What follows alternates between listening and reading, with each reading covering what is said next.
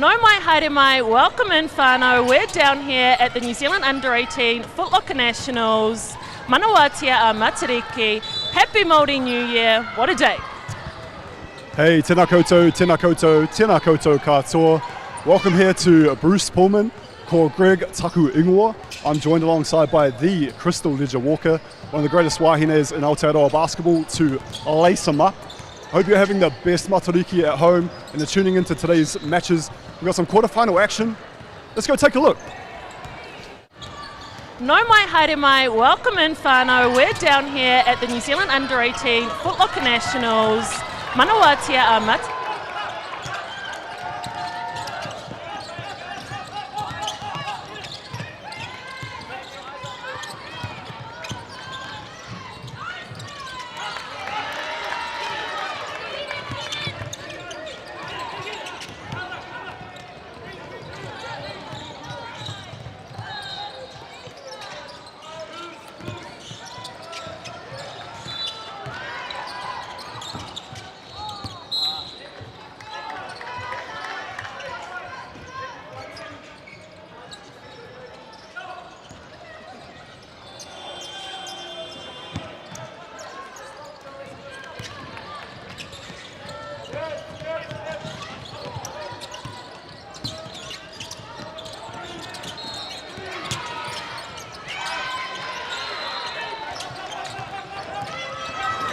It was a great practice. Yeah. E tita, no maira. Welcome in to the Under-18 Foot Locker Nationals down here at Bruce Pullman. I'm Crystal Ledger Walker, joined by Greg Elliott. And Matt, we've got a good one here. Oh, absolute pleasure to be with one of the greats, Crystal Ledger Walker. As you said, a big matchup here, Harbour B taking on Wellington. And we're excited to bring this to you, thanks to Whakata Māori, and to wherever you are throughout the motu, celebrating Matariki. We're looking forward to having you along with us for this big two-day spectacle. I know it's day 3, Crystal, but quarterfinal basketball. Oh yeah, we're at the business end of the tournament. Quarterfinal number 2 here on court 2. Well, sorry, can I speak? But hey. Yeah, Wellington onto a very strong start. Yeah, and hey, it's game 1. You get all the everything out now. All the nervous energy happens here in the commentary booth as well, whānau. Yes, but you know who it's not happening for is Wellington right now. Absolutely dominating. And look at this full court press. When I spoke to their coaches, they said pace and pressure were the 2 keys for them winning this game. Yeah, especially at this level of basketball, isn't it, Crystal, at this age group in particular, just dialing up that defensiveness can really just create opportunities. And yeah, let's see what it's going to do for Wellington as we see probably someone that's going to cause a lot of trouble in the paint, and that is Te Aorangi Tawhara. Yeah, when we're just eyeballing, we have a different angle than you do on your screen, but she is head and shoulders above the rest. Definitely a mismatch issue for this Harbour B team. Can I say she is a real nice shimmy move back to that inside shoulder with her strong right hand. I can honestly say, Crystal, I'm not a small man myself, but if she asked for my lunch money, I'd be giving it to her immediately. I would not want the smoke whatsoever. No, that's the type of energy you're coming with to these tournaments. Get out of my way. And that's it, isn't it? You're playing for your province. It is a very, I don't know, there's something about playing for your province that just brings out a lot of pride. Yeah, 100%. I would agree. Like, you can feel the energy when you walk in here. Like, there's a different sense of, like, I'm showing up for my people. And then, like, also, you know, all these girls are rivals at high school, and now they've, like, formed these super teams to come and take on the rest of New Zealand. So you see a great intercept there and finish by Amaya Williams. Yeah, I know you're Waikato to you Daikato, Crystal, but 2 very prominent Poitikohu regions from around the motu here on display. Always interesting as well when you've got such a plethora of talent like Harbour in this example, you know, being able to field sort of more than one team and be super competitive. Yeah, how great is that, not having just one team qualify for nationals, but two? Just speaks to the depth and also the development that's going on in these regions. I know you in particular, huge fan of seeing, you know, the Wahine game just sort of explode here in Aotearoa. Absolutely. The Wahine tour that we're producing is really in a good space. The amount of girls we see going over to the States, getting opportunities there, our Tawihi League, a lot of these girls potentially getting development opportunities. One player that has signed to a Division 1 school is Te Aorangi Tāwhara, number 51 for Wellington, wearing the grey singlet. She signed to Cal State Fullerton. Well, that is a great pickup for Cal State Fullerton. And I'm sure if you didn't know her before you tuned into today's Poitokohu action, you will definitely know the name by the time this game is said and done. Yeah, we're sure she's going to continue to dominate as this rolls on. And it's something that we're starting to see throughout Aotearoa, but not every team has one in particular, but you know, the size and strength of a Tawhara, you know, it's, if you have one, it's an incredible asset for your team, as we see a great finish there. But yeah, just starting to see more of these wahine toa around the motu coming and playing our great game. Our game is great. There's so many, like we said, opportunities, pathways, and it's just a global game that's growing all across the motu.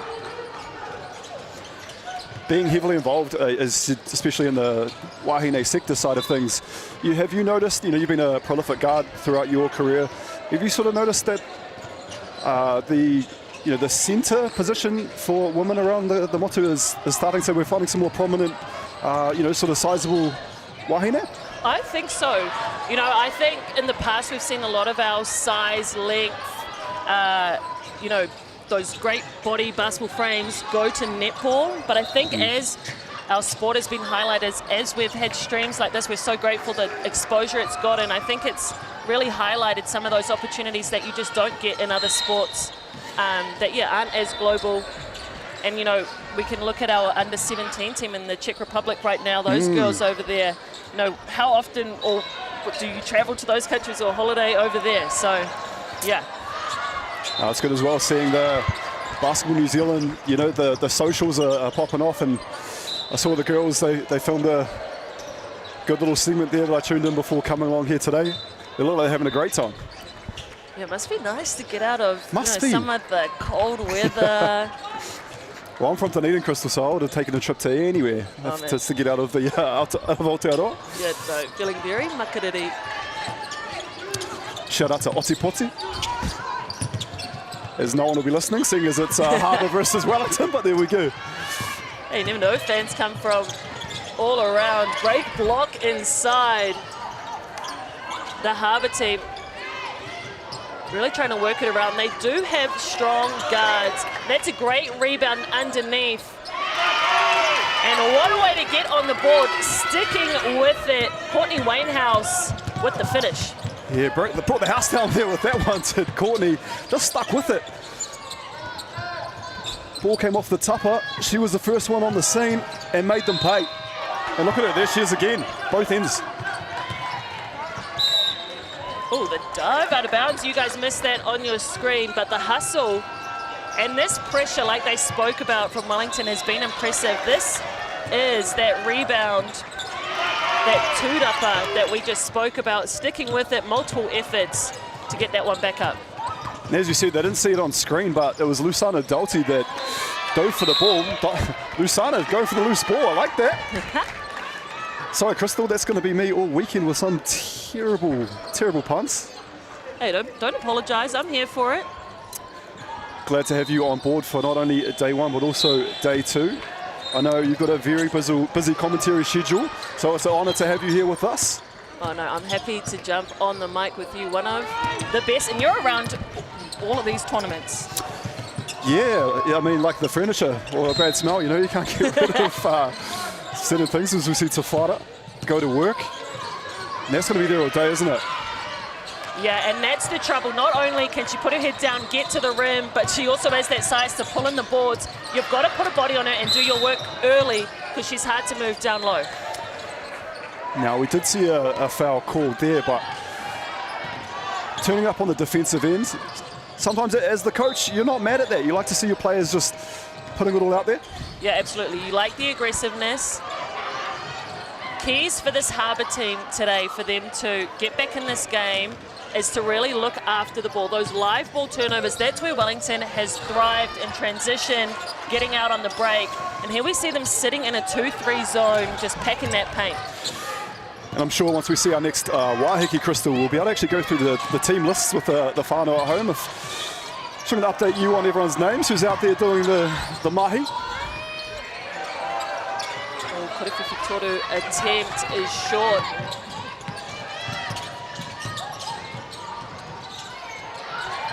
Nice step through there by Kiara. Okay, Tiao, showing us everything in your bag. A little bit of Kurififitoru action.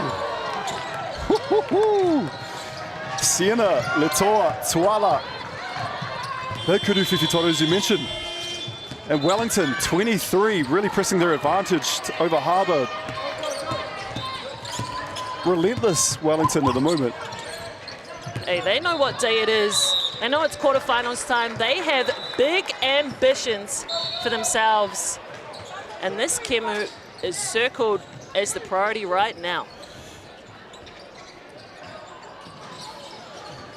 Yeah, te Whanganui Atara. Māori reo name for Wellington. Eesh.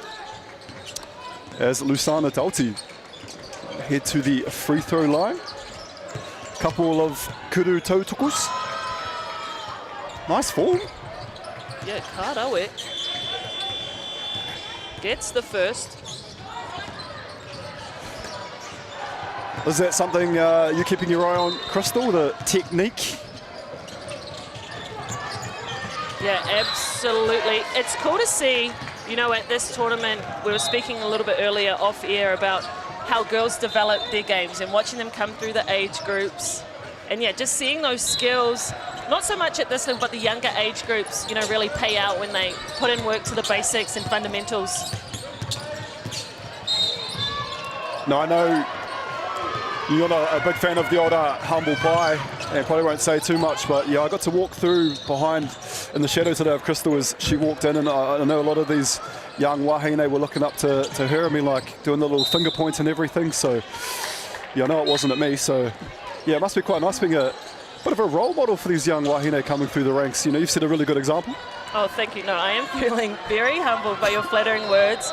But yeah, I think, you know, I worked, or actually at the Junior Showcase tournament, I met a lot of these Harbour girls. They played for the Ahi Basketball Club, which is an all-girls basketball club, which I can absolutely get behind that kaupapa and building up our rangatahi on the female side.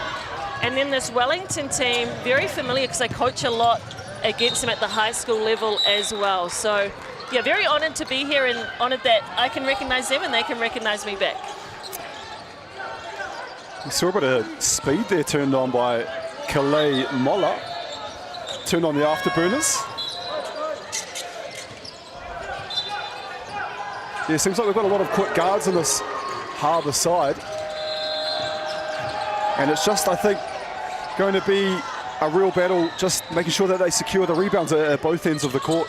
It's going to go a long way to see who prevails in this one. Absolutely. But if they can get shooters like that going, as we just see Ashley Hay-Thornway knock that Kurififitoru down, they can get back into this game and really expose that guard play that they have. Nullified though at the other end. Kurififitoru, the huge bomb. Things you love to see. Siena Latoa Tuala knocked down a couple of those already early in this one. Yeah, she's looking good and confident to step in to take those shots. And look at the great kick ahead pass. Oh, unselfish play, but good rebound by Harbour. Deserved the finish there. All the hard mahi put in and just off the glass there. But too much on it. Nerves can be still, you know, playing a big part. It is still the first quarter. Too much kaha.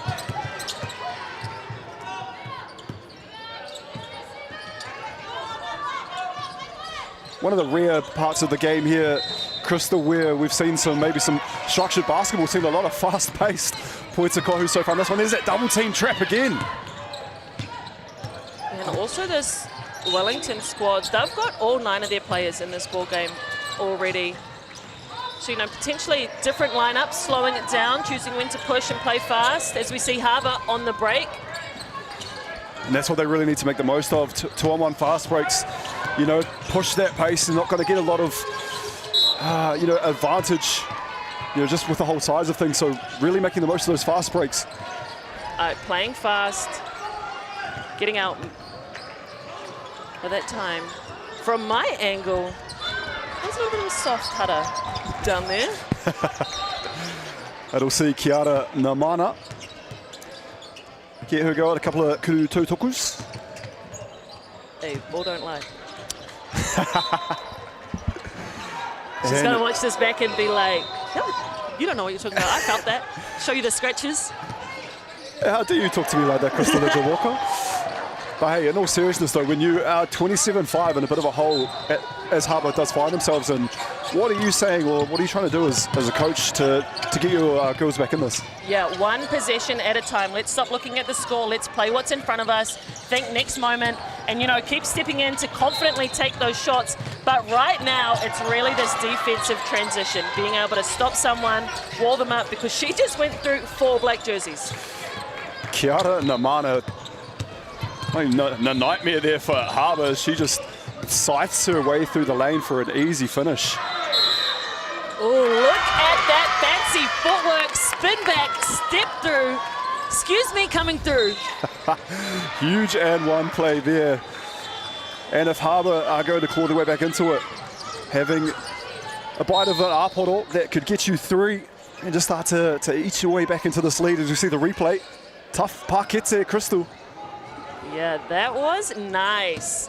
A tahua. Beautiful move from Shilo Juntila, number 5 in Pango.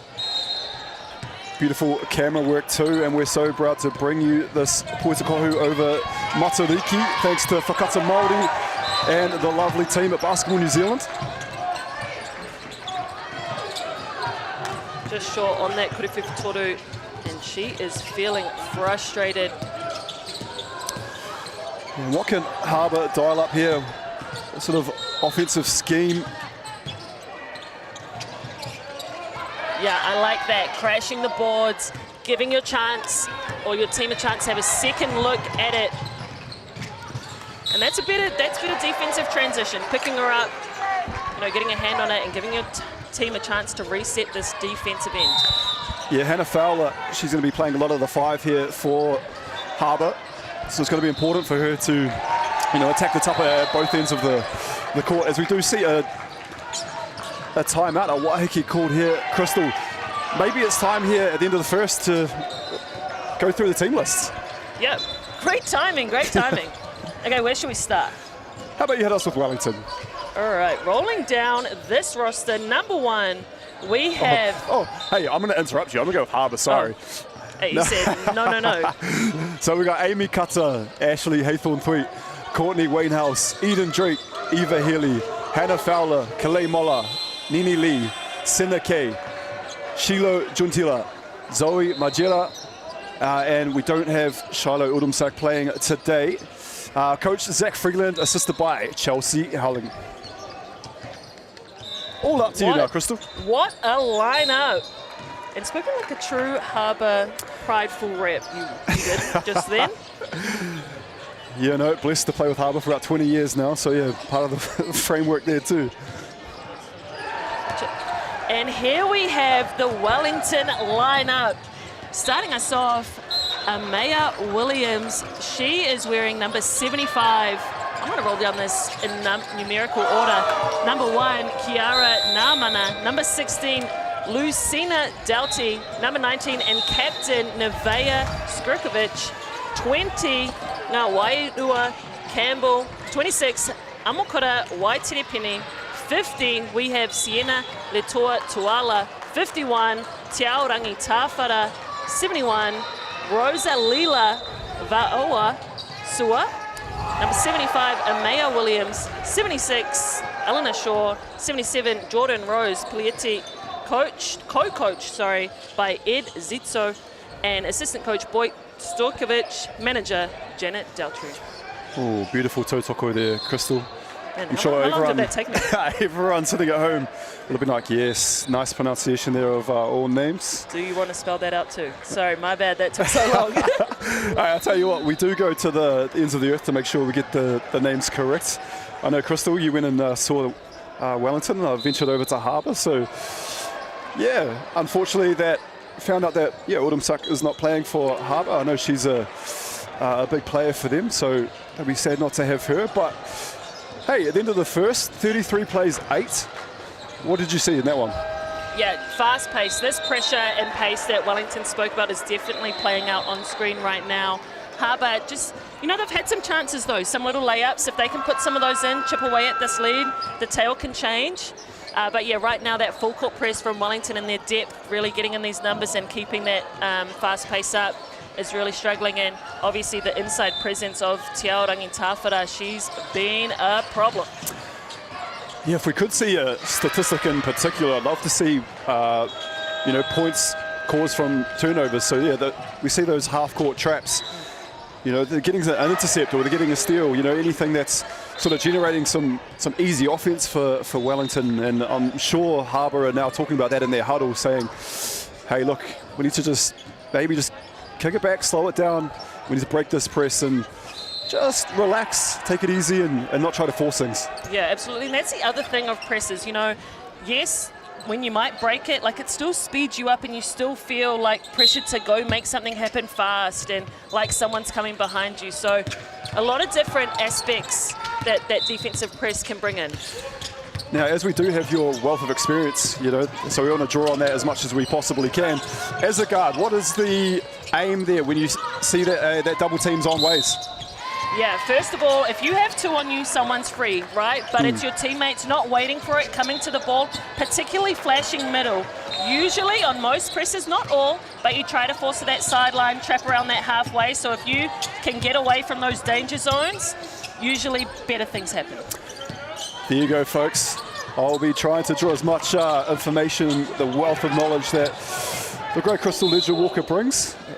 And I know massive things for your whānau as well. I just want to shout out to one of my favourite people in the world, Josh Ledger. The big Hundi? Hey, congratulations to him. Plays for the Tuatara. But yeah, they're a bit late getting his post out, I'm not going to lie. My favourite lizard of all time, Josh Ledger. And you see a great, tough finish there. Big pakete. Great rep along the base. And once again, this full court press just relentless. But that's what we see just there, that getting sped up. Yes, she was open on the wing. Yes, that's the right pass. But just the delivery, that rushed, intention just throws it off. But here we see a beautiful rip along the base, playing through contact, reverse with the right. Wairoa Campbell. I know the spelling's different, but the Wairoa on that particular play, woo, a lot of spirit shown there. To finish on, start on one side of the glass and finish on the other. Sorry, Crystal, that's an impressive move. Yeah, absolutely. And speaking about the Wairoa, happy Matariki, happy Māori New Year to everybody around the motu. And just on the other end, you can't see it on camera, but Te Ao Rangitawhara went down hard, just grabbing at her head. I hope she's okay. A little bit. Shaking it off too. I can see there's some visible tears, but she get a little shake of the head and says, "I ain't coming off, coach. I don't care that we're up 35-8. I'm in this game." Is it playing for that region? Real passionate area, Wellington too. I know the boys from Porirua in particular like to always shout out to the P. So whether that's Jordan Ngatai or Brooke Rusco or the likes of those, all I hear about is Porirua, and you can't beat a good day on Wellington or something. What's the line? Honestly, you can't beat Wellington on a good day. That's yes. That's all I hear from these guys. It's crazy. Yeah, well, they'll be watching this right now and standing by that saying, these girls are running up this scoreboard. Yeah, it looks like you couldn't beat Wellington on any day the way they're playing, 35-8. Living by it. But this is better. That's a better press break for Harbour. Slow bringing it over. That flash middle just releases that pressure on the guards. And that's something that I might be trying to do from Harbour. Maybe, draw some fouls out of Te Aorangi Tāwhara. She's very hard to stop, so if we can get her out in foul trouble, that's another way to slow her down. Now, if you do sort of get up to quite a large lead, as Wellington have found themselves, as again they're off to the races, how do you sort of keep motivating the players to keep that tenacity, that, aggression up for a full 40? Yeah, I mean, this Wellington team, I don't want to say that, whoa, get out of here. TL down low, blocking that one out of bounds. Now, I don't want to say, they've just cruised into this game. Let me check this out again. Ooh. Spike that out of town. Change her name to Rosine because she owns the paint. Crystal, huge block. Right, that, sign her up, and window cleaner. Blocking down low. And when, scoring is hard to come by already, it's deflating to see a shot just sort of almost thrown out the gym. Yeah, it's a confidence killer, not gonna lie. Great hands. And sort of once you start to maybe attack the paint and see some of the shots be rejected, like that case there, you start to maybe resort to more of the kuruwhiwhi toros and, maybe a sort of a lesser percentage shot, and all of a sudden things become almost a lot more harder because the shots that you're taking are also hard as well. Right, you can't back down. You have to be fearless. Kind of, that, is it a fish memory? Elephant memory? Something? Quick memory. Got to let it go, move on. And yeah, because you can't stop getting in the paint. And potentially maybe more like that. Drag her out, open up the lane as we see Amaya. I was wondering how many animals through the zoo you're going to go through there, Christopher. I love it. Matariki, Poetakohu everywhere. As you can see here, well, as we can see here, not your home, but we've got 6 courts that are just going all at once, and it's amazing to see the best players throughout the Motu here assembled in the under 18 basketball. It's crazy. It's so good to see. Yeah, come down, catch a Kemu. There's a lot going on, and I'm telling you, the vibe is high. You can feel the pride, and we are, like I said, at that end of the tournament. Beautiful pass and good scramble defense to get it back. Have another look. This kuruwhiwhi toru dropping for Harbour. Aiden Drake, Drizzy with the Trizzy. Huge kuruwhiwhi toru, as you said. Drizzy with the Trizzy, I like that. Here we go, Harbour just getting themselves into that front court, aren't they? With a little bit more ease. Yeah, absolutely. Definitely made a good adjustment there, but these hands, these quick hands, Nevaeh active on the ball. Yeah, Nevaeh doing the surveyor. So he was looking around the court, seeing what was a potential option. Wellington getting some really good looks at the basket. Yeah, they are. And going back to what you said about, how do you feel when you're up this much? You don't want to get complacent. You don't want to build bad habits. You want to keep that standard high. Because this Wellington team, they have kind of strolled through their games. Their closest game was versus Canterbury A, where they won by 25. A real close one. Yeah. And that in tournament time, you know how it is. It can be good to, save your legs, be able to rotate everyone, be ready. But it can also be bad because when you do get that tough game, how are you going to respond? You haven't really felt that pressure yet. One of the many conundrums coaches in particular will face, throughout this is, do the team get a tight game, and, how do they respond to that? Or if they just blow out wins all the time, they're playing amazing. But as you said, once it comes down to crunch time like this and these knockout games, what if they, experience a little bit of pressure? How are the team going to react? So, as you said, a real conundrum. And do you want to be able to have blowouts and rest some of your maybe players that play more minutes, or do you want a tough battle and just really see what your team is made of? Right. But speaking of tough battles, this Harbour B team has had some, and we spoke about the region having 2 squads. Do you want to speak more about what the basketball's feeling like up these ways? I think even with the boys or the men's side of things too, Harbour being able to sort of be able to put 2 teams in for both Wahine and the Tāne.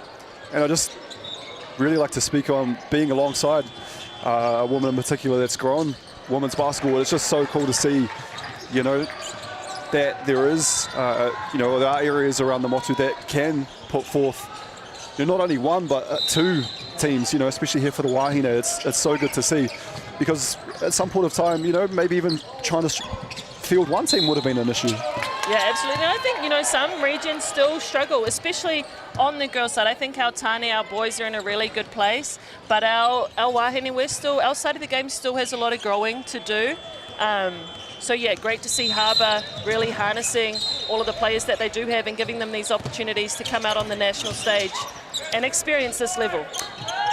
Yeah, and the initiatives as well, you know, through Basketball New Zealand, getting out and around, you know, into the schools. And I think it's such an amazing sport that, you know, you don't have to be tall, you don't have to be, you know, a male, you can be whatever, and you can be a great exponent of the game. You know, there's something for everyone in the sport, so. Yeah, absolutely. Definitely an inclusive space, like you said. Doesn't matter your shape, your size, your color, your height, your gender, your preferences, all of that, you can get in amongst the game. There is a spot for everyone. And hey, not even just as a player, as a coach, as a commentator, as the water girl, a manager, you can find your space, even content creation, as we see a lot of these guys walking past. Yeah, you took the words right out of my mouth as I had a content creator go past. That was going to be my little contribution there. Oh, sorry, we must be locked in early. Yeah, hey, look, I've seen you on the court, you know, steals galore, so you know, you've stolen my thunder there on that one. But as you said, as you know, in 2026 and as we continue, you know, social media becoming such a big part of, you know, people's lives, you know, there is, and I love to see the footage that some of these, like the creative brains, it's incredible to see, you know, what these guys and girls are producing. Yeah, it is, and you know, necessary for some of these kids to have too, to get those highlight films together. We're so far away on the world stage from, you know, the states and colleges, so getting these highlights, being able to showcase and get some exposure for yourself is massive, and what better place to do it than at the highest level for the age group in New Zealand right now. Definitely, what a way to test yourself, coming up to Bruce Pulman. All the regions here in action pretty much from around the Motu. Great finish. And Maya Williams straight to the cup. She has been active. She has a great feel, good defensive instincts. As we see a great bounce pass delivery from Amokura into Amaya once again. And Lee just stretching out to 30 here, and Crystal, you said it once, you probably said it a few more times before this game is done and dusted. Just forcing the pass there, trying to see if they can make the most of the fast break, and maybe the heart's beating a little fast, and just forcing it a little too much, and the pass going out of bounds. Yeah, too much kaha, too much strength behind that maka. Ooh. I've been impressed with Eleanor Shaw when she's come into the game. It looks like she subs in for, you know, Taorangi Tawhara, and just sort of becoming that backup centre role. She's doing a great job there in the 76 singlet. Yeah, and potentially a different look for this Wellington squad. We can see them switch 1 through 5. But she looks, you know, very light on her feet, active, and another great block down low. Who we got there in the 21 singlet? Crystal for Wellington. Amaya Williams, definitely a name to watch out for. Oh yeah, looks like we had her down in the 75 singlet, but yeah, it's a tough day when your guards are getting big block shots there as well. Yeah, that is tough, and I don't have my Itano because I did read out all these numbers for Gray without looking up, and yeah, they are all different.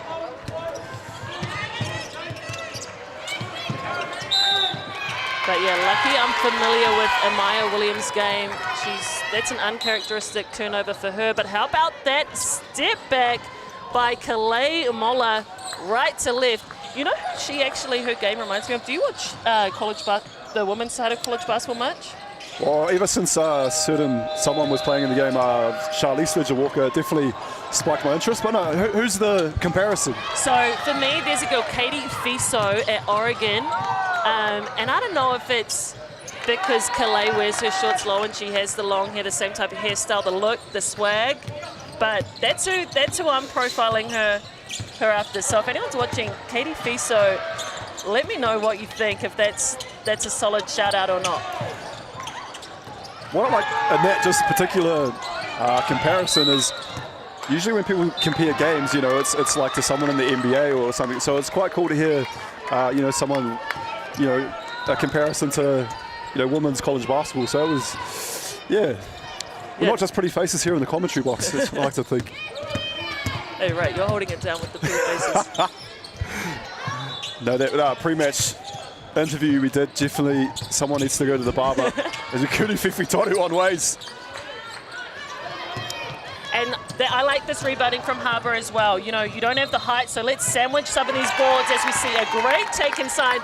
And Calais heard me. Oh, you're talking about buckets? You're talking about a bucket getter? Let me show you one.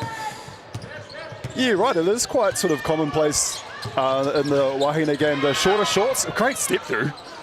But yeah, a different look there for Calais. I like it. Yeah, getting back to how basketball shorts were, I think, intended to be worn. I don't know if you've ever seen Lindsay Tate photo from back in his playing days, but that guy was wearing three-quarter shorts. Hey, it wasn't the shorts that was catching me. It was him having hair. Yeah, crazy, eh? Oh, just step out of bounds there in the corner. It's the coach killer, isn't it? Yeah. Did that line move? I swear I was in bounds every time. It's that when you take that negative step, that's one of the hardest things for me as a player, is like getting the footwork with the upper body stuff. Like, yeah. But yeah, that negative step really gets you, especially on the sides. Yeah, I found these stadiums as well where you've got lines for all different sports and stuff. You know, it's very easy to forget where you are. Yeah, no, a lot going on. A lot of chemo, as we mentioned, going on down here. Get out, come watch a game if you're in the area. I've really, sorry, because we see a huge Kuri Whiwhitoru there from Jordan Rose Paletti. The depth on display in particular for Wellington here. You know, they're rolling their bench.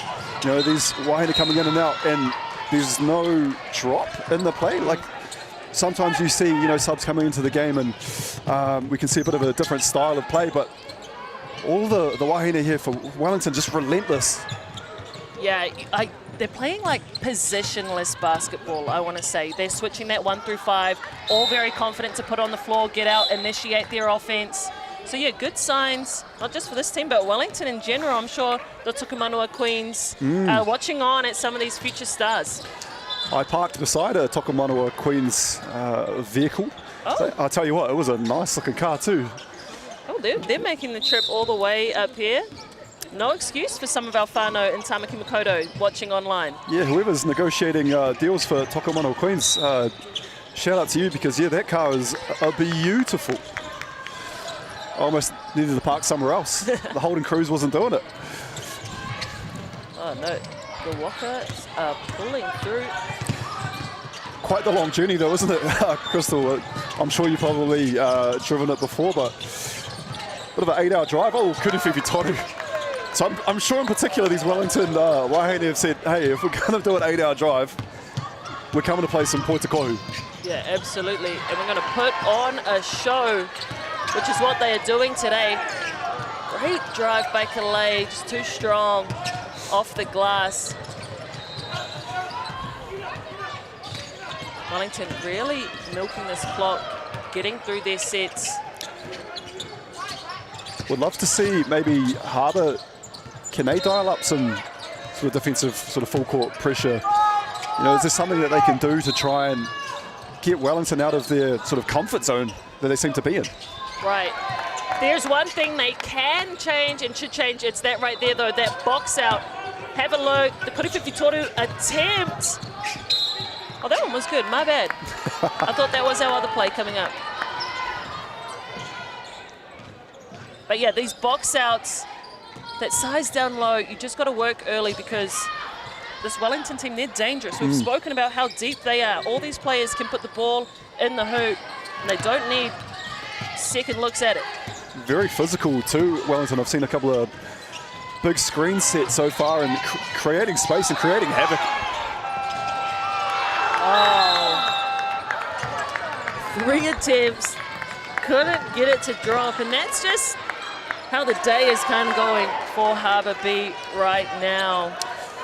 I think you and I, Crystal, will take a much-deserved break, and I think we'll be back for second half basketball. All right. Ka kite anō. See you guys soon.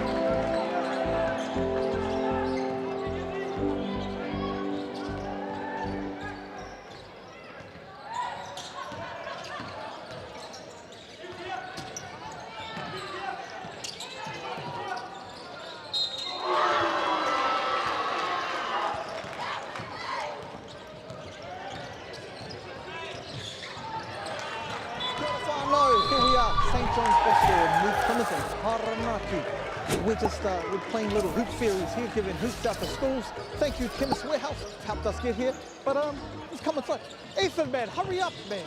Gosh, I told you, 20 minutes. We need to get here, do the intro. Me and my bro E, we're out here, St. John's Bosco, or SJB. Beautiful school, amazing kids here, and we're here to give the hoops out. Yeah, it's grassroots, as they say. You know, from the ground up to the top down, and all in the middle. Basketball is one of those sports from left, right, up, down. You can do it. It doesn't matter. All right, let's get inside. Hey, let's go.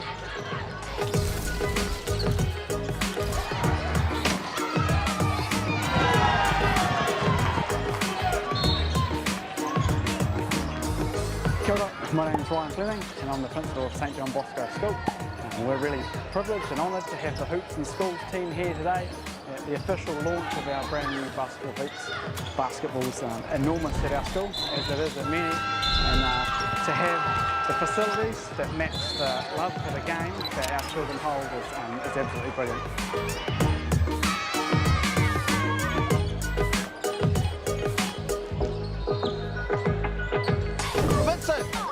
All right, this is Vincent here. What happened today? Tim and some other dudes came along and visited our school. Some other dude. They're like that guy. Oi. What did we give you? Oh yeah, he gave me a shirt. I gave him a shirt. And some basketballs. And some basketball. And the hoop. And who was it thanks to? Chemist Warehouse. Oh man, Vincent's gonna be famous. Let's just say, who else is gonna be famous here? You, what's your name? Remy. R-E-M-Y. R-E-M-I. You know you got new hoops in your schools, eh? What are you guys going to do on them?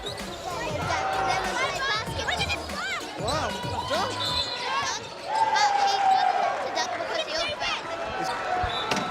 just have a massive thank you to Hoops and Schools, Chemist Warehouse. You guys have been legends. Can't wait to do the next one. Chemist Warehouse, baby! All right, off you go. You get back to class.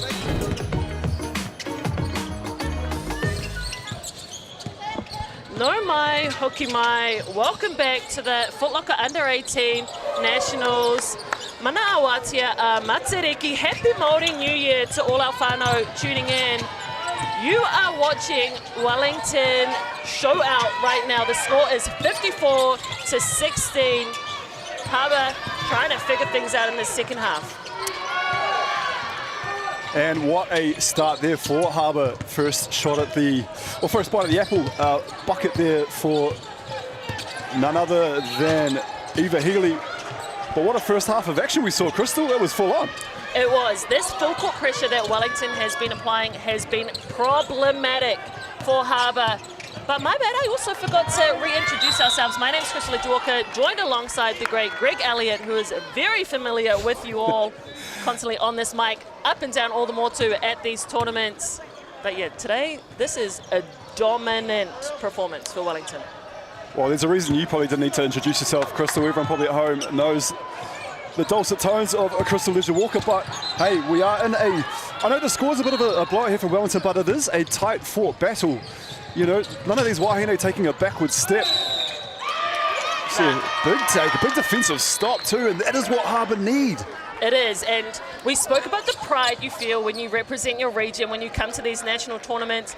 Your parents are here, you know, Harbour's close to home in this stadium, so I don't expect them to give up. This is a quarterfinal, they'll play till the finish. Like we said, a cool opportunity no matter the score or outcome. Yeah, getting to pull on a Harbour Heat singlet myself, I can attest to the mana that you do feel when you put on that singlet. It's almost like when Superman, or not me in particular, definitely anything but Superman, but you know, once you go from Clark Kent to Superman, you know, that's the feeling you get. Why do I feel like you're about to take off your iAthletic hoodie and like have your Harbour Heat jersey? Just like, put me in, coach, I'm ready. Yeah, shout out Max Darling for the full iAthletic tracksuit, much needed. I was expecting to see you, Crystal, in some sort of Tallford's gear from head to toe. Oh no, I almost pulled up in my Poi Tokahu jersey. I know Girls Got Game would need definitely some representation here in this big tournament. Oh yeah, how dare I? I was a Girls Got Game ambassador. Should definitely be repping that merch. I'm sure you guys have seen it right across the motu. Make sure you snatch some up. Get your merch, people.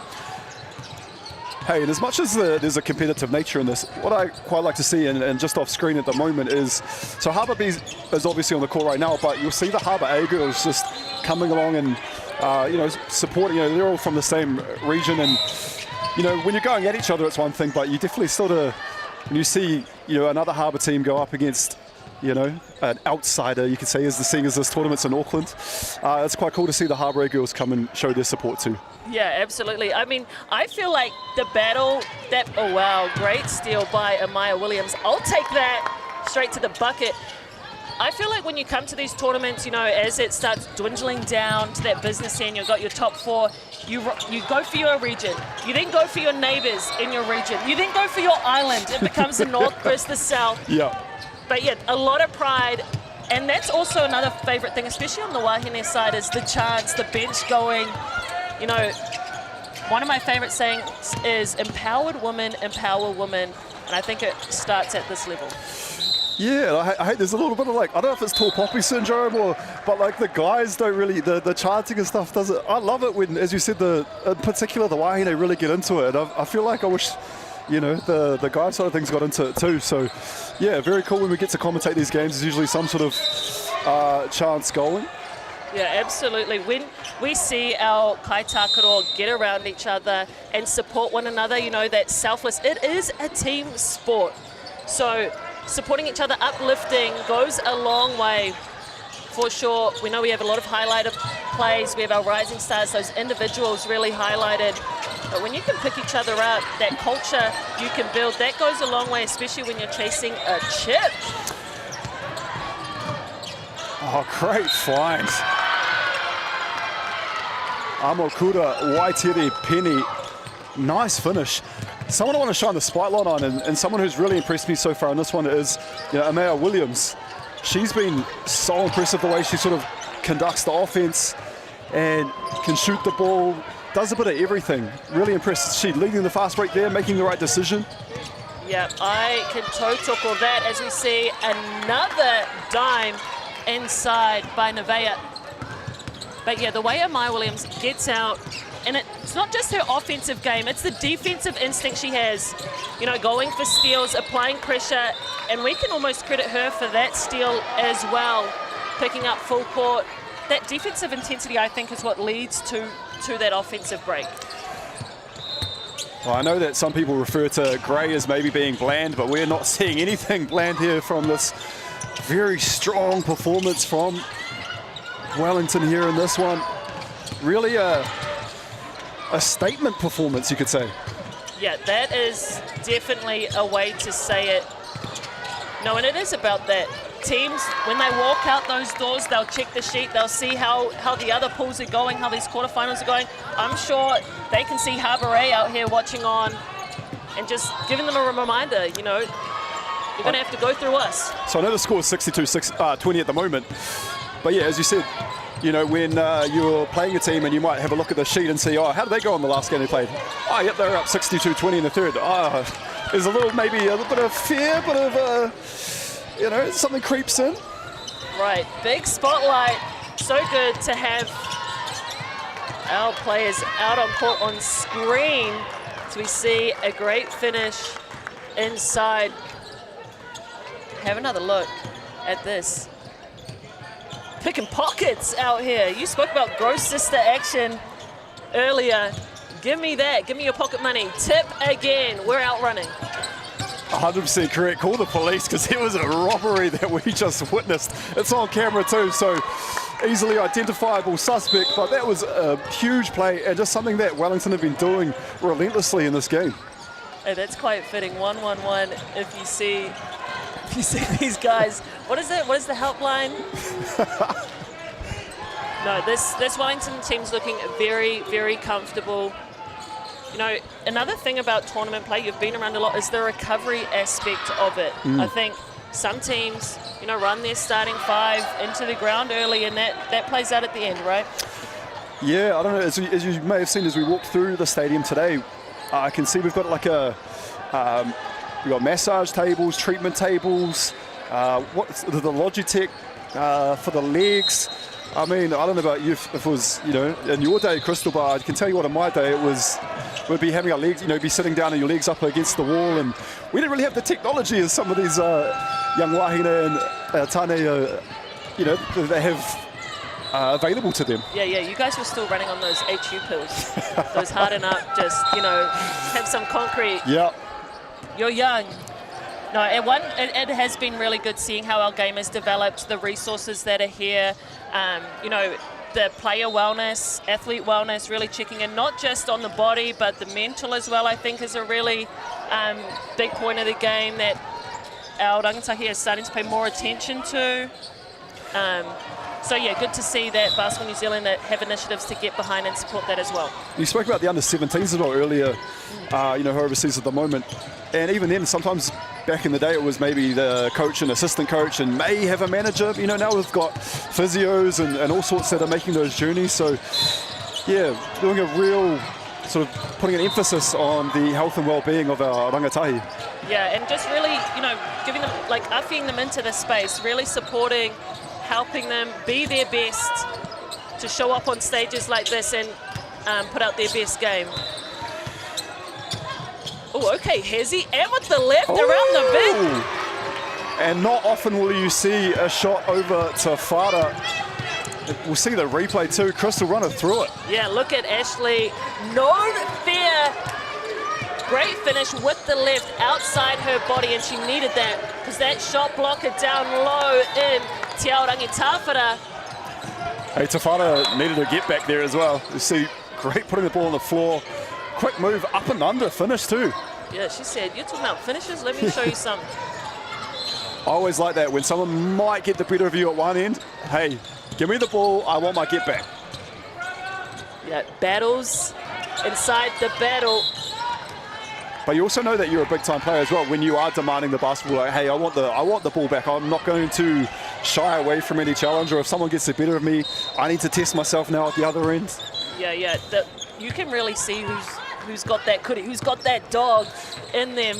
The alpha wahine. Okay, is this another get back? Is this a get back for the get back? Get back? Oh no, that's our friend the sideline again.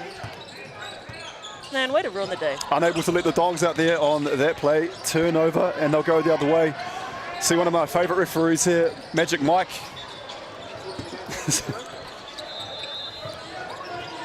It's also good, Crystal, when you come to these tournaments, you know, you see those friendly faces. Speaking of friendly faces, Jason Tini here with us. She'll be joining us in the commentary booth throughout the weekend. Friendly face, friendly voice. Yeah.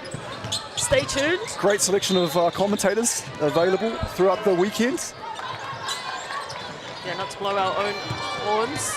And here as we see Wellington, once again, gets pushed out of bounds, has the balance, the patience, the poise to keep it in, make a beautiful mucker to a lane runner. Look at that. Hey, I'd want to be there for Christmas with Wellington because they are unselfish with the gifts. Just, you know, distributing and then making the right play too. You know, sometimes you can be guilty of forcing a play or a pass. They're just finding the open woman.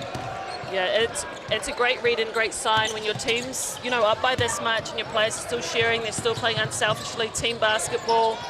Because, yeah, you know, some people do step pad. I'm not going to Is that you speaking from experience? Or? Oh, no, definitely not me. Have you seen my scoreline? I was saying, did you want to name any names or? Yeah, everyone on the top performer. No, just kidding. Just kidding. No, but it is, I am a big fan of pass-first players, assisters, people that like to see the flow of the game, can understand how to move the defense through the team. Yeah, you have a fan in me. Yeah, someone who played the power forward position in myself, and it's so refreshing to hear point guards such as yourself be a pass first. I tell you what, there's nothing worse than being a big, running up and down the floor and, you know, having your point guard not even look to pass and just pull up and shoot and just expect you to rebound. Yeah, they were like, hey, just get this two-upper. Hey, That's I think that was cathartic for me. I had to get it off my chest. Right, is there a little bit of trauma you need to unpack here? Yeah, I don't know if you know Chris McIntosh from the Auckland Tuatara. Shots fired. Yeah, I'm not afraid to throw anyone under the bus. No, Chris McIntosh, one of the best and all-time leader for the Tuatara in games played, I think, and obviously also a physio too. Yeah, him and Nick Barrow. Yeah, no, Chris was my physio, so two things he was bad at, passing the ball and taping the ankles. See a bit of a break in play here. Wellington 74, Harbour 24.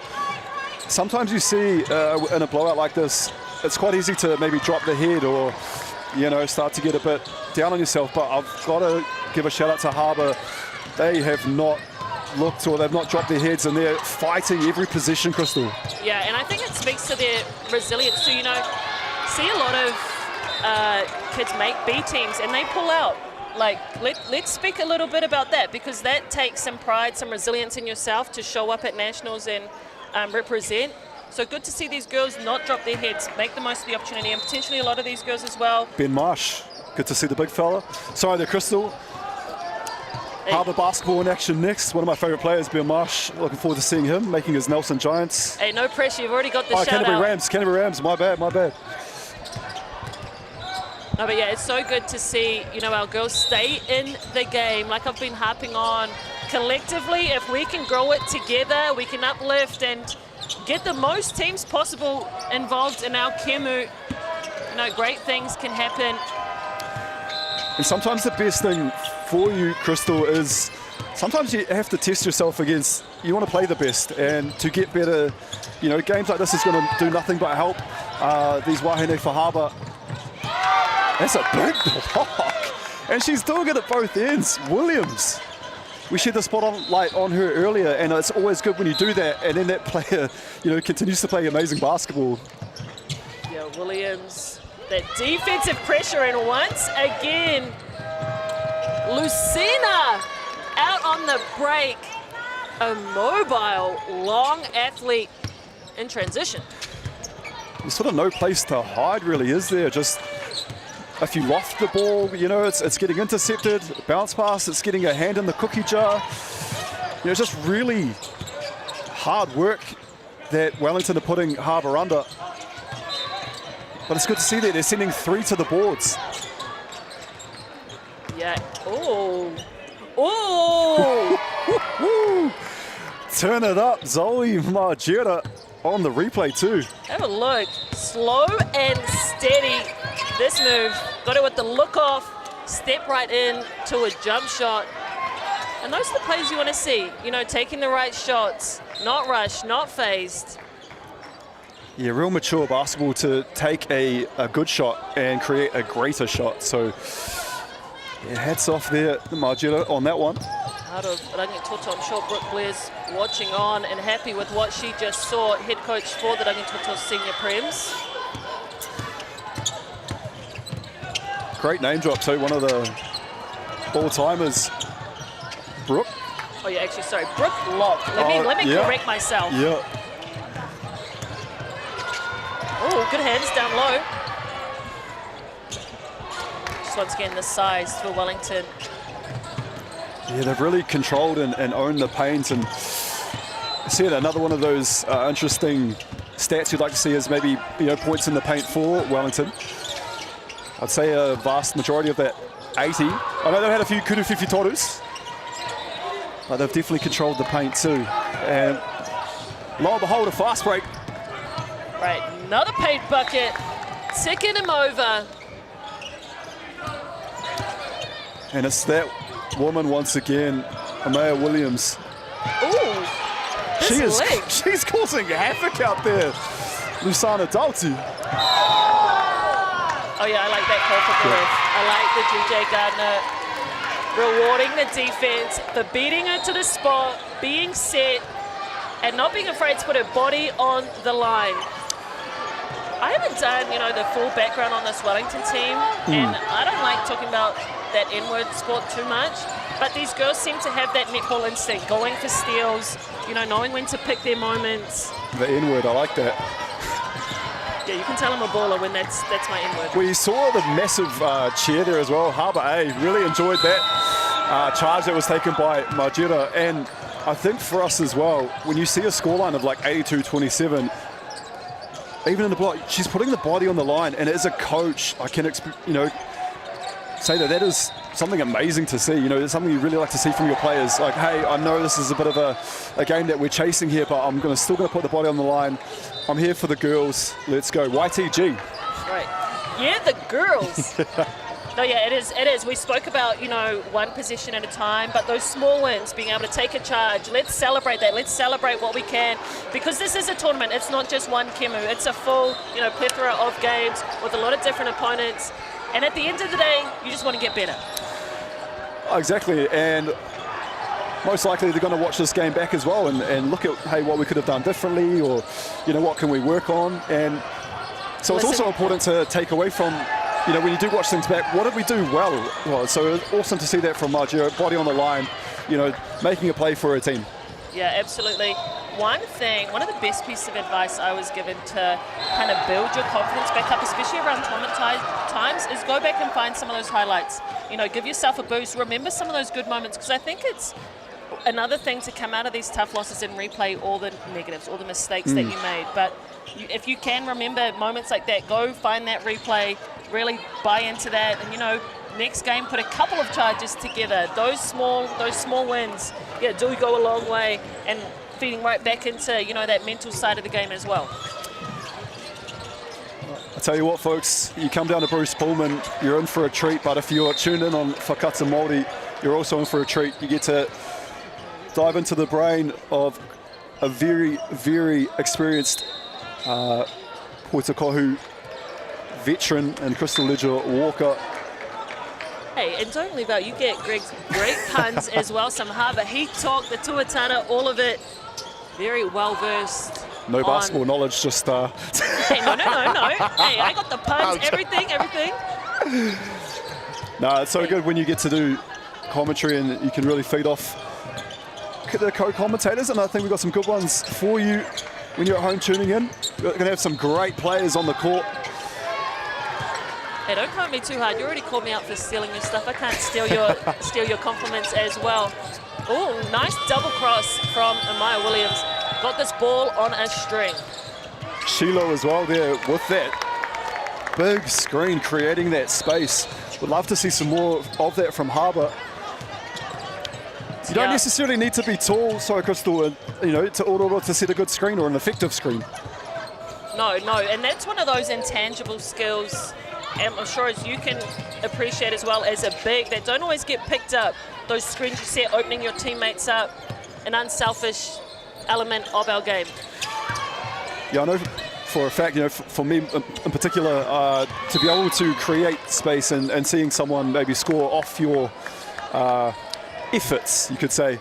I'm not going to lie, I did enjoy a back pick where no one have seen it coming. That was probably one of my favourites. Oh, the full court punch screens. Yeah, when you're eyeing someone up from, you know, that little pesky guard that's given your point guard a lot of grief, you know, like we've seen today, you know, Wellington, you know, trying to half-court trap, you know, so sometimes as a big, you're like, okay, how can I get a bit of get back for my point guard who you've given a really rough outing for?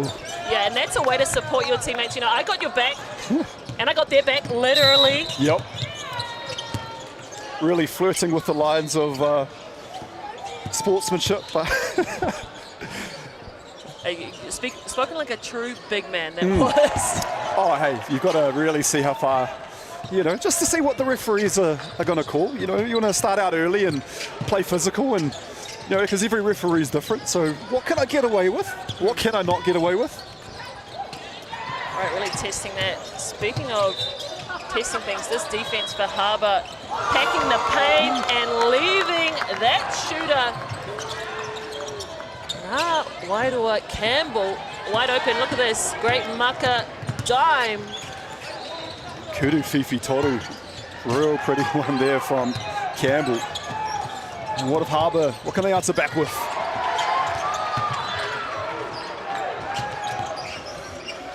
I'm not gonna lie, Harbour have got some really good looks. You know, just maybe just going in and out around or bouncing off the tupper. But I'm impressed with Tiao, the package she has on display, that mucker right on the money, but unable to finish. Can Amaya Williams chill out? She's got to be close to like a triple-double by now. Oh, her stats would be outrageous. And even the stuff that's not statted per se, you know, those sort of energy plays or, you know, diving on the ball or creating or generating some just tough passes. Yeah, absolutely. Like we just saw then, you know, making Harbour fumble that ball, ultimately resulting in, you know, that missed shot, a not so comfortable shot. Oh, the pullback, snatch back. See the replay. Bit of a shoulder, create that separation and bang. Amokura giving us a preview Beautiful. at what's to come moving forward. Kudu Piki on point, the jump shot.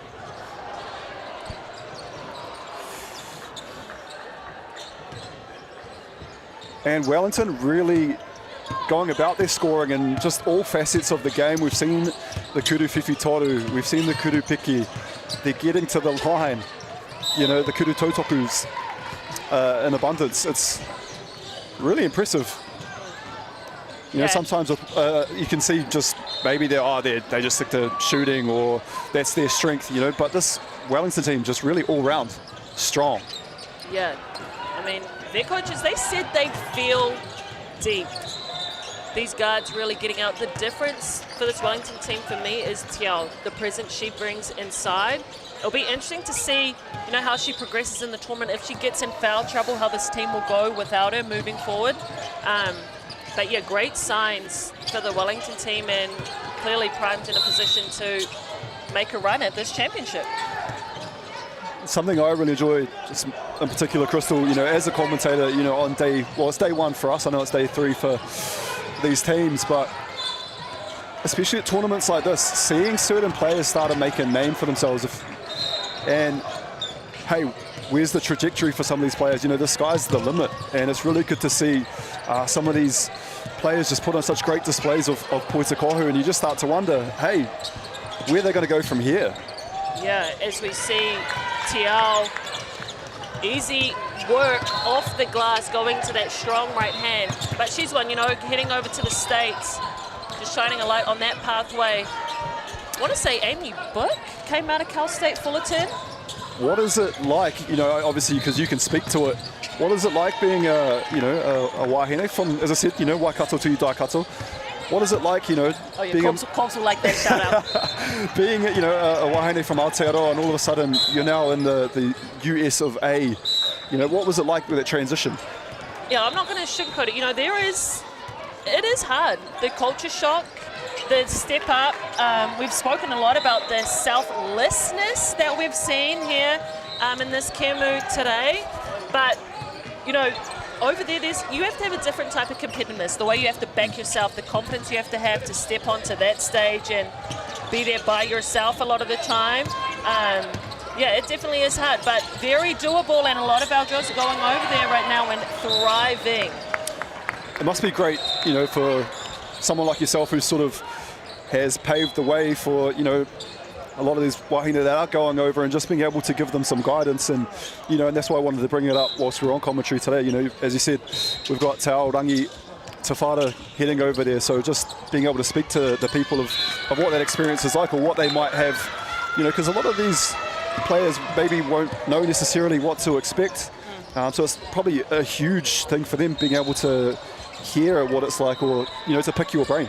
Right, I want to, like, going back to us empowering each other, like, I think, you know, when you're in the States, and you can probably speak to traveling and, like, being involved in our game and how small our community is, like, you know, walking in these doors, you get a different sense of, I guess, a wider reset when you see, you know, people from New Zealand over in the States. And I just say lean into that, you know, pull on our community, reach out to each other, support each other, because we are all in it together, and the more we can uplift, the better we'll all be for it, as we see another great bucket spin inside. But yeah, just really leaning on each other and uplifting, and remembering that you're not alone. There are people who are here supporting you. They've got your back, and over there you've got some friends, even though they might be foes today.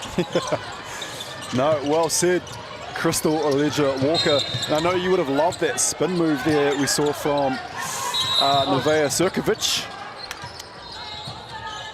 I did love that spin move, and I also loved Ashley's IQ to try and keep playing while the Wellington squad had stopped for a timeout. I got called for the back court.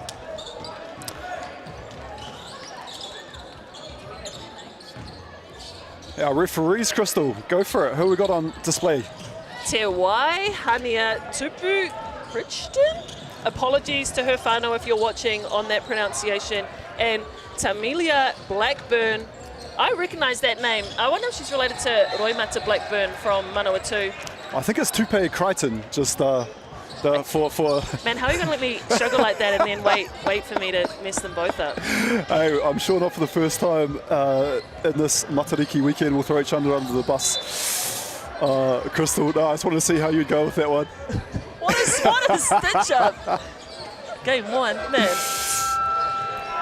No, if you are tuning in, we know how important pronunciation is in everyone's name, so apologies from me sincerely. But what is no joke is the fact that we don't have our game if we don't have the amazing people in the GJ Gardner grey uniforms.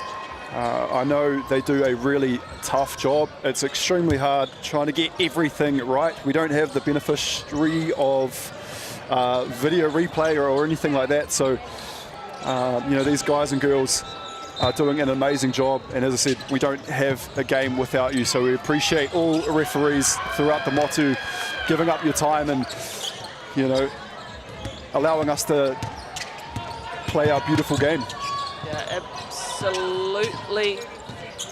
Our referees do a great job, and hey, it's a long tournament for them as well. I know certain referees like Okin Reid and everyone in Harbour right now are saying to Greg Elliott, just say that.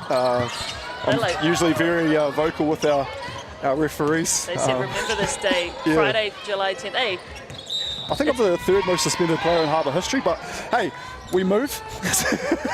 that's a crazy stat just to drop at the end of this Kemu. But no, definitely shout out to our refs. Appreciate you guys. And as well, all the friends and family, like when you look around the stadium at the moment, you know, I'm sure not everyone has their driver's license, so a lot of family in particular will be here and supporting their, you know, the rangatahi. So yeah, it makes it really cool as well when you're a player, and the stands are pretty full when you've got some support. Yeah, shout out to Auckland Basketball who's hosting this tournament.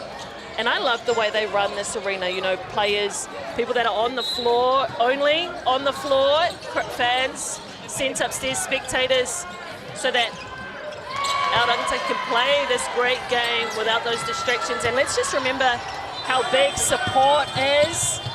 And, you know, everything you say, words do matter, so. Speaking of support, we've got Waitakere West up next, and they're playing some stop, drop, and roll. Bit of Moreko. See you, Crystal, tapping your leg. Right, while they're on the ground, stretching, rolling around, very fitting. I'll tell you what, I've noticed at tournaments like these, the portable speakers becoming quite a prominent, it seems like every team has one, and then everyone seems to be playing them at the same time. Yeah, and then it's like, who's got the best jams? our speaker's bigger than yours. Yeah, I lose my mind because I'm like, with 6 courts going at once, you got 6 different songs. And hey, if you're at home watching and you don't have a team and you don't know who to support, come down, listen to the jam, see who has the best music taste. Maybe you can feel your vibe out that way. Just trying to throw a little mana wave there to Tawhiri Kate from the Canterbury team who are playing This Waitakere. Canterbury boys team is starting to look stacked. Yeah, a few of those Rams boys available. Said Ben Marsh earlier. One to watch though for Waitakere in particular is Brigham Hakaraya, looking to. It's the next game, and there's just going to be more and more big battles as we see the knockout basketball. Yeah, it's that exciting time of the tournament. Do or die. You got to bring it. I'm a big believer. Anyone can win any game. Oh, as we see the leak out just missed by Ashley Haythorne.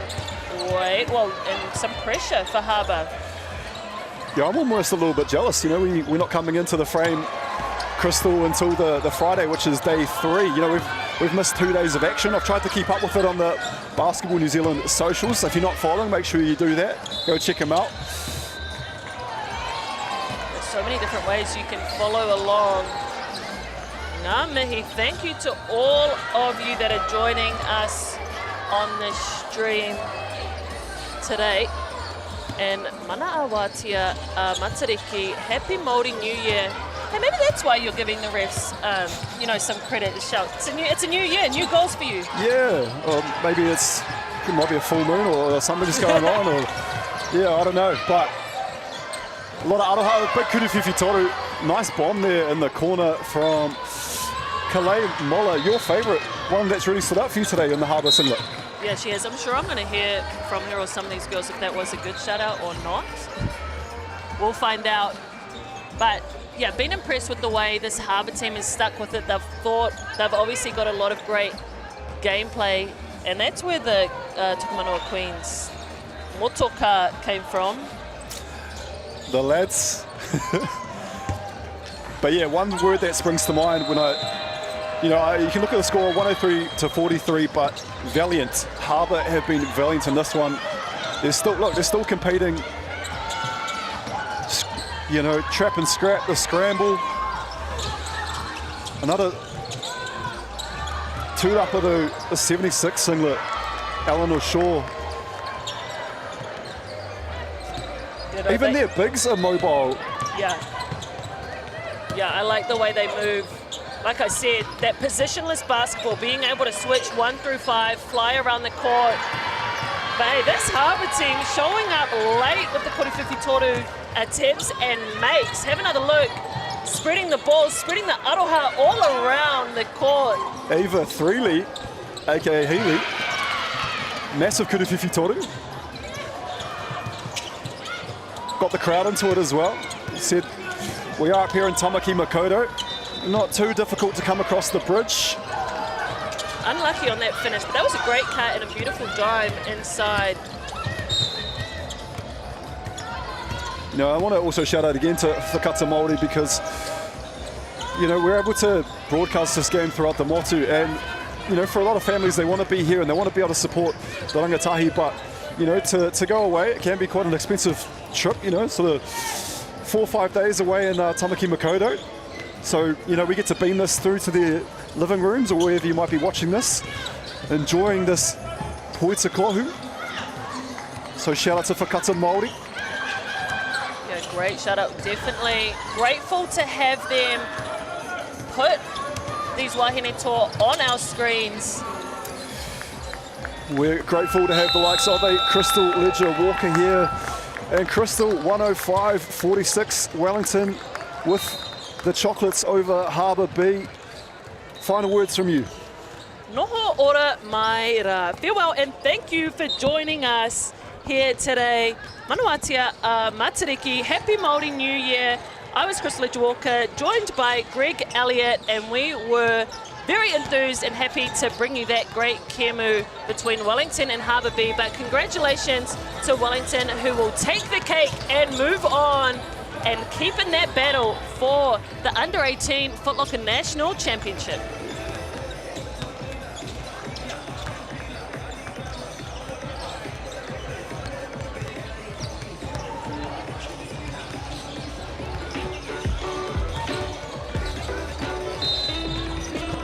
No, my hi to my everybody, here we are back at it, giving hoops in schools thanks to Chemist Warehouse. Ethan, man, hurry up, man. We're back at it, the Kemi boys. Kemi brothers back Yeah. We're at Glenfield Primary School today on the naughty North Shore of Auckland. G-Field hard. G-Field very hard. Look, it's been a while since the last school. It was such a success that we decided between you and I that we would do it again. And we've partnered with Chemist Warehouse, Hoops in Schools, to bring another glorious creation of a hoop to this beautiful school with these beautiful students. It's matching. That all love the hoop very, very much. So we're going to go in there, we're going to play around, we're going to give some stuff away. Haramai, let's go.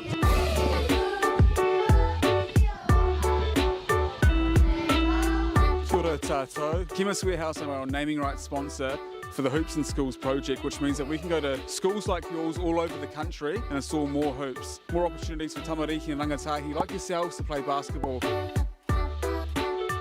How important are these to the infrastructure of just basketball in general? Oh, extremely important, just to show kids that you don't have to be a pro, it can be just fun, and to show at the grassroots level that this is where it starts. Hopefully we'll ignite that passion for them to keep going. We get more talent coming through because of these things, right? Yeah, absolutely. I mean, I think the more kids playing organically, the cream's going to rise to the top. And at the BNZ Breakers, we're just super happy to have talent coming through because we can just grab the best, hopefully keep them playing for us. Show us your crossover dribble real quick. Oh. What's the best thing about this hoop right here? The net is good and the height is really nice. And the design of the hoop, it's just like calm and, you know, like, it's very like chill. It's very chill vibes. How many goals have you scored on this hoop right here in particular? It looks like a great basketball court, did you say? Thank you, I agree. Absolutely agree. What's your favourite sport? Basketball. I agree. Kia ora school, I need you all to be respectful, responsible and inclusive of everybody, please. That came off the top of my head just then. You've been all around the motu. You've been everywhere. Is there a region that you're like, oh, I haven't been there that much, I would love to go? I think in the East Coast of the North Island. I was about to say that. Yeah, that's a pretty untapped market, and it's just kids want to hoop there. You heard H, you heard it. East Coast, where are you at? Put it in the comments. If you're in that Hawke's Bay area, down to Kaiti doing some crumps, you know, put it down in the comments. Where do you need hoops? We'll bring them to you. Hoops in schools, baby. Let's go.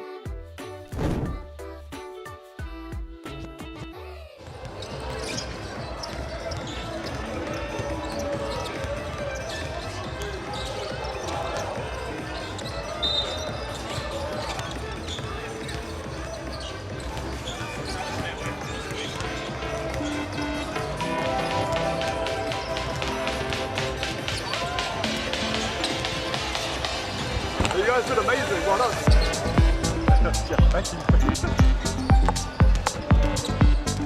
Can I do the rub? Oh, bro, I'd be offended if you weren't.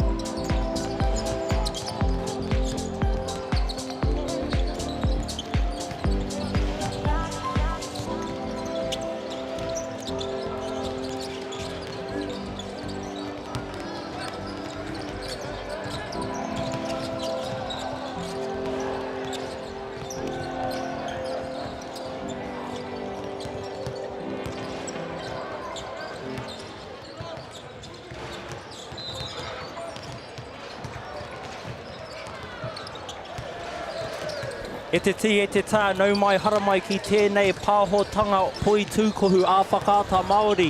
Ko tēnei te kēmu e heke mai nei I Wainganui a Waitakere me Canterbury. Ko Cairo kōtuhi tēnei, tino wai Māori a hau te honohono atu ki a koutou I te taho o tōku hoa, te tukatau moana o te mahi au taua I ēnei whakataitai. Greg, mōrena. Sorry, I was just lost there, Kairo. That was a beautiful reo there from you. And what a beautiful spectacle we've got in front of us here for this one. Canterbury A versus Waitakere West. And I tell you what, the locals are here in force. The JBL speaker playing big time beats prior to things getting underway here. Kairo, I'm really excited for this one. How about yourself? Oh, me too. Two great teams are battling amongst the age groups for years. They met in the semi-finals 2 years ago of under-16s as well. Hey, you run us through that Waitakere team list. Anei ngā ingoa o ngā kaitākaro o Waitakere West Auckland. Ko nama Rua, Curtis Fletcher, nama Rima, Jackson Cooper, nama Whetu, Brigham Hakaraya, te kaumā tahi, Trevin McIntyre, toru te kaumā tahi, Boston, Malaysia, ono te kau, Tamilo Ahing, ono te kaumā, ono Cooper McCade, Whetu te kau, Taquaina Schwolga, Whetu te kaumā tahi, Christopher Delaibau, waru te kaumā toru, Liam Kidd. Me te kaiako te tīma Pāka Hakaraya, te kaiako tuarua Stu Fletcher, me te kai whakahaere o te tīma Zoe Fletcher. Mesmerising stuff there, Kairo, and that is a very strong Waitakere squad they've got out there today. We'll flip the script and have a look at Canterbury A. So we've got none other than Leonidas Swainson, Elliot Makili, Sebastian Thompson, Finland Grell, Eli Lisserman, Roma Tui Maunai, Benjamin Habanshuti, Benjamin Marsh. Was it Louis or Lewis? Did we say? Louis Dahl. And my man, Tawhiri Kate, coached by Dave Langrell, assistant coach Joe Hope Powell, and manager Blaze Dow. Now, I was saying to you, Kairo, off air, I watched the movie 300 last night, so how good. Great movie. To see Leonidas out there for Canterbury. And in the flesh.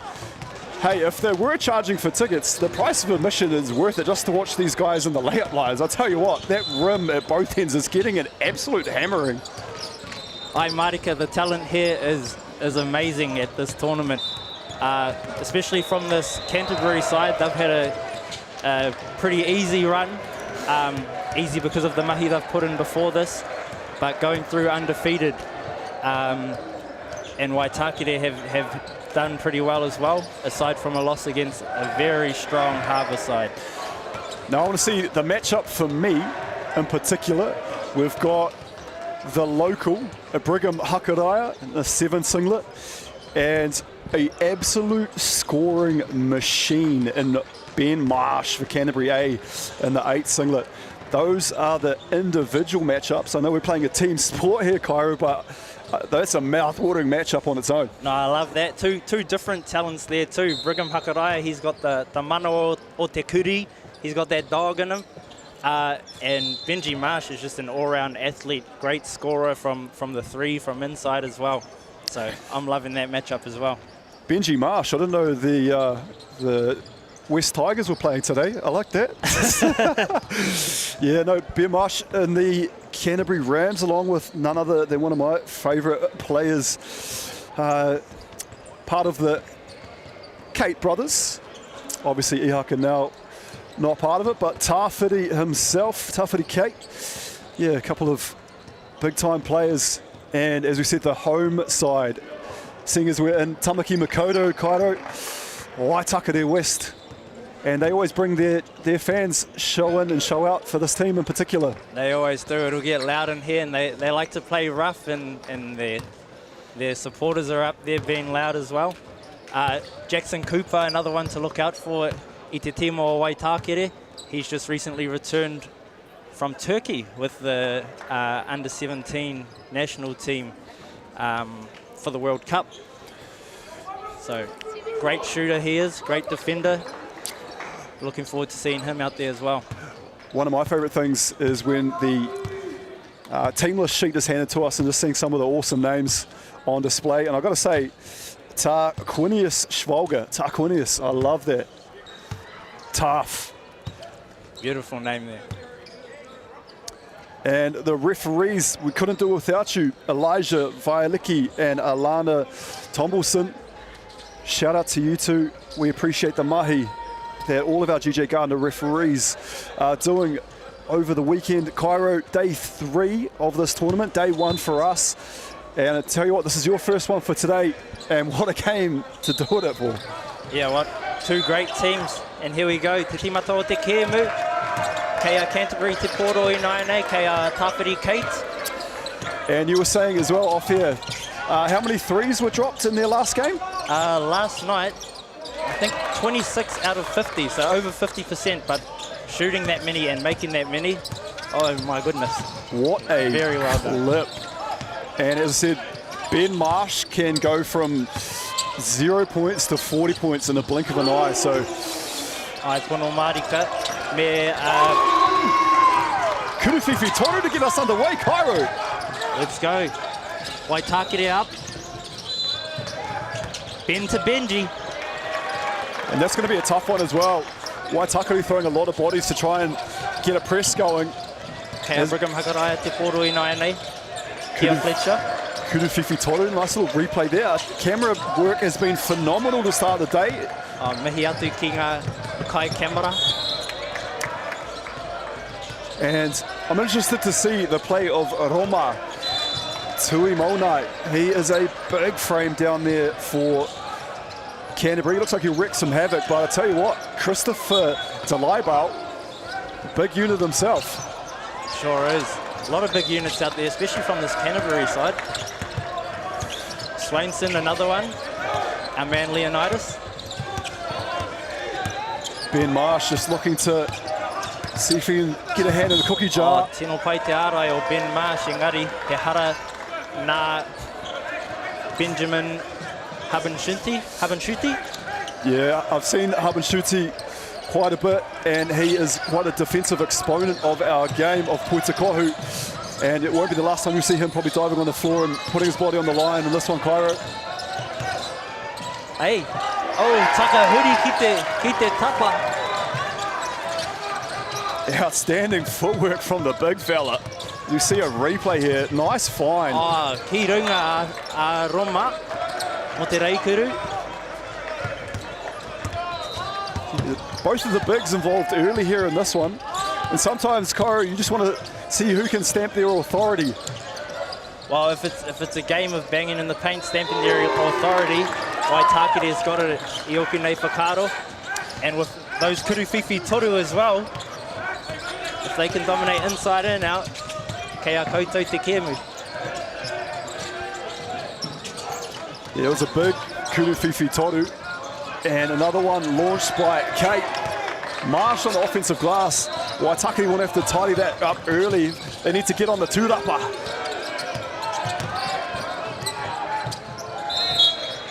Oh.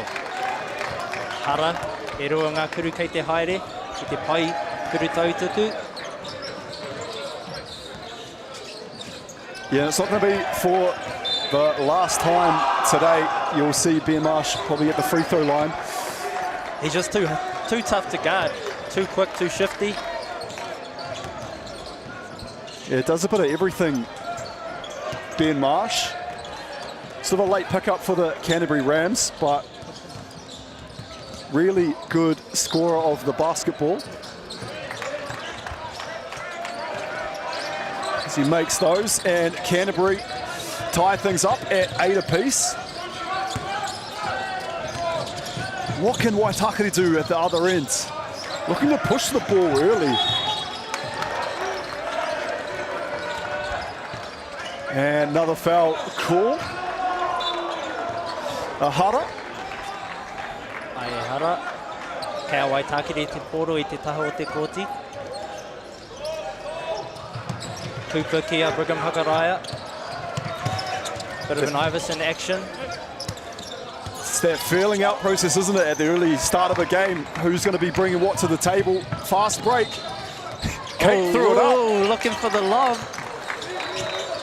Yeah, Kate looking to throw it up there to Roma, as we see here on the replay. Just a bit of disruption. And that fell into the lap of Jackson Cooper, and he'll take that all day. Twice on Sundays. Jackson Cooper. He won't probably get an easier bucket than that. We'll see a lot more passes like that, a lot more maka mai Kate I tēnei kēmu. He's just returned from that U17 Worlds team and came 5th in the competition in assists in the whole competition of the U17 Worlds. So, tino pai tana pūkenga o te maka. As we see Trayvon McIntyre get his opportunity to shoot a couple of kuru tautukus. Makes them both. And I feel like the lead in this game, I don't know, it's just going to go backwards and forwards. It's going to be a real barnstormer. Roma roaming around there in the paint. Causing havoc early, and the referee's got a busy job so far in this one, Cairo. Ai marike rua kuru kei te haere. Two physical teams, so maha ngā hara kei te haere I tēnei kēmu. And that's also what you want to come out and do is, you know, test the waters, see what you can get away with, or see what the referees are going to call. You know, everyone does call it differently, so, you know. Pai te tuarua a Roma. Looking to trap. Canterbury love a 2-2-1 zone press out of a free throw. And that is tough. If you don't get a steal, it does force, you know, the offense into maybe speeding up their offense as well and leading to turnovers too. So maybe not just a steal, but a potential errant pass. Ai Marika, just adding pressure mentally. Look at that battle down there in the low block. I love that Takunia Swalder in the matchup against Roma. I knew Tarquinius would have let me down when it came to that physical battle. MāORI ake I tēnei kuru whiwhi toru nā Cooper.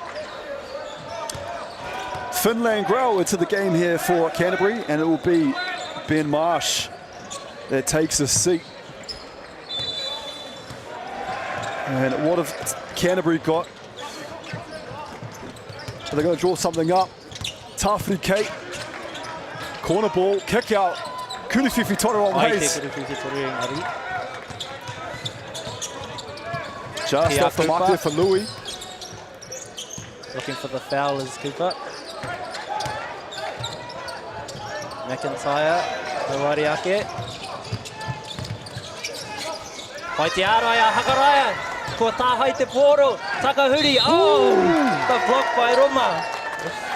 He went down hard there, Hakaraya. May have had a bit of a korero too with him. As we'll see the replay. Absolutely no regard for health and safety of his body. Roma coming across there, patrolling the paint. But Hakaraya to the line. And again, it won't be for the last time we'll see him attempt a kuru tautuku. Hai te tuatahi. Tahi anō kei te haere. And just both teams not able to gain any separation early in this one. Cairo going tit for tat. Ai Marika, that's what we want from a quarterfinal, isn't it? And three other quarterfinals at the moment as well. Auckland and Counties are in front of us on court 1. Harbour Wellington on court 3. Taranaki and Canterbury B on court 4. Fast break here from Waitakere. Oh. I tell you what, he would have enjoyed that one. Tawhiri Kate smacking that against the backboard.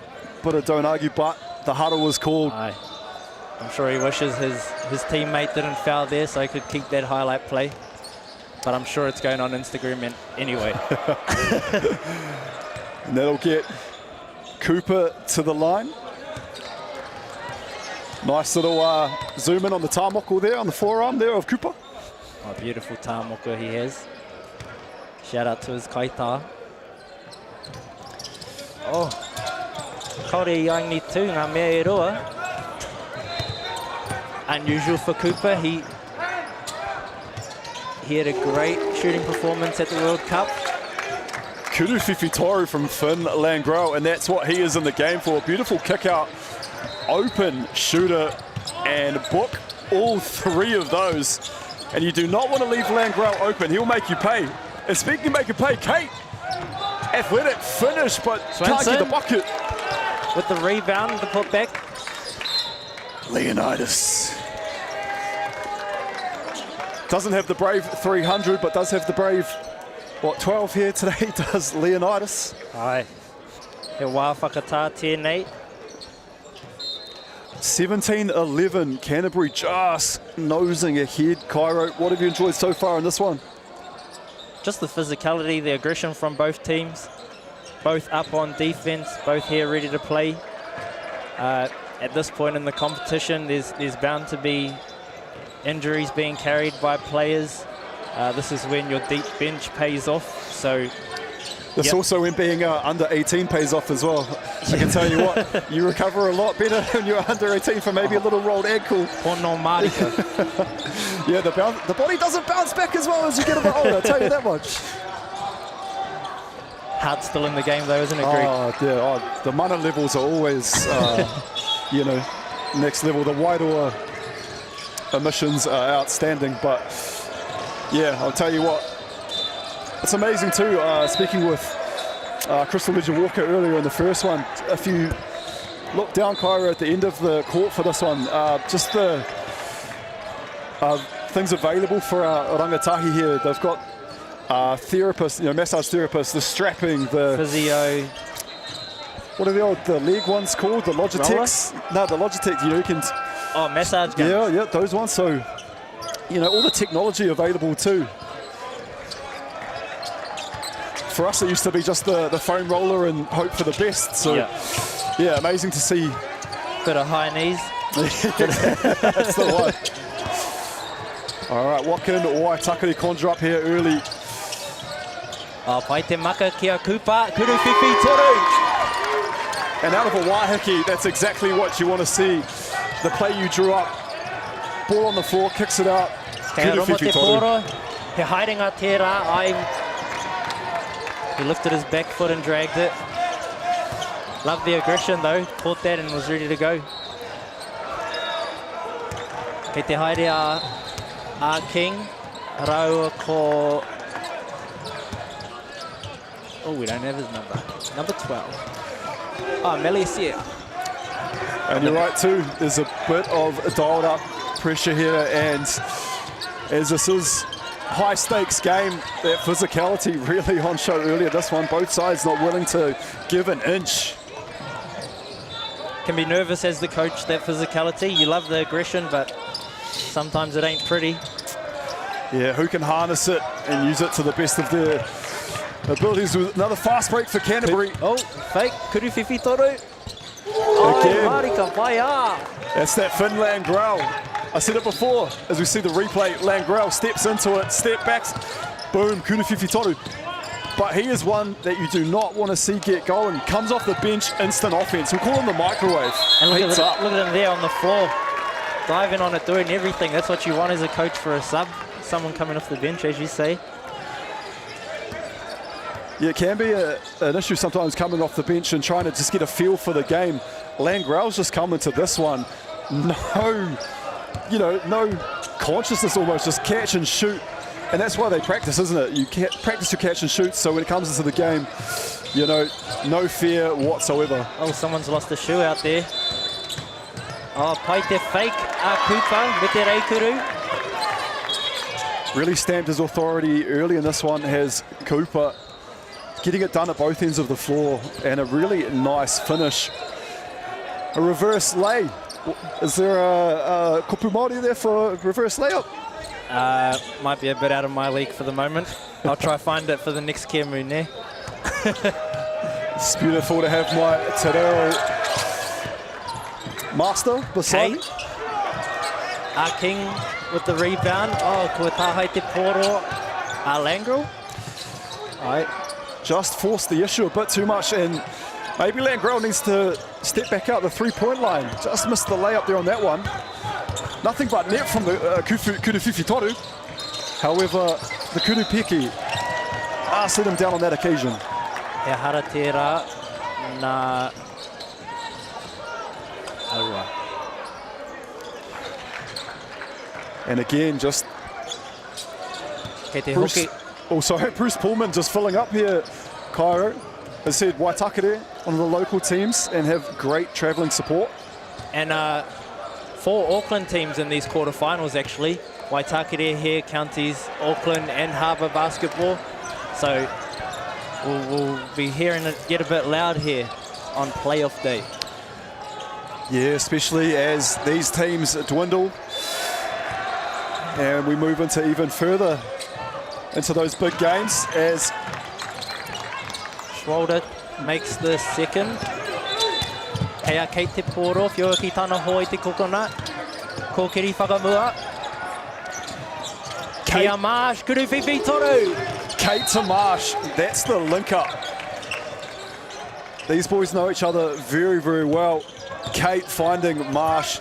And as I said earlier, I did ask Ben Marsh, 40 on the cards for today. Just gave me the nod. I'm sure he's keen to hit 40, and those threes will help. Nice slip by King, kick out ki te kokona. Melasia just leaving that one short. Roma, Kōkiri whakamua, pai te reikuru, me te takahuri. Getting down there against the Kōwhai and the Rimu. One of the bigger trees himself is Roma. He sure is. As well as Schwalder. Another Rimu to attack on the defensive end. And it brings back Christopher Delobal. Just another big body to add to it. Yeah, both of these teams really spoiled for depth, both in their guard position, but especially in the bigs as well. You know, sometimes you see a team that maybe have one big, you know, premier big. It's Tawhiri Kate with the Kuruwhiwhi Toru. But yeah, so usually one team may have a premier big, but these guys seem to have a conveyor belt. Well balanced, yeah, which is great. Heading deep into the tournament, if you've only got one of those guys and he has to play the whole game, by those semi-finals he's going to be knackered. Now 28-17, and that's just what the doctor ordered for Waitakere. I was just going to say to you, Cairo, Canterbury just edging ahead with their advantage. Waitakere won't want to see this extend out too far, so a nice, you know, get-back bucket there. Yeah, and you'll see Brigham Hakaraya turn it on like that. There's nothing he likes better than just banging, going at it, and kei te haere tana waha hoki. He likes to talk. Curtis Fletcher just creating a bit of problems there and knocked the ball out of Langrel's hands. It will be Waitakere with the basketball. Wherever you are throughout the motu, I hope you're enjoying this one, brought to you by Whakata Māori and us here at Basketball New Zealand. Kuruwhiwhi Toru looking for the foul. King te poro I nai nei. Yeah, Kia McIntyre. Nothing easy given by our GJ Gardner referees. You have to earn it today, folks. Oh, and earned it he has. E rua ngā kuru kei te haere. Nā McIntyre. I think what Canterbury has to do is play their own game. If it's a physical match, Waitakere takes it every day. Their main pukinga, their main skill is their dog. If it's a chess match, I'd take Canterbury with this game. Yeah, I know Paka Hakaraya will have these Waitakere boys very well drilled. But I know down in Canterbury, there's a lot of trainings and a lot of everything going on. Their basketball factory is just unbelievable what they are able to produce down there in the 03. Oh, it's crazy. Very hard for me to say being someone from Otago, but Yeah, I'll tell you what, Canterbury have really come a long way in the Poitikohu spaces. Yeah, I agree. Their systems down there are fine-tuned. Kea Fletcher to Poro. Kokiri whakamua. Misses the floater. Yeah, Langrel bringing down that two upper, and in the hands of the exciting Ben Marsh. Me te maka. Ka kotahi anō. Sebastian Thompson, as we see the replay, spin move from Marsh, elite footwork. And what? Unselfish, Cairo, just gave it off. Saw that. Thompson just had the better angle, and Thompson finishing through the hoop and the harm. That's that chess match I was talking about. He had the option of spinning and then banging again, but he looked for the better option. Oh! He hara anō. Haere anō ki te pai kuru tautuku. That is a coach killer, isn't it? When the missed free throw turns into another bite of the aporo. And I think they just forgot that there was an and one, only one shot. And Thompson took advantage of that. Kotahi anō kei te haere. And a potential three-point play has now... We'll stay at a three-point play. I think he would like that one back, Sebastian. Could have been a 5-point play in there. Oh, yeah. Pai te pūkenga kupa. And again, just through the guts of the defence. He hara, Kyle. Hi. Pai te karanga o te kaiwawau. You can almost see Tawhiri, just his eyes light up as he brings down the two-upper, looks ahead, just a great ability to scan the floor, find the open man, and just allows Canterbury to really push early on that fast break. He makes the right play time and time again, does Kate. Oh, and you got to love that as a teammate too. When you're doing the hard work, sprinting ahead, and you've got a point guard who can see you when you do the hard work, spacing the floor, spreading to the corners, and you've got a point guard who can see you, there's nothing better. Yeah, I can definitely say from experience, you just seem to run a bit harder when you know you've got a guard that's looking to find you. You know, if you've got a bit of a shoot first point guard, aka Chris McIntosh from the Tuatara. Not to name names. Yeah, not to drop anyone, you know, or run under the bus, but yeah, Chris McIntosh in particular, you know, the ball sticks in some people's hands, you might say, Cairo. So when you've got an unselfish guard who can just, you know, sky for the rebound, look up in that quick transition basketball. Hey, Canterbury, 34, Waitakere West 21. What have you seen so far in that first quarter that you liked? Well, I like Waitakere playing their game, the physicality. They're out there, and yeah, that's good for them, and it gives them energy. Will it pay off later in the game? It might make them a bit tired, but it's entertaining to watch nonetheless. Yeah, I think at this age you could probably go for the 40 minutes and then a bit longer. But yeah, you're right. As you said, if you're expending a lot of that energy early, could make for a interesting fourth quarter. I don't think we've got anyone in foul trouble or anything like that, but yeah, a lot of mahi done in that first quarter. A lot of physicality and a lot of really people trying to, you know, sort of have their say on how this game's going to go. We talked about earlier that matchup of Hakaraya and Marsh. You know, I think that's been really entertaining so far. Brigham definitely doing his work.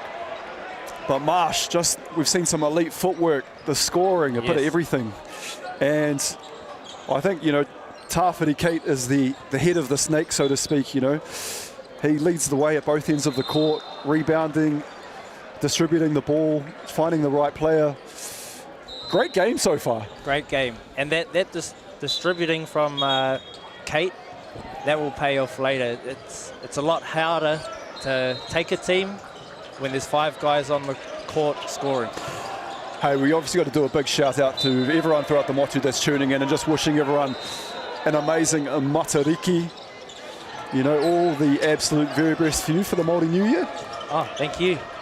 Tino paiten te rātau, and tino hi kakahau mo te tau kei te haere.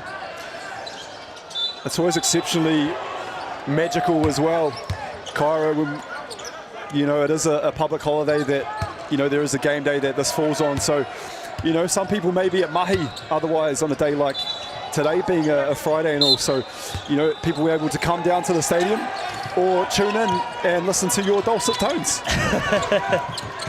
On that note, should we be getting pay and a half today? do we need to contact someone? I forgot about this. Oh, yeah, time and a half. I like that first game of commentary and Looking talking for a about raise. time and a half. Got to know your worth, Greg. Yeah, oh, hey, what, you get paid? As an elite finish from Marsh, and he adds to his growing score. Kea McIntyre te poro, Fletcher looking to swing it back. Oh, to the post, high post. Oh. It's really important after, you know, these quarters or Wahiki. How do both teams come out and respond to that little break in play? And it looks like they know exactly what they're doing. A big finish. Roma. He seems to be able to Roma around the court wherever he wants to go.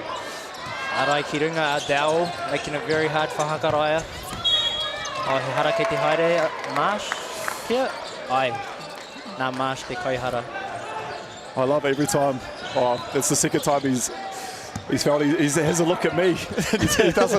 he doesn't seem to believe that there's a foul. I don't know any basketball player that really does necessarily agree when they're called for a foul. Oh yeah, the Kaiwawau must hate that. And when you look at the replay, ai Marika, he hara tērā.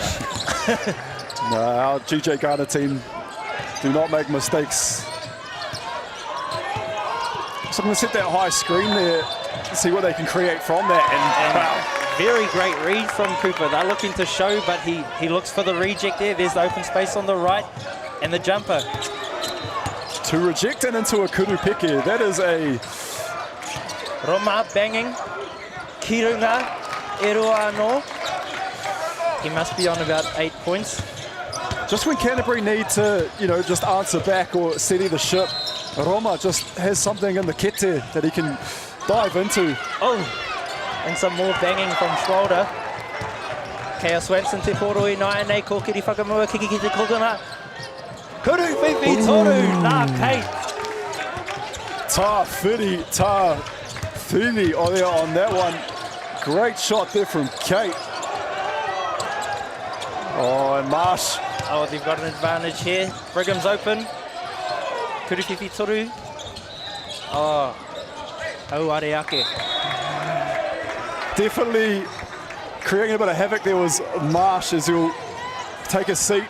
Kei te hoki a Haven Shuti ki te koti. How fitting, Haven Shuti, his name. He was shooting the lights out last night. Ooh. 8 kuru whiwhi toru I tana kemu I te pōnei. Aggressive defense from Cooper. Yeah, Haven Shuti often known for his prolific defense, but 8 kuru whiwhi torus. Wow. That's what I'm saying, man. We're only here for day 3. I wish we were here for day 1, day 2. To see it all, yeah. Canterbury te poro I 9-8. Kuru whiwhi, oh, the fake. Oh, Ai wow. Marika. Louis Dow. Great kuru whiwhi toru there. And just had the smarts to let the defender blow by. Yeah. Nice little fake. Just a little head fake. That's all it needed. And right of Waitaki there to be that aggressive. They've come off shooting 26 last night, so that's their strength. Brigham Hakaraya there doing anything and everything for his team. It'll get him to the line. Kuru Tautuku's on ways for Brigham. And he doesn't do anything without a bit of chat. So if you're Canterbury, you need to be strong mentally to get through that. Yeah, it's always interesting to see some players and, you know, how they get their motivation. Sometimes you've got the silent assassins, and sometimes you've got players that they may not even be talking to the opposition. Sometimes they're talking to themselves. And it gets them going. Oh, Roma with the rebound. Oh, that's not Roma. Tarquinius. The other big Rimu out there. Definitely. Swanson with the screen. top 3 favourite names so far in this one. Pai te maka a Kate, me te Reikuru a Swainson. Leonidas there. Leonidas. The Waitakere West were the Persians, and Leonidas went to work. Leonidas anō, kokiri whakamua, loses it a bit. Kuru Fifi Toru. And the rebound. When they're shooting so well, you can't let them get away with rebounds if you're Waitakere. Now, I know, yeah, Hakaraya there would have done his homework, as you said, and do not want to get Harbin shooting loose there from the three-point line. There's one player you definitely don't want to get going.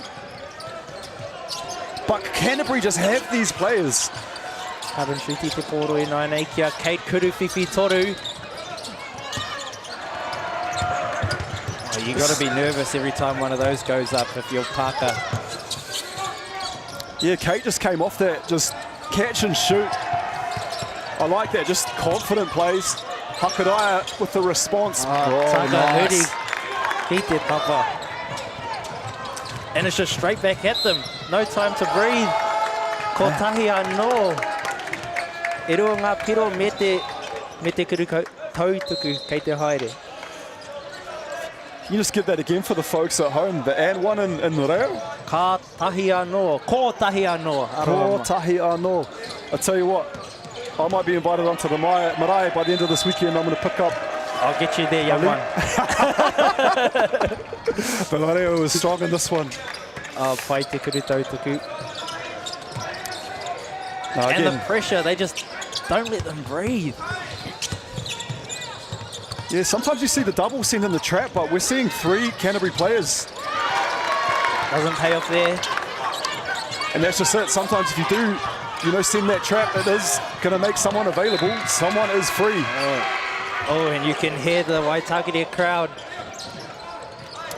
Yeah, unfortunately the coach isn't able to play. It went straight into his hands. Dave Langrell there at the helm for Canterbury. But he was standing in their range. That's all they've been shooting from that range. Hakaraya again. He just attacks the tupper at will. And he gets there, doesn't he? Pure mana.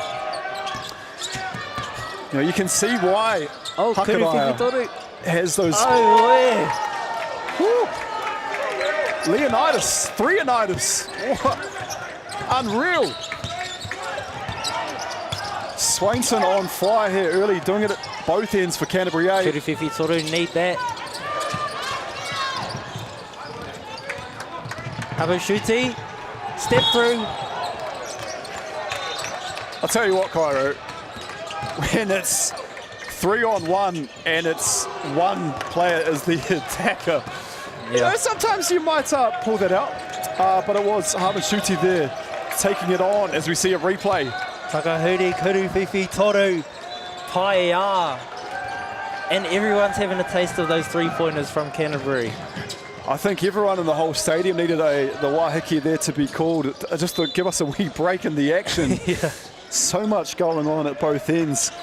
But yeah, again, Harbin Shuti attacking, that's just a mindset. That's relentless. Like, hey, I've got 3 Waitakere defenders. I'm not going to wait for everyone else. I'm just going to take it myself, and rewarded with the foul. And I think what Paka Hakaraya needs to talk about right now is it worth the full court pressure?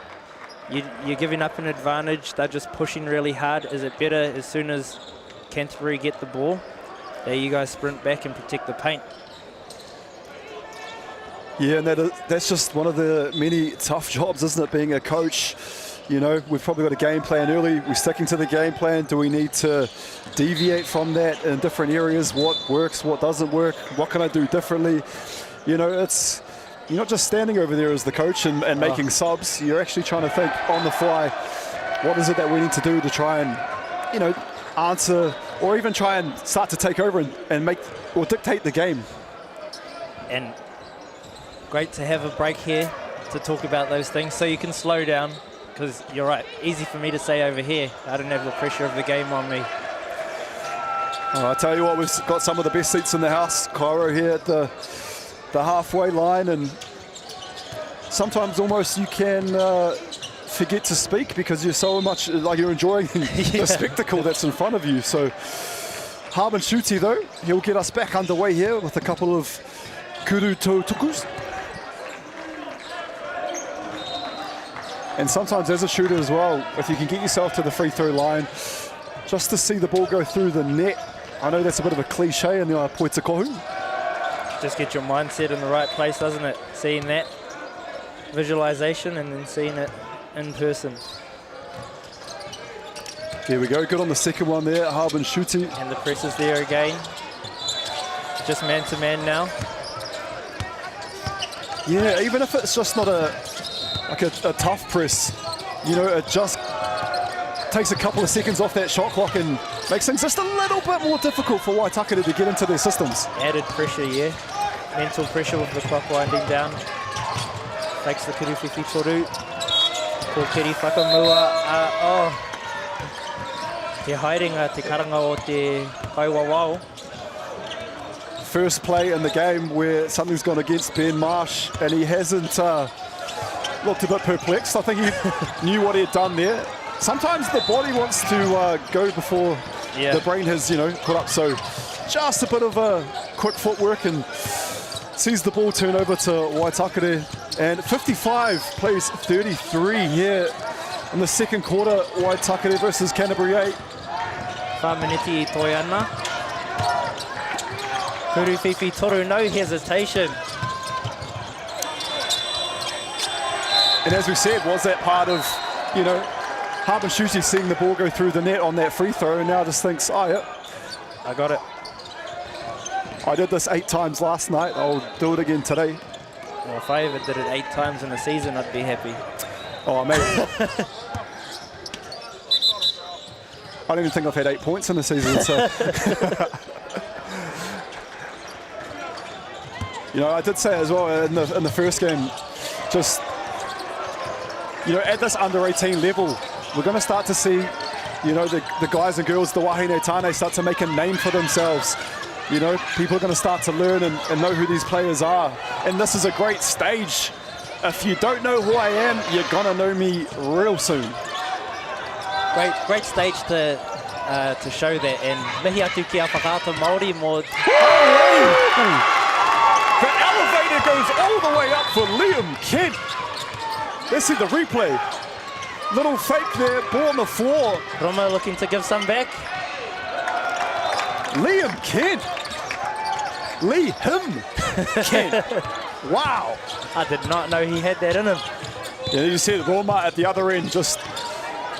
One's spectacular, and then the other end, Roma just goes to work, and hey, they're both worth two in the day. That's what Canterbury's doing well. A great play by Waitakere, but they just bite back straight away. Go screen. Kuruwhiwhi toru anō. I know that's one of the quotes from one of the Canterbury boys, Tyler Herbert, diminutive in size, but he always said to me, I'll start dunking when it's worth 3 points. So, you know, you can't really argue the Kuruwhiwhi toru. Hey, that's my excuse too there. It's just not worth enough points for me. Yeah, I've always noticed anyone maybe diminutive in size always has a good shout out for why they aren't dunking. I'm a bit of a Kiwi now myself, Cairo, a bit of a flightless bird, but once upon a time. Both ends of the court. Te kauma iwa te rerek he tanga I naia nei. Canterbury up. And we've just got ourselves a bit of a 19-point lead here. If you're looking at it from the Canterbury perspective, just doing enough and putting their foot on the accelerator. As we see a jump ball, a tie-up. It honestly doesn't feel that much difference, but it's just the maths of 3 being worth more than 2. That extra point, every 3-pointer is ticking away. See a replay here of that Kuruwhiwhi toru. Kicks it out. Splash. Shoot. Ooh, Harvin Shoot 3? Shoot 3? Yeah. Sorry to the Harvin Shuti whānau at home. We're not going to desecrate your name, but yeah, Harvin Shoot 3 is a pretty good. I like that. But yeah, your boy again there, Hakaraya. Bit of a tussle there with Roma. And had definitely a bit of a tautoko between the two. Little kōrero. Back screen, looking for the Reikuru. Oh, Kent Anor. Again, Liam Kent with an athletic display. And Pai te Rautaki, if you've got someone with bunnies, just throw it up. Trust them to catch it. Oh, he hara nā a King. Tough one there for Tamilo. Is that the Canterbury girls up there? Or was it Waitakere happy? Waitakere supporters happy that they fouled? Yeah, I tell you what, Waitakere West supporters are some of the most vocal you'll get throughout the Motu. Nothing better as well, especially at age group level, to have, you know, fans, supporters, friends, family all here in attendance. And even better for Kata Māori be able to beam it throughout the Motu, so, you know, friends, whānau, ainga can tune into this wherever they may be. Yeah, as you were saying before, that kids can make their name. It's so great that they can get quality film. Oh, here we go. Ko tahai te pōro, te Reikuru, pai te Reikuru. Louis Dow, just making a nuisance of himself, getting his hands in the cookie jar. I tell you what, I wouldn't mind a cookie time triple chocolate. Cairo, I'm on day 5 of a diet, so... Do we have that kind of service here? Who do we... Oh, te takahuri anō, Brigham Hakaraya. Even the Molten's looking like a bit of a cheeseburger to me at the moment, I'll tell you what. And Canterbury, they're eating as well. Oh, this is the day up. Kei a Waitakere.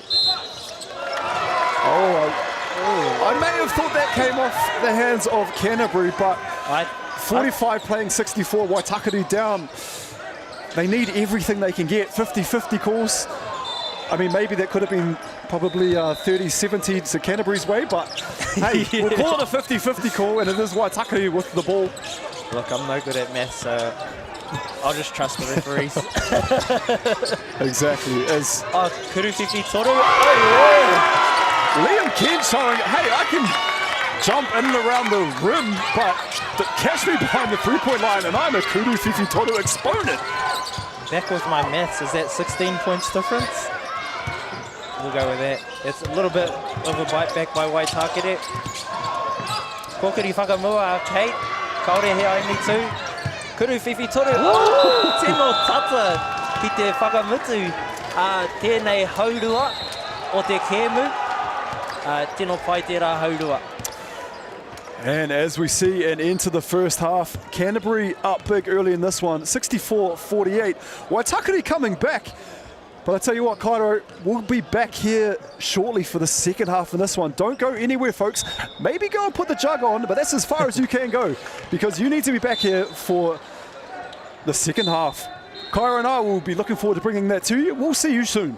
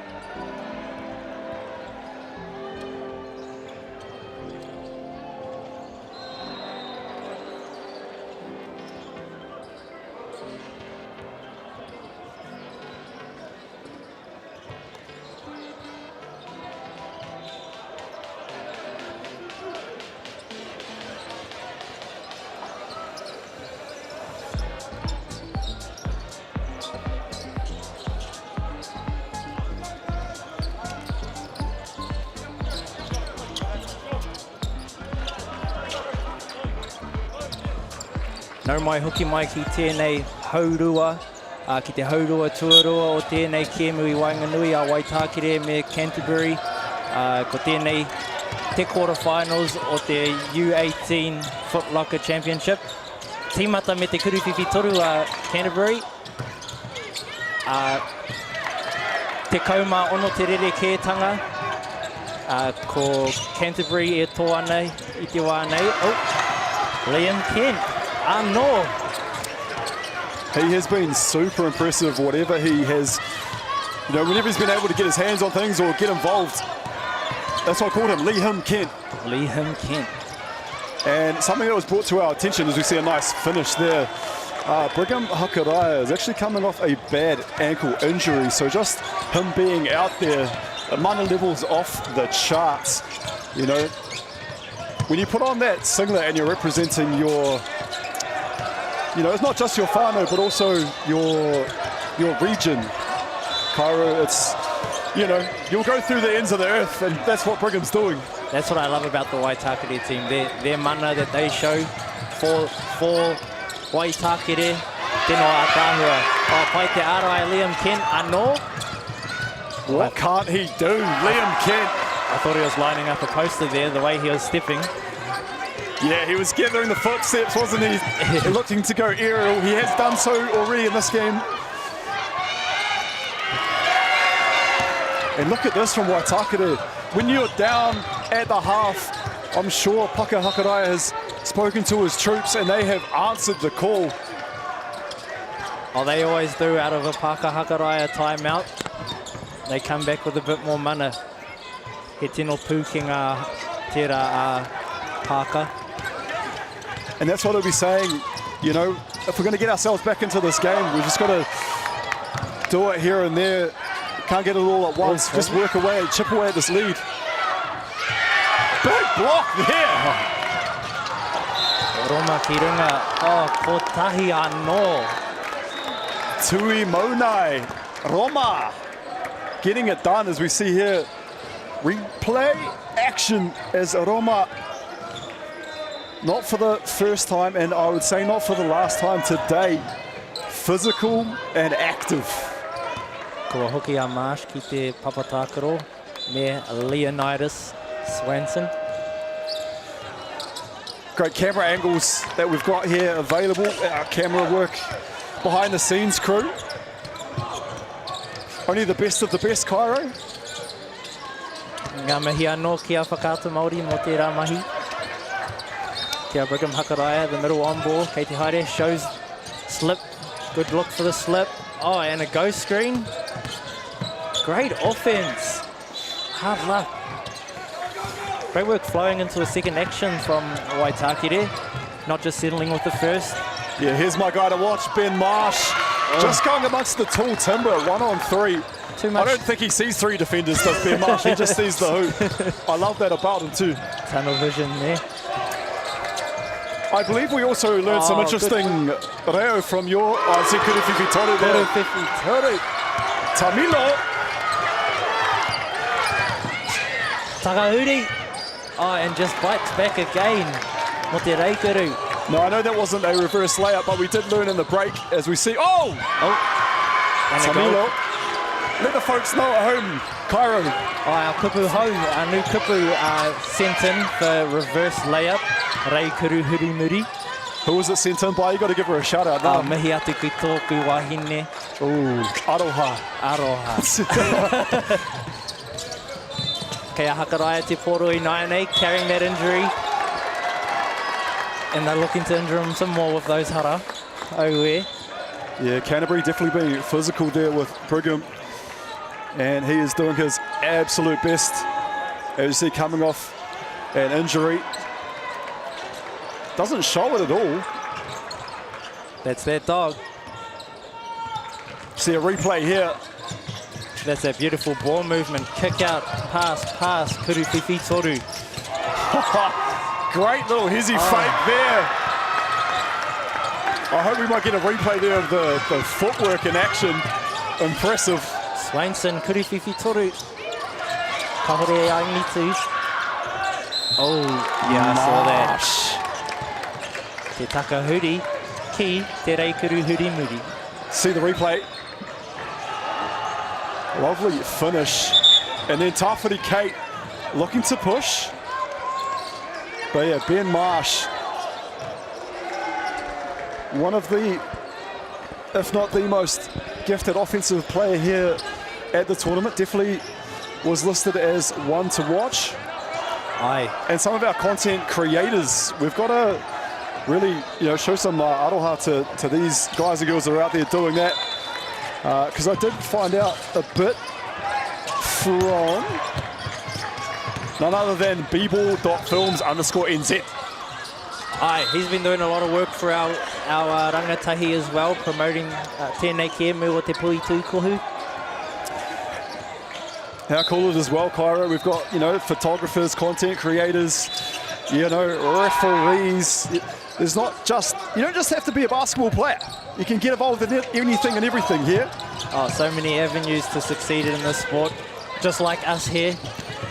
Shout out to the ladies and gents in the canteen as well, doing the incredible mahi. Ai marika ngā ringa wera, mihi atu ki a koutou. I'll tell you what, when you're on a diet and you walk through and you can just smell the hot chips. Oh, he technical foul.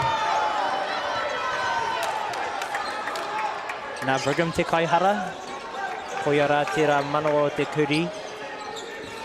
Well, that's what happens sometimes, as you say, when you're about that quarter-little life. Yeah. Sometimes it can bite you, and the referees will only tolerate so much. And it is Ben Marsh that will ice that cake. Oh man, I can't stop talking about food. Rua te kau te ririke tanga o ngā piro I naia nei. That's a nice big lead from Canterbury.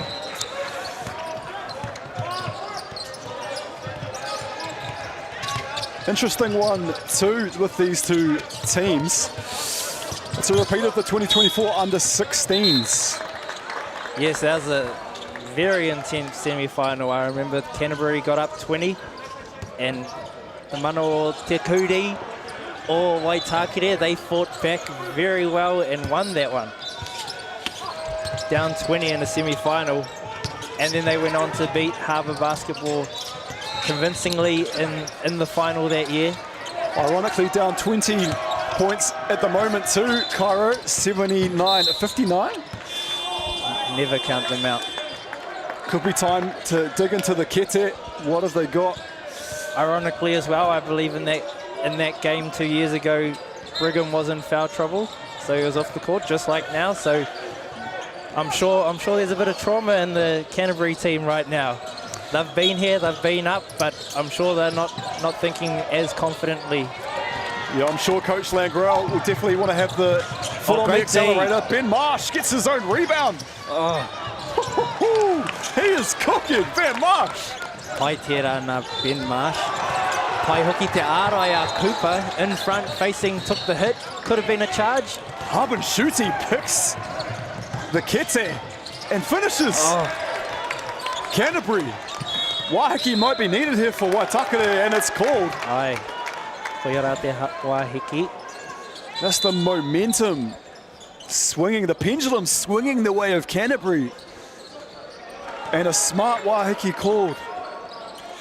Just very disciplined, eh? Just the same things every time, moving the ball quickly up the court, taking their open shots, staying with their aggressive defense. A lot just happened in a short space of time. That was action aplenty. As we saw, yeah, Ben Marsh getting active there. Harbin Shuti, with those hands just being a pain or a thorn in the side there of Waitakere. And so just smart to call a Wahiki, talk things over, and just a couple of deep breaths and get back out there. What would you be saying if you were a coach at either end of the court? Yeah, it's difficult. If I'm Parker, maybe a little bit settling down. You can't afford to get a second tech if you're Brigham, and here he is. Kua whakahoki ki te papatakaro. But Canterbury, as we said, just don't let your foot off. stay disciplined, stay with what you know is working. Don't expect 20 points to stay 20 points. And look at, there's that dialed up. Now they've got to get back. 2-on-1. Oh. Nice handles there from Langrell as he unleashes Leonidas, gets the ball back. Finds Kate, who finds Haben shooting! Te kuru whiwhi toru. Amazing ball movement there from Canterbury. Nearly everyone getting a touch of that one. Nice flow into another action, good work. Keep it moving to the open shooter. Oh, that would have been a second. Me te tūrapa. Yeah, lot of hands. Hakarai and Kate there battling down low. They'll know each other very, very well. Those two. That's a great battle there. A real war of attrition here in this one. And it'll be many, many more to come. Kente Poro. Handoff. Goes, slips the show. Great read. Oh, ko tahi anō. Te raukuru. Me te kuru tautaku. Kei te haere. Yeah, lovely finish there from Trayvon McIntyre, the Big Mac. Catch the replay of the Big Mac going to work. Oh no, we've got Langrell. Oh, this is the three, the Kuruwhiwhi Toru of Haben shooting. Oh, the ball movement though. I know it's beautiful. They could have settled with that layup, but they looked out. They could have settled with that three, but they kicked it to the better shot. Just dissecting Waitakere's defense. That's it, isn't it? Sometimes just being so unselfish that a good shot goes to a great shot as McIntyre knocks that one down. Oh, there wasn't an and one? Ko tahi anō kei te haere. Yeah, kuru tuku here for McIntyre.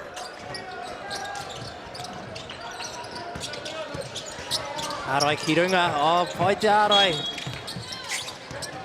Bodies hit the floor. Everything on the line there. Trayvon McIntyre takes out the NZCT signage and just got up like it was nothing. I tell you what, when you're under 18, your body recovers like nothing. Swainson, me te rei kuru hurimuri. Leonidas looked up, thought he saw Xerxes, but he just athletic finish. Really been impressed with Leonidas in this one. Kuruwhiwhi Toru, pai te Kuruwhiwhi Toru. Koi tera. Some of this positionless basketball we're seeing, Cairo, you know, some of these, the bigs having the handles, some of these guards getting down and doing the dirty work in the paint. Yeah, back in the day you had one job, didn't you? You're shooting it, you're bouncing it, or you're banging in the paint, but now these players these days, bit of everything. Oh.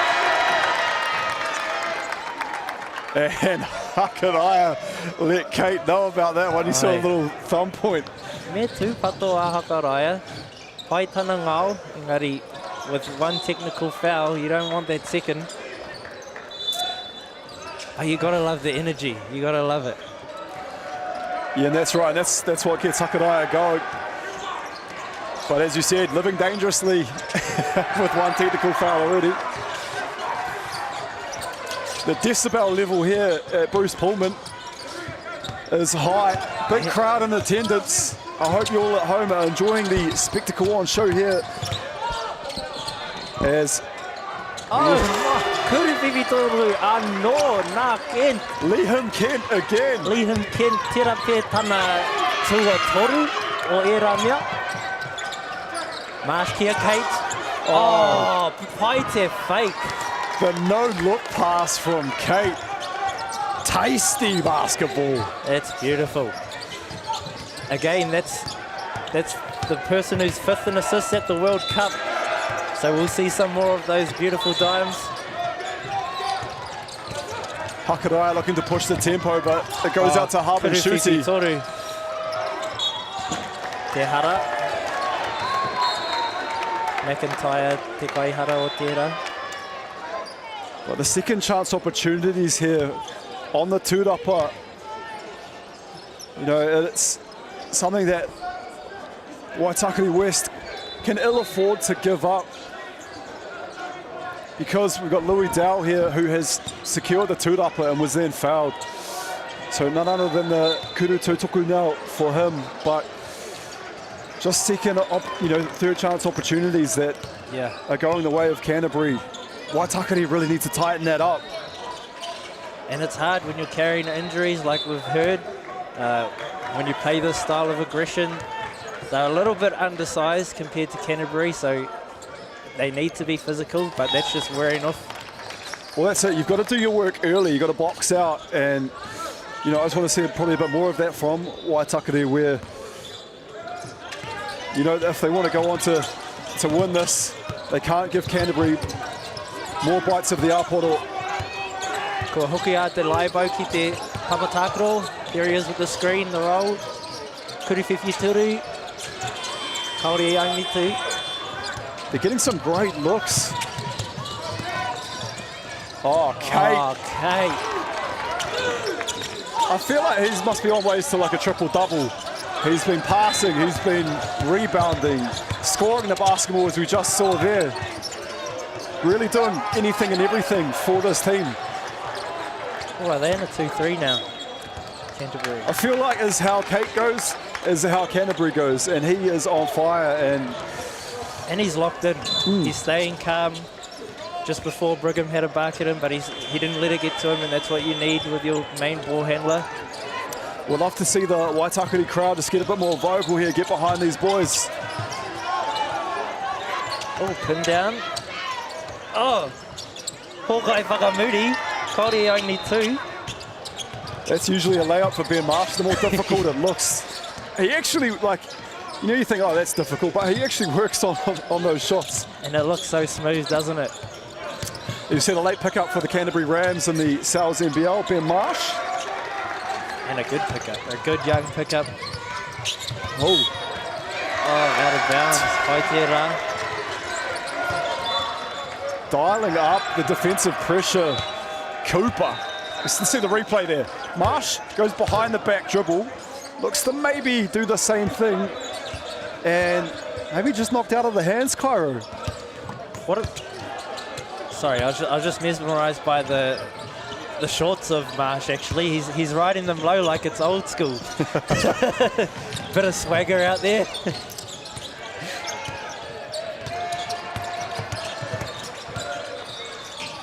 Fletcher, great spacing. Kuriwhiwhi toru. Oh, tata. Yeah, looks like Canterbury are happy to maybe send a bit of help if Hakarai has ball in hand, as we saw Kuriwhiwhi toru attempt there from Kate. But yeah, Hakarai giving no breathing space when he has the ball in hand. And you need to, because he's so strong at driving that if you don't have bodies there to help, he's going to beat his guy. But if there aren't extra bodies, then they're probably going to foul him if they get there late. Yeah, so they're sort of saying, hey, Fletcher, we'll let you shoot that Kuriwhiwhi toru, but we're not going to let Brigham get loose. What I did like about Fletcher's response was that it was in and out, so there's nothing better than if someone leaves you open to make them pay and knock that shot down. Yeah. Te kau hekona e toi ana I tēnei hauwha. Ko tahi kuru kei te haere. And we'll look to see Waitakere finish with the last possession. Been impressive, the motor of Louis Dow. You know, he's crashing the boards. He's getting rewarded at the free throw line. You know, sometimes you need those workhorse players out there, as we see. Maybe a touch on that, I think, as well from Louis to really back up what I was saying. Bit of emphasis on that. Yeah, that would have been that mahi. Maybe a pump fake. He had time for a pump fake. He celebrated it too there as well, because he knew he got fingertips to that. Koe no, koe ara te whakamutinga o te hauwha tua toru. Ko iwa te kau mā rima ki a whitu te kau ngā piro I nai nei. Ko e toana a Canterbury. And they'd be happy with that 25 points heading into the final quarter. you'd be very happy with that if you're coach, unless you're playing Waitakere, who have been known to break those kind of leads. Yeah, Waitakere looked good there. They had some good passages of play and actually were able to sort of eat into that lead that Canterbury has amassed. But it was a couple of big plays near the end for Canterbury at the end of that quarter where they were just able to, you know, get that lead back out to 25. And we saw some big plays from Louis Dow, Ben Marsh, Kate doing everything as expected. But it's just going to be who from Waitakere can just come out here and maybe make some big plays here at the start of the fourth. Because that's what we're going to need to see, Kyra, if they do want to get back into this one for Waitakere. A couple of kuruwhiwhi torus and some big defensive stops. Yeah, definitely some three-pointers will help. Again, three's a bit more than two. Kent will be looking to shoot a few. I think he's made 3 now, as well as a few nice ones inside. Hakaraya always working, but like we said, Canterbury's doing well, sending 5 players to him. So we'll need some others to step up for them to make that comeback. Yeah, I mean, they've had some really good contributions, the likes of McIntyre, who's on screen at the moment, as well as Jackson Cooper. All right. Lee Him Kent has... We've seen some dunks, we've seen some threes, bit of everything from the big fella. Kia Lee Him Kent, te poroi nai nei. Oh, te arai aroma. Oh, travel player? I didn't think so myself, but I didn't want to say anything out loud. As Roma roaming free as per usual, the 14 for Canterbury. Hey, the biggest rule in the book is play by the whistle. Pai te ārai. Hara kotahi anō. Well, that's equal to a kuruwhiwhi toru, so almost better, because now there's foul pressure on the other team. Just what the doctor ordered. Hakaraya, as per usual, and what we've become accustomed to see, just relentless attacking the tapa. And rewarded. And with the little fellas inside for the rebounds, they're setting up for a trap. And it pays off. That's it. If you can, you know, get the scoreboard ticking over and then force some defensive errors from a Canterbury side that hasn't made too many so far in this one. That's the tough one there for Langrel. Look to make that outlet pass, and sometimes that outlet pass looks juicy, doesn't it? When you bring down the rebound. But that's a part of the... Oh, kuruwhiwhi toru, Hawkai whakamuri, kauri only 2. Yes, that's a part of the strategy of the trap, is to make that pass look good. So well executed by Waitakere. Pai te ārai hoki. Lee Him Kemp me te poro I nai nei. Kokiri whakamua ki te puku o te kai ārai. Oh! Roma! Says Noma! Tui mau nei. Oh, that'll clean. Yes, clean. Things really opening up here in the fourth quarter of this one. Slowly chipping away is Waitakere. That'll help. Oh, tata. Kea Canterbury, te poro I nai nei. That's what they're going to have to do, though, Waitakere, is, you know, sort of get quick looks. And you'd think Brigham's undersized there, but not when you've got his heart. Pai te rā ārai. Even his jump shot, he seems to elevate over, you know, gets a bit of space from the defender, is Cooper. A bit of a shimmy from Cooper, me te hara. Are they going to call it a shooting foul? Hey, let's check out the replay of that massive block that we just saw. It's a great move from Lee Him Kent, but oh my! Yeah, Roma has been patrolling the paint. Tui Maunai, impressive in this one. Like a athletic big that just, you know, takes ownership at the defensive end, knows his role, and then also at the other end, he's just on the two-upper. He is just trying to create havoc out there, and physical as well, Cairo. All right, doing all the mahias. Oh, the rebound. This is what it's going Waitakere's way. Kiki ki te kokonga kuruwhiwhi toru. Tata. Oh, he hara. Ai, he hara nā McIntyre. And how different could this game look? Just Waitakere, their kickouts have been incredible, just not being able to knock down the open Kuruwhiwhi Toru. And I can tell they've missed a few of those, and if you add those to the tally, I think Waitakere would be either there or thereabouts in this game. Agreed. There's two things that'll help you greatly when you're down this much. Three-pointers. Obviously, three's worth a lot.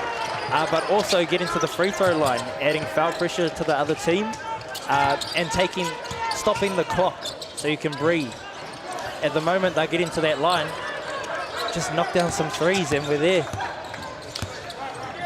I wish someone would knock down the door that's been opened up here and letting that chilly Tamaki Makoto. But Makariri, yeah. That's not air conditioning, that's Takanini right there. Hara anō, or was that out of bounds? Hoi no, kei Waitakere te poro. They'll look for a back. Oh, just post up. Yeah, shout out to Kia Toa Wellness that just wheeled a wheelchair beside us there. Cairo as well doing an amazing job. We saw an injury there in the Waikato game. And so, yeah, as I said, the physios, the massage, all that stuff in full display. And I tell you what, both teams might need a bit of a work after this, Kimu. Everything being left out Liam Kent with the block. Kuruwhiwhi Toru. Oh, Tata. It's so close. They're doing everything they need, just a little bit off. Yeah, getting some good looks and getting those shots up early in the shot clock. Know that they're going up against a strong Canterbury side, but they're also going up a strong clock. There's not a lot left in this match. Well, we got 7 minutes 20. Anything's possible, but yeah, another enemy you could say for Waitakere is now how much game is left to play. Well, 7 minutes isn't 7 minutes in basketball, especially that last 2 minutes when we stop every made basket. So Waitakere can use that to their advantage, but it is a big lead. Rua te kauma whā te rerekētanga. Tino ua to fight back from that. We've seen some really amazing things, or passages of play, some individual brilliance and also some great team basketball so far in this one. Canterbury just, as said, getting the better of Waitakere West. And I think a big part of that has been on the tūrapa, on the offensive glass in particular. Yes. Those rebounds, that's another thing if Waitakere can stop those. When you do great defense and force the miss, but you can't tidy up the rebound, it hurts. Yeah, Canterbury doing their best to sort of limit the shots that Waitakere are getting. But Waitakere getting an amazing, like that first shot that they do take, it's been really good. They've just been unlucky that the ball hasn't gone through the net. Oh, how dare. This could be up. Oh, I thought, bit of sauce on that, Lay.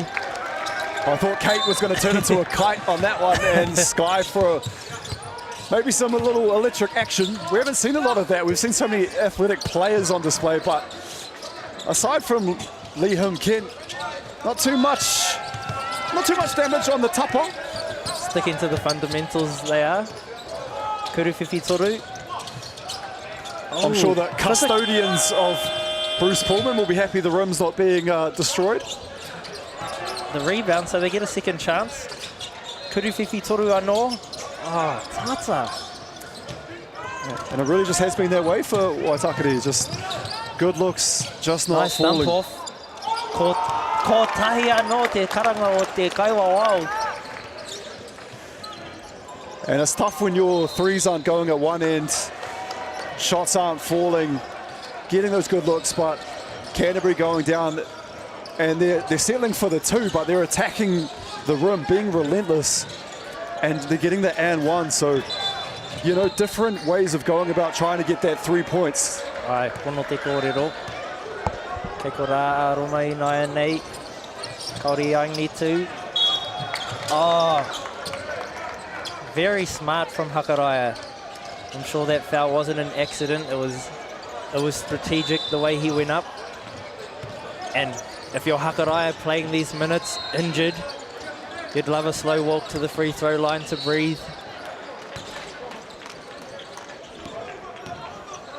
Kauri angi tū, te tuatahi anō kei te haere. And there he is, having a little walk, a little breathe. The mana of the boy in this game. Yeah, big shout out to the Hakaraya whānau. Played alongside Marin, Hakaraya myself, and obviously Paka there as the head coach. Ooh. Roma been into everything in this game. Oh, paite kick out. Tino Tata. And they get the second chance again. Liam Kent. Oh,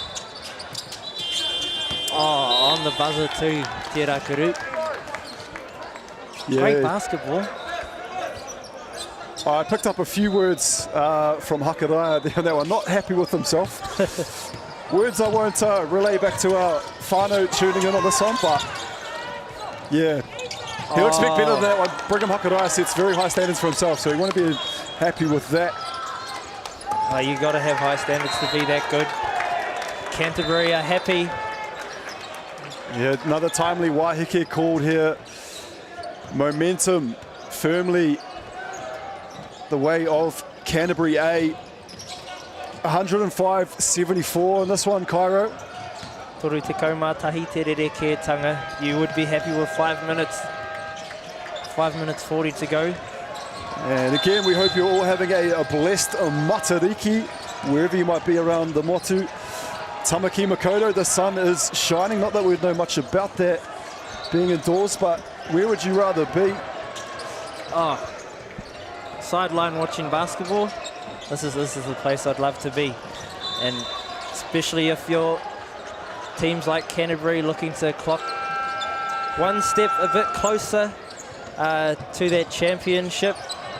Looking across to the other court, Auckland ahead a bit against counties, so they're looking to go to the semis as well, well as maybe Harbour basketball. Yeah, Canterbury definitely championship aspirations. So I'm just wondering, with the score, with the lead for the Canterbury A at 31, you know, at what point, if you're Coach Langrell, do you maybe give the guys like Tawhiti Kate, Ben Marsh and co maybe a bit of rest? Look, that's what you'd wish, Phil, but I'm sure, you know, as a coach in my past, when you've lost that lead, you'd just be sitting there nervous. You want to make sure, you don't want to take chances. Getting there is te mea nui. That's the biggest thing. But again, being healthy at the end of the tournament, I think they're only carrying 10 players, so another semi, it'll be a tough semi to come. So you're right, if Tawhiti's Kate is a bit tired here, you might want to try get him some rest. Great to see my guy Eli Lisserman out there in the 11 singlet though for Canterbury, just touching on that. And you see a bit of pressure. Foul on Kate. That was huge though from Cooper. Just pressured the inbounds. So we see a technical foul called, and I believe that's on Kate? I think it's on my guy Ben Marsh. Yep, there's the foul on B Marsh. He's buying into that corridor, isn't he? Giving it some back. Judging by those low-hanging shorts, that might be a part of his swagger. Oh no, he definitely is a deep kete, does B Marsh. You see Cooper there at the free throw line. He is able to knock these down at a really high clip. He'll be quite upset with himself, Cooper. He's missed a couple, just off the back iron as well. So, and the three-pointers, I think that's the most frustrating thing for Cooper and Brigham. They know what level they can play at. Cooper actually had a game, I think it was against Puerto Rico at the World Cup, where he was 50% from the field, 50% from three. So he's known to be a great shooter.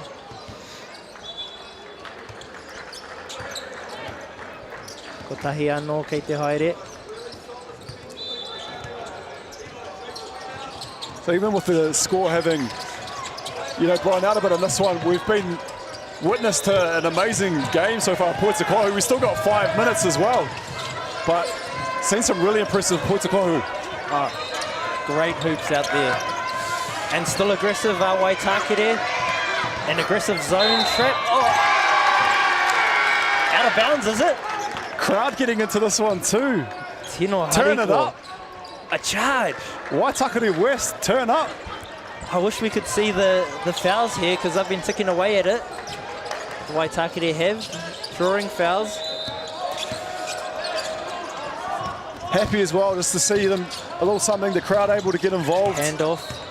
Kokiri Whakamua Takahuri. Oh, and knocked down. Little grab on the ankle, I hope he's all right. Nice take there, but I genuinely believe that, Canterbury have done some homework, especially on Hakadaya there, because every time he seems to go into a spin move, that second defender is like coming Waiting across. Legal. Whether that be the big fella in Roma, Tui Monai, or Leonidas Swainson, that second defender coming across. And Hakadaya is under pressure as Tui Monai misses the first one. Tahi anō kei te haere. No Tui Monai. So knowing Kate and Marsh and co, someone that's really been, really stood out for me is Roma. Just been doing his work down low, handling the physicality of Waitakere. He's been looking after Schwalder well down there. Yeah, you'd give him the hard hat and the packed lunch, and he looks like he goes to mahi, does Roma. McIntyre with the fake. Kia Hakaraya, dribble handoff. Whahekona I toi ana I te Wākuru. Oh, pai te tapu. Oh, unfortunate. Amazing bounce pass and eyes in the back of his head. These guys have played a lot of basketball together when you can just drop that off and know your big is going to be there. And they have this Waitakere crew. They've been together for a while. I think Parker's taken this group to 2 finals. Oh, there we go. The elevator goes all the way up for Roma. Tui Monai. You are asking for it. There's that athleticism. Kiki ki te kokunga, fake, kuruwhiwhi toru, pai tērā. I hope we might be able to see that Tui Monai slam at some stage.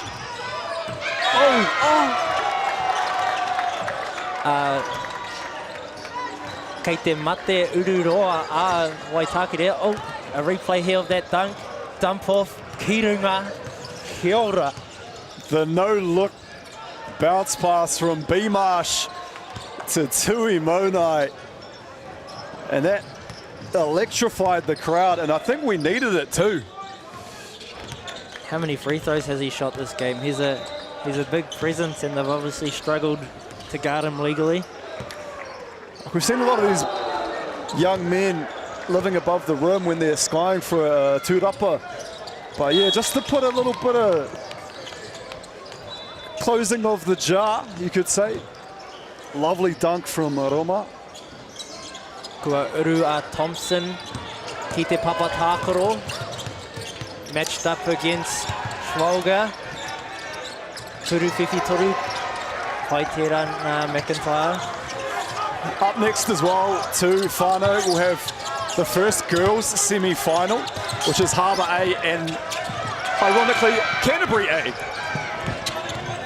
Yeah, Canterbury, they love a final and a gold medal, don't they, at the youth level? They've won, did they win boys and girls, or men's and women's under 20s? You and I, though, being Harbour. Well, we got to go Harbour. Yeah, I mean, as the Harbour Wahine walk through, ready for battle, looked at me like, what's this guy on about? They all know the big dog, Kairo Kotuhi.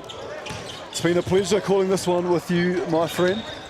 Yes, it has. Seeing your commentary skyrocket. You seem to be getting job after job. Oh, yeah, that's the goal, isn't it? Keep moving forward. Speaking of Harbour, the Harbour boys have secured their spot in the semi-finals, just beating Wellington, and they're going to be a tough team.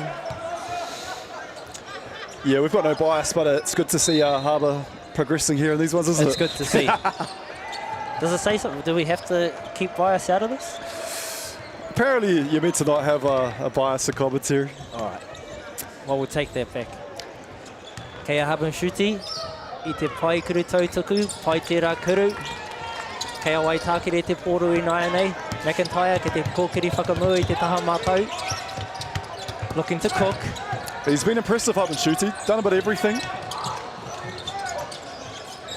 And Canterbury just seem to have a plethora of those players that just seem to be able to do all the intangibles. As Hakaraya. Getting whacked left and right and still finishes balanced. Hey, brother. You cannot, undervalue the levels or the mahi that Hakaraya's left out here. Oh, it's the great Maya Williamson. I tell you what, there's a commentator if ever I saw one. Notice that no one had to duck when Maya can just walk through without having to duck. Diminutive in size, but... Oh, Te Tuaru Hakaraya looks like he's looking to miss.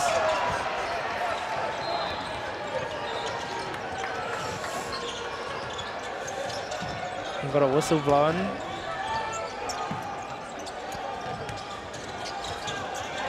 No, he doesn't go for the miss. Wait, what? And Canterbury will have possession. And maybe their thoughts will start to look ahead to what is next for them. Obviously want to ice the cake here versus Waitakere. We talk about maybe taking their stronger players off. Oh, yeah, that's a charge. Tarquinius definitely got his money's worth on that one. And I believe he's recently been over to the States for NFL. So a bit of NFL action there maybe. Taking one look at him and I'm not surprised. Tarquinius dropping the shoulder Schwalger. Waitakere is still fighting. We love to see it. Yeah, Tarquinius definitely does not look like he'd be able to play in the NFL. Big, amazing footwork, athletic. Yeah. Glad we have him here in Poitikohu though, for the time being. Yeah. Big finish there from Sebastian Thompson. Paitera Sebastian. He'll be happy with that. Oh, and he te mātou I nai nei. Ka wehe Kate I te kōti, me haban shuti, rau ko haban shuti. So I think that's coach saying he's happy with the mahi of the boys. And so too he should. Yeah, we talked about that. When was Coach Landgrel? Did you see the great John Hunt? The prince or the king of North Harbour? Yeah. The Mātua, the Rangatira. But yeah, I was wondering where Coach Landgrel was going to, give some of these other guys an opportunity. And Eli Lissaman. And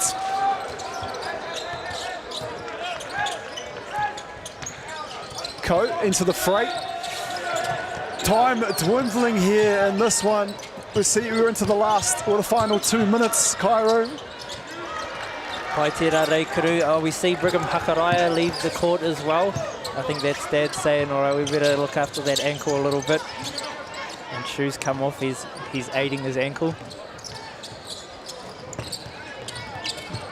Yeah, you never want to sort of wave the white flag, so to speak, but you also got to think of player safety and longevity. And yeah, if you're coming off an injury and the game looks to be just out of reach here for, Waitakere West, yeah, play it smart. Look, and winning at the under-18 level is cool, but looking out for the long-term health of these rangatahi is pretty cool as well. But it's hard. It's hard because winning's quite fun, isn't it? Oh yeah, and even like when you're winning, you know, you almost want to be out there as well. Like you want to be playing. Like if you're those Canterbury starters, you're like, oh, yeah, well, you know, they we're having a won't bit want of to a leave. good time. They won't want to leave the court, and I'm sure the same with Brigham and Jackson's left the court. They just don't want to give up, and like you say, those Canterbury boys happy with the buckets, and your boy Marsh was probably still wanting to be out there for that 40. Oh mate, he'd want to be out there for even longer than that. But yeah, good to see Liston in there knock down some kuru tautuku. And again, just wanting to shout out Basketball Auckland for hosting this amazing tournament. Whakata Māori to be able to broadcast this to wherever you are throughout the motu. Basketball New Zealand for putting on a show, allowing Kairo Kotuhi and myself to, you know, have a bit of a tautoko with our listeners out there, our audience. And again, as well, to thank you to all of our volunteers, referees, everyone that makes tournaments like this happen, and especially to our players, friends, whānau, who have made the way, or the trip to Tamaki Makaurau, and being a part of the action. We sincerely thank you. Kairo, can you translate that into te reo for me? Well, me mihi... No pressure.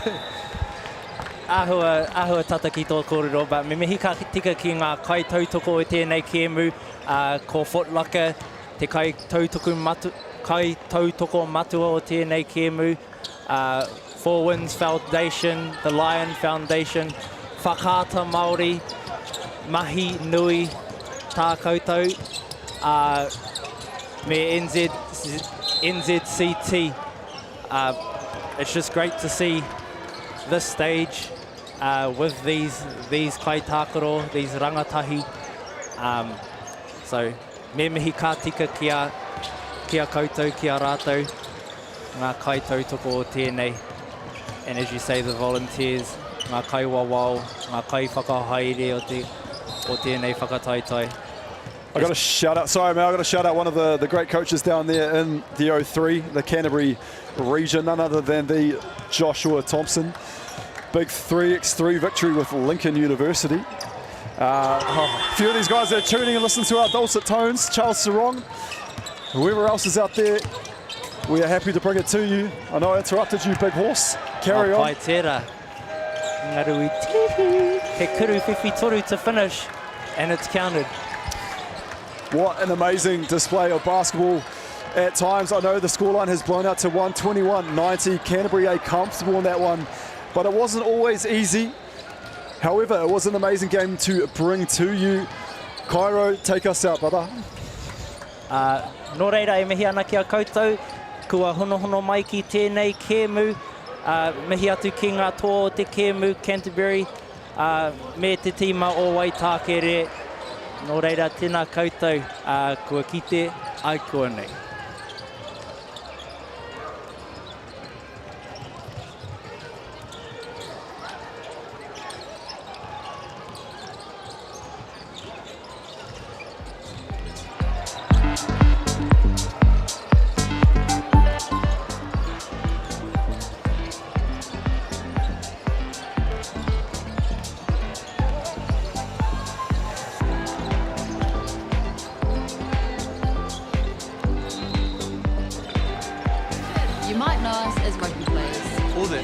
Couple that pop up on your socials. But what you might not know, holy shit, but they have a baby. We need help. You need help, I'm alright.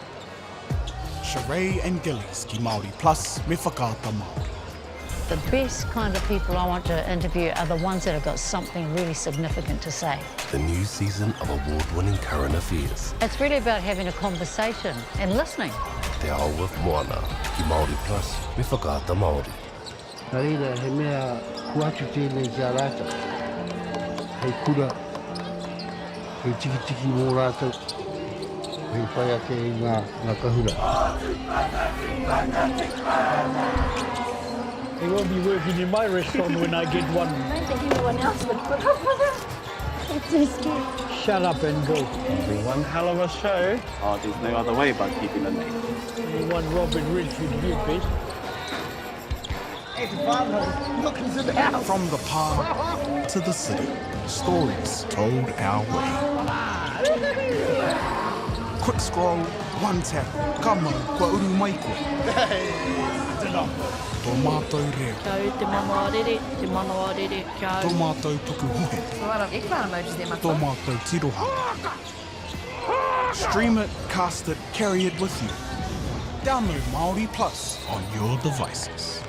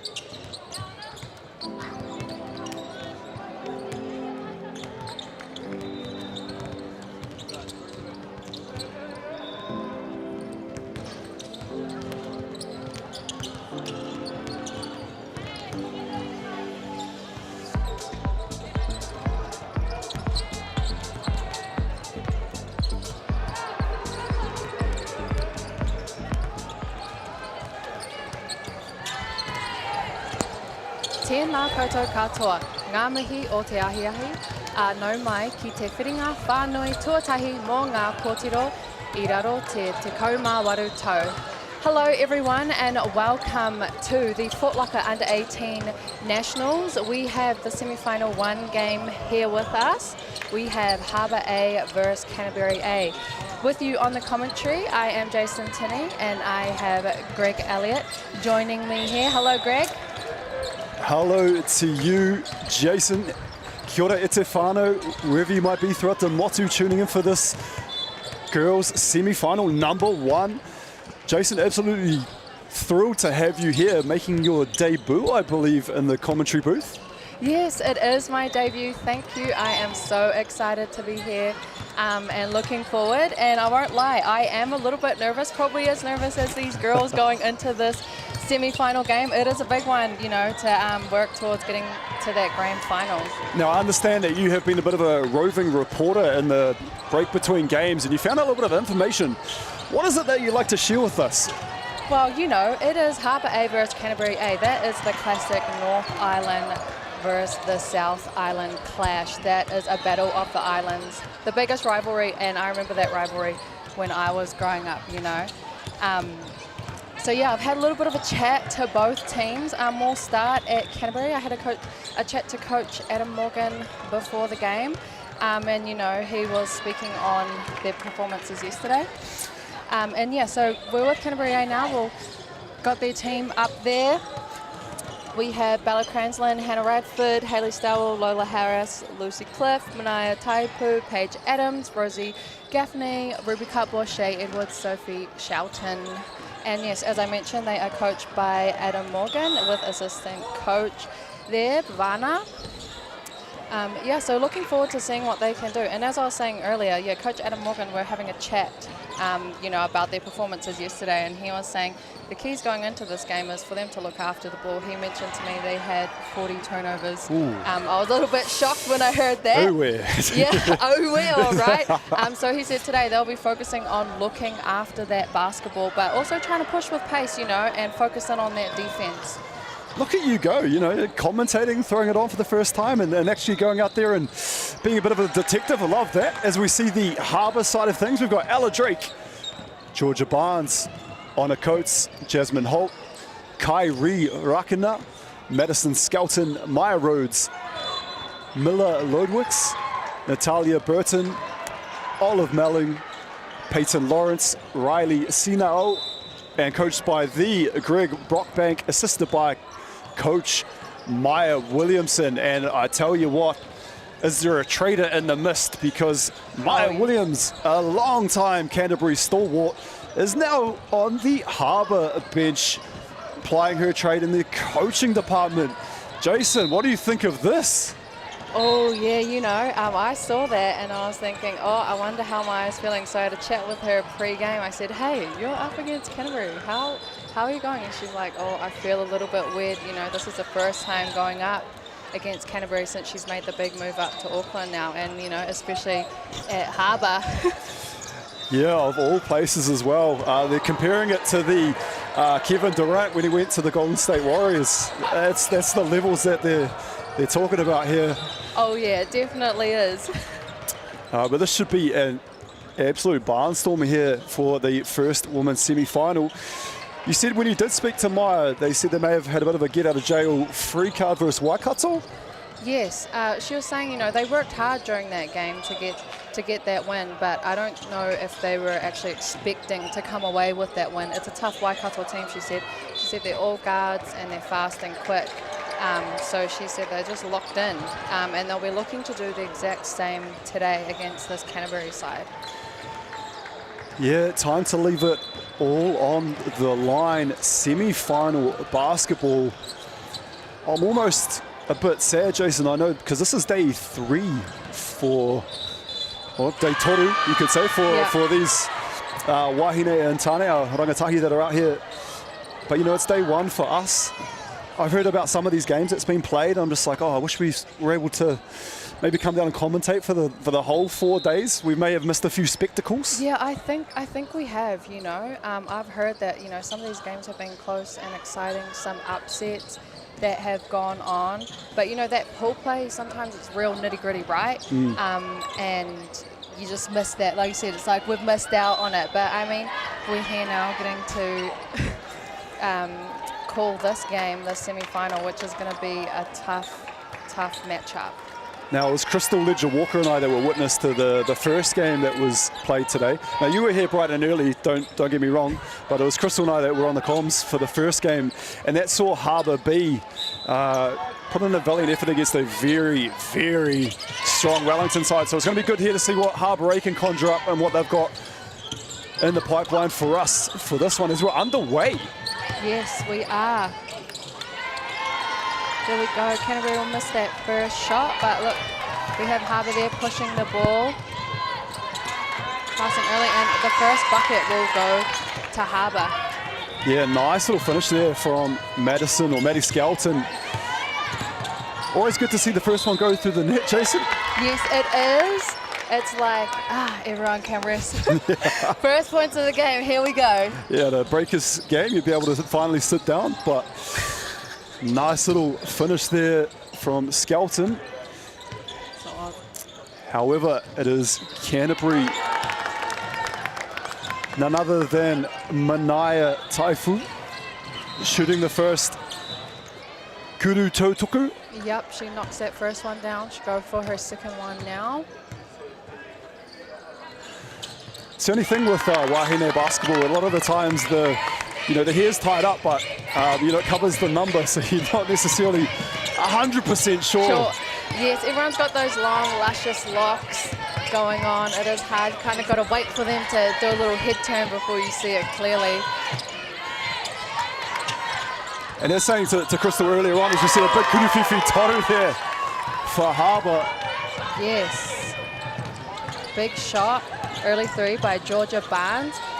Coach Maya Williamson was just saying before the game, her team aren't really three-point shooters, so I'll be a bit surprised to see if they knock a few more down. I mean, it's nice. I am a big fan of the three-point shot.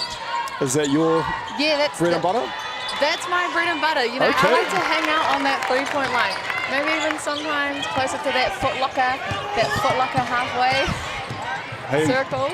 Half-time, folks. I know the camera stays on, so I might send Jason out to get a couple up just to see if she's... I've still got it. Yeah. I know who definitely does have it, and that is the 10 Wahine out here at the moment, going to battle. A war of attrition so far in this one. Yes. Again, North Island, South Island styles. Yeah.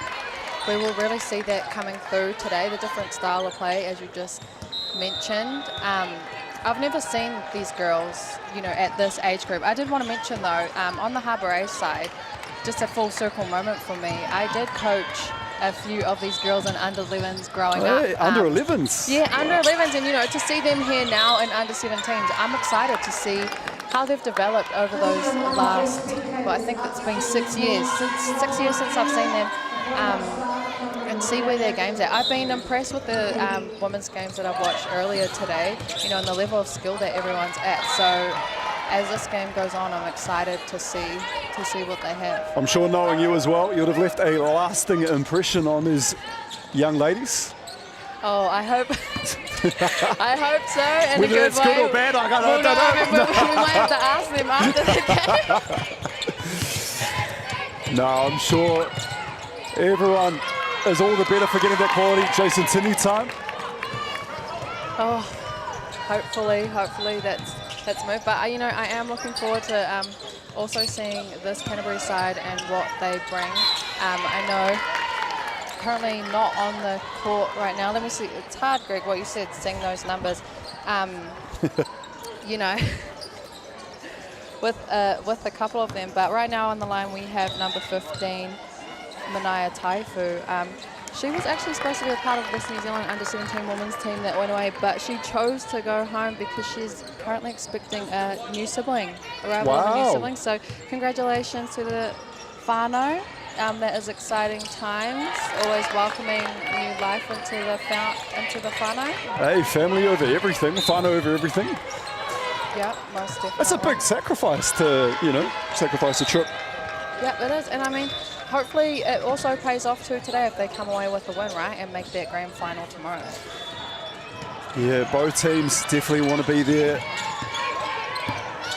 when everything's on the line. You know, this here will get you through to the big dance.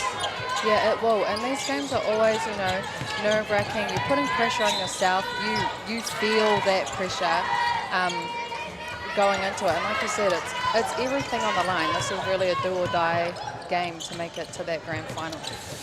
I've called a few of Bella Cransland's games, and she is definitely one to watch for Canterbury. Keep an eye on her. Yes, Bella Cransland. I heard she made that move down south from Waikato, so what, originally a Waikato girl?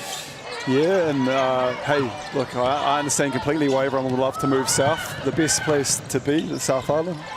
Is it? As a Oti Poti man myself, out of Dunedin. I will say the South Island is beautiful. I'm a North Island gal. I'm actually a Harbour alumni, and you know, today I'm non-biased though. So I don't know if I can fully agree that, you know, the South Island is there, but I will admit it's got beautiful scenes. Mate, I know I've already told you that I'm on day 5 of my diet. I thought you said the Sal's Island, Sal's Pizza. I got excited. Oh no, I've lost the Sal's plot. Pizza. We're at Fort Locker under 18 nationals. I know, I thought I heard Sal's, I got excited. Not Sal's.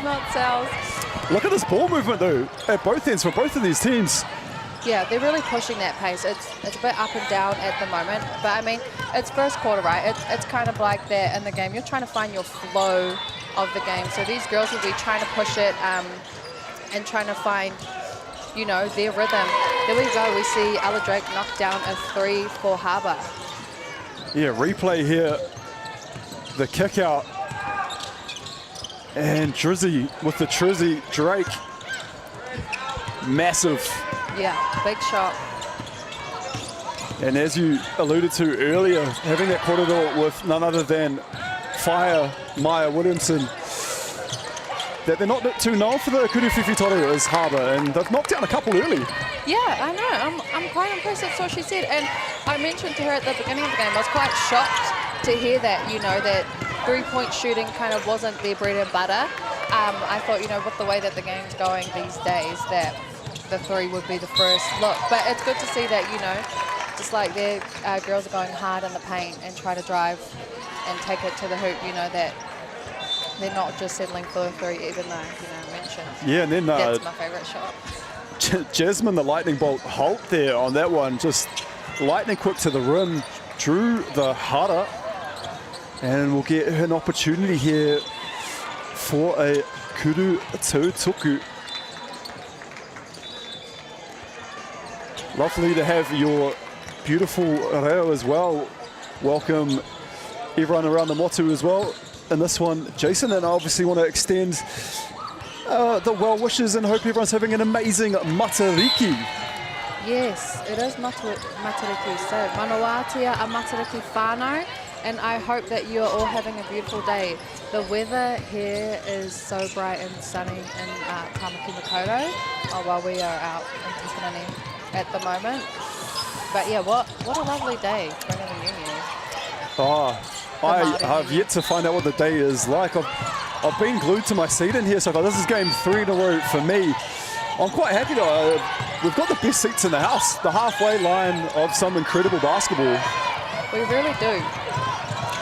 The rangatahi, you know, Wahine, Tane just have been putting on a display so far.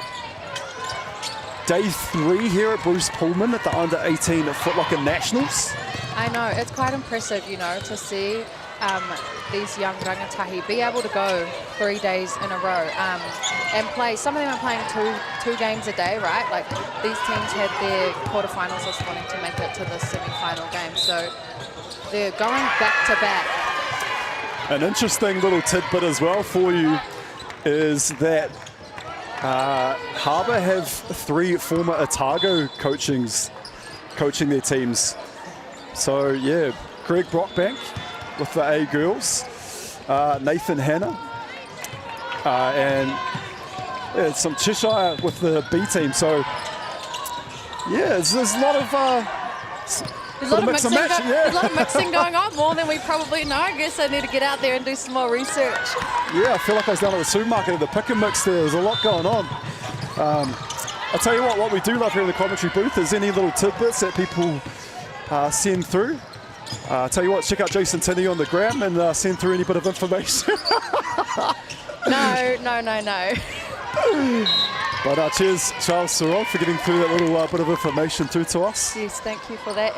Yeah, send us any information, whānau, that you think we may have missed, or will be a good point to make that everyone else needs to know the facts. We like the facts here.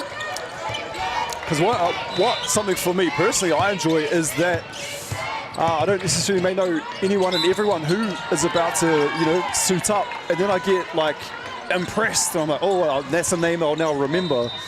So far in the last couple of games, there's definitely a few takeaways in that one as we see.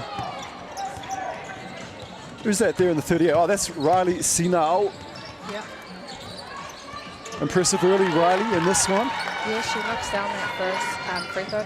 Yeah, Greg, like you said, right? It's watching these rangatahi and watching their stand-up performances at these tournaments, and you remember them, right? And I think with a lot of these girls, we'll see them come through into the Tauihi League.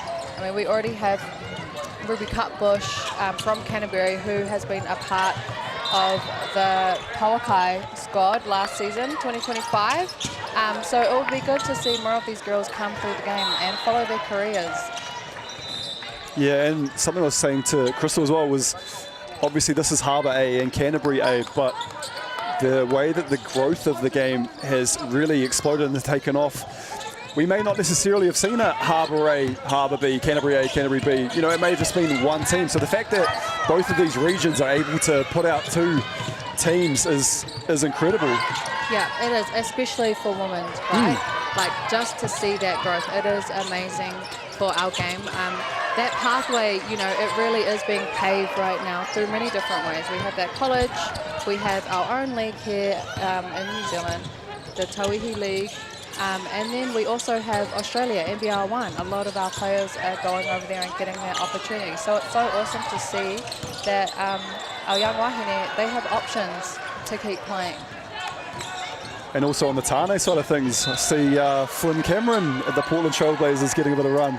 Oh, yes, he got the call yeah. up. That's amazing news, to see another player from Aotearoa make it into that NBA scene.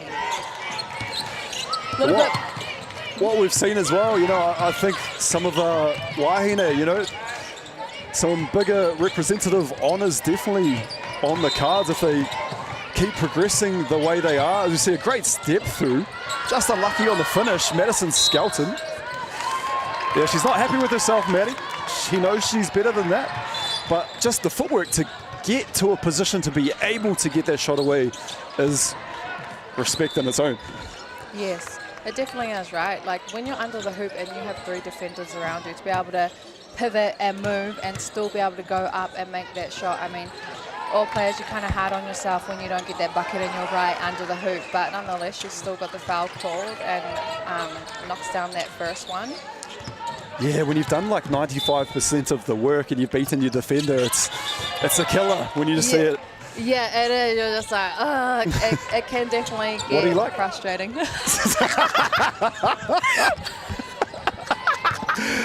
Oh, she's on fire in her debut. Jason Tinney, absolute pleasure to have her in commentary today. And as I said to you folks, for Kata Māori, Basketball New Zealand, we've got phenomenal camera work, produces everything, and as well here in the commentary booth. Jason, are you enjoying your debut? I am enjoying my debut, actually. This is fun, and just to even have this opportunity here, right, to get on the commentary, and it is thanks to basketball. I mean, I think we talk a lot about now the pathway for our wahine to keep playing, but there's also other pathways that basketball will give you, and I think it's just about using basketball as your vehicle to get you opportunities in life and to do what you want to do, try new things. You just never know where you're going to end up. Oh, you just look around, there's the referees, there's commentary, there's you don't just have to be a player in the Putupohu circles to be involved. No, there's definitely a lot more opportunities. I mean, obviously, I think playing is the pinnacle, right? That's why we're here watching this game. The competitiveness of it is definitely a feeling that not everyone gets to experience, but I think it's a really rich feeling when you're at this age to play in these kind of tournaments and get that. You know, a lot of these girls, they're probably played together from a young age, like as I mentioned before, some of these Harbour girls, and they will keep being friends for life from these kind of tournaments.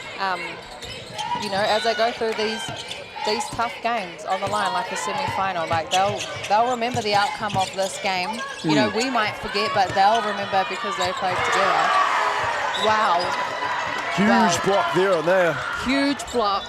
Big block, but let's watch that playback. I missed that number.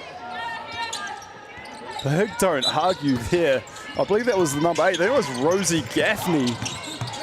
But you're right, it's the trips away, as we see a lovely finish there from none other than Olive Malin. But those trips away, you know, whether it be with the girls or the boys, you know, and you go away, and I'm not going to lie, when you're an Auckland team playing in Auckland, it's not as fun. Yeah. It's always good to go away on those trips. Yeah. But, you know, these are some of those memories, you said, that are long-lasting. Nice finish there. Yeah, at these tournaments, you know, you look at your teammates who you had next to you when you went through these moments, and you learn so much more lessons than just the game, you know, when you're playing, Greg. It's not, it's about the X's and O's and what you can improve on skill-wise, but, you know, it's the other things that come with the game as well. What I think might need to be improved on is, I'm worried about Greg Brockbank, coach of Harbour. I'm worried about his circulation. Those arms have been crossed, and it looks very tense over there. There's almost a death stare. Yeah, Coach Greg, he looks locked in, right? Yeah. He seems focused. That clipboard looks as big as Maya. The full body clipboard is crazy. Oh. 19-16 though, Jason. This is a close one. Harbour with a slight advantage. Yeah, it is close though for this first quarter. Big three by Ruby Cutbush. Way to knock that one down. I mean, there's been a couple of threes here now. I don't ask Coach Adam what, you know, their game style of players when it comes to threes. Are they, you know, just a push and go team where they get downhill and they're just attacking the basket for those quick layups, bunnies, or, you know, do they take the three? Cutbush with the cut lead, with a big Kuruwhiwhi Toru there, tying things up, negating Harbour's advantage. And we have seen a real battle here, a real feeling out sort of games. You know, Harbour would, you know, have a little something to say. Canterbury would answer, and vice versa. That's why we see obviously a tie game at the end of the first. Well, if you put your coaching, because I know you're a fantastic coach, Jason, what do you think is being said at both ends of the court here? You know, it's been the first quarter, so both coaches have probably been able to see what each team are presenting, right? So they'll be looking to clean up things that maybe they let go in the first quarter. You know, maybe they're a bit slow getting back on that transition defense. For both teams, they could be looking to really move the ball around in their play movements and really break down the defense a little bit more. And, you know, as we were saying earlier, Harbour, they have put the ball inside, but then they've dished it outside. So I wonder if they'll look to do that more and push the ball around. Yeah, it's interesting to see the strengths or where each side is trying to find an advantage. What can they exploit on the defensive end? What I always like to see is maybe some early defensive, you know, so full court press on the defensive side of things, Jason, just to see, can the opposition, can they handle when the defense has been dialed up? Just to see how the point guard operates for the other team. Yeah. Can she handle it? Yes, yes, I see what you mean. Really apply that pressure. See who is going to step up to that pressure in these kind of games and really lead their team. the Wildcats. I believe this Canterbury team has emblazoned on the front of their singlet. Canterbury Wildcats. Yes, Canterbury Wildcats. Won't ever forget them. I've faced them a few times in my day. They're always tough, you know, Canterbury. Growing up, our perception of them is that they fight hard, right? The South Island girls, they don't back down ever. You knock them down, they're getting up. Knock them down 10 times, they get up 11 times. They do not roll over and die. Oh, I like that. Easy. Yeah. I will give the South Island that. That is definitely something we always spoke about in our timeouts when I was with Harbour. I hope no one rolls over and dies today, that's for sure. as you eloquently put it. No.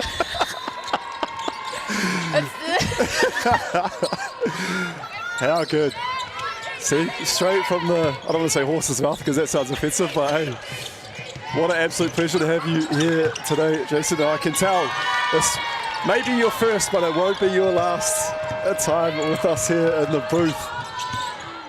No, I don't think so. I'm on for semi-final 2 if I do a good enough job. Yeah, I can see Tori just scratching your name off now for that. Great cross-court pass. But that's the coach killer, isn't it? The foot out of bounds. Yes, they say that, hey, the sideline is the best defender in the game, right? Oh, I like that. They are. It is. Each sideline, that baseline too, it'll get you every time, especially on that corner 3. I always get confused sometimes with, you know, the different sports, how it's all got the different lines on there, you know? Oh, yes. That's what I always try to give the person the benefit of the doubt, like, oh, they must have just got confused with the lines. It is what it is. Oh, great movement. Ball movement here from Canterbury pushing the pace. Unlucky not to finish. Yes, see that fast movement, get the ball down the court. As Coach Adam was talking about earlier, that was their game plan, to really push the ball and play with pace, as we can see that they've done. Georgia Barnes looking to go coast to coast here on that one. Secured the two-upper and is then taken off. Put a bit of pressure on that Canterbury defence and has drawn the hara. And what can Harbour conjure up here? Yeah, let's see, you know, some sideline out of bounds plays, what they're going to look to go to. And it is the Kuru Whiwhi Toru. Yeah, there we go, another 3 put up for this game. Doesn't make it though, but, you know, nonetheless. I like that though. We may not be necessarily known as a three-point shooting team, but if I'm open, I'm going to shoot it. Yeah, if you're open, I mean, by all means, you should be taking those kind of shots, right? You need to make that defense honest, especially if Canterbury's going to hang off you like that. If I'm Harbour and Canterbury's hanging off me and I'm open on that 3-point line, I'm taking that shot every time. Oh, Kuru Whiwhi Toru on ways. A lot of physicality under the hoop, though, when it comes to trying to secure that two-up with a rebound. Yes. And there's that mighty DDD defense. Chant going up from Canterbury. See, I see that a lot on the Tane side of things. I love it, women's basketball, there's the chants. Yeah, the girls really get behind each other in these games. You know, you need that support. You feed off your bench when you're on the court and hearing your teammates cheering for you. Just gives you that little bit of extra energy and remind you who you're playing for. I guess especially as well when you're on the road, you know, like theoretically, Harbour being part of Tamaki Makaurau, they would theoretically be a home team here. So yeah, Canterbury on the road, you need all the support you can get. So it's good that the girls on the bench vocal. Yes, most definitely. It shows that, you know, togetherness as well.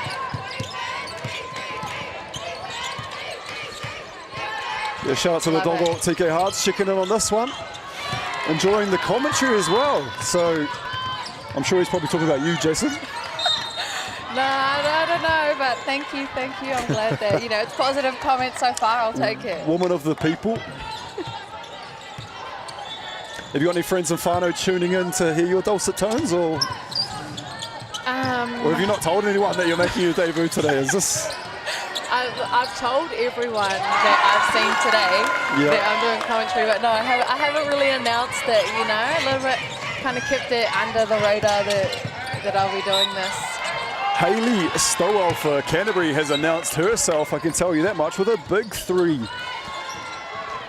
and just wrestling the lead away from Harbour. It may not be for too long though, because we will see Kairi Rakana, and she ties things up. It's quite close, this game, isn't it? We haven't really seen anyone break away yet, and I think that this is setting the tone for the rest of the game, that it's going to be a fight. It's going to be a battle right until that last second. I'm sure, you know, for those tuned in at home, they're probably hoping that their province, you know, goes ahead and blows things out. But as commentators, as neutral, unbiased commentators, we're probably looking for a real close finish.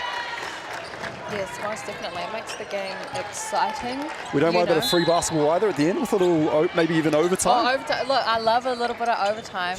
It's always exciting. What I loved about overtime as well, Kairo Kotuhi almost making his debut here in Fives commentary, already talking about getting time and a half, seeing as today's a public holiday. I thought that was brazen. Where's he getting the time and a half from? I want the time and a half. Boom, Ella Drake, Kuruwhiwhi Toru. Maya Williamson loved that with the finger point. Oh yeah, I think that's 2 now for Ella Drake that she's knocked down in this game. Drizzy with the Trizzy. Big three-pointer from Drake. With the Trizzy. Yeah. I like that. See the replay.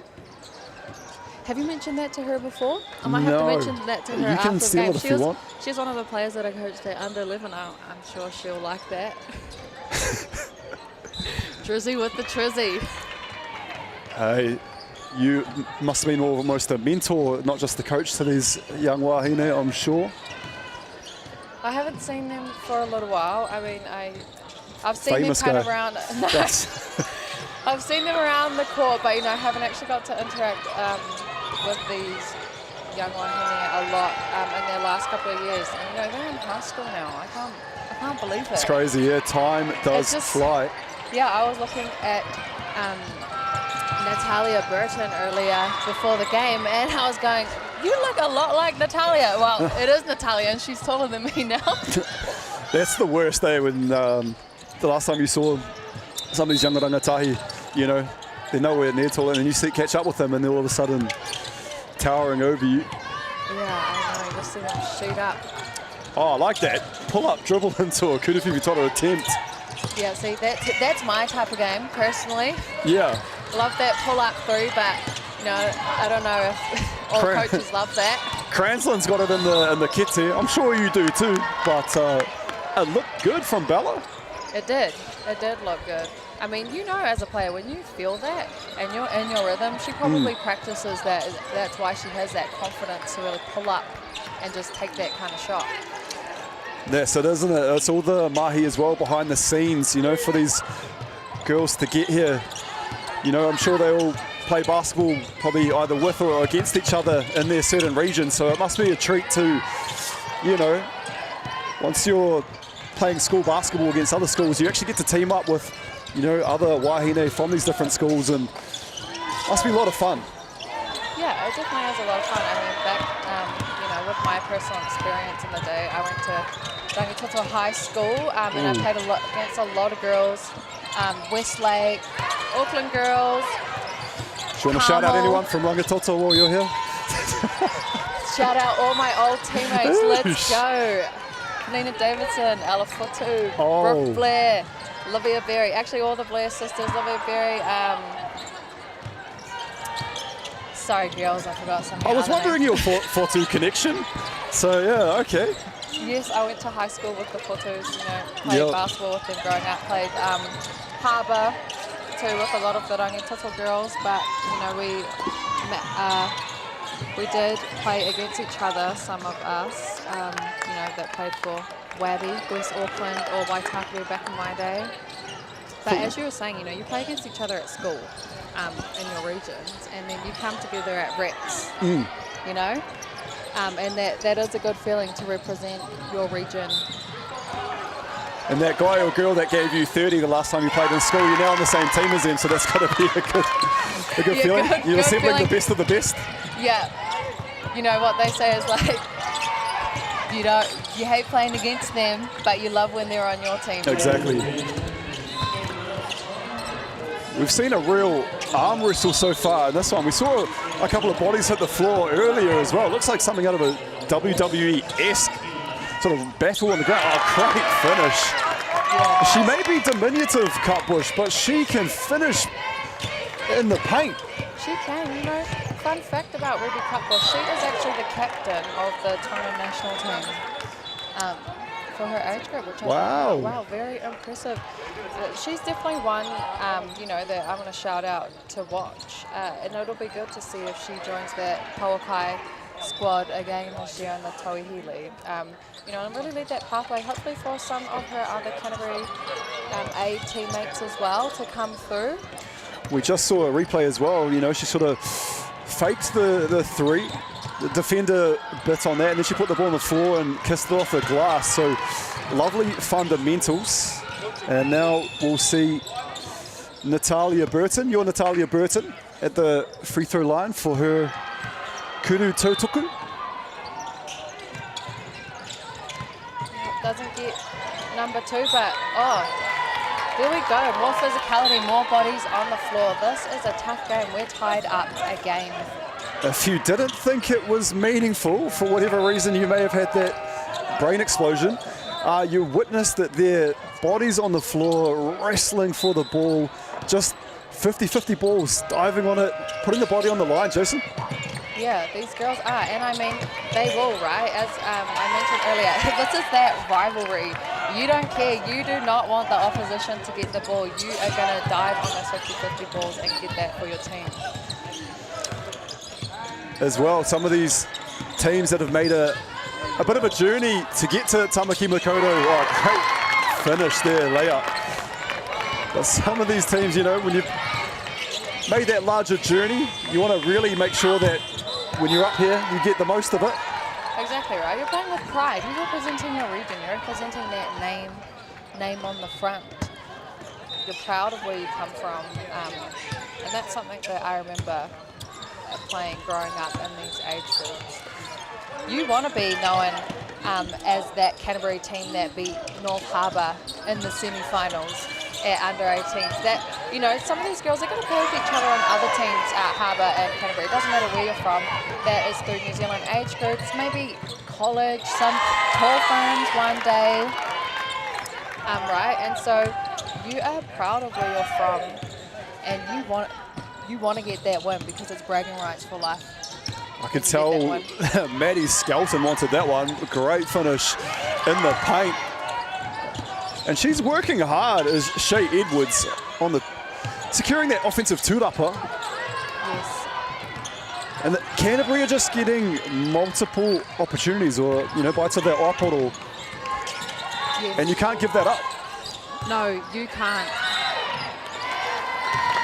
Because that now results in a hara called, and that'll send none other than the hard-working Shea Edwards to the line. And she deserves these Kuru Tautoku because, hey, you get on the glass, put your body on the line, and you get rewarded.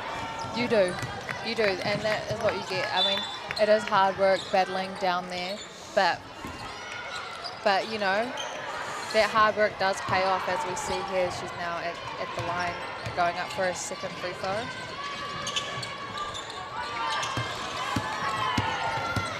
And yeah, Harbour are going to have to do their work early on that defensive end, making sure to box out and just not giving Canterbury these opportunities. As we see Harbour with a second chance opportunity, and it's none other than the Riley Sina'au. I mean, same thing, right? We just see down here. That boxing out is going to be crucial down both ends for both teams. You don't want to let the opposition get that second chance shot. That's, I think, will be a focus for both coaches that, you know, at the half they will discuss, is really boxing out, grabbing those boards. I saw a bit of defensive mahi there from Olive Melling, trying to stop the presence. I believe it was Edwards, and just the old holding of the shorts, Jason, just keeping my eye on little details like that. You do anything and everything to try and, you know, well, if the ref doesn't call it, ref doesn't see it, it never happened, right? Right, I mean, that is how it goes. It does end up getting a little bit catty, but that's just that competitiveness, right? You want any little edge to get over your defender. I've got to say, just observing the Wahine basketball, even though there's little cheapies like that, I don't really see anyone getting too hot under the collar. There's not too many technical fouls, and, Wahine seem to be very well behaved whilst also, like, being very physical. It's weird. What do you mean it's weird? Well, I mean, like, if you're usually playing that physical, it's going to usually cause some sort of friction, or fire comes from rubbing stones together. I mean, it could, right? We're still only in the first half, and I guess we're at a 4-point difference. But I think it could be a different story once we're getting into that fourth quarter if it's still that physical. Look at this, Canterbury just able to blaze away from behind that 3-point line. Just really the second, even third chances. And I'm sure that with this Waiheke being called by Coach Brockbank, it might be something he'll want to talk over with his troops. Yeah, most definitely. These Harbour girls are going to need to put a body on these Canterbury girls. As you said, it's just easy for them to fly in right from the 3-point line and grab those boards for those second chance opportunities. So that's definitely something for them to focus on coming out of this timeout. Yeah, it'll be interesting.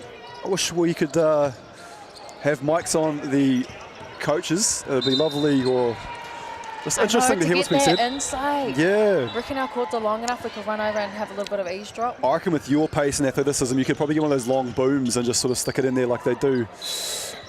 Maybe. We need a runner. We need a runner. Anyone want to go be an eavesdropper in these timeouts for us? The glory days, you need to get out there and just, I'd love to see that speed, that pace. It's getting a bit chilly in here, isn't it, as I see you rubbing your hands together?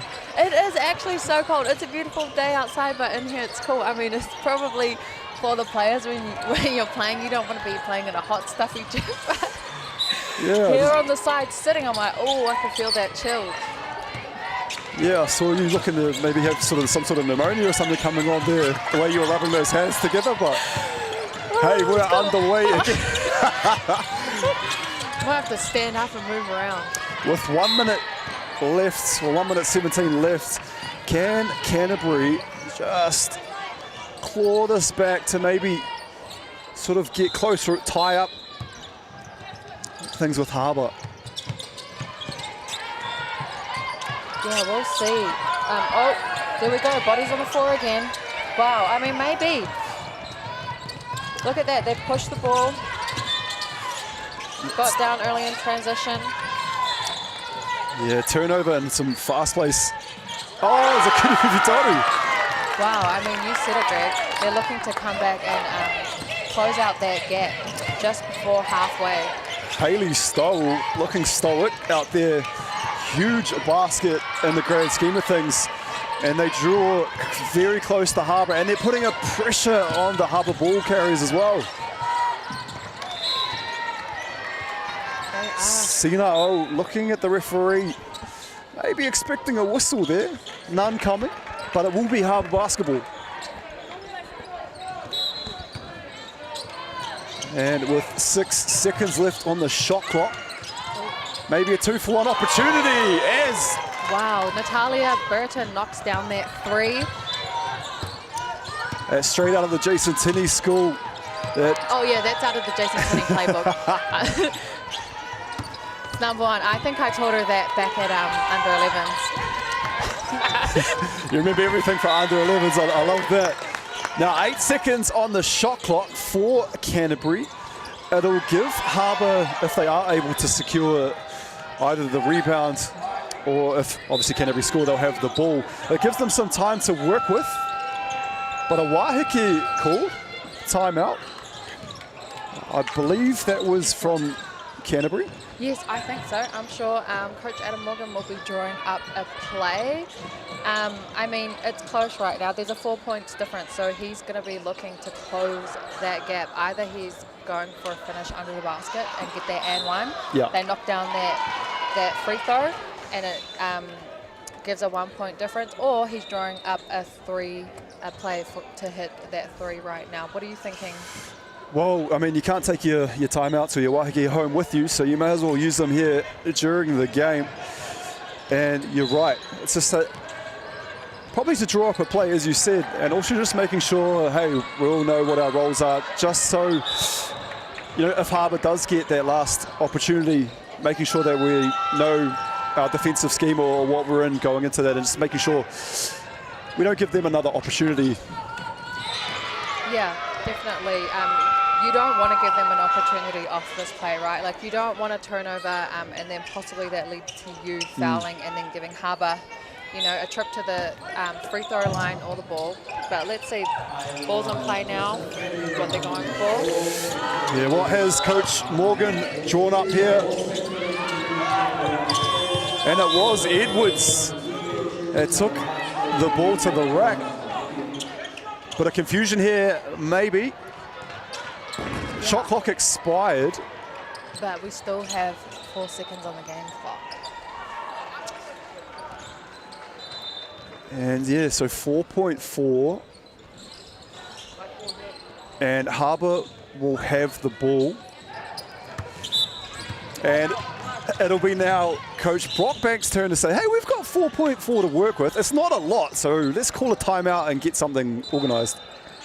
Yeah, and I mean, even though they're up, you want to, you know, make that gap a bit bigger going into the half time and give you a little bit more room to build on when you come into that second half. And it always feels good to finish on a make. Oh yeah, a lot of momentum going into the half. You're right. And it's just, I think 4.4 is just enough time as well to draw something up and get a good look at the hoop. So yeah. Canterbury obviously disappointed there. They could have drawn this game to maybe a one possession Kimu. However, it'll be Harbour with the opportunity to maybe get their noses in front just a little bit more. Just a little bit more. Just a little bit. I'm thinking that, you know, Coach Greg has maybe drawn up backdoor play, you know? Backdoor screen and for that long lob, we'll see. We'll see what I like that. written. Or there's a hard punch screen coming in and someone's just going to, you know, I feel like Natalia drive Britton's it downhill. going to shoot a 3. Yeah, or maybe a 3. There's lots of plays that you could do coming out of this. Well, let's see what they've got here. We hand off. I thought that might have gone off the glass there. It was a big prayer from Maddie Skelton. And that is it for the first half. And Harbour with their noses in front on Jason Tinney's debut. Canterbury right there with them, 38-34. Jason, take us out at halftime. Yeah, you know, we have had a close match. This game, it's been tight. And yeah, as we go into the half, there's only a 4-point difference here in this game. Have you got any reo to close us out there, Jason? Put her on the spot, folks. Hey, Greg, you go put the jug on. Chuck something in the microwave. Put the jug on. Yep. I don't want to close us out. It's only half time. We're just taking a quick break. Hey, we've got to let the folks at home go and enjoy themselves with a quick cuppa or something. But yeah, as you said, do not go too far. It's a short break and we will be right back with you shortly.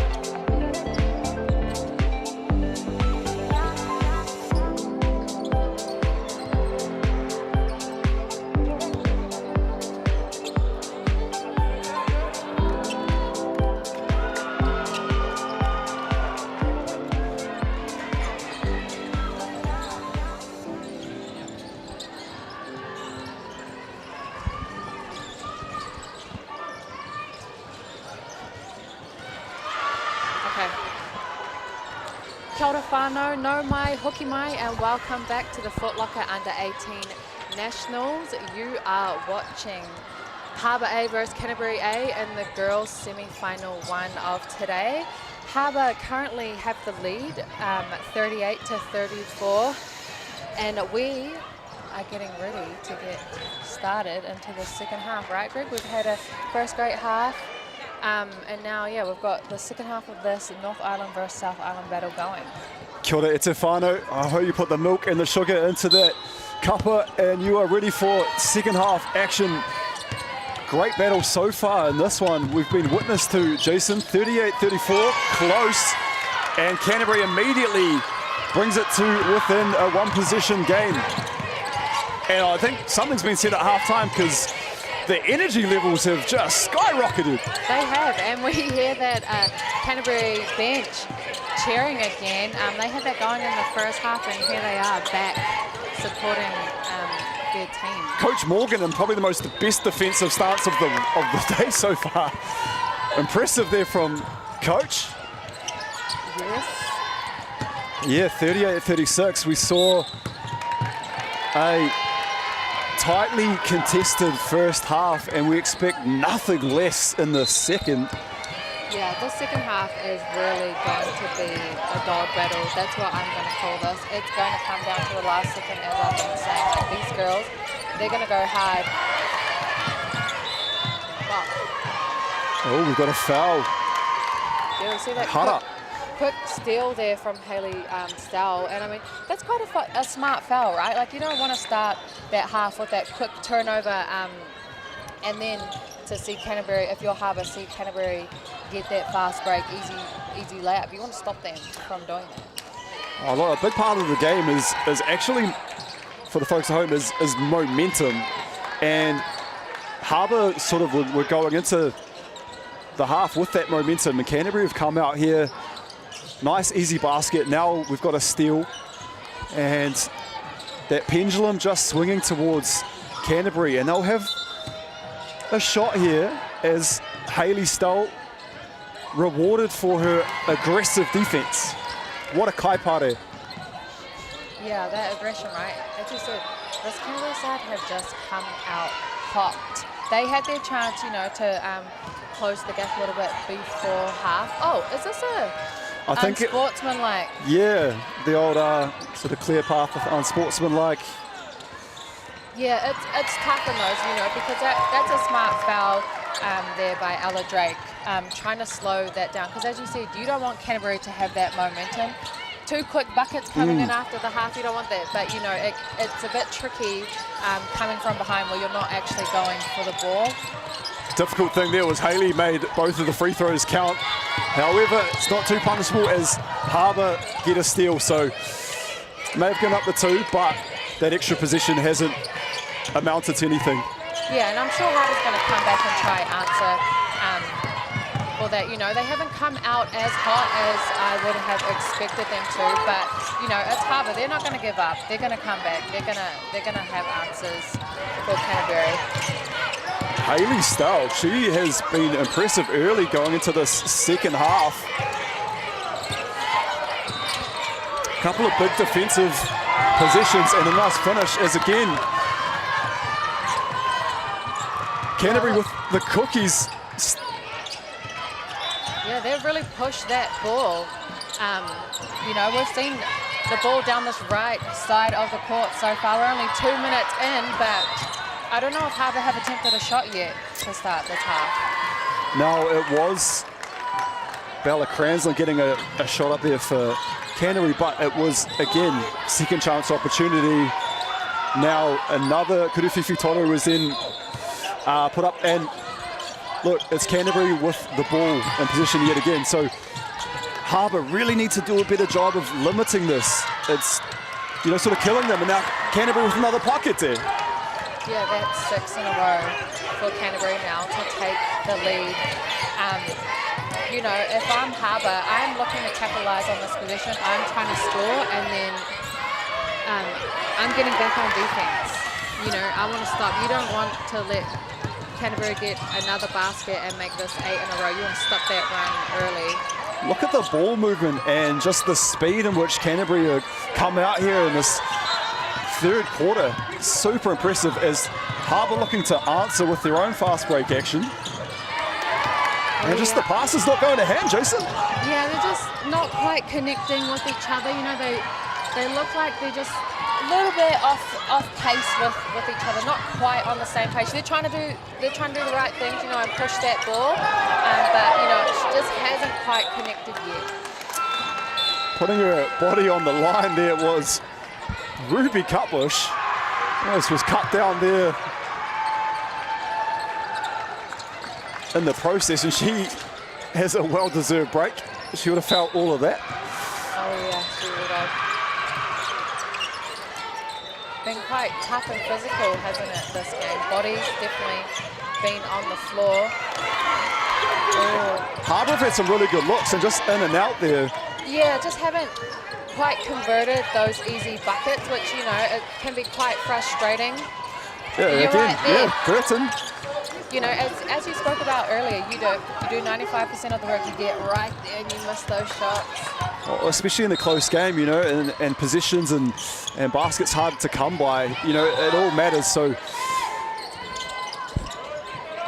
even Georgia Barnes as well. Every position matters. You know, all those box out matters.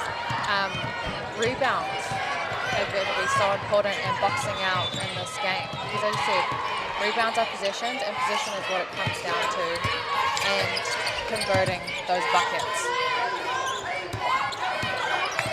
Impressed how Canterbury's been able to sort of dial up the tempo as we see a jump ball.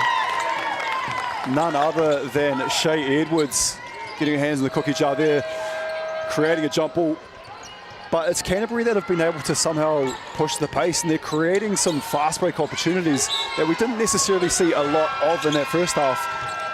Yeah, exactly. And I mean, I'm not even surprised that Canterbury have come out hot like this. As I mentioned earlier, the South Island Women's girls, they don't roll over and give up.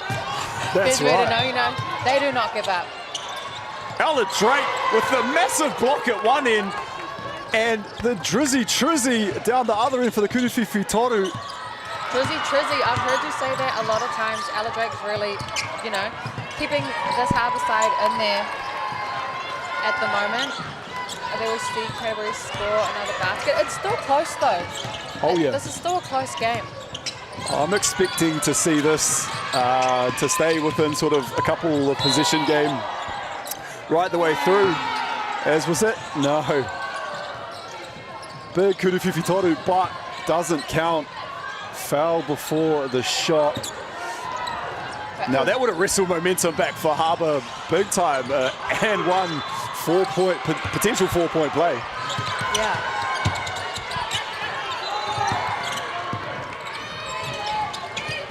So now we sort of get into the grind of the game. You know, maybe the first, even the second quarter, teams feeling each other out, but now they both have a good understanding of what's going on, and really seeing that grind starting to settle in. Nothing easy for either team. Yeah, we're definitely seeing that settle in these games. And I mean, when you're on the court and playing, right, now you're getting into that second half, you know what your defender's been doing, you know what they're doing on offense, you know how they're going to defend you. So in your mind, you're trying to think about how you can get that upper hand on them going into this second half. You see what, you know, people kind of fall to doing and their habits, and you're going to look for a way to stop them. If I'm Canterbury, I'm not letting Ella Drake shoot any more threes, you know, because her threes have really kicked them in this game. Coming into the second half as well, that big play that we saw she just had. But then, you know, looking at it, if I'm Harbour, I'm getting back on defense. I'm getting in front of Canterbury. I'm not letting them get downhill on that drive, which we have seen them do, and get easy buckets in the paint. And they're just looking to feed. Just like that. That's what I was talking about. They're just looking inside, feeding, they're pushing the ball. If I'm Harbour, I'm going to tie up that pressure. Like, it just looks a bit too easy right now for Canterbury to have their way. Great, yeah, basketball looking to, they found that mismatch inside and were able to dump that in and get the two. And 46-41 Canterbury A with the slight advantage of Harbour A in the first women's semi-final. Yep, and we'll see Natalia Burton step to the line to shoot two. Tough drive that she just took. Yeah. Important kuru tautukus here from Burton. Just to see that scoreboard tick over and make sure that Canterbury don't sort of extend the lead any further than what they currently are. Yeah, you want to keep it close. Like, if you're Harbour, you're trying to get back on top. I mean, they were leading going into the half, and I'm sure, you know, this is not what they expected coming back into the second half right now. Good to see some pressure there from Mailing there for North Harbour. Just caused Canterbury to knock the ball out of bounds. However, don't they love it, the Canterbury bench? Oh. The turnover. They do. These girls and their chant, they're active, they're vocal. Active. They're vocal. If I'm Harbour and I'm on the court, you know, that is going to distract me a little bit. But, you know, I'm sure that's exactly what they're trying to do. As I mentioned earlier, they're giving their team extra momentum. I think that was Rosie Gaffney there with the hit back for Canterbury. Oh, wow. Just what the doctor ordered. Most definitely. Riley seen it out. She just, you know, makes that look easy with that spin. Easy finish right under the basket. Seeing the fundamentals from some of these wahine that we get to see. What footwork from Sinao. Yeah, beautiful footwork. It's like she just glided, like she danced into that, you know. Just nice. Looks so effortless. And that's when you're really starting to master your craft, when you can make, you know, effort plays look effortless. Yeah, exactly. And read your defense off of that and what they're giving you. Manaya Taifu looks to get one up for Canterbury. Off the tupper. Sinao just found some space, but that was closed down real quickly. And one and done here for Harbour. There's Canterbury. What can they do? 6-point game. Yeah. Bruce Pulman. Again, you know, Canterbury are able to pass that ball around with ease. They don't really have much pressure on them. They're getting it in, going back out. She'll be glad to hear the whistle, Natalia Burton, on that one. We had a bit of a 3-on-2. Yeah, I'm sure Harbour were happy, and I mean, for Natalia, this is her second trip to that free throw line already in this quarter. I think she left her last two out there though, Jason. So looking to get at least one of these. Nice, we shoot as well. There she goes, yep. I don't really want to mention it because, you know, One thing about commentary, I never want to give anyone commentators curse, and I feel like... Oh, you're a believer in the commentary? Okay. I'm a believer in it. Okay. Well, I do want to test the theory, but I don't know if I want to test it on Go this for game. it. Let's put it out there. That's your debut. We'll try. You can't go wrong. It's my debut. I've got to test to see if commentators curse. I'm sure Tori's listening to you right now. As we see Drake pushing the pace. Yes. Runs into some traffic though. Yeah, just loses it there, you know, before she's able to get it up. What can Riley cook up here? Slows it down. Smart basketball. Yeah. Hubble look trying to play. Oh, nice cut in there. I like that. Bit of shoulder. Yeah. A bit of don't argue. Riley finishing nicely around the basket there for Harbour. Sure, Canterbury fans are worrying about Hannah Radford putting her body on the line there, taking that shot from Sina Ao. Maybe putting her the owl into Sina Ao. Oh, I'm here all weekend. Sorry, Jason, that's what you have to put up with. Lucky you're having a break next game. Yeah. I'm just really nervous as to what to eat because, as you know, I've probably said it more times than I've had days of diets, but yeah, trying to eat clean, and it's not easy to do when the food smells amazing. It does. Men and women in the kitchen over there are doing an incredible job. They are. Here we see Natalia Burton at the line again. There she goes, knocks it down. Hey, I'm going to say it, let's try it. Okay, what are you going to say? She got knocked down there, she's going to go 2 for 2. All right, she's folks. She's going 2 for 2 right here. Natalia, don't let me down. Remember, I was your coach at under 11s. I've never seen a more high-pressure free throw, and it's not even for the game. I knew it. See, commentators curse. It's not real. It worked. No, I called it. She made it. Does curse always have to be a bad thing? I mean, I've never associated with it being a positive, but sure. Well, there's your first positive commentators curse. There you go, folks. You've got an advocate here, Jason Tiddy, advocating that curses can be good. Hey, I'm going to say it now. If anyone's struggling for their players to knock down these free throws, call me up. I will put my commentator's curse on them and they will go 100 from the line. You've heard it here first, folks. Massive, massive bombshell drop there on the debut. As we see Sinao hit the back of the tapa on her Kuru Tautoku attempt. Sinao's been active in this third quarter here for Harbour. It's been quite impressive. Now, she'll knock this down. You know, one thing about this, I really wish we could have their stats live. You know, just to see these performances. I mean, I'm watching them, and you can see who's going to the line.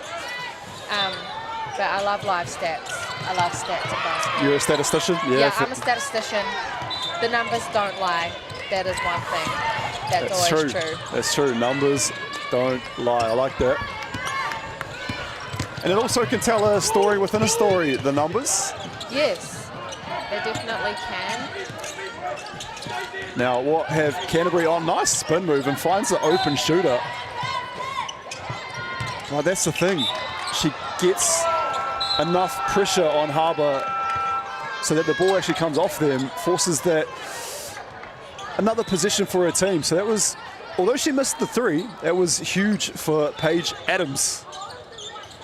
Yeah, and we see, you know, this Canterbury side, that's what they're good at. That's what I'm seeing in this game from them that I've really enjoyed watching. They know where their teammates are. They know they've drawn that defender. They know where to kick it out. They're passing it. And Manaya Taifu, they're just able to get the defender on her hip and an over the back type foul as she went up. And lovely looking free throw stroke there from Manaya Taifu. Yeah, beautiful form.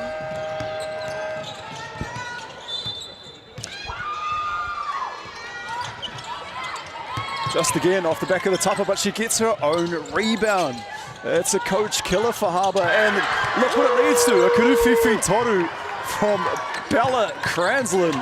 There's that ball movement again from Canterbury that I was just talking about that they've done so well this game.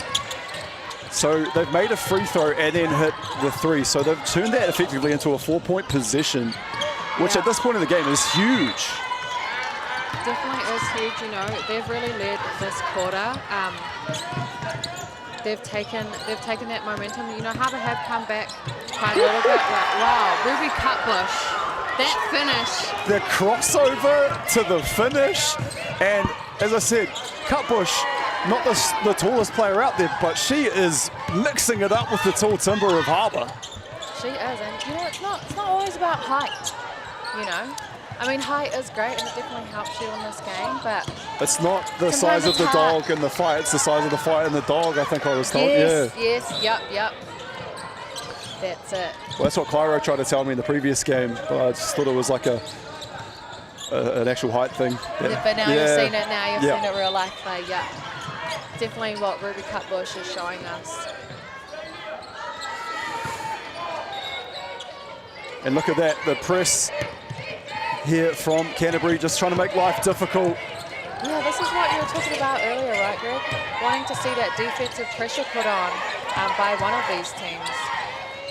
And some coaches may save that, you know, for later on in the game where they can try and turn things up, as that'll do things here for the end of the third quarter. Canterbury 57, Harbour 49. Canterbury just pulling away a bit. Jason, what did you see there in that third quarter from these teams? Wow, I feel like this quarter just blew by compared to the first half. You know, I seen Harbour there, kind of looks like, you know, they're scratching their heads about what to do, how to answer this Canterbury side. They are getting the looks, but they aren't converting the buckets, whereas Canterbury, they're making it look easy, you know, from my perspective. They're passing the ball around, easy ball movement, they're knocking down shots, they're making it in the paint, they're kind of doing everything. And then just as we saw, they're coming into the end of the quarter, they're applying that pressure on defense now. And I don't see them holding up coming into this quarter.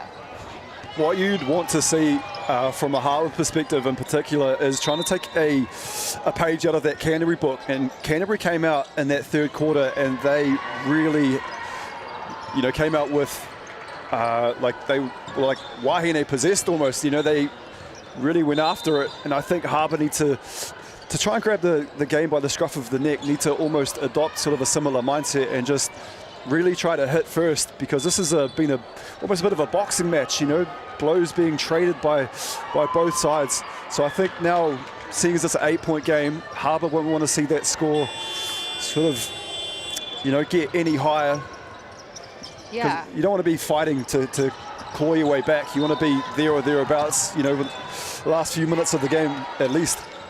Yeah, you don't want this gap to be as big if you're Harbour. You're trying to bring it back. I mean, they led that first half, and then coming in, I'm sure that, you know, they're not happy with that performance just there from that third quarter. They've got this quarter to come out, and like you said, hopefully they have some of that fire in them like Canterbury did coming out of the half. But I'm looking forward to seeing Harbour answer. What are they going to do?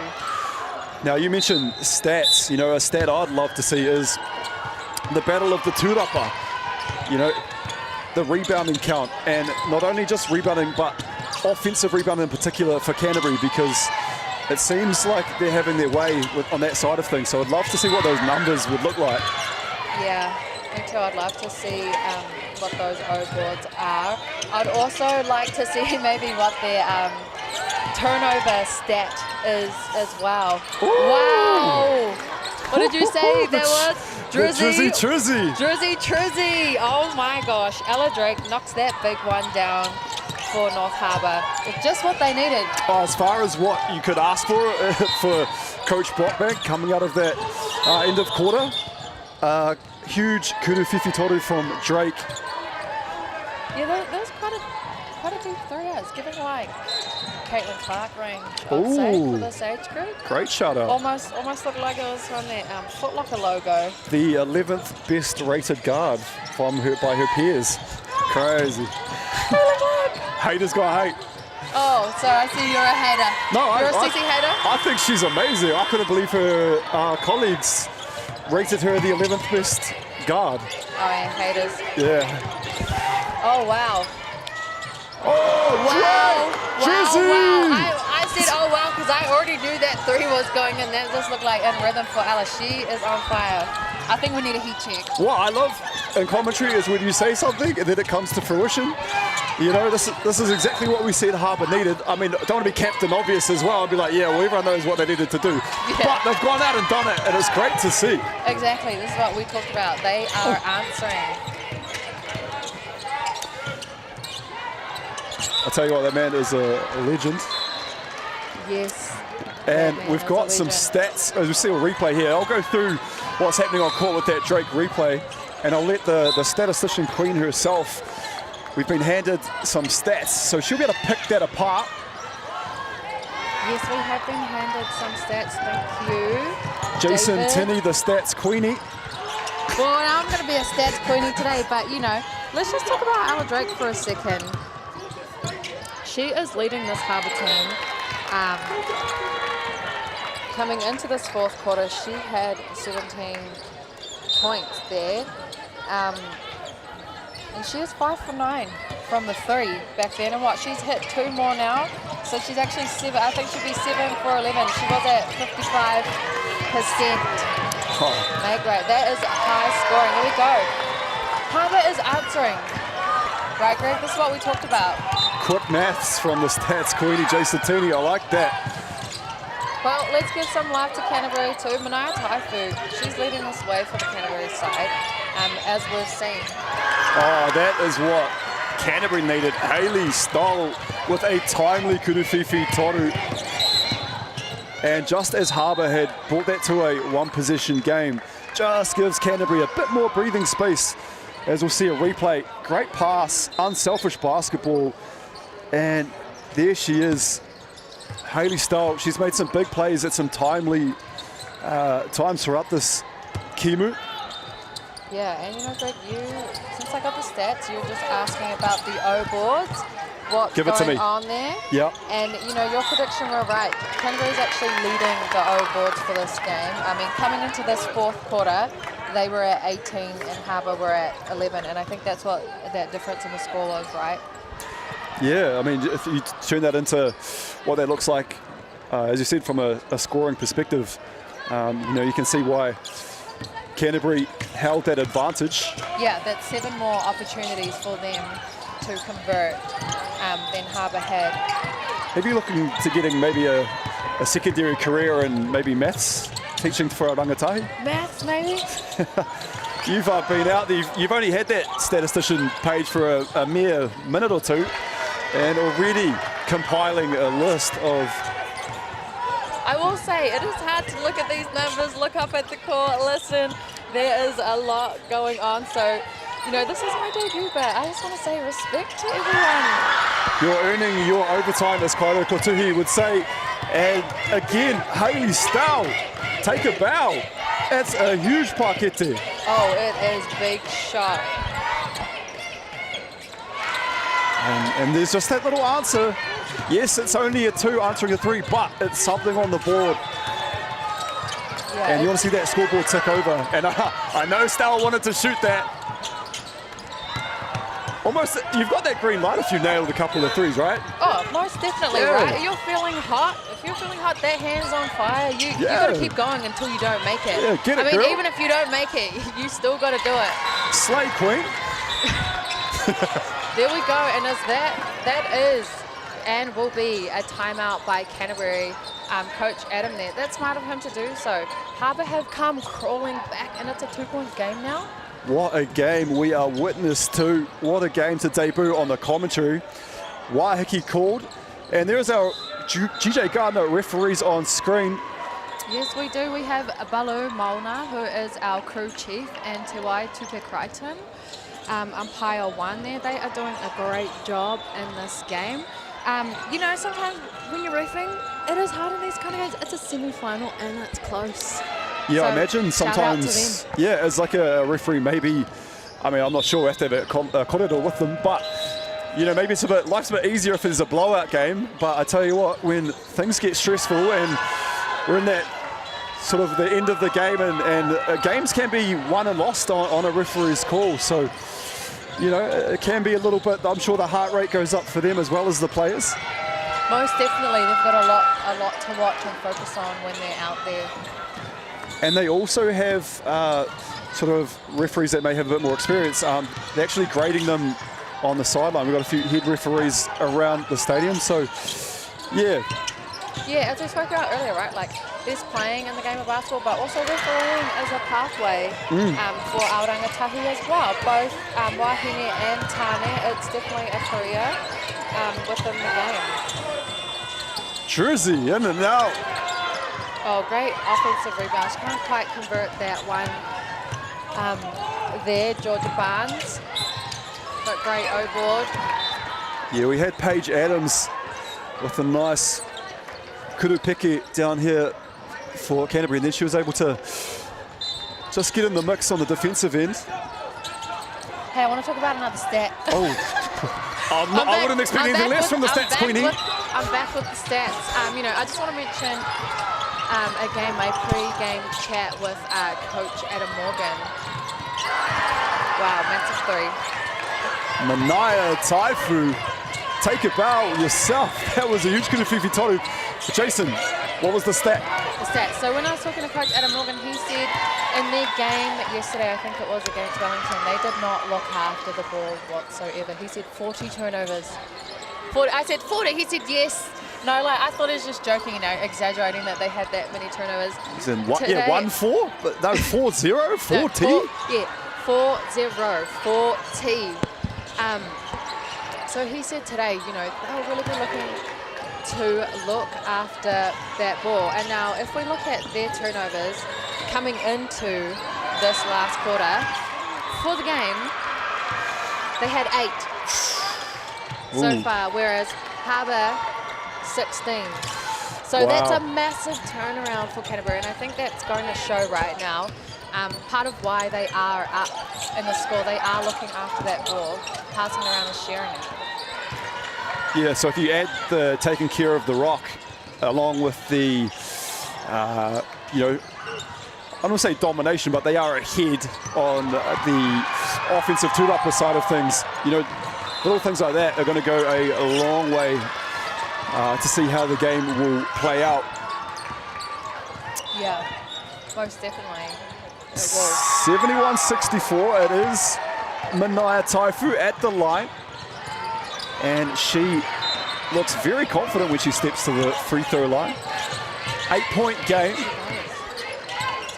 Harbour will not want it to get out any further.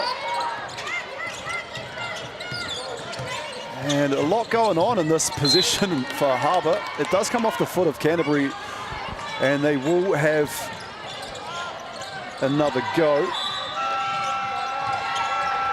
I believe we'll see a wahiki to Harbour, and I'm sure probably Coach Brockbank is going to relay that as well. We're going to turn it up at the defensive end. Well, I guess at both ends, don't you? Because you need to put some points on the board. Yeah, definitely no.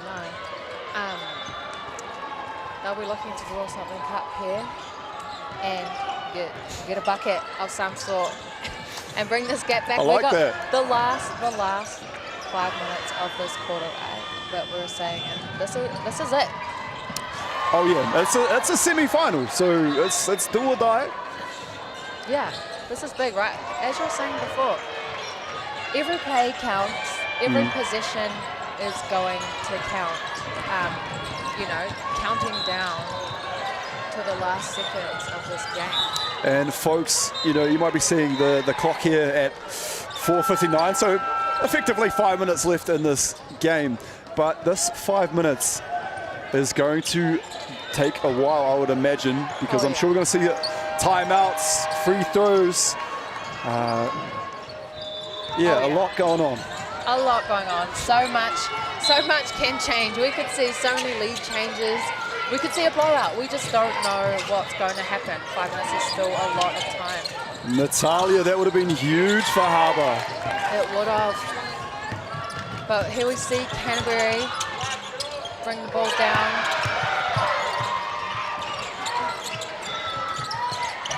Just off on that attempt was Manaya Taifu, but I mean, when you're looking at players of the game, or standout players. Taifu and Stowles made some huge buckets for them as well. Yeah, both of them have really been leading for this Canterbury side this game. Really impressed with Shay Edwards as well. As you see there, she's on the floor, hustling for that second chance defensive position. And it's a turnover to Canterbury, and they're off to the races.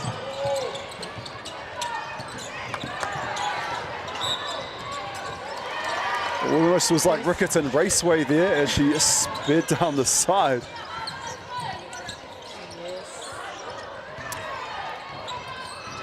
And again, Canterbury, with the inbound. Yeah, with the possession again. From Harbour, I'm trying to get a stop on this play. Good little tip out. There has been something that's sort of a bit of a bread and butter play for Canterbury. They look to get things into Taifu, especially down on that low block, and she seems to be able to make things happen more often than not. Yeah. Oh, Edwards. Could have gone up with that. No one would have complained, but she was unselfish.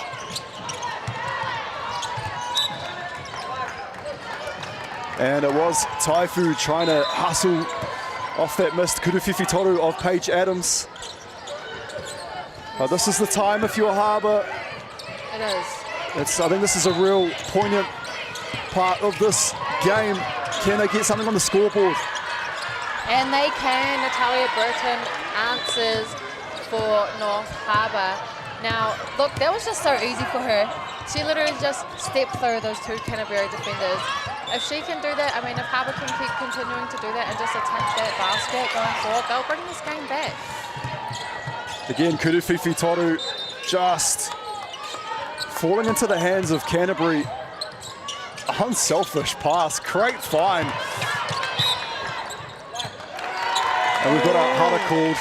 Yeah, Harbour, they get that call. I mean, they need this call. They'll need this. So we'll see what they do coming down. Will they be ball. hurting for a Burton again on this possession? Hurting for a Burton. Hurting for a Burton. Hurting for a Burton. Let's go, Natalia Burton. I mean, it looks like they're set up to run the same play again. What a tough pass. Oh, yeah, but did they get it back?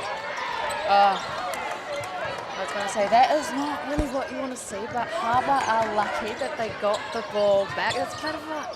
Ball security at this point in time of the game is everything. You need to take care of that. Like the ball is maybe a younger sibling. Yeah. As Burton, what can she conjure up? Nice find.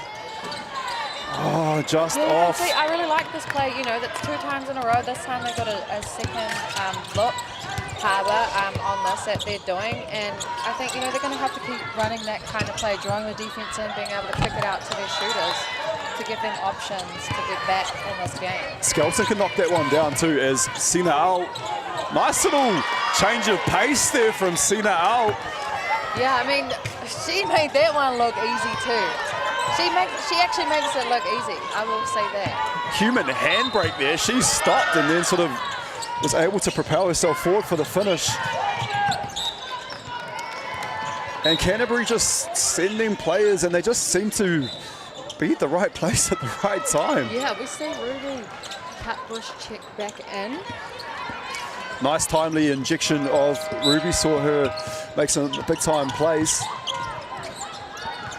Yeah, it is. It's Harbour, you know, they got a little bit of momentum. I mean, there we go. Nice steal. Great defense from them. Hey, if things aren't going too well on the rebounding end, hey, get your hands in there. Make life difficult for these ball handlers for Canterbury. There she is. Wow. There she is, Madison Skelton. And that will be a Waiheke timeout called from Coach Morgan. Replay there. Nice finish with the left, Jason. Yeah, I love that. Left-hand finish. And there we go. You know, Harbour have brought it back. They're not giving up. 2-point game. None of these teams are giving up. I mean, I have been talking a lot about how the South Island girls are tough and, you know, giving them their flowers on that. But let me give some love back to North Harbour. It is the same for North Harbour. North Harbour, they're not going to give up either. they're not going to roll over. They're, you know, you knock a Harbour girl down, they're going to get up again And as well. This is an under-18 national semi-final as well, so everything to play for. No lead has been safe for either team. Currently sitting at 2, so with a 2-point game with 2 minutes, you know, and change left to go, this could be anyone's. It really could be, as we were saying. The leads can change in basketball. Just, well, at that, going into 5 minutes left of this game, we didn't know what was going to happen, and we could be looking at overtime. A big catalyst, I think, as well for Harbour's sort of comeback. I think they've been getting their hands, you know, being active on the defensive end. So, yeah, life hasn't been great on the rebounding, but we'll try and put some pressure on the ball handlers and see what we can, you know, see if we can create maybe some sort of turnover. Maybe that was why we see an injection of Cutbush back in as an elite ball handler. Yeah, and I wouldn't be surprised either. You know, she came back, like you said, right in time when Canterbury sort of needed that, and Harbour were answering. We will see Naya Taifu back at the line again. It's like she's lived here. I was just about to say, she might need to pay rent for because she's lived there. You're 100% correct. Great minds think alike, Jason. I feel like, yeah, they do. I feel like we've just been looking at her, right? Step to the stripe every time. Yeah, she has been an absolute handful and a menace for Harbour, a thorn in their side, and just edges Canterbury ahead 73-70. We're under 2 minutes here at Bruce Pulman, Matariki Friday, semi-final basketball. Everything on display, and there she is, your girl, Natalia Burton. Yeah, another one who's been living here, living at the stripe this half, Natalia Burton. Not surprised to see her back at the line. She's really been the greatest assist of the game by Tori. Yeah, sorry Fano, listening in. I just got a bit distracted. We just got dropped off a massive bag. Sour gummy mix. Of lollies. That diet's kind of going out the window. I've looked at the lollies and not back at the game. Let me go here. Here we go, Natalia Burton at the line. Yeah, 2 minutes. Well, less than 2 minutes in a 2-point game. The biggest bag of lollies has been dropped off. Crazy. The timing's outrageous. It's a 1-point game now. It's getting tight. Hey, I think we could be looking at an OT. All the lollies, the chocolates, the marbles on the line here, though, and this absolute thriller. Oh, massive rebound there by Riley Sinao. A chance to go ahead for Harbour on this possession. You wouldn't have read about it only a few minutes ago. No, you wouldn't have. It was a very different story that the score was telling.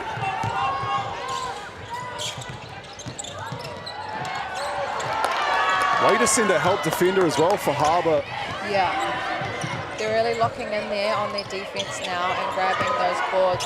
Unselfish from Riley, and a big block, Shay Edwards. Oh, that will look like a hard fall to the ground there for Olive.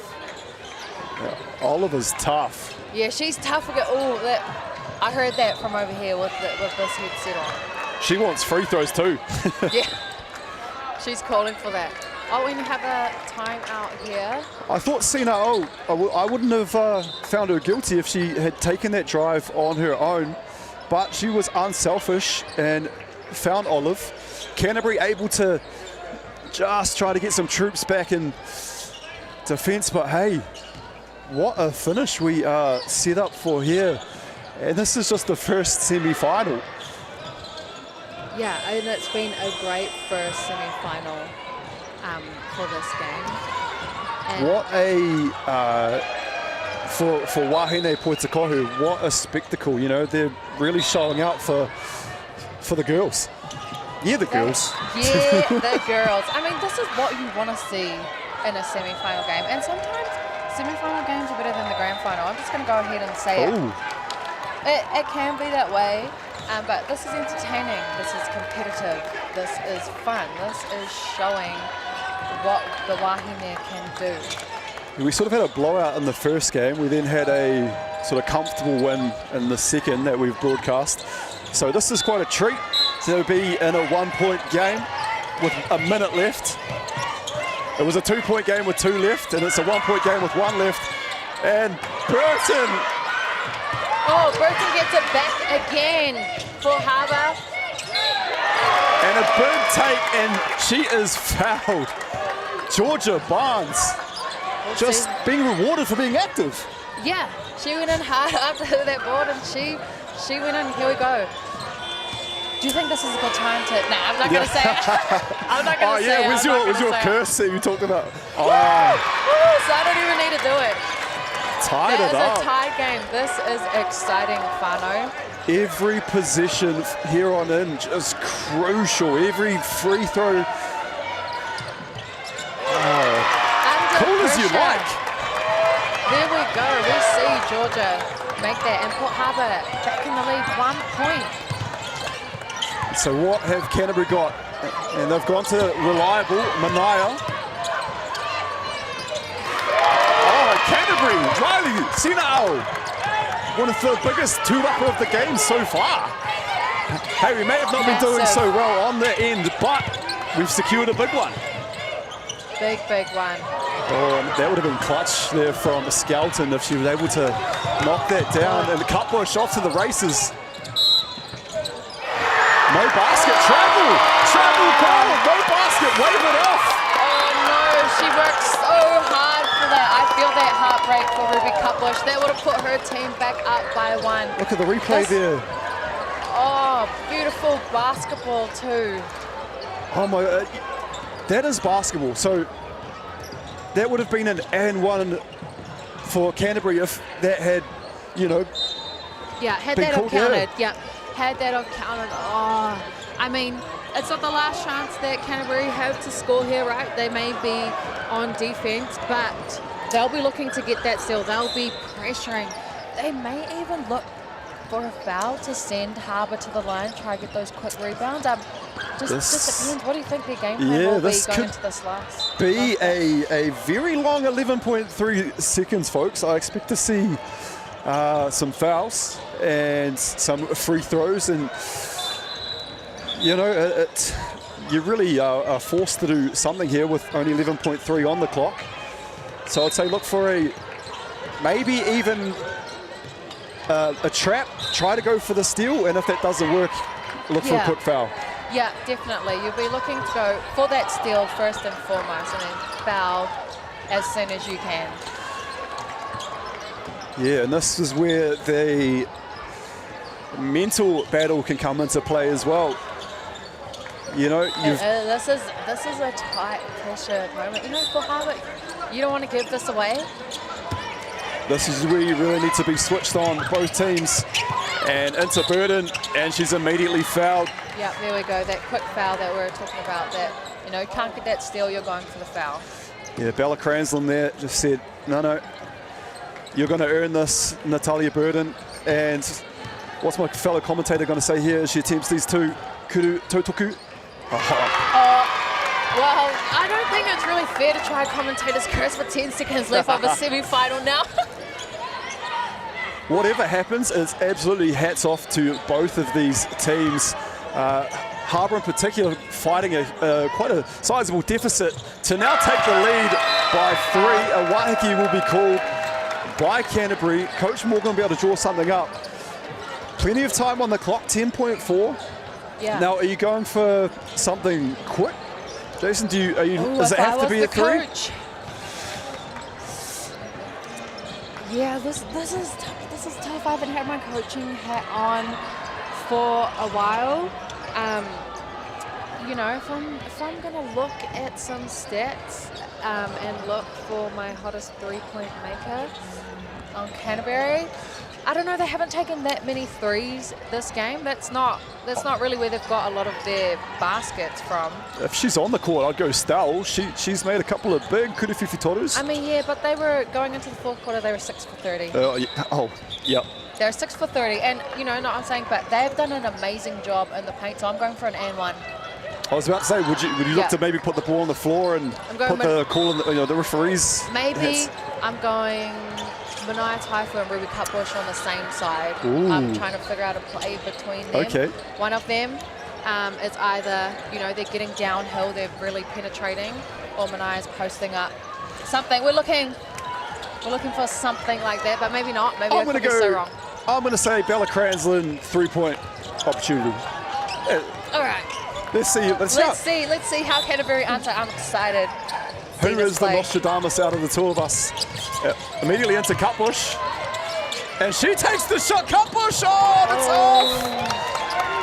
Heartbreak for Canterbury. There's still 4. There's plenty of time on the clock. Someone could get a steal right here. Yeah, it is not over, folks. No, that's for sure. It's not over. Oh, she wanted to launch that one. No one fouling. No. Needed to foul, but that will be it. And it is Harbour A that come back, reeling Canterbury in. The deficit not too great for Harbour. They have brought it back. They have won the game. Heartbreak for Canterbury. Ecstasy for Harbour. Oh, Jason Tinney, what have we witnessed? Oh my gosh. This has been a tight game. This has been a dogfight right until the end that we were speaking about from the beginning. I mean, right from that first quarter at the jump, we knew it was going to be like this for the rest of the game.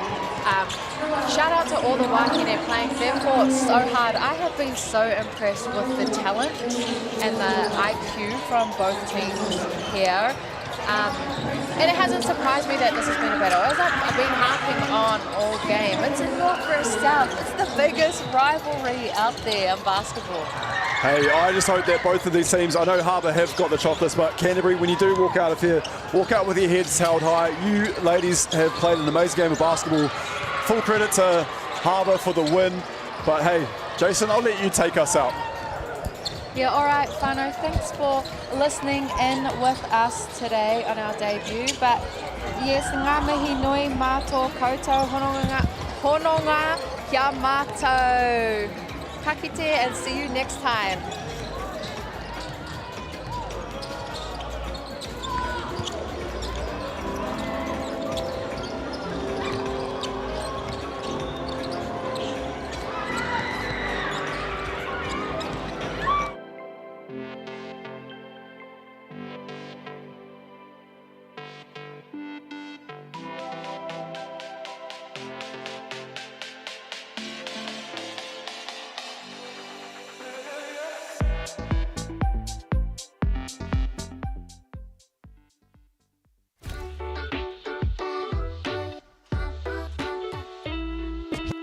No, my hi to my everybody. Here we are back at it, giving hoops in schools thanks to Chemist Warehouse. Ethan, man, hurry up, man. We're back at it, the Kemi boys. Kemi brothers back at Yeah. We're at Glenfield Primary School today on the naughty North Shore of Auckland. G-Field hard. G-Field very hard. Look, it's been a while since the last school. It was such a success that we decided between you and I that we would do it again. And we've partnered with Chemist Warehouse, Hoops in Schools, to bring another glorious creation of a hoop to this beautiful school with these beautiful students. It's matching. That all love the hoop very, very much. So we're going to go in there, we're going to play around, we're going to give some stuff away. Haramai, let's go. Kia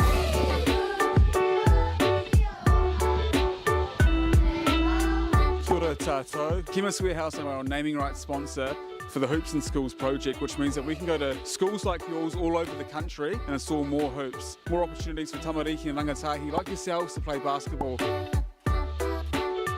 How important are these to the infrastructure of just basketball in general? Oh, extremely important, just to show kids that you don't have to be a pro. It can be just fun, and to show at the grassroots level that this is where it starts. Hopefully we'll ignite that passion for them to keep going. We get more talent coming through because of these things, right? Yeah, absolutely. I mean, I think the more kids playing organically, the cream's going to rise to the top. And at the BNZ Breakers, we're just super happy to have talent coming through because we can just grab the best, hopefully keep them playing for us. Show us your crossover dribble real quick. Oh. What's the best thing about this hoop right here? The net is good and the height is really nice. And the design of the hoop, it's just like calm and, you know, like, it's very like chill. It's very chill vibes. How many goals have you scored on this hoop right here in particular? It looks like a great basketball court, did you say? Thank you, I agree. Absolutely agree. What's your favourite sport? Basketball. I agree. Kia ora school, I need you all to be respectful, responsible and inclusive of everybody, please. That came off the top of my head just then. You've been all around the motu. You've been everywhere. Is there a region that you're like, oh, I haven't been there that much, I would love to go? I think in the East Coast of the North Island. I was about to say that. Yeah, that's a pretty untapped market, and it's just kids want to hoop there. You heard H, you heard it. East Coast, where are you at? Put it in the comments. If you're in that Hawke's Bay area, down to Kaiti doing some crumps, you know, put it down in the comments. Where do you need hoops? We'll bring them to you. Hoops in schools, baby. Let's go.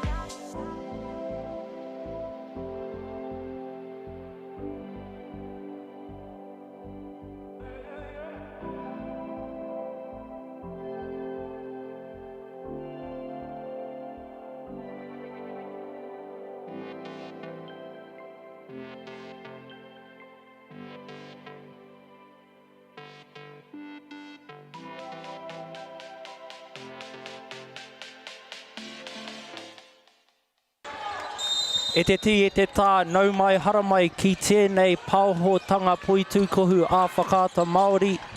Ko tēnei te kēmu e heke mai nei I wainga nui a Wellington me Rotorua Girls.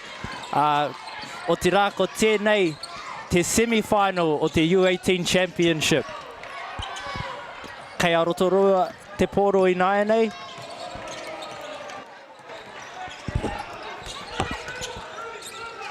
Kuruwhiwhi tonu, kaori aingi tū. He hāmene tērā. I hono atu a hau kia koutou I te taho o tōku hoa. Jason, morena. Kia ora, how are you going, Cairo? Oh, good. How are you? You've just come from our other semi-final. How was that? Yes, semi-final one. That was a close one. That went right down to the wire. It was a 3-point difference there in the end. Seeing Harbour take that first semi-final, and they will be in that grand final tomorrow. And you know, we're here now at semi-final 2, looking to see who will be up against North Harbour. Yes, and both these teams are really good. Wellington's been strong coming through pool play, as well as Rotorua. Rotorua also getting a win over Harbour in Apo. A very close win. So, tino tata te whakataitai o enei kōtero. Yeah, I mean, I was speaking to Harbour earlier and they mentioned that as well. And I think Wellington faced Canterbury yesterday. And that was another close game, and they actually lost to these two teams. So it's kind of funny to see them versus each other in the semi, you know? Yeah. So good on Harbour. They'll meet up in the finals, hopefully get redemption against one of these teams. I Naianei, he kuru tautuku.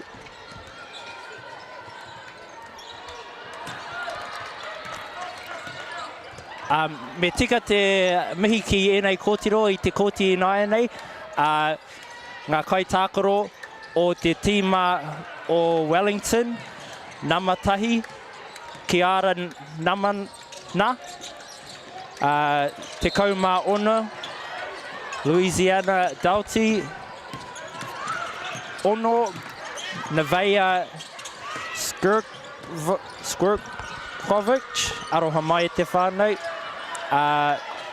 We also have Ngā Wairua Campbell, Amokura Waitere Peni, Siena Letoa Tuala, Te Aorangi Tawhara, Rosa Va'auasua, Amelia Williams, Eleanor Shaw, and Jordan Rose Pelletti.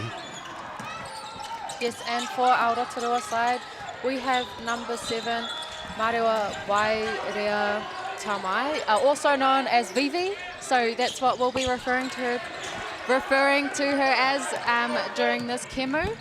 Number 9, we have Teia o Te Awa I Takapu Haya Grace. Number 10, Kali Kaio. Number 11,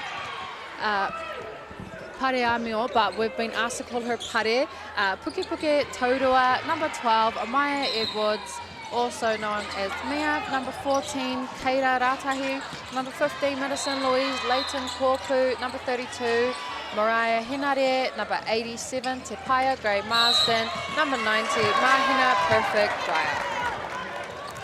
Kaore anō kia whai pero I nei tīme e rua. O te rā, kei a Rotorua te pōro I Naianei.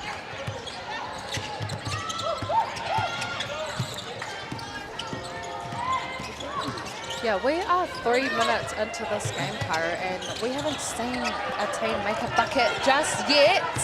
Very unusual. Yes, very unusual going into this part of the time. But I mean, I think it can just go to show maybe the nerves, the intensity of this game. It can either be, you know, they just haven't converted the basket yet, or a little bit of mishandling, you know, easy turnovers, or really good defense.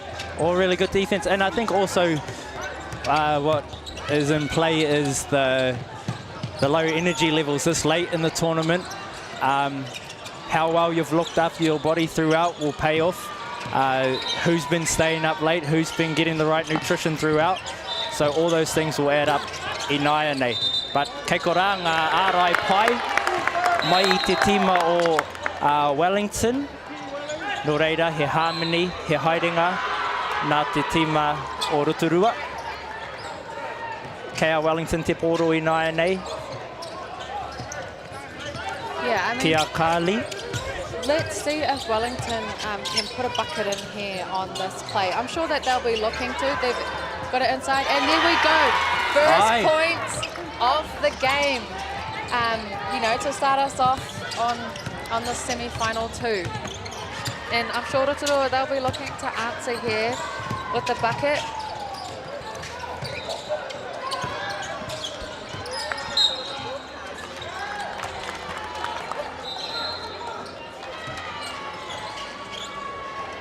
Kei Rotorua te poro I nai nei. I te baseline. Titiro me te kuruwhiwhi toru. Kaure I aini tū. Oh, he hara tērā.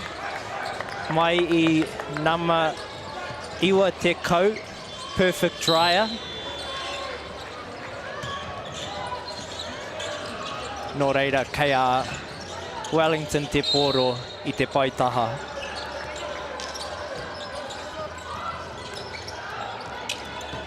I saw a bit of Rotorua earlier this morning and Inapo against Harbour Basketball. Small team, they've got a little bit of size, but they can really shoot the ball. Oh, nice dump off Tera. I was talking to the assistant coach just before the game, had a little bit of a catch-up, Leighton Ngāwaka, and I was asking him, you know, what has been successful for them so far in this tournament? And he said, you know, they've pushed a lot during this tournament, and they've just gone out fast. But in this game, he said they'll actually be looking to slow down and control this ball. And he mentioned how this Wellington team, they're physical, you know, and they're talented. I watched them this morning too in their playoff game, and I did see that. Pai tērā, and he wāhiki mai I coach Doug, probably to speak on those things again, remind the girls they're down 6-0 to start the game. So just a chat there. Yeah, I mean, it's unusually low. Yeah. Unusually low. I mean, 6 points lead, but it's still, it's not that much. I mean, it could come out, Rotorua could come out, out of this timeout and just be on fire. You just never know. I wouldn't count them out. Not at all. The three-pointers I've seen them shoot, they've got a lot to come. Oh, yeah. This is only just the beginning. I feel it's going to heat up. Aye. It's semi-final too, so, you know, nerves could be playing into this a lot as well.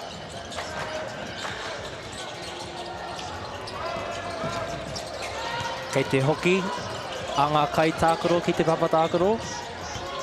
Kei a Rotorua te poro I nai nei. Hopefully we see a bit more energy from that timeout. A punch screen. Kōkiri whakamua. Oh, foul, Cole.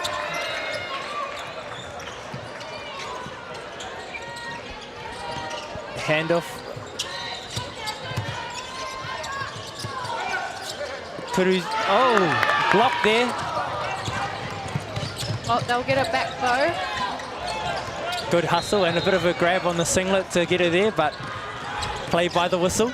Yeah. Can get a little bit rough with the wahine here. No, but competitive, yeah. Gets like that. Oh, that was a great backdoor and pass in there. That's something I really like about this Rotorua team. They're undersized, but they do all the little things. I heard their coach yelling out to tag up earlier. Great rautaki, mena ka iti koe, ki te whai ngā tūrapa to secure rebounds. Tagging up, and here we are, anō I te taha maui. Looks to reject. Oh, gets that call for her. Aye, tough call. I thought she was almost there in front. Yeah, a little bit. Engari ka haere tonu.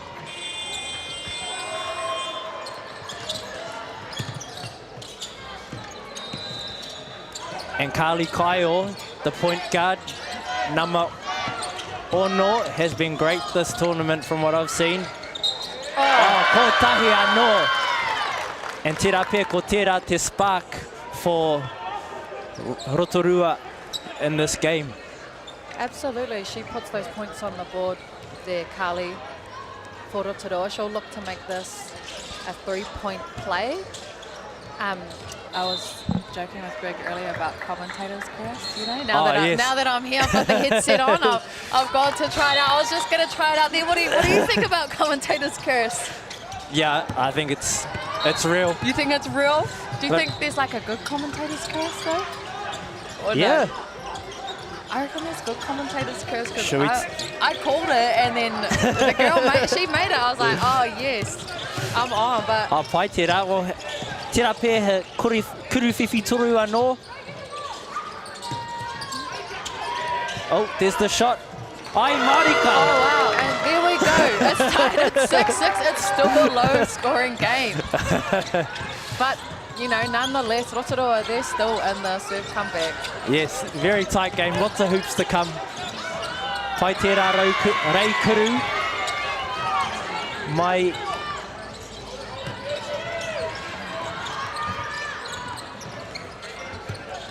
Oh, aua. Kei a kai o te pō... Oh, kau. Ko kiri whakamua a Wellington. Pai te maka. Great rebound. Oh, great hustle.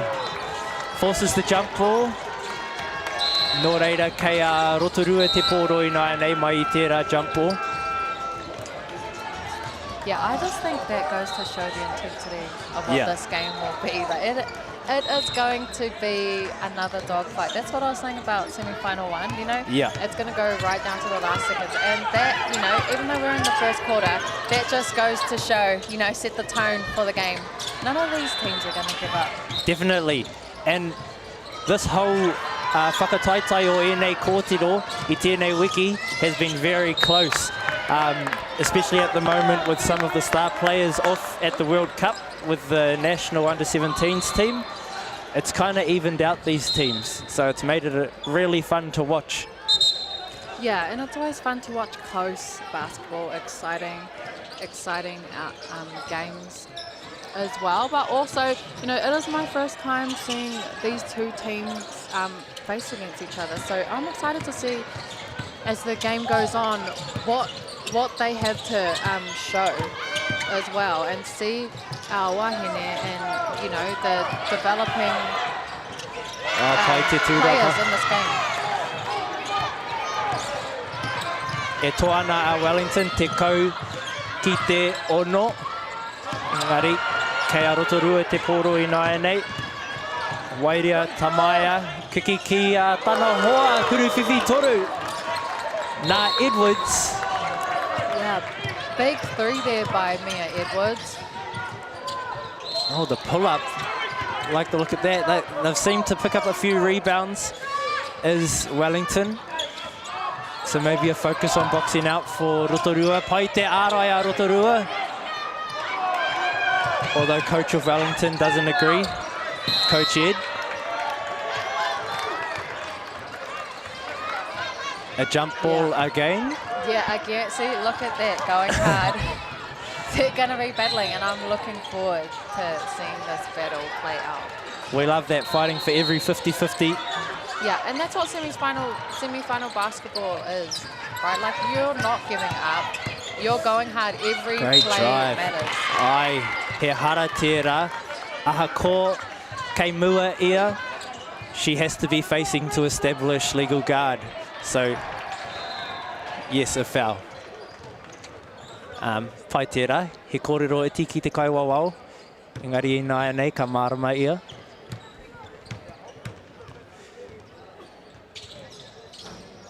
Pai te tuatahi o ngā kurutautuku e rua. Ko tahi anō kei te haere.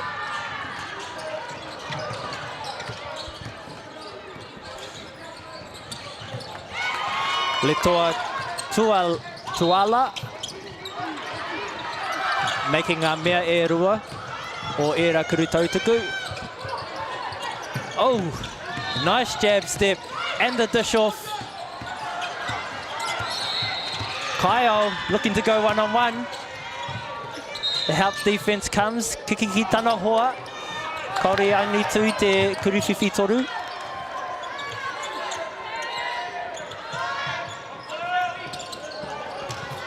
Oh, they've got numbers, Wellington in iron 8. Oh, good steal there.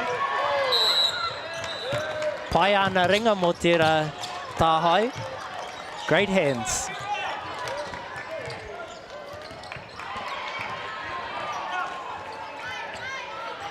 KR Wellington te poro in iron 8. I think they'll look inside for number 50, Letoa Tuala. Oh, there she is, flashing for the ball, Engari.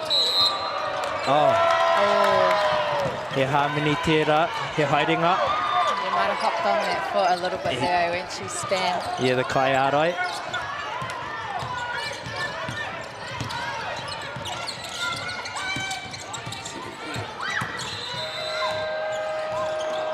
Oh, pai te mahi o Wairea Tamaia, engari kaore angi tū. Players open in the corners, good work. Oh, he hara. Oh, unfortunate call. I thought she worked hard on that and that was all ball, that little slap away. I agree. You know, but we're not the referees. We can't see it from the angle. So Wellington, they'll get the ball here on the sideline. Although e te whānau, you might hear a lot of opinions from me on the sideline of the referees. I'm just the guy talking, and they've got the big mahi. So, tino nui te mihi kia rāua ngā referees, ngā kaiwawao o tēnei kēmu. Yeah, absolutely. Shout out to them. You know, this game doesn't happen without our referees. Ai marika. You know? And they actually have a hard job on this court. You know, people forget, the referees have to run just as much as the players, and there's only 2 of them. They don't get a timeout unless the players are getting a timeout. So they're pretty fit, these guys. O te rā, kei ko rā ngā ingoa o ngā kaiwawao, mehia tū ki a rāua, Kimueli Navangasau, rāua ko Alia Waiari. Hopefully I nailed those ingoa. You did. Shout out to Kimu and Alia. Kimu and Alia, mama noi ho tērā. We're just talking to them before the game. So, and mihi atu ki a rāua nā te mea, just like our players, they have to earn their spot into the semi-finals, the quarterfinals and the finals. So they've been putting in the mahi this week. And just like the players, working hard and looking to earn a spot in the final from their mahi. Yeah, absolutely. And I think people often forget referees, you know, it's a pathway as well. There's opportunities for them to go ref at different levels beyond this. So, you know, if you're not a player in the game whānau, there's still other opportunities for you to be a part of the game. And one of them is through refereeing. Kotahi anō, nā Wellington. And one. Tino hikaka te timo Wellington mo tērā tākaro. Nō reira, kotahi anō kei te haere. As we were saying, lots of opportunities in refereeing, and it's just another opportunity where sports can take you around the world. Not just playing, so that's great. He harmony tērā, did she step over the line? I think so, I just missed it. It's kind of hard, you know, there's a few lines on this court. Just a few. Volleyball, netball. All sports. Probably pickleball, that's taking off. Yeah, it is.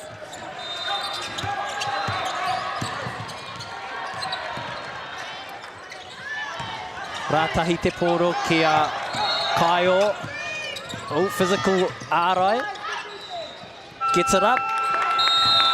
Oh, koe rā te mutunga o te hau whā tuatahi.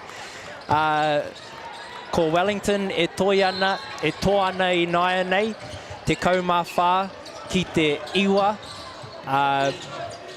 As we said, still a bit low scoring for these teams, but I guess at this level, they have been scoring high, but anei te semi-finals, ne? We haven't played against this level of defense yet, so a challenge for these two teams. Yeah, and I mean, it's only 5 points different as well. It's still close, and it's definitely going to be a battle for the rest of the game. They'll both be looking to control all of their possessions and slow each other down, and at some point in the game kind of pick out the weaknesses of each team and where they can score and capitalize on during this game. Yes. I'm sure our coaches have done a bit of scout throughout the week for this moment. They probably anticipated who they might play, but you learn a lot through the game. Mā te mahi ka mōhio. And you have to adjust. The teams show up different. They show up with different tactics. So good for them to talk about that in Naia in the break. Yeah, definitely. This is an experience, you know, for both of the teams to make the semi-final game. It's under 18 nationals. It's definitely high-level basketball going on right here for our wahine. And I think, you know, sometimes we can forget about the nerves that go on in these games, because this is to make the grand final tomorrow. So this is a do or die, really. You know, this is it. This game leads you to the pinnacle of this tournament, of making it into that grand final, and that's your goal. And you want to win. Of course. You want to win that. And both these teams are capable. Just received some stats. Kali Kaio, I te Meteporo I Nainei, I te Paitaha, has drawn 3 fouls in that first quarter, so showing tough to guard. And she's waiting up the top for the ball again. Kuru Whiwhi Toru. Look forward to seeing a few of those drop. Yeah, it'll be nice to see a bit more. I mean, looking at these stats from the first quarter, as we were mentioning, it's a really slow quarter in terms of scoring points, and we saw Wellington go to the line more times than Rotorua. So I think in this quarter, it'll be good to see Rotorua get themselves to the line and really attack the basket. But I mean, could be a bit tough. Wellington, they are tall, a bit taller there in the key, but it'll be good for them to be able to draw those fouls.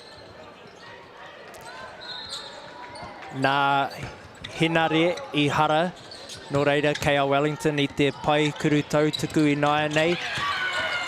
Aingi tū ngā mea e rua. Kei a Vivi te pōro, whiua ki tāna hoa, hoki ki aia. Piki me te rori, pai te rori. Engari kauri pai te kuru. Yeah, that was a great play. I mean, they'll get the ball back here, and then hopefully they can score off baseline out of bounds play. 12 seconds on the shot clock. Couldn't make the kick out. I think Rotorua are struggling with the size here when they drive in. It's just affecting their passes out, affecting their ability to score layups, shooting over people. Kuru Whiwhi Toru. Te tūrapa, kao anō, he hara. Nā Vivi tērā, wairea tamai. Yeah, we do see that height advantage that Wellington has that you're talking about. It's hard seeing the number on these singlets with, everyone's got the beautifully long hair covering the number. They've got to wait for them to turn around. Yes, well done to them for growing the locks that long, but it's making it hard to tell who is who. There we go. That's what I was going to say. 51 from Wellington, Te You know, if she's just camping there, clogging it up in the middle for Rotorua. If I was Rotorua, I'd be looking to draw up a play to draw her out of that key and open up the lane. Just like that. There we go. You know, for easy buckets. just like that Rotorua just got. Especially in transition, you can attack her. Looks to be one of the slower players, so getting there before she sets herself up on defense. Oh, paite ārai Kaio. There she is. Now we want to move, and she's on the floor, so Wātea te peita.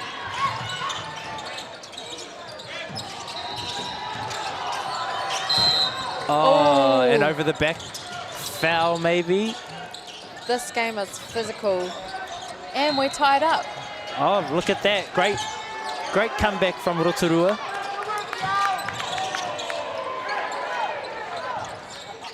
Bit confused about... oh, Kea Wellington te poroi nai nei. I here over the back, foul tira.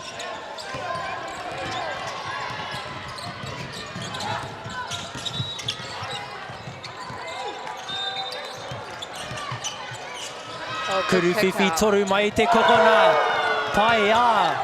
Oh, great shot. Oh. Oh, Great looks shot. like... Oh, the lead got out real quick. I think we had the wrong score on the screen for a second. My bad. Aroha mai te whānau. We are not tied. Oh, Takahuri. Oh, great move. Me te Great reikuru. footwork.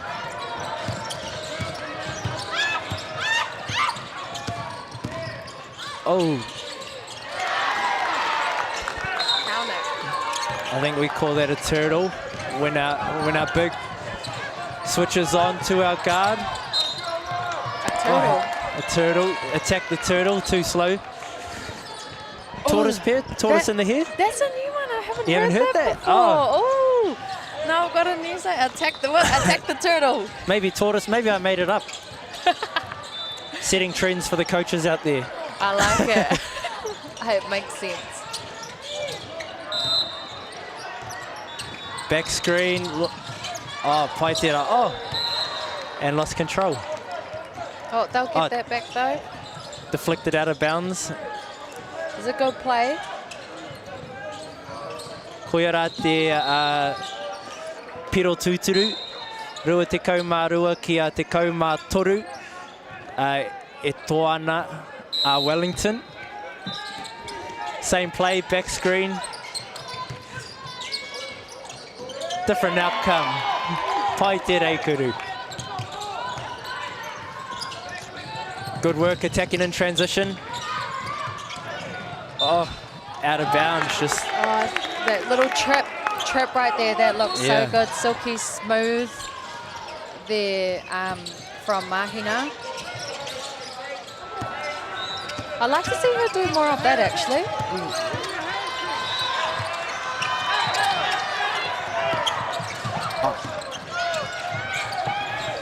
Oh, reikuru anō. Te kaumātoru te rerekētanga I nai nei. Wellington ki runga.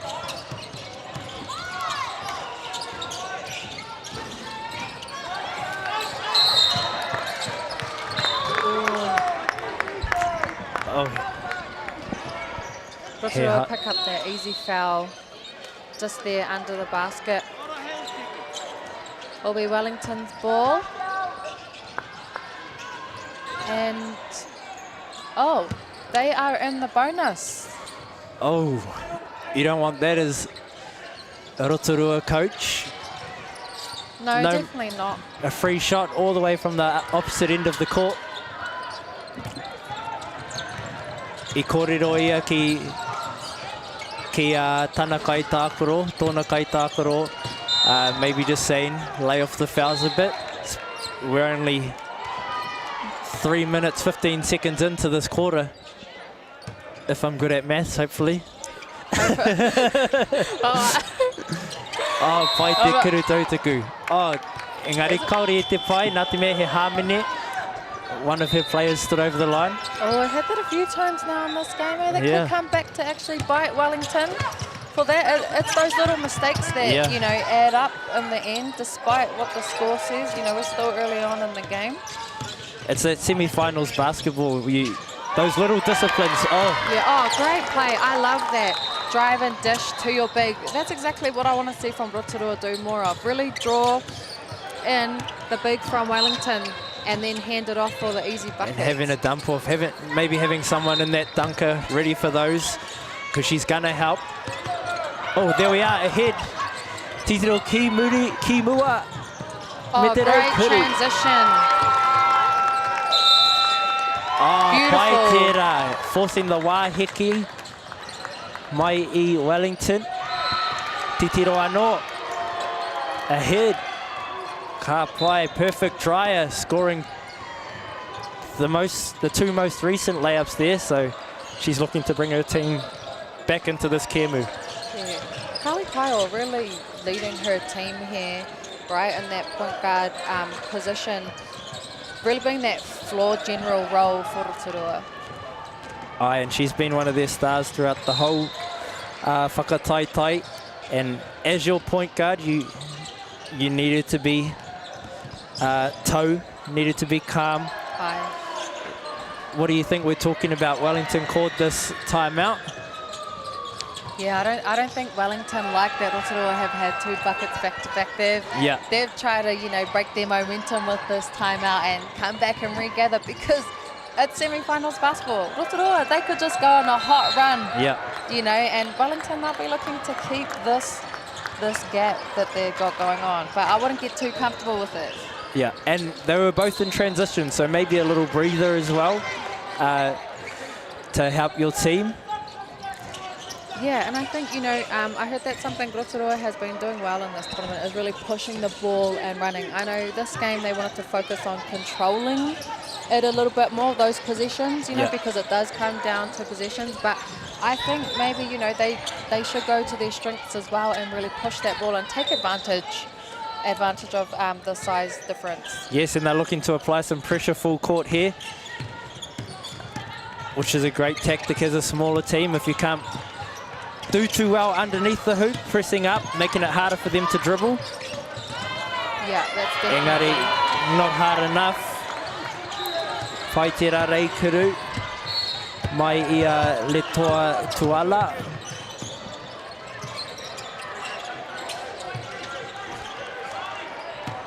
Kokiri whakamua. Kiki ki tana ho, Kaio, pump fake.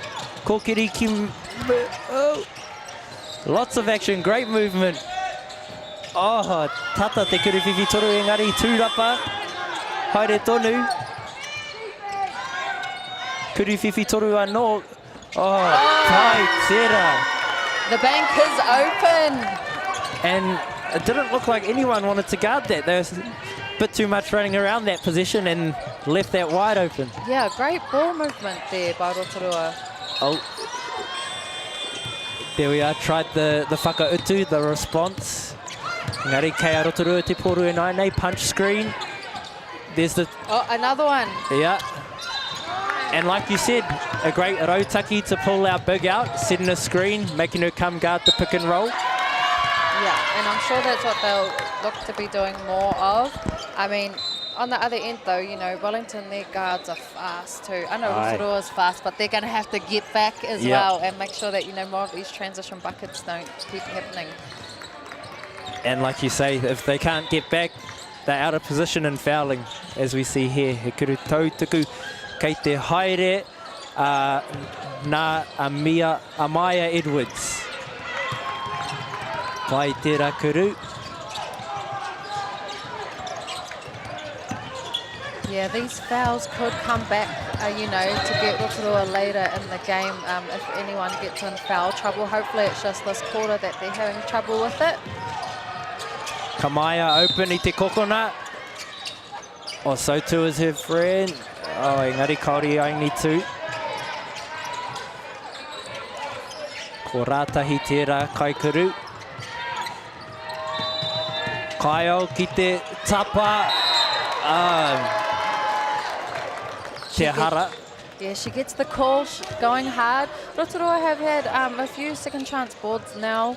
Wellington not so sharp on that boxing out. Ai. Nō reira, e rua kuru kei te haere e te pai kuru tautaku. Pai te tuatahi.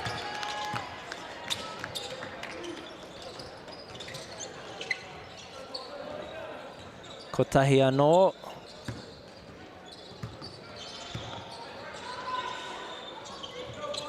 Pai te tuarua. 2 for 2. Definitely the star so far is Kyle.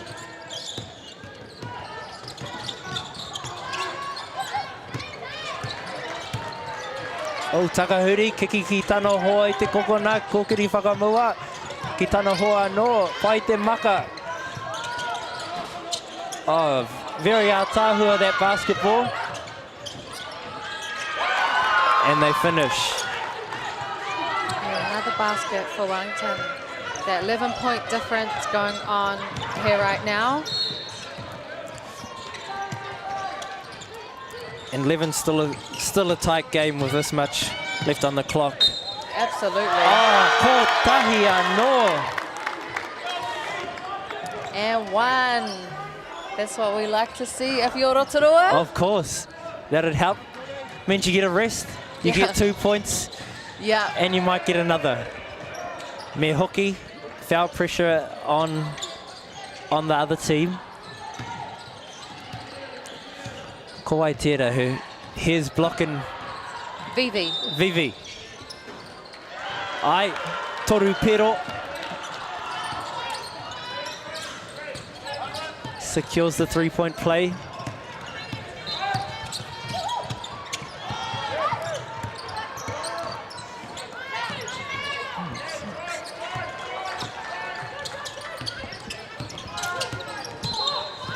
Pai te ārai a Rotorua, causing some fumbles. Oh, that was a funky finish, Yeah, eh? funky I finish. thought I was going to say, wow, if that went in. I think What she a thought she was a little bit closer. Oh, love a good punch screen. Oh, great punch screen. That was like textbook. Unfortunate there not to get that finish. Like, you do all that work, it's frustrating getting right there and not getting that bucket. Oh, I thought that was off Rotorua. Oh, that's well, why. That's why we're not the referees. Yeah. Again, I'm just the guy talking on the sideline. I love that kupu punch screen too. The perfect description of what you want as the coach. When there's pressure on the board, just go punch her in the back. Yeah, and that also Just like, goes to show off the leg there. Unfortunate for Rotorua, but yeah, like you were saying, that's you like seeing that as a coach and you like that as a teammate. You know, as a big, you want to step up. If you've got someone on your point guard, you want to knock them off. Yeah. And then as your point guard, you know that your big has your back. Yeah. And then as that defender, you think twice about applying that pressure. Yeah, exactly. That's the whole point of it, right? They back off a little bit. Oh, nice and physical into the bodies. He hara anō. They go, getting that foul called for them. Rotorua will visit the free throw line. And then we go Vivi again. Ka pai Vivi. This is the dirty work early for Rotorua. These physical plays, putting foul pressure on Wellington, they'll pay off in the fourth quarter. Most definitely. As well as right now. Yep, this is hard work. This is a battle. This is all part of it, getting to the line, knocking these free shots down.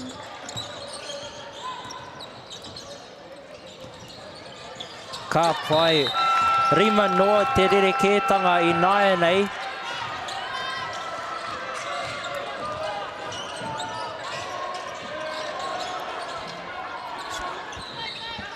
Oh, kei te hoki a rangi tawhara ki te kōti naia nei.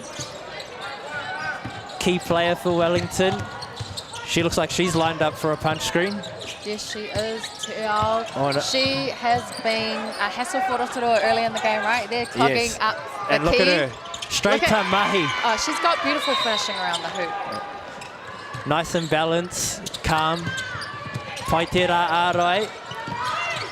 Oh, kua tāhai te poro.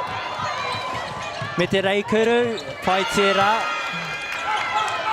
Nice basketball there from Wellington. Great defense. I watched their game earlier today. Would have been that quarterfinal, and I saw that is something that they do well, that they're actually quite strong, and is those steals, is applying the pressure, just like that, what we see there. This is what they're good at. Oh, gets the defender up, finishes. Aye. pai te whakaro o te wā hiki nai nei, kia whakatū this run that Wellington is on, and just to settle the girls. Maybe also the Rotorua girls looked a little bit tired. At this point in the competition, your bench is important. Who can you rely on to sub in and give your key players a rest? But using timeouts tactically also helps.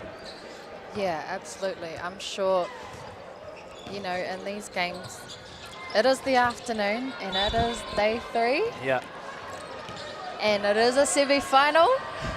And it can all, you know, that adrenaline is up so high at the beginning, and then it can come crashing down and the frustration gets in. So as you say, very tactical time out here for Rotorua. Help get them back on the same page and before we get into the half-time. Aye, and they did a good job. They bit back to 5, and now we're out to 12 again. So they're there. 12 points isn't much, but not at all. They, as you say, they are right there, and they're fighting. They're not going to give up in this game. They're going to go hard as they have been. Mate Ururoa. And Wellington are doing well. They've picked up their pressure defensively with those 2 steals recently. And kei ko rā rātou I nai nei, full court pressure. Just making it hard for Kyle, frustrating her a little bit. Kokiri whakamua. Ooh. Tough shot that. You've got plenty of time on the clock. You could have passed it around a bit more. Oh, Kyle hoping for the charge. Got a little bit of an elbow.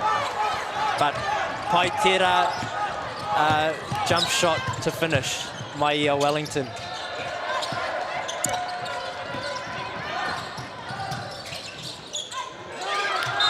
Hara, Maia Kyle.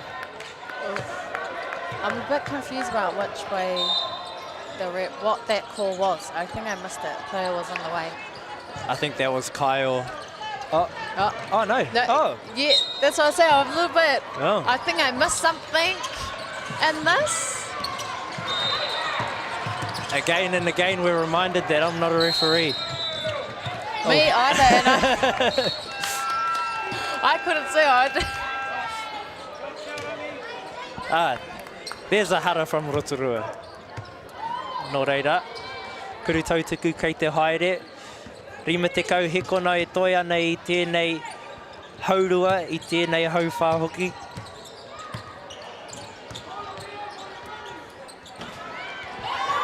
Pai te tuatahi, mai a rangi tawhara. Te aorangi tawhara.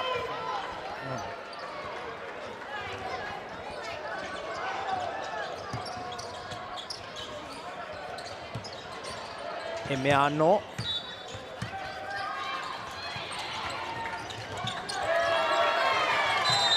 Tell knocks both of them down for Wellington.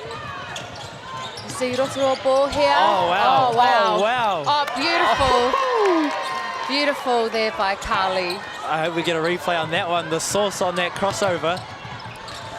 And I think she was just happy she finally had no pressure to catch the inbound, and she took full advantage of it. Here we are. Here we go.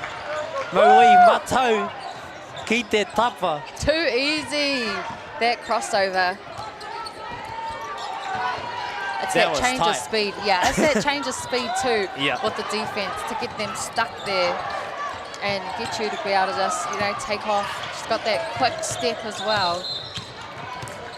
Oh, I'd love to see her cook some more like that. That's some great hoops. Yeah, definitely looking to see more of that from Great Carly. reject.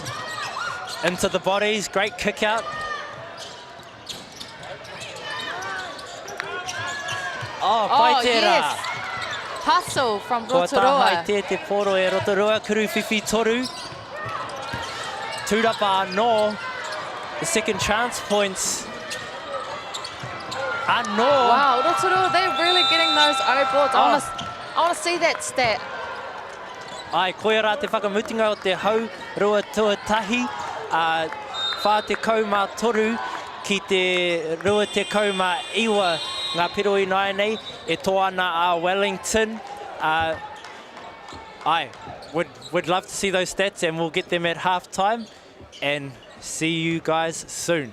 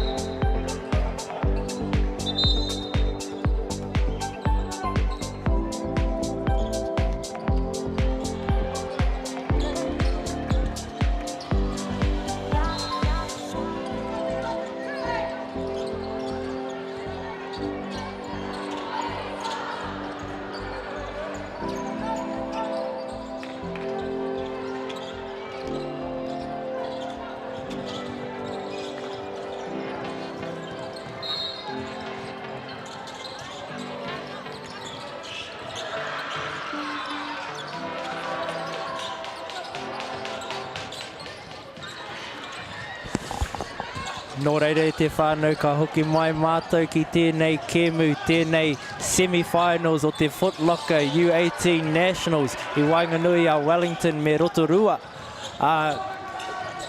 Ka kite koutou, ka taia te kite koutou mā, ko Wellington e tō ana I naia nei, whā te kau mā toru ki rua te kau mā iwa. We got a few live stats in the break. Jason, what have you seen from those? Yeah, we have seen, you know, the offensive rebounding there at the half by Rotorua. They are out-rebounding Wellington on those O boards. 11 to Rotorua, 6 to Wellington. And that'll be a key for Wellington to clean up those boards and actually box out on defense. That could come back to get them later in the game, just being sloppy. But in saying that, the rebounding count is tied at 26 all for this game, surprisingly. But those O boards are a bit more important than, or they pay off more than the D boards because you get another opportunity to score. So that's helped Rotorua fight back at the end of that half. Foul-wise, Nevaeh from Wellington is in foul trouble. 3 fouls at the half, and she's a key player. So that foul drawing from Rotorua is slowly paying off. Let's see what they've got now. Kaio me te poro I Naianei. Yeah, we also have Amaya from Wellington too, sitting on 3. So they could be, you know, in a bit of trouble later if one of them picks up their 4th foul in this quarter. They'll be sitting, I guess, until the 4th quarter, which, you know, that wouldn't be ideal for Wellington. Wouldn't be. Well, it puts coach in a difficult position anyway. Does he need to trust them out there, or does he have help from the bench to replace them? Yeah, that is a good point. And then, you know, with the fouls in Rotorua, they're looking all right. They just have... Speaking of fouls, he hara te rā.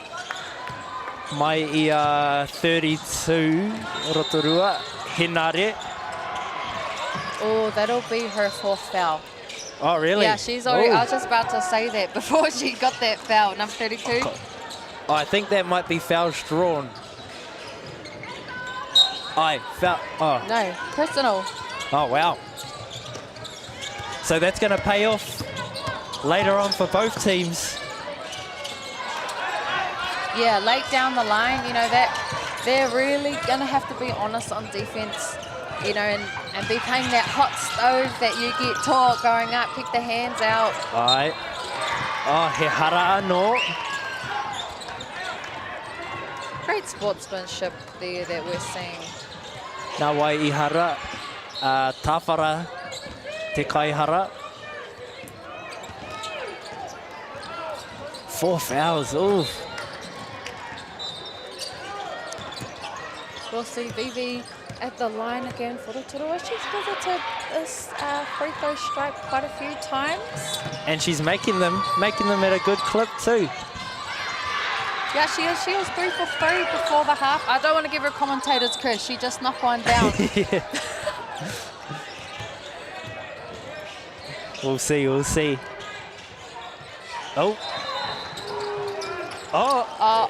Commentator's curse. Is that commentator's curse? In my not reffing opinion, as I mentioned earlier, someone stood over the line. Yeah, that could have been a little bit of a break, hey. There was a little bit of...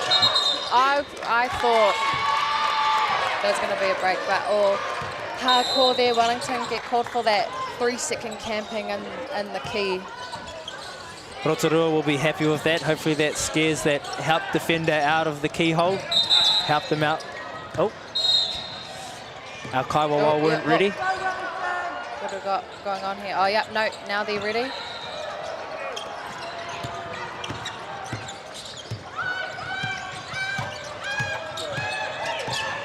Oh, the reject.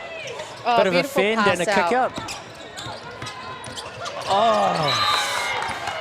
That's always tough going up against the big. Yeah.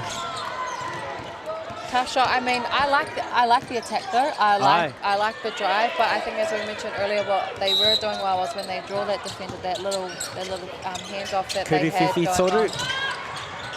Yes, the dump off, having someone there, because Kyle's doing a lot of work to get inside to create the advantage. She just needs players in the right spot. Oh, he hara no nā tawhara. Yeah, the referee's saying she just leant over a little bit. Yeah. A little bit too much on that one. And you just got to be disciplined. One of my favorite basketball sayings is, it ain't soccer, they're going to score. You know? And you got the FIFA World Cup going on. A lot of times they don't score, but in basketball, they do. So your job as the defender is to make it hard for them, not impossible. Yeah, I think you're right. It is about that discipline in the end. I mean, lucky for Wellington, Tauranga is not in foul trouble, but you know, very well could be in that spot. If Rotorua keep attacking at her like that, you know, it is easy to fall out of that discipline and to start leaning over and trying to go for those blocks. All right.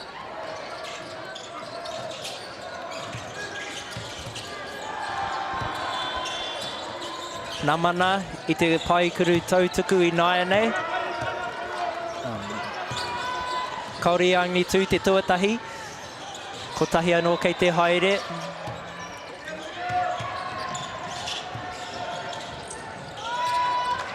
Pai te tuarua.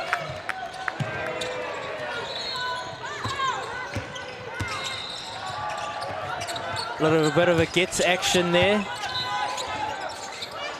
Whakahokia ki te point guard. Kuru whiwhi toru. Pai a tērā. And I think if it averages out to what Rotorua have been shooting this tournament, they got a few more of those to come.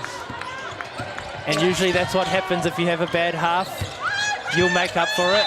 Yeah, definitely. I just want to say on that last play, great penetration there, you know, down into the key by Maya Williams for Wellington, really attacking that basket.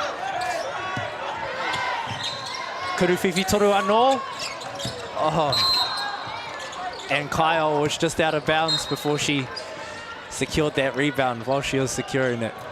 Yeah, those baselines and sidelines. Best defender of the game. Oh, especially that corner. Everyone loves a pump fake, step out of bounds. Yes. Kei nā mana te pōro, pio ki tāna hoa. Kuru whiwhi toru. Oh, I like the look of that. No second thought. Me too. That confidence to shoot that three. Ko kiri whakamua, pai te ārai. Oh, great drive down the middle there. Little soft touch floater off the hand from Kiara Namana. We love that, especially when there's a great defender waiting under the hoop. Oh, too quick! Para huti ana te haere a Kyle. Ko tahi anō. Pai te raukuru, he kuru tautuku kei te haere. Yeah, there we go. We see that quick step again. Aye. There from her. Nice play.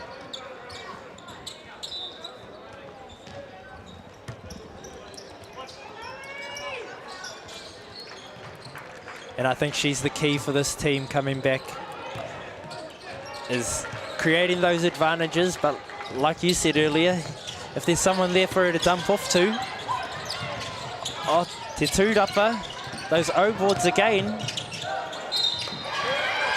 And that's the key with the O-boards. Yeah, Wellington just giving that up. You know, when they don't have Tauranga on in that middle jamming it up, Rotorua are really taking advantage of it. But I'd like to see Wellington put some more pressure on Rotorua. You know, making it a bit harder for them. Kuru whiwhi toru. Beautiful, beautiful shot. I personally love a three-pointer. That's my game. Yeah. So I love seeing a three-pointer made. Were you shooting them before, Steph? Or yeah, way before Steph. You taught him, ne? Yeah, I taught Steph Curry. No, but great three-pointer there by Maya Williams. Oh, he hara anō. Oh, so that was a bit of a late call, eh? Let's have a look at that three-pointer, Nat Gain. Kuru whiwhi toru. Beautiful.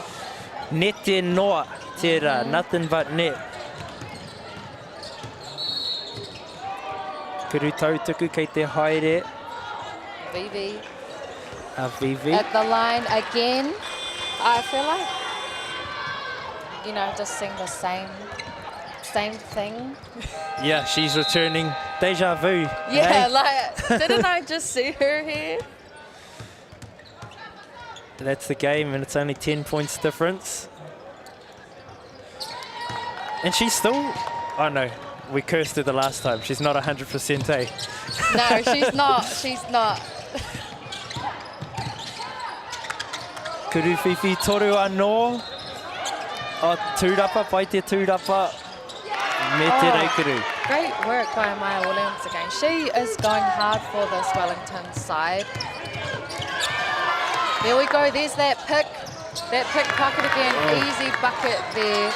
That's Nevaeh. Timeout. Timeout. My coach Doug Edwards, i te tima o Rotorua. If I'm in that timeout, I'm just having a talk about breaking that pressure. Wellington applied it in the first half, and it got them ahead a bit, and they just had a little bit of struggle there. So just a little bit of help, maybe an away screen to open them up. And that'll just settle their nerves. Last thing you want to do is run around trying to get open to start your possession. Yeah, absolutely. I mean, on Wellington's side though, I'll probably look to see them do more of that. They're great at that. I watched them this morning just do that all game to Harbour B. So I think it will be good for them to keep applying that pressure and getting those easy steals and quick buckets, just like we saw. You know, they do have a little bit of a lead, but I'd like to see if maybe they can extend that lead as well and really stay on top. We've seen Rotorua fight back a little bit more, which I expect to see. But also, yeah, can Wellington kind of go on a bit more of a run? I'm sure coach will be hoping for that as well. It's always hard though. Do you take the risk and be more aggressive? Sometimes they can give up easy layups. Full court pressure opens up space in the half court for the other team. But yeah, I agree. From what I've seen, it's working for them.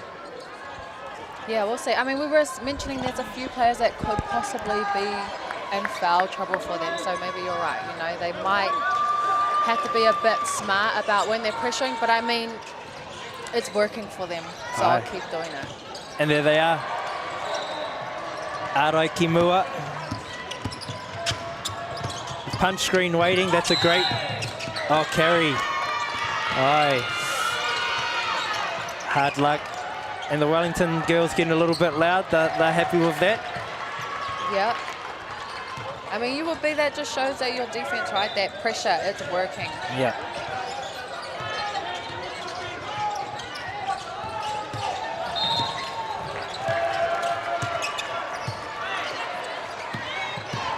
Kia Wellington te poro I nai nei, kōkiri whakamura. Takahuri. Good hands from Rotorua, getting a bit of a deflection. Kuruwhiwhi toru. Oh, that was a quick pull-up. Oh, te tūrapa. Oh, paia. Great pass, great footwork. Tawhara, every time she enters, she gets an easy bucket underneath. Oh, Paitera, Kyle. I think those are the two talents here. Kyle and Tawhara. Yeah. Agreed. Kyle's really getting that finishing under the basket. Kuruwhiwhi toru. Kauri only two. Kea Kyle te poro I nai nei, looking who's around. Just as we spoke about, she got all the way to the paint and there was only one of her teammates ahead with her, but 5 defenders. So if we can get people ahead of her to kick it to, someone in the dunker spot to dump it off to, just makes it a little bit easier for her. Yeah, she's so quick. I guess, yeah, that's the hard thing. How do you keep up with her? Oh, she drew a hara. Paitera.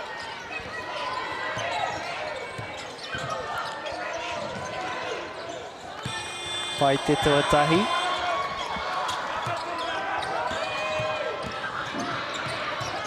$12 points difference, still in it. Still lots of hoops to go. There's still a lot of time. Things can change. Do we call it a commentator's blessing then, if it's something good?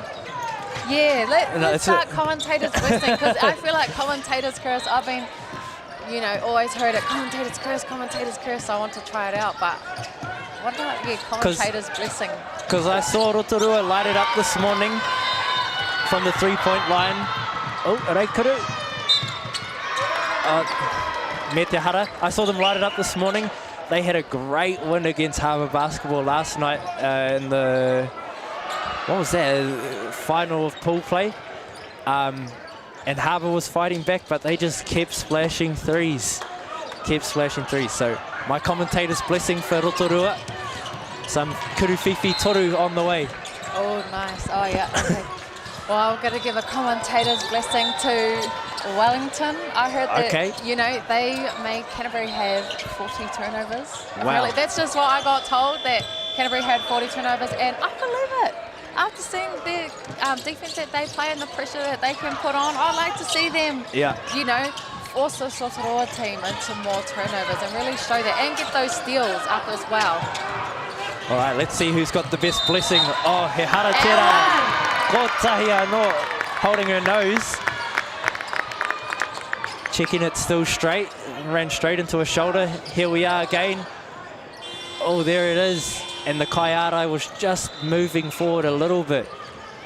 Yeah, we see Amaya Williams at the line. You know, going into the half, she was leading this Wellington team with 10 points. We've seen her there a few more times now. It'll be good to get those stats, see where she's at after this quarter. Kei kora ia I Naianei me te pōro. Looking for the re-screen. If you're the screener, you just want to be a little bit more patient for that re-screen in case the first wasn't good enough. Oh, pai te maka. Ki te kokona kuru whiwhi toru. Oh, tata. And the rebound. Oh, Kyle. That was a great finish under the basket. Aye, close. She's just doing everything out there. Oh, and then Wellington just bite back. They've extended that lead. Beautiful pull-up. 15 points to lead in Naianei. Kuru whiwhi toru. Pai te tūrapa jump ball. Ai. Kei aroto rua te pōro I Naianei. Mai I tērā jump ball. Yeah, we've seen quite a few jump balls this game, you know, and it getting physical and feisty out there. It's good. It goes to show that competitiveness that both of these teams, they want this. They want this game. Fun fact on the jump ball that I learned recently. Did you know that there can't be a travel if they're contesting for a jump ball? Because in theory, neither of them have a position. So while they both have their hands on the ball, you can run around. You can right. Because neither of them have position. Oh, I did not know that. Yeah, I mean, it makes sense, but you could put both your hands and move if you're, or no, is it just one? If two players from opposing teams are doing it, you know? Oh, wow. So, and a lot of the times you realise people don't know that. Well, I didn't know it because we all complain about it. Kei a kai o te pōro. Oh, bit of a fake defence from Wellington. Worked there. Kuru whiwhi toru. There we are, fighting for the tūrapa. Jump ball anō. Kia Wellington tēnei wā. Yeah, I love seeing, you know, the battle, the competitiveness going after the loose balls, those 50-50 ones. It just shows, you know, who puts their heart into it. Oh, the mahi down low by the girls. Kuru whiwhi toru. Oh, looked good. It did. Oh, we almost Wellington. saw another steal there that they're so good at. I think that's Wellington's ball. Oh, and again, I'm over here. Yeah, that's why you got the headset That's on, why not the whistle. I tried with my fun facts, and I'm still not good enough to ref.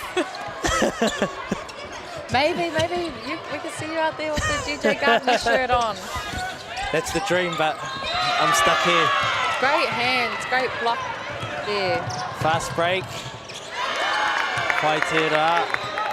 There you go, Maya Williams again. 17, the difference. Slowly creeping out Wellington.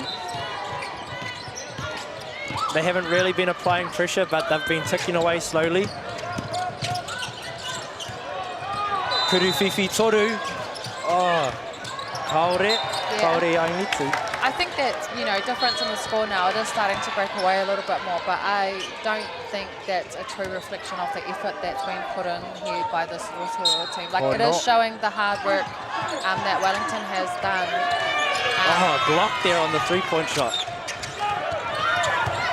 Yes, Wellington's just a mixture of working a bit harder, things going their way.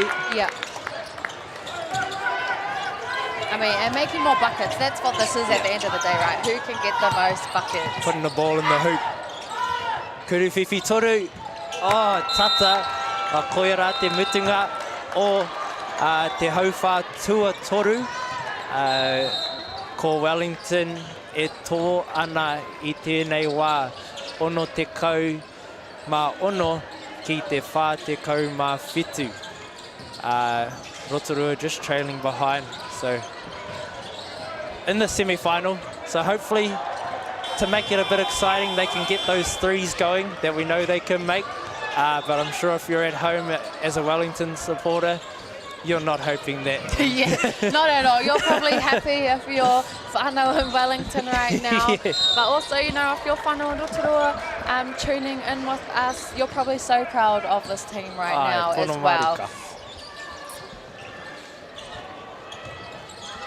Yeah, we've seen some great basketball. I mean, I think we had probably the slowest start I've seen to a basketball game in a long time. A little bit shocked there, 0-0.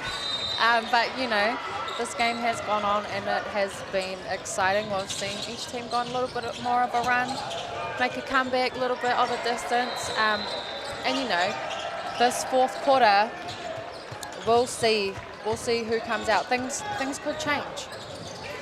Well, we've just received our stats, so hopefully we have a little breakdown. Yeah, so I'll give us some hot off the press Hot stats. off the press. Let's go. Leading scorer, I'm not even surprised, Amaya Williams for Wellington. She has 22 leading the way for them. Kiara Namana with 14 and Te Aorangi Tawhara with 10. Let's go down to Rotorua real quick. Leading scorer for them is, no surprise, Carly Kaiwa. She's leading the way for them in that general point guard position. And then Mawera Waira Tamai, she has 12. And then Amaya Edwards also working hard with 8. But here we go, we're starting the fourth quarter. Ai. Kai o te poro e nai nei I te taha maui. A screen coming, kicks it on. Maybe a screen again. Oh, little cross. Bit physical inside. The hara mai I Rotorua.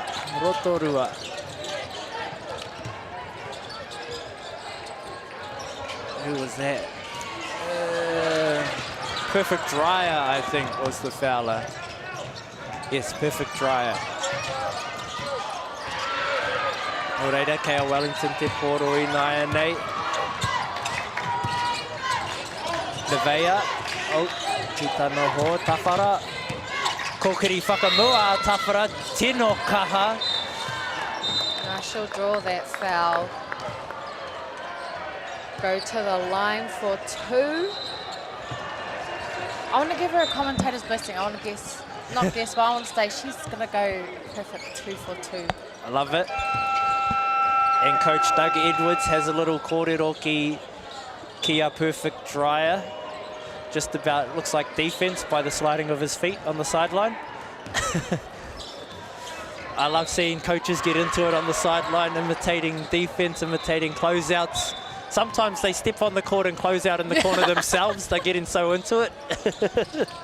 I always love seeing that too. An animated coach, you know, showing their passion for the game, just letting that emotion out, you know, seeing it real time. Yeah. You know, it is always entertaining seeing the coach demonstrate defensive stance. Aye, and speaking of our coaches, looks like there's a bit of a dispute with the score, maybe, with some fouls, maybe. So our Kaiwawawa there sorting that out.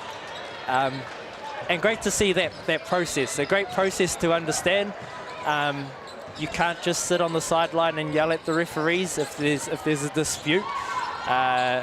Ko te rautaki pai, te tikanga pai o tērā, you must have someone taking the stats yourselves. You then, at a stoppage, dispute it with the bench, and hopefully they can get the attention of the coaches, and then they compare with the other team's manager who are tracking stats. And koia rā te mahi I nai nei I Wainganui I ngā tīma e rua me ngā Kaiwawau. and also just checking in with the score bench. So not too sure exactly what what it is. We can only speculate here from the side. Have a little guess. But hopefully they've sorted out so we can get back to this game and see who'll finish it out, and you know who will be meeting Harbour A in the grand final tomorrow. O ka pai, ko whakahoki ngā kaiarai ki te kōti. Tawhara.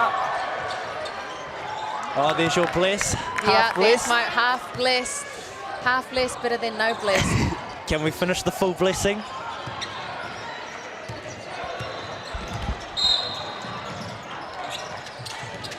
Oh, half a bless. Half an assist for you. Half blessed, better than a no bless. Oh, elbows flying with that two-upper. It's getting physical. We like it.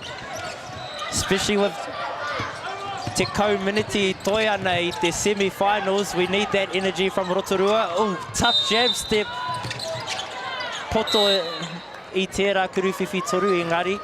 Kei a rātou te poro tonu.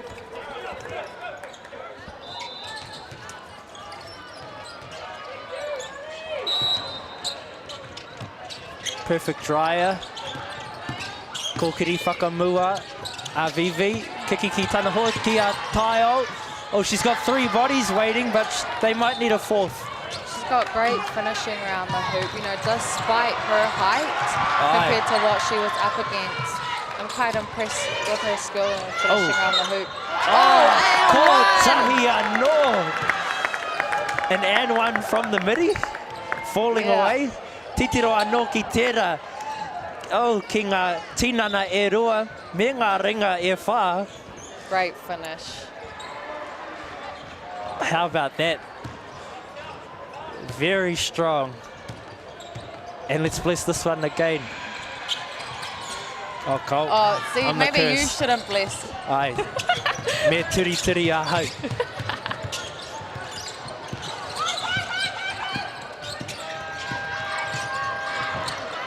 Oh, Kyle looks again. Oh, ko taha I te poro. Kyle waiting there. Oh, tata. Te tūrapa. Tūrapa anō, nā perfect dryer. Me te hara. Oh, pai te mahi. Engari, rua te kau te rere kētanga I nāia nei. A 20-point difference, that's tough in the 4th quarter to fight back from. It is. It's not, you know, unattainable. Things have happened. These turnarounds can happen, but you know, never know. It is hard to claw back. It'll be a lot of mahi that Rotorua have to put in to get back. But the free throw line helps. Stops the clock. Puts foul pressure. Oh, there's a lot of noise from our other court. Looks a very close game with 4 seconds. I think there are 2 buzzer beaters. Engari, ko tēnei te kēmu. I mua I ahau. Kei te kōkiri whakamua, he haerenga tērā. Bit of a walk.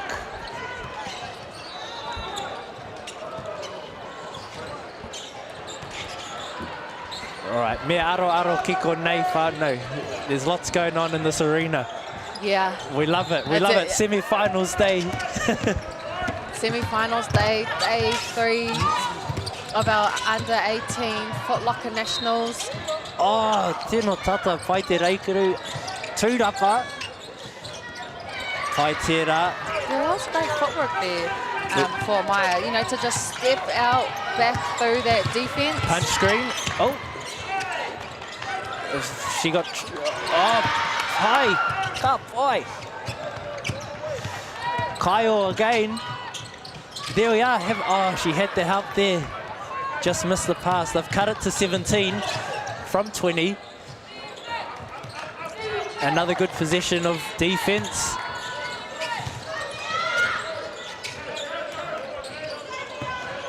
They have exhausted a bit of energy in the last minute or so, though. So, you know, they'd be hoping for a foul to breathe. if coach needs, might call a timeout. Oh, wow. Oh, ware ake, not today. It's a block party. Aye. It's a block party for Wellington. With emphasis too, a bit of a stare. Why not? You earned it. Absolutely. Engari, kei a Rotorua te poro kuruwhiwhi toru kaore only tū. Nō reira, kei a Wellington te poro I nai nei. Rotorua saying put pressure on. I think Kyle's a bit too gassed for that. Oh, kuruwhiwhi toru. That hurts when you chip away and then they bite back with that. Yeah, Sienna Latoa Tuala with that big three. I love that. I'm always down for someone pulling up on the three. Aye. With the confidence in transition. Especially the confidence to just say, oh yeah, I'm going to pop this shot right here. Kyle gets a timeout. Oh, let's see that three-pointer again. There we are. Hawkeye whakamuri, step back. Yeah, she read her defense well too. Yep. She, oh, you're all the way back there. Hold up, let me just pull that back. And there we go. Yep, I'm gonna pull this one. And I think tino pai te whakaro o tēnei wāhiki mai Coach Douglas Edwards.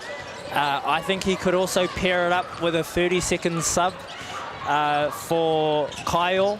That gives her this minute break with 30 seconds only taken from the clock, and just gives her a bit more mana to push through for the final 6 to 5 minutes.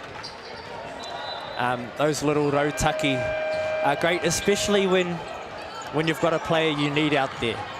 Yeah, absolutely. You know, she's really been that floor general for Rotorua. Same with Marewa as well. You know, them two have really led this Rotorua side.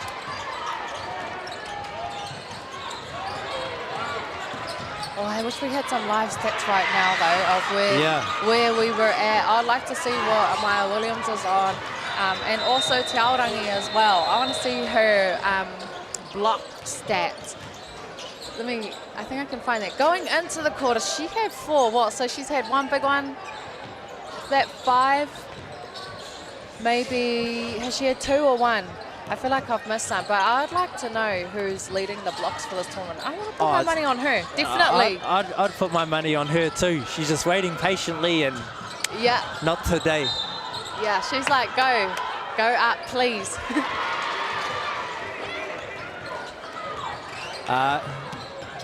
Kei Rotorua te poro I nai nei I te paitaha. Wairea tamai. We have another dispute, it seems. Is someone fouled off? Oh. Oh, is it? Is that fouled off? I think I missed that. Ko kiri whakamua. Oh, pai te maka, no look. Engari couldn't finish. I nai nei he hara.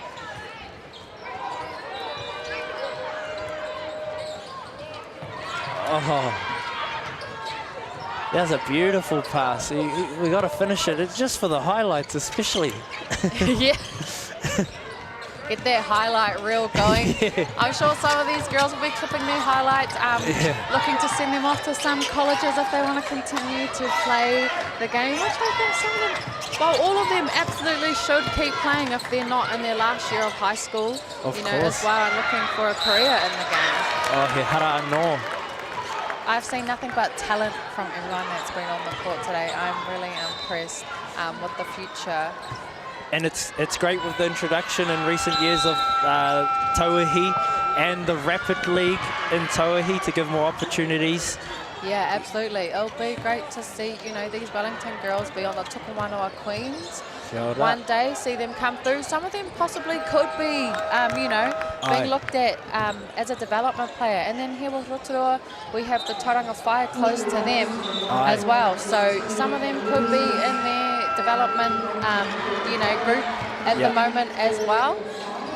But I love to see, you know, the talent here continue through and their stories keep going with what basketball does for them. Yes, of course, and many of these girls in under 18s might be in year 13, their last year of kura, so definitely looking to build that film, as you say, and seek new opportunities, whether it be overseas, whether it be with Tauhi.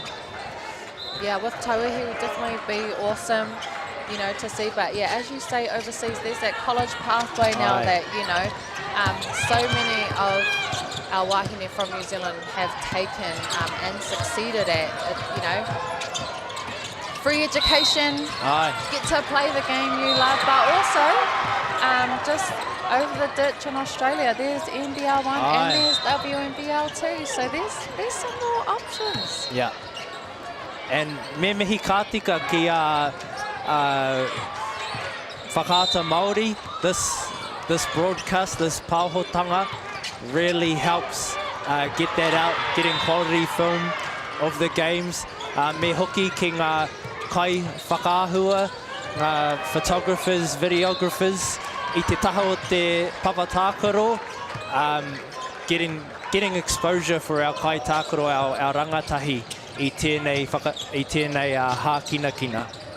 Yeah, absolutely. I mean, back in my day, we didn't even have this. Like, we were lucky if someone's parent or the opposite team recorded our game, or you know, someone was recording our game. We didn't have this level, you know, of exposure that is now. And I love that for all of our rangatahi these days, that, you know, this really does help them get those next level opportunities. But in saying that too, not even just with the game, right? It shows opportunities for something else. They might like being a videographer themselves. Of course. You know, they might like being a photographer.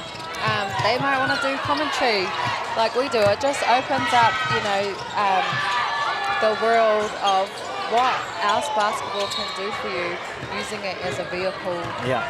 You know, not just for the competitiveness as well, even though that's number one. That's the best, but you know, there's more to it. Yeah. Pono te kōrero. Rotorua has bit back a little bit. 17, the difference. With that three-pointer, hopefully that's my blessing coming into play. Ngā mea anō kei te haere. They've got it, I've seen it all week. But that fatigue might be a factor in that.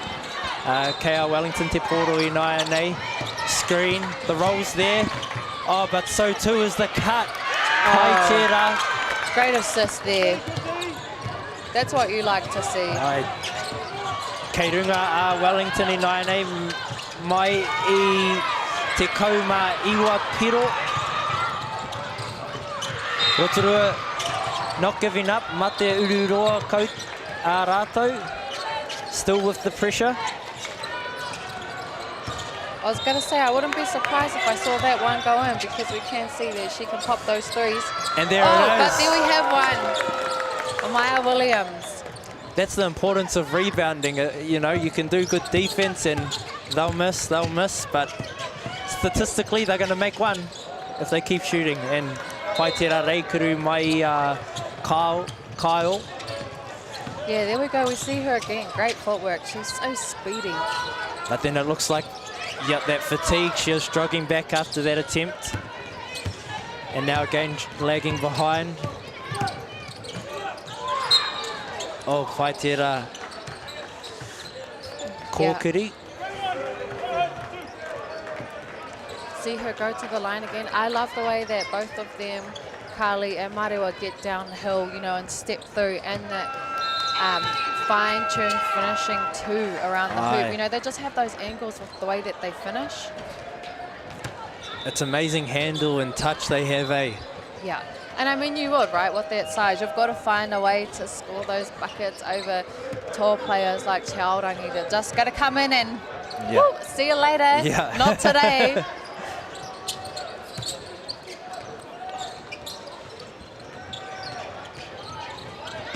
And what are we?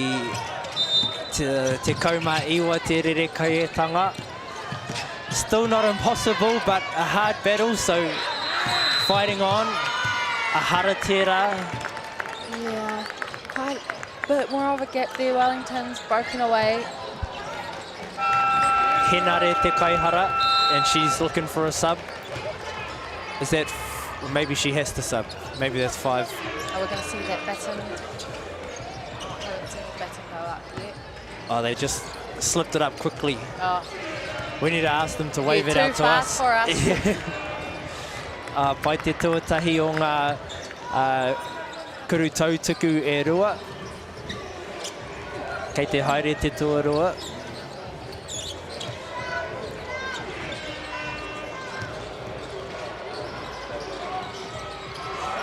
Ka pai te tuarua. Williams. She's been at the line a fair bit too, Williams. Kuru Fifi Toru. Kaori I need to. Didn't get that one. Half for your blessing, the shot went up. I need to bring more blessings next time. Great roll, great pass. Oh, but there's... Maybe that skip pass was better to the corner. There were 3 bodies waiting for her. Oh, no. I hope that's just a little bit of a niggle there. I did think there was a little bit of a funny fall. That ball got under her foot just a little bit, but no, I don't want to see Te Aorangi go down for this Wellington side. Well, she's embracing a bit of Taylor Swift and shaking it off. So yeah, there we go. She's good to go. It's just a little tweak. Oh, nice finish there. 23 points difference now. We've got under 3 minutes left of the semi-final. Kiki te kokona. Kuru Fifi Toru. Oh, there you go. There's your blessing coming in. He haratera. Must be free throws by now.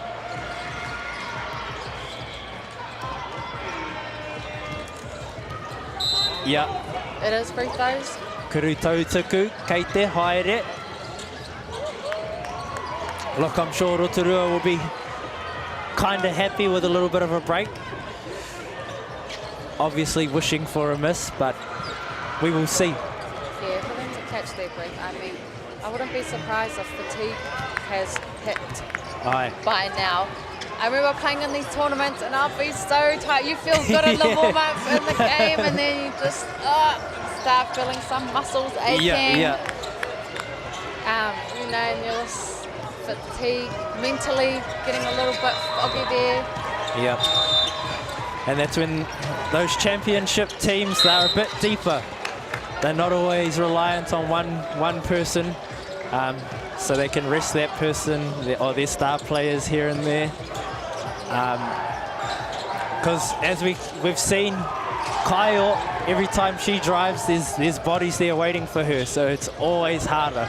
The coaches have done their mahi, done their homework. They know who's the main players.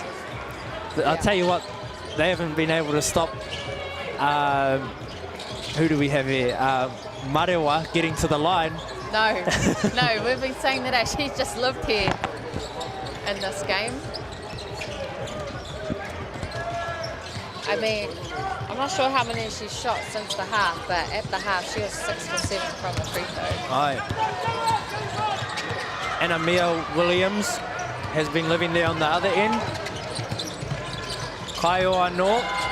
Amia Williams has done that a few times, just a little dummy block to put them up. Yeah. Didn't work that time. Oh, Kaori te hara, haere tonu. Haratera.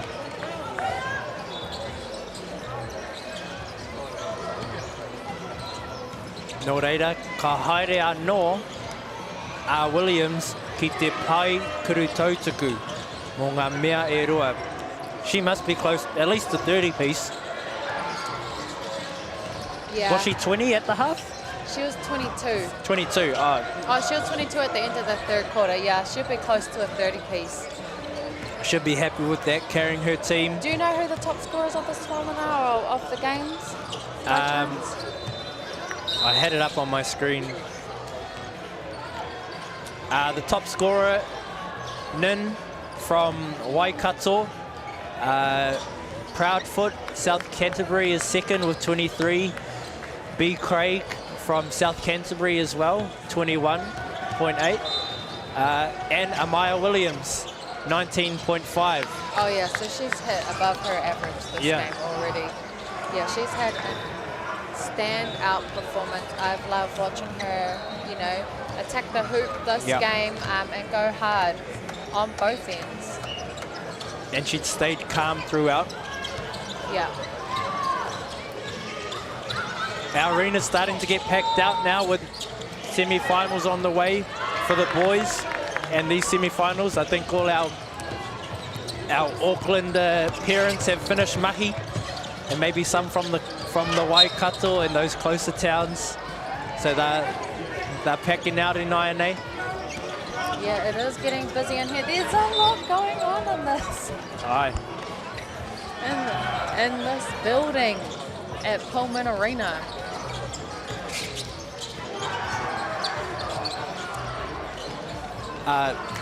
He wāpai tēnei ki te mihi atu ki ngā kai tautoko o tēnei whakataitai. Te kai tautoko Matua, Foot Locker, naming sponsors of this tournament.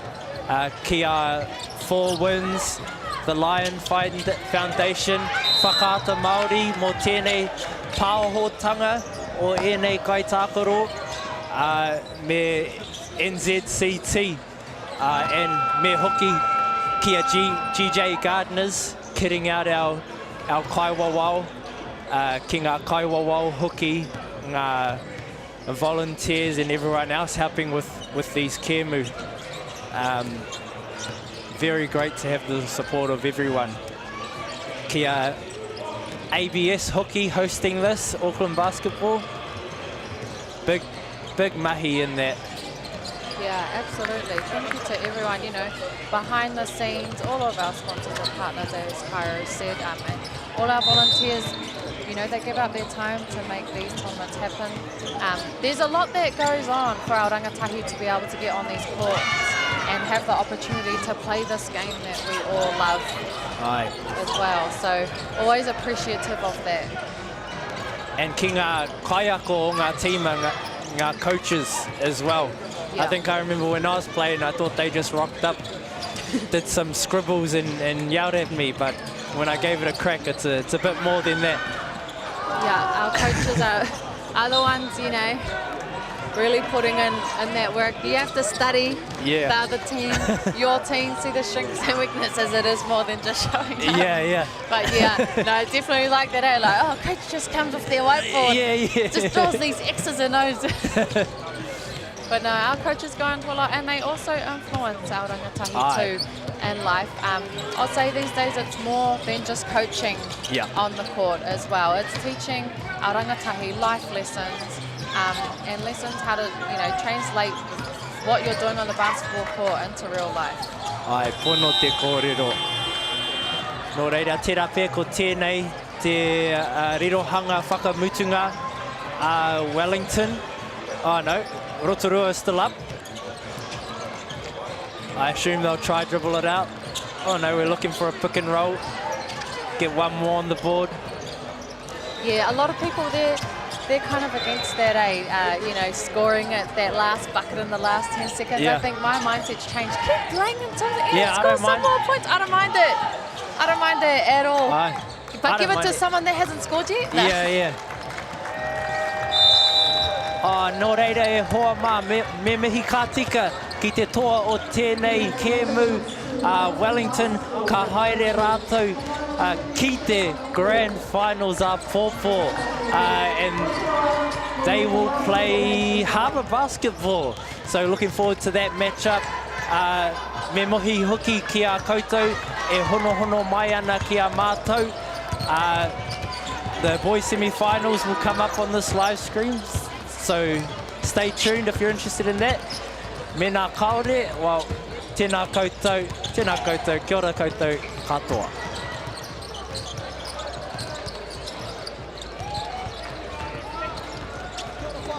Here we are, St. John's Boxer in New Plymouth, Taranaki.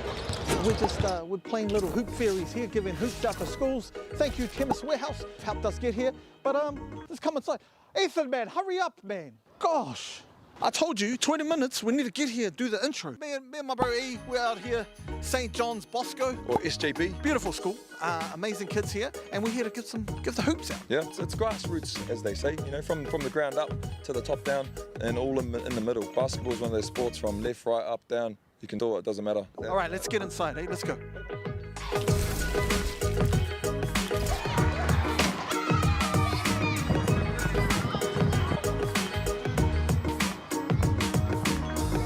Kia ora, my name's Ryan Fleming and I'm the principal of St. John Bosco School.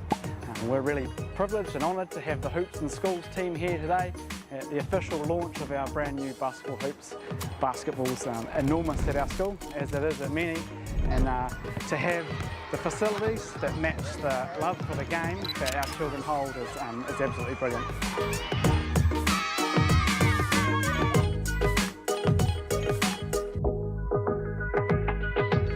Vincent, come here. All right, this is Vincent here. What happened today? Tim and some other dudes came along and visited our school. Some other dude. They're like that guy. Oi. What did we give you? Oh yeah, you gave me a shirt. I gave him a shirt. And some basketballs. And some basketball. And the hoop. And who was it thanks to? Chemist Warehouse. Oh man, Vincent's gonna be famous. Let's just say, who else is gonna be famous here? Who are you? What's your name? Remy. Remy. R-E-M-Y. R-E-M-I. You know you got new hoops in your schools, eh? Yeah.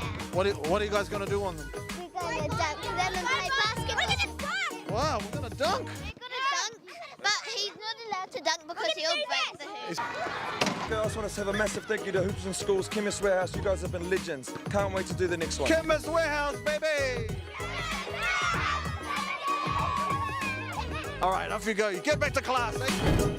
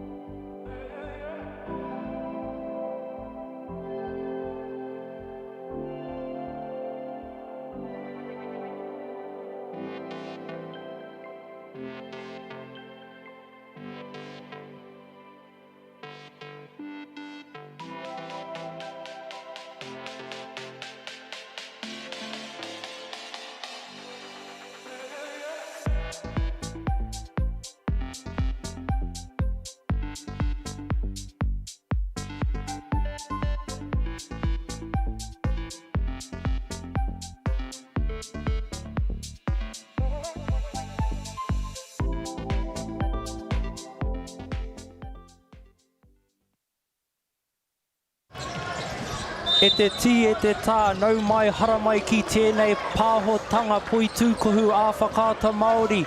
Ko tēnei te kēmu e heke mai nei I Wainganui a Canterbury A me Auckland Basketball.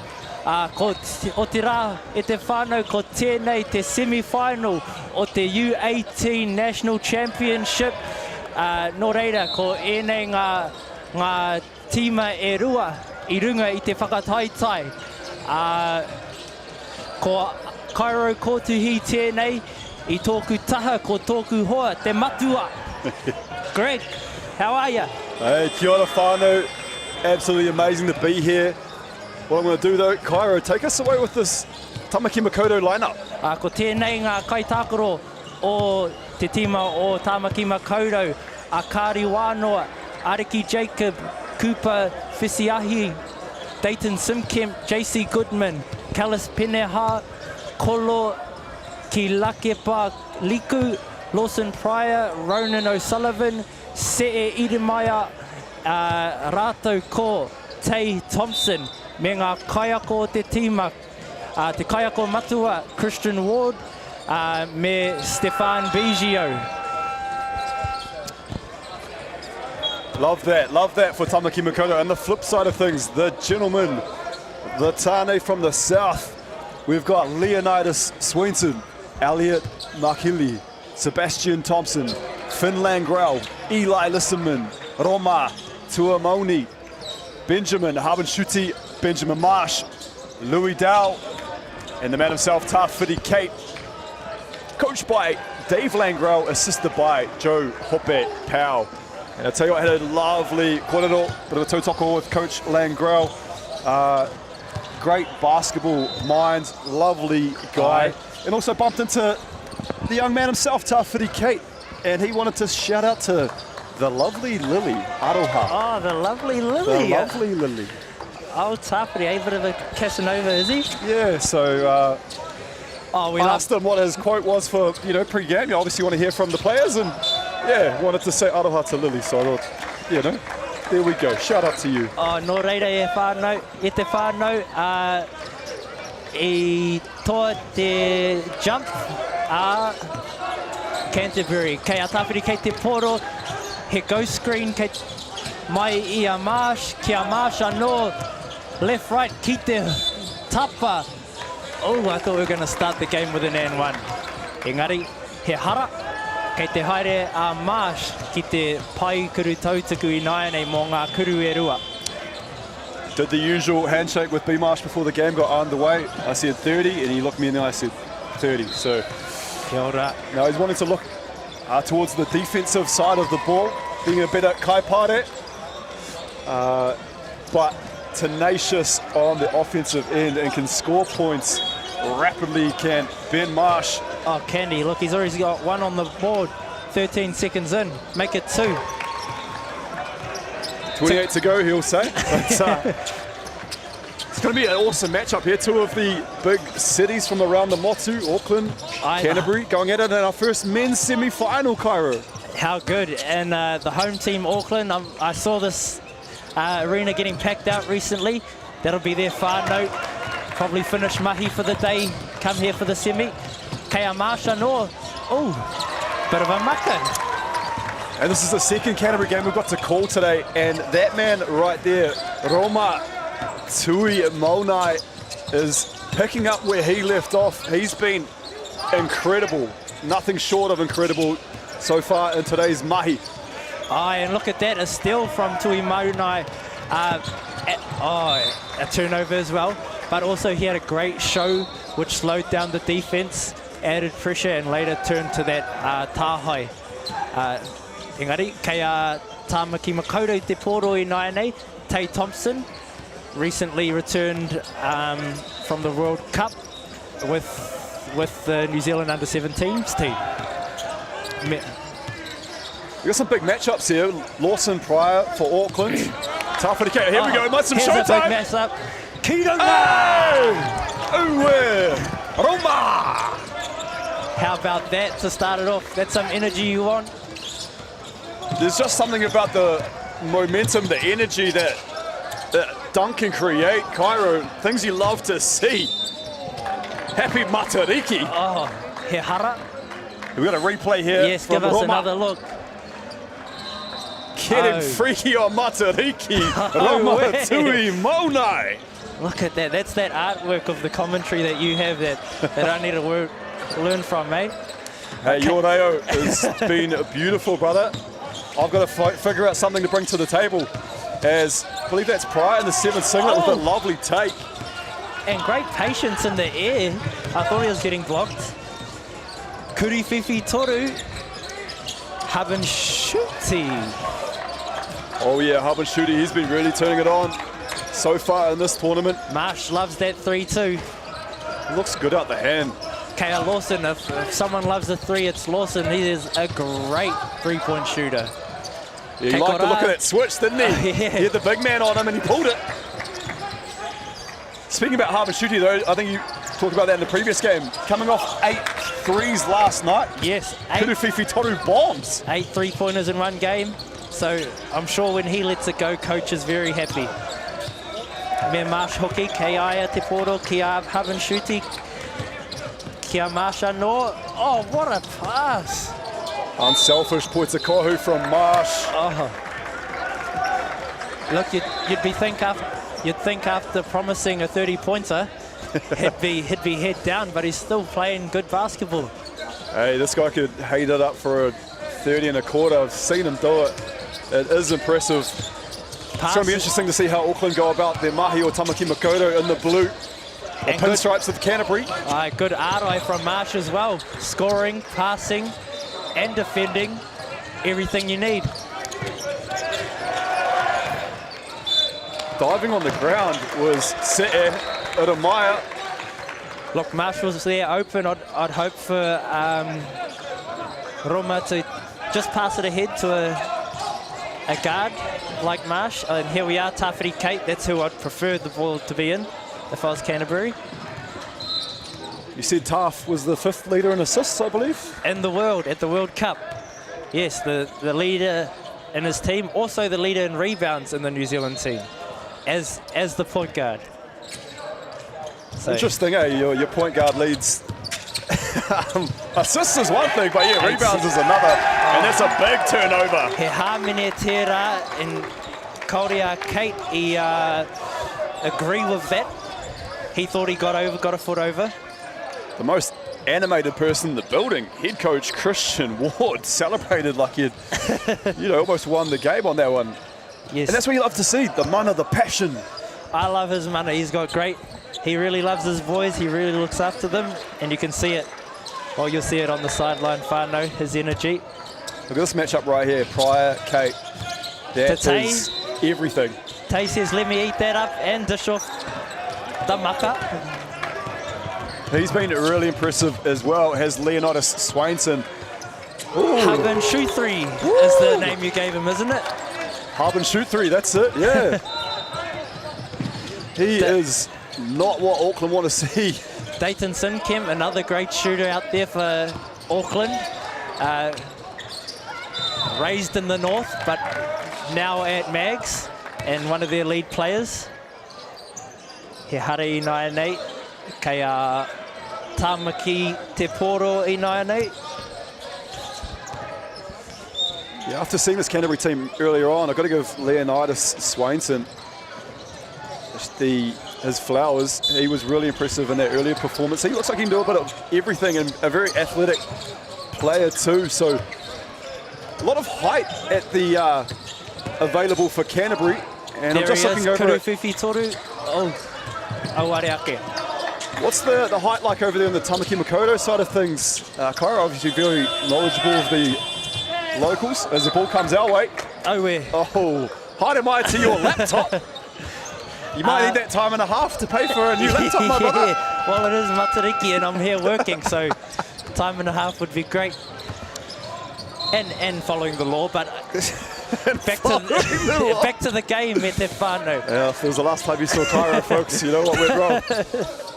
As we see Langrel in there too, dishing it off to Swainson. And Langrell's made some big shots. Louis Kuriwhiwhi Toru straight off the bench. And he was great in their quarterfinal, wasn't he, Greg? Yeah, Big Finn was a good win, but you'll need more of that. Peneha. Oh, parahuti huriti ana tana haere. Akadi Wanoa just being disruptive enough. However, it did come off him. And we'll see our first wahiki called of the game. And I understand Wanoa is one of their leading scorers. He's a nice, hustly little player. He gives it his all and picks up a lot of points. We're looking to get points somewhere. Canterbury off to that 12-0 lead early on in this one. The feeling out process from both sides here. Just getting a bit of an understanding of what the other team's going to do. Obviously, you can do your scout and your film, but obviously there's teams might take you a bit differently and play you a bit differently. So yeah, sometimes in that first, second quarter, bit of a feeling out process, and that's what we're seeing here. Tamaki Makaurau more than able to put points on the board quickly here. So just because they've dug themselves a small hole at the moment, don't expect folks to be a goose egg for long. Yes, of course, goose egg. New kupu tera for me, new phrase. But they're not doing anything wrong. They're getting shots up. They're pretty quality shots. It's just not going in yet. So I'm sure Canterbury, you know, they're not thinking that they've won it now. Yeah, they're going 0 for 9 at the moment from the field. Tamaki Makaurau, Auckland, but can't imagine that will stay like that for too much longer as Langrell with the ball. E roa, ngā Kuriwhiwhi Toru in his 2 minutes on the court. I tell you what, he is an impact player. He comes on the court and just no hesitation. You can tell he is in the gym working on that shot. So when he gets called, stay ready so you don't have to get ready, Cairo. Pono te kōrero. That's the mindset you need. Next man up, be ready. And especially in this, the 10 deep is Canterbury, so they'll be looking for their subs in this, just to rest their guys so we're not too burnt out if they make the finals. And same with Tamaki. It's a bit of a balancing act, eh? The bigs as well going early for Canterbury. I know Roma has been working out with the man himself, one of the great coaches, Josh Thompson, down there in Canterbury. So no wonder, looks like he's added a bit to the kete, Roma. Nice. And Kolo, a big from Tamaki, has entered the game, and he'll look to do great coming out of St. Kitts College. But I do think Canterbury has the size advantage. And they also have Se'e, does Auckland. But he's not your typical size big, well, typical for Canterbury. May have seen our first Falcon of the tournament so far since we've been. So it looked like Leko took one to the noggin there. Oh yeah, Haere Tonu. Nice, the first points. Oh, is that the first? Yes, the first points for Tamaki. That should be 2 points. Yep. Yeah, Tay Thompson, the beneficiary there of the first pakete for Tamaki Makaurau. Jump ball. Kaya Tamaki te poro I nai nei.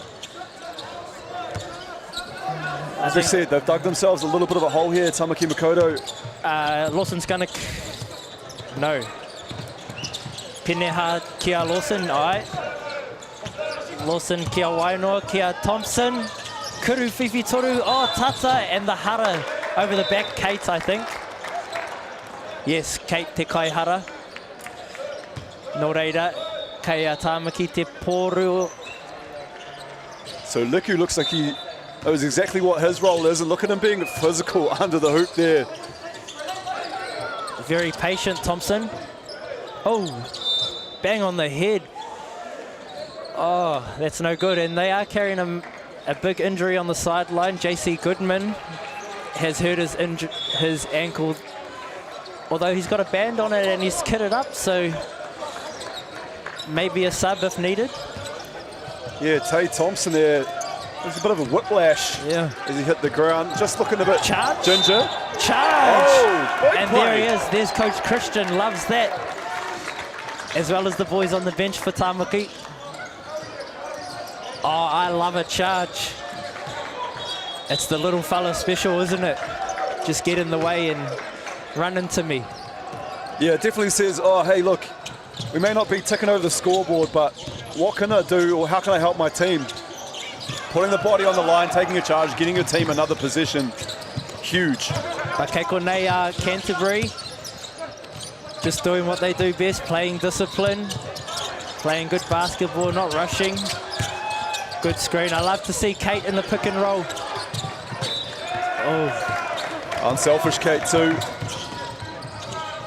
Was looking for Whaitere Kuru. And Christian's there, barking orders to his team. And happy for that one. You could see him just on the top corner of your screen, loving it. Canterbury, they've been a well-oiled machine so far in this tournament, and just at the moment, Tamaki Makaurau, Auckland, just doing a bit to disrupt them. Nothing easy for Canterbury at the moment, as Pryor, now he has turned the ball over. Came off his knee. Oh, he doesn't agree with it. I don't think too many people have ever. How many players do you think watch back film and think, maybe the ref was right? Yeah, I got it wrong. It's a tough pill that not many players swallow, you know? Especially if you've gone to the level of maybe you've got a technical foul for, you really felt like it wasn't you. You look back and you go, oh, actually. Yeah, I've had to apologise to a couple of referees on my time for sure. As Canterbury, Swainson off to the races. Rickerton. Oh no! Louis Dow!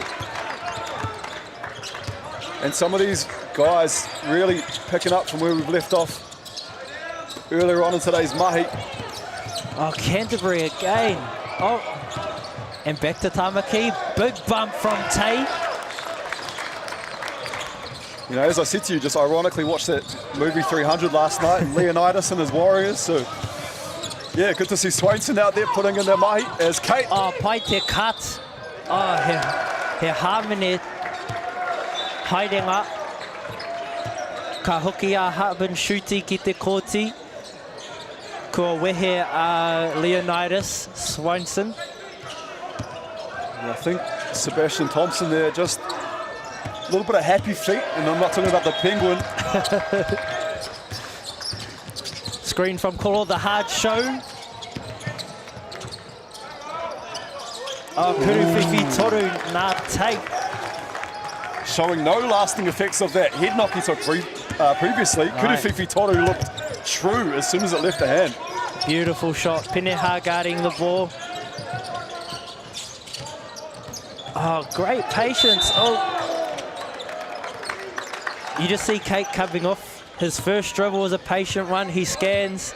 Another dribble, he scans again. Just looking to make the right call. No one came, went to the hoop, draws the foul. There's Peneha again. Kia te Kuruwhiwhi toru. And just speaking on Kate, you know, it looks like the game just sort of slows down for him. It just comes easy to him, and he can make the right reads, the right decisions. Unfortunate there. The Kuru Tautoku not going his way. Gets another opportunity though. I think they'll look to trap out of this. Canterbury like to trap out of a made free throw. They don't get the opportunity though. Nico making sure everyone knows that that's his rebound. And Peneha, kotahi anō. Pai te raukuru, he kuru tautuku kei te haere. Kalis didn't look like he could care less as he took that straight to the rim. The hoop and the harm. And draws the hara. You kind of slim shady with the words, eh? You mold them to fit yourself. Mate, this bag of lollies in front of me has me anything but slim, maybe shady, but... pai te kuru tautuku a Peneha. Kei Haven-Shuti te poro in INA. Oh, we've got a half-court trap, falling back into a 3-2. Yeah, Auckland's turn, isn't it, to try and turn things up on the defensive end? Yeah. What can Canterbury do? Oh, spin move from Langrel. I don't just shoot threes, I can take it to the rack. I got the spin move. Hey, and when that's the guy coming off your bench. Oh my goodness. I don't know if you saw that, but Roma just goes up and walks out with the left hand. You see the replay, Langrel, spin move, easy as you like. Looked like a Fisher and Paykel washing machine there, that beautiful spin move. Oh, he's hiding up. But yeah, Roma on that previous position, just with the athletic display. Goes up with both hands, just swats it away with the left. Oh, the taupare tera, the block. And he's great for Canterbury, isn't he? Having someone that big to protect the paint for you, to guard. Some of the the biggest action is off the ball, and we just saw a bit of it there with Liko and Tui Maunai going at it. Two physical bodies. Tay, the rejects there, great read, and the rescreen from Kolo. Oh, taupare anō. Oh, get him a job at New Zealand Post because he packed that parcel. Roma, Tui Maunai, let's see the replay of that. Get that shot out of here, as Casey Frank would say. And you couldn't have made a better read from Tay, but you can't read what you can't see, and Tui Maunai came from behind. As we see Marsh, Kotahi anō. There's the V Marsh, I know, puts the ball on the floor. Under duress as well. Couple of Tamaki Makoto hands in the cookie jar, and using the strength as well to get the ball up, plays through the harm, or the foul, the hara, and then that'll be the harm in the eye. That'll be his fourth, and now his 5th points. So one step closer to that 30 that he's hoping for, but still playing good hoops. If there was 5 quarters, he's on track. Wanoa, kauri aingitu, Roma te poro, kokiri whakamua. Oh, look at the length of the boy. The skill set from your centre to get the tūrapa, coast to coast fast break, pushing the offense, and then to get foul with going for the finish. That's elite poitikohu. The only addition I'd like to see is if he went up, drew the foul on the dunk attempt. That would have made it. But he's out there playing, so probably smarter to do what he did. Otherwise, you end up on the sideline with a headset like me, eh? And at half-time, I might ring the centre's helpline, and because the Christmas wish I want to see is Roma and Liku meeting at the summit. Who would win that battle? Wow. I don't know about that one. It'd be a great battle either way. Kea Thompson te poro, looking to clear it out. Get a shake, pick and roll, show. Hard show there from Roma. And again, shake with going to his favourite left hand, He Hara. Tui Maunai says, I didn't touch him. I believe that's 2 fouls on Roma as well. And that will see him get a early chip to the bench with Kate back into the action here. And has it been action aplenty?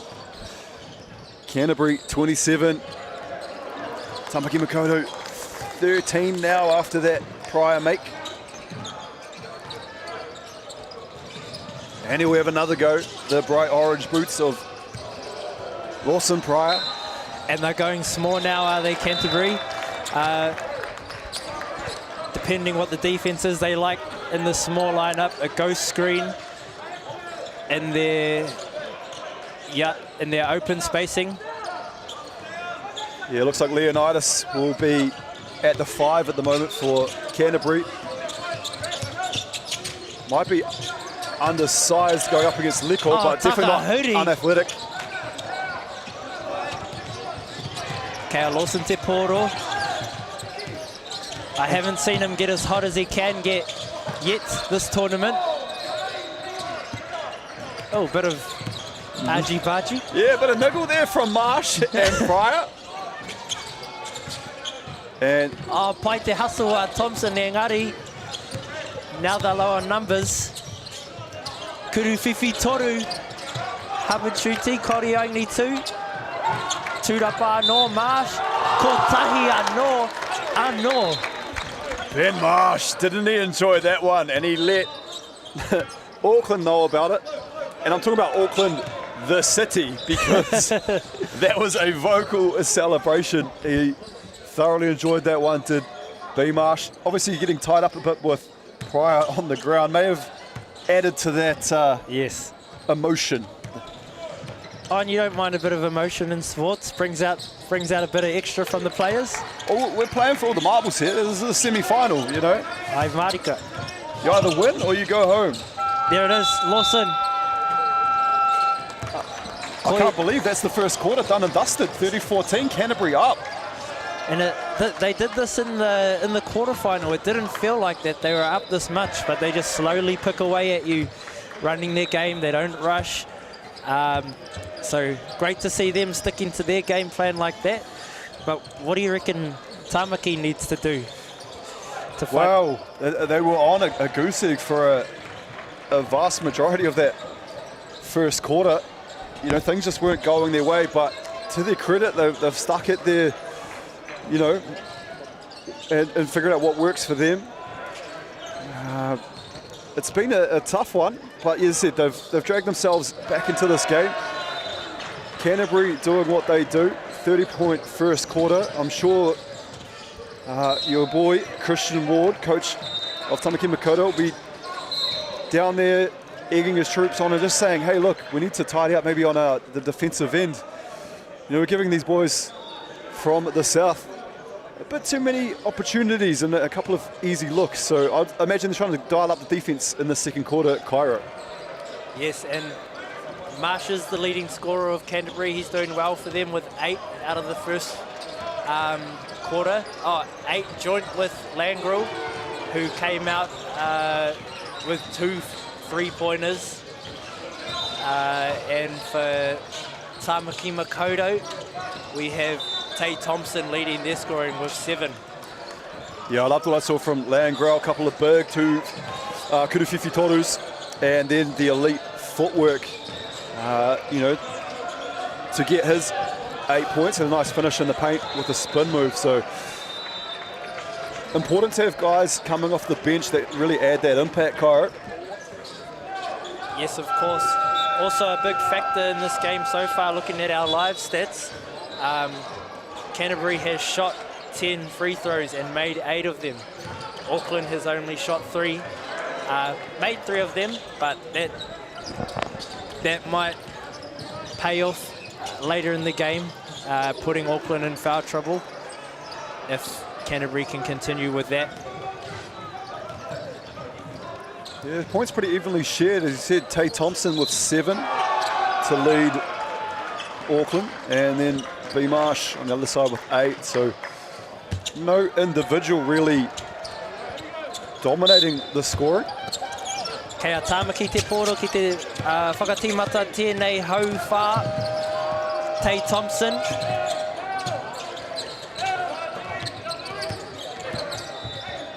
What a blow by there, unlucky right with the there, finish. Ronan O'Sullivan. He was able to blow by the defender, and probably wish he could have the layup attempt back. But very quick first step with O'Sullivan. And I believe he hails from the Tauranga.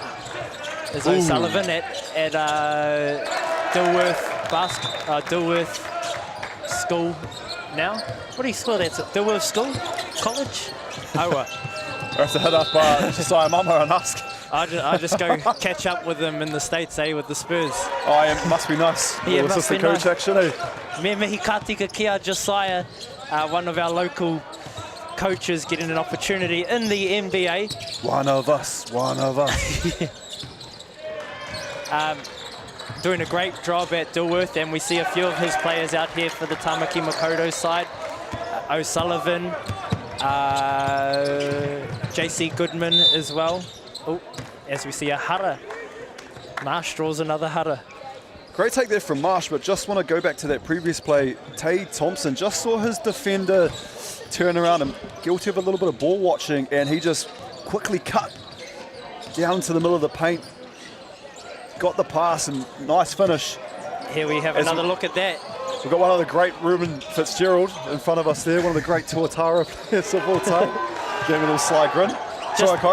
Just as you described on that replay, a great cut, and those are the things you need to do. Not everyone's going to be in the position to have the ball in their hands all the time. So being able to space the floor by shooting it well, but also by cutting well, adds pressure on the defense. That's it. Once you see your defender turn the head and take their eye off you, you know, make a move. Oh, speaking of which, that was a great move. That was a great move with the left hand, the reject. Oh, taupare mai Swenson. Couple of offensive tūrapa there. Is that Se'e?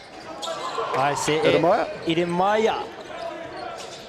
Great work, and he's playing in the centre position. He is not as big as the other centres here, but he's got that mano te kuri, the heart of the dog. Now, we haven't seen Roma Tui Maunai for a while. He got into a bit of foul trouble there in that first, so just having to bide his time on the pine. And that's oh wait, the score was wrong on our screen. I thought that had paid off, but it hasn't. Someone would have to be paid off if that was the score. Aroha mai te whānau had just some difficulties there. And Marsh again, they need to do something about Marsh. He's just getting to the line every time. Maybe they need to lay off the full court pressure just so there's bodies there, prepared legally. There's some players, man, it doesn't matter what you do. They're still going to get theirs. And sometimes as a coach, you've got to just think, okay, if this person's going to get that or get theirs, what do I do about everyone else? Yeah. So, yeah, Ben Marsh, tough scout. And very unorthodox how he goes about his mahi. He's got a different movement about him, but it's smooth. Yeah. He moves different to others. Yeah, he's a walking pakete. As Prior skies for that rebound and looks for the kick ahead. And Marsh is there. Mo te ārai, but not enough. Wānoa, hoi tana kuru. Screen there from Marsh, one of my favourites to set, the old back pick, whilst no one's watching. Swainson. Leonidas.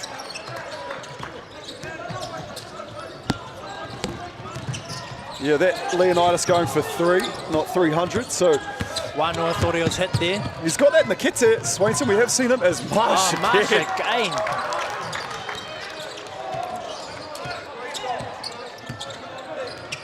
It's so good, I tell you what, when a teammate of someone like a B Marsh, you know, when they take a game like this by the scruff of the neck. He hara. Makes life a lot easier. Now why he hara? I didn't see the referee's hands. Hey, you can be forgiven, man. We've been here since early this morning. Especially you, boss. You've only had one break.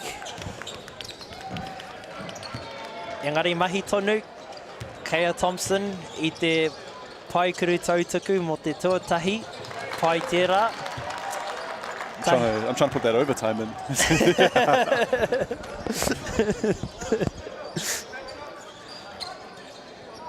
Like what I've seen from Tay Thompson, you know, some of these guys, you know, people may not have seen until today, and that's what I love about these tournaments. Some of these guys all of a sudden become a bit of a household name, and you expect to see them in the future sort of rep teams or even putting on the black and white. And he's one of those players, he's a quiet one, but he does everything you need. And that's what helped them get that selection into the NZ team, was Tay. Great defender as well, great on-board defender. Here he is, big tough. Te kaumā ono te rerekētanga I naia nei, e toana a Canterbury. Oh, I also have to say too, it's a lovely finish there from Thompson. Tāwhoro also wanted to shout out to the whānau. I see that they're going to be watching at home. He said, yeah, I was like, all right, I got you. A little shout out there to the Cape whānau. You love that, it's all aroha. It's his wahine, his whānau as well. Yeah, I hope Lily is not blushing. She's enjoying that little shout out as we see Pryor. Pryor ki tana ringa maui, tana tino ringa. Oh, looking for a punch. I love a punch screen. To break down the pressure defense, just a big punch in the back. Looking for Kate again. Pick and roll. Just quietly, I was about to say, if Auckland can get a stop, which they have, travel called, they can get this down to a single digit kemu on this one. Pai te pāngarau. Good maths, and who's called this one? Was that Canterbury? But Coach Christian will like that. Hopefully he can draw up a little something to secure that single point difference. Yeah, and I'm sure Coach Langrel at the other end probably noticed that the lead has been eaten into a little bit and probably just wants to get the troops together, talk things over. Still quite a bit of separation, 12 points the difference. But I think it was a good waiheke called by head coach Dave Langrel. Tuimone only has 2 fouls. I personally think you can get him out there. What you don't want to do as a coach is foul your own player out when they don't have 5 fouls by setting him on the bench. But it's easy for me to say that over here without the pressure of the game. Yeah, we've got, as I said, 2 of the best seats in the house, Cairo, and we just get to talk to all of you listeners out there, through wherever you might be throughout the motu, enjoying this one. Thanks to Whakata Māori and Basketball New Zealand. And also we're going to give a shout out to the local region too. Basketball Auckland, Kane Kyle, all of those amazing people getting the mahi done to stage and host a tournament like this. Ai ponoto mihi. It's not easy to run one of these tournaments. Oh, great cut, great basketball. Mai I te timo o Tamaki Makaurau. Pai a rātou ngāui naia nei. And they cut it to 10, from 16 to 10 in a minute or 2.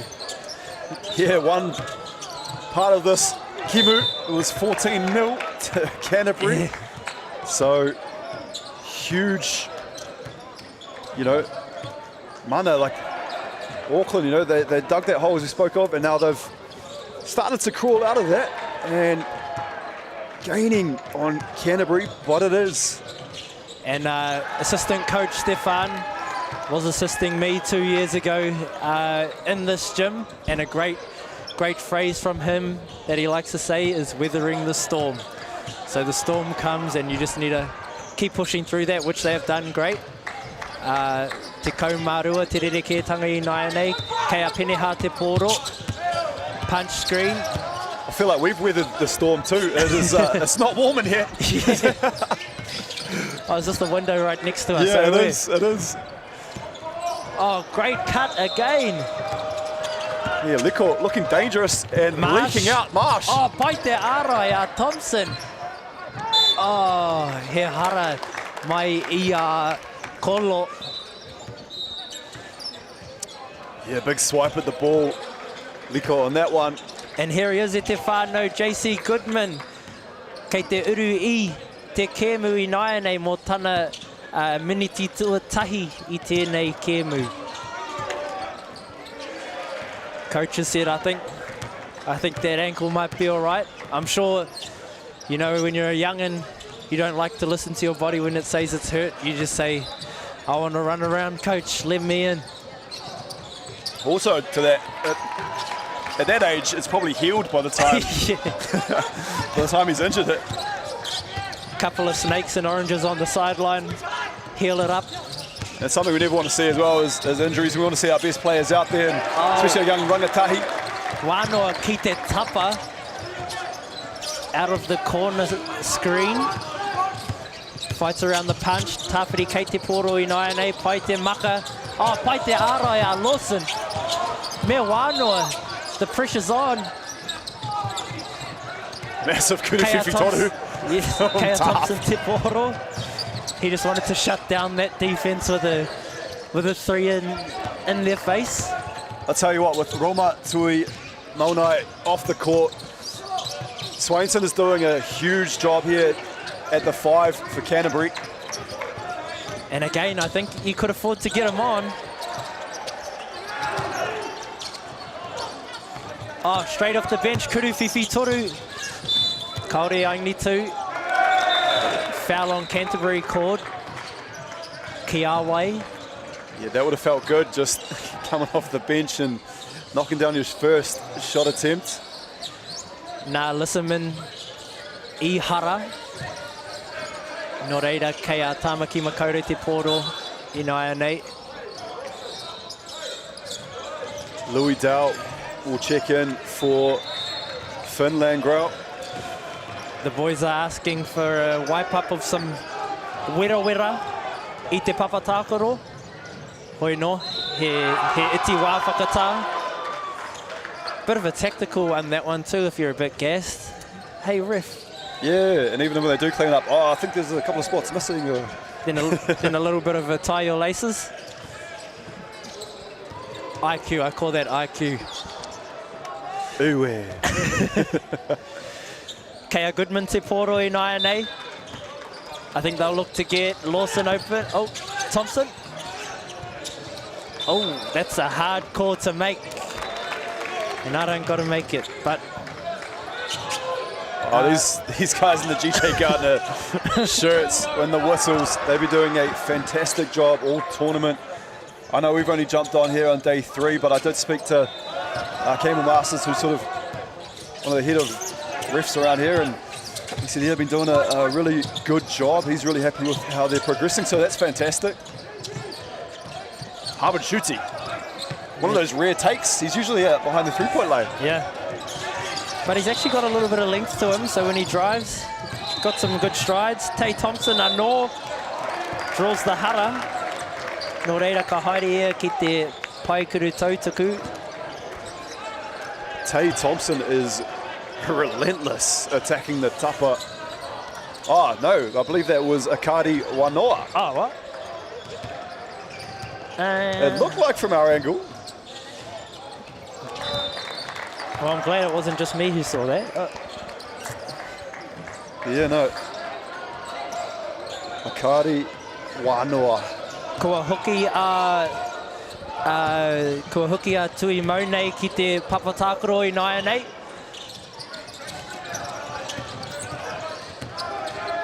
And 10 points, the difference once again here in this one. Deep into the second quarter. 43 plays 33. Oh, pai te maka.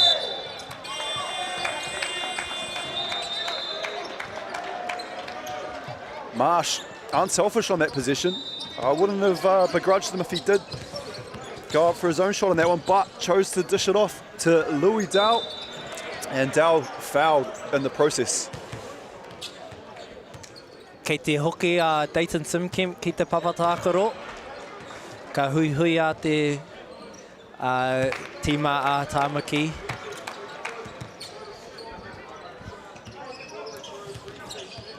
We've seen quite a few of these kuruto tuku. And these guys are being relentless, attacking, getting rewarded too.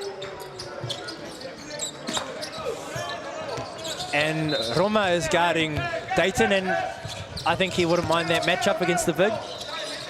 Engari, he's quite a mobile big, isn't he? Tui Mone. Tay Thompson, kuruwhiwhi toru. Oh, tata. Pai te maka prior hooky. Yeah, as we've spoken about, Tui Monai has let the fast break at times for Canterbury. Nice roll. Marsh with the midi. Yeah, the kurupiki just off there for Marsh. Hustle. I hear some airborne chants from the crowd. That must be the Tamaki fans. Yeah, there's one thing about Auckland fans, they'll let you know. Yes, the high school scene here is different to other regions. There's a bit of talk from the crowd. My favourite is when the rugby boys show up and don't know the rules, but they got a lot to say. Oh, mate, I'm from Dunedin. I didn't realise until I moved up. Is Marsh with the tough. Hey, what's the reverse layup again? Give me that in the reo. Reikuru Hurimuri. Oh, as the future Mrs. Kotuhi has provided. Kuru whiwhi toru. Kei happen shuti te poru I nai nei. Whiua kia tui mau nei. Marsh wanted to pull that one. Thought better of it. Gave it to Harben Shuti. Kōkiri whakamua Takahuri. Oh, and the Tamaki fans are getting loud. Home court advantage. Hopefully that can help them chip back a bit more. This should help them too. Kuru whiwhi toru. Mai JC Goodman. Tino rongonui te ingoa Goodman I te aopoi tūkohu. Tana Tuakana has played for the Tall Blacks at a very young age, and I'm sure he'll be looking to follow those footsteps. Nice pass, Kotahi anō. Ka haere a peneha ki te paikuru tautuku nainei. Titiro anō. Oh.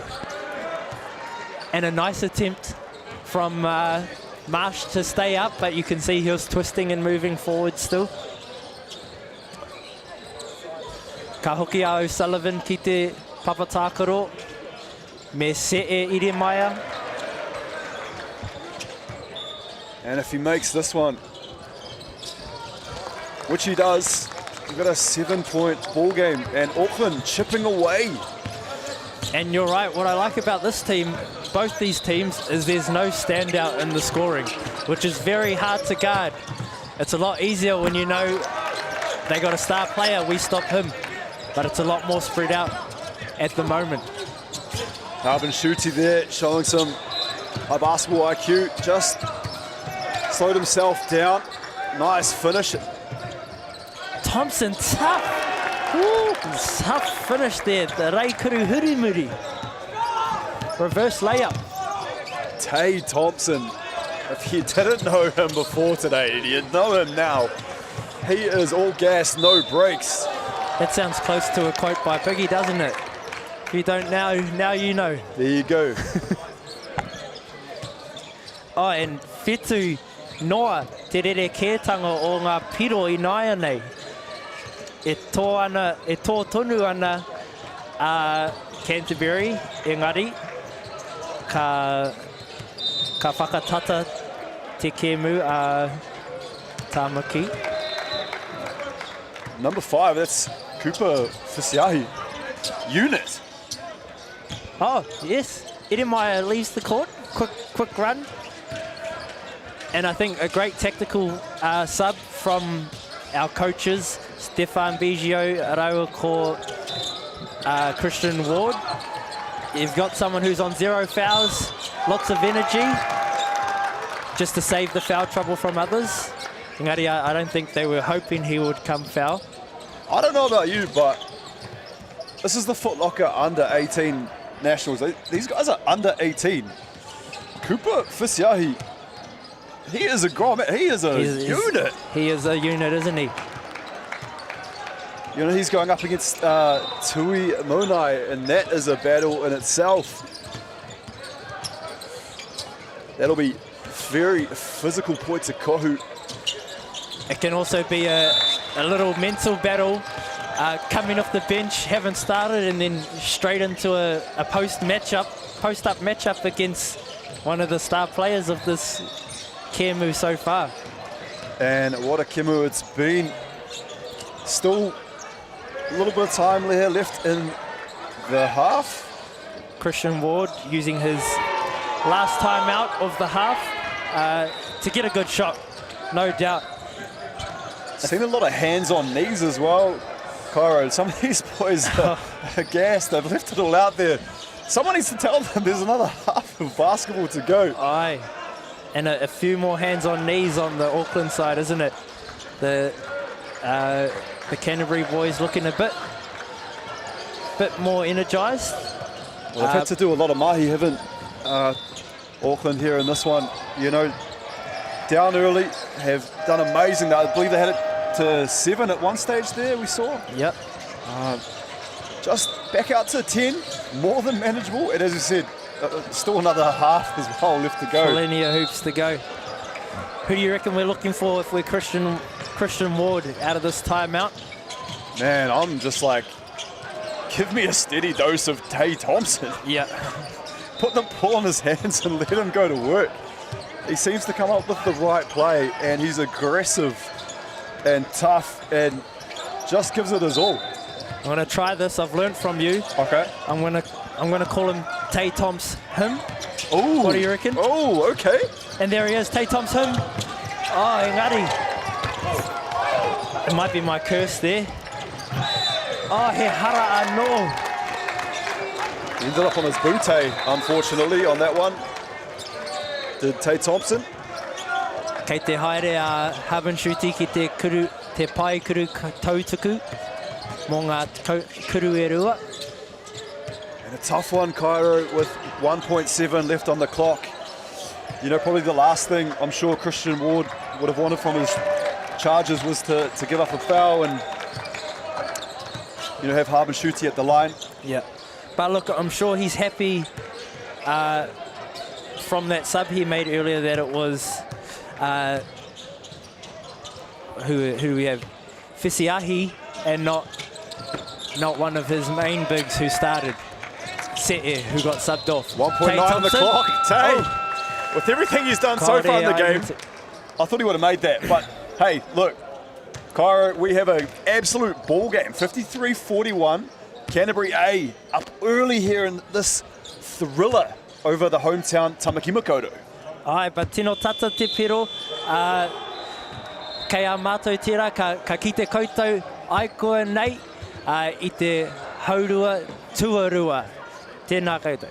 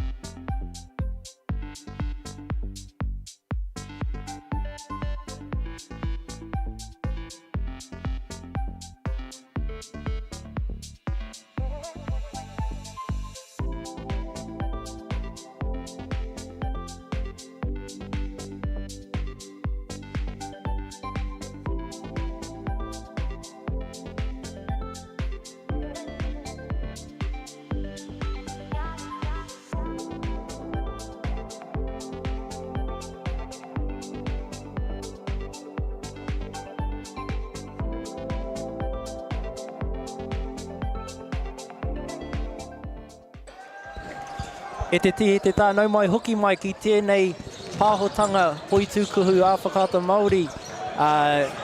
Ko tēnei te kēmu hiki mai nei, te semi-finals o te Foot Locker U18 Nationals. I Wainganui a Tāmaki. Me, Canterbury, kei a Tāmaki te pōro I nāia nei. Engari, kei a Canterbury e toana I nāia nei. Just looking at our live stats. Oh, what a tough shot. Our live stats review. The biggest difference I can see is the free throws from Canterbury. They've been at the line. They've shot 26 free throws and only 8 for Auckland. So drawing those fouls and they're making them. They've made 18. That's the biggest difference I can see in the stats. So hopefully Coach Ward has talked about how they're going to look after the fouls or not fouling. Tay Thompson for Auckland as well, done a big brunt of the scoring, shouldered that load, 17 points for him. Next closest is Kalis Peneha. And speaking of Peneha, he just drew a hara, kei te haere ia, ki te paikuru tautiku. Yeah, Ben Marsh, 14, Finland Grell 10, Louis Dow, 9. Some contributions there. As again, Peneha, another kai tuakaro mai te kuro o Dilworth. Again, learning under an NBA coach, we can say now, Josiah Mama. That's right. What a little thing to put on your CV, eh? NBA. That'll be us soon. Yeah, what did you get up to? I stood at the summer league over at San Antonio. Look at that. There's a pylon. Are we scrapping down here? And it is Auckland that come away with it. 10 points the difference, so that scrap, they need to continue. Kate, been quiet by his standards. 3 points, 3 rebounds, 1 assist. And there he is. He'll be looking to stamp his imprint on this game. Peneha will have a bit of a smile from Kate. That's what you love to see, eh? Hey, you kind of got me there and had all a big grin on his face. You got to respect it. Yeah. That's a part of defense. If you're going to play good, aggressive. Oh my goodness! Kuru Fifi Tonu Pryor! With a bit of contact on the landing. Christian Ward hyping him up. And that's a player you don't want to get hot, is Lawson Pryor with his left hand. Timeout. And they allowed his Tamaki. Ngā kai tākaro me ngā kai mā taki I runga. And wait, was it a timeout or was that a tick? Why are we not going to the bench? Yeah, it looks like we've got a tick. Oh, coach? May have been on the bench. Oh, unfortunately, that's because they were cheering for their teammate too loud. I don't know. Maybe there was some words said. The referees have a better perspective of that. Yeah, I would imagine it's probably maybe a word or two said. Usually, once the kids are put to bed, that you might hear, but ones that we will not repeat. But that might be a better momentum breaker than a timeout for Canterbury. So they'll be happy with that. The referees telling Tamaki to settle down a little bit. Yeah, everything quickly going the way of Auckland to get this third quarter underway. And I don't know what it is that Coach Ward said to his troops, but it seems to be like a different Auckland squad. They look a bit more comfortable out there, Tamaki Makoto. And I love this coaching duo. I Wainganui, Christian Ward, Raua ko Stefan Biggio. Stefan's a great basketball head. So too is Christian, but you can see Christian's bringing the energy on the sideline. And I know Stefan's great and calm on the sideline with his basketball head. So great duo there.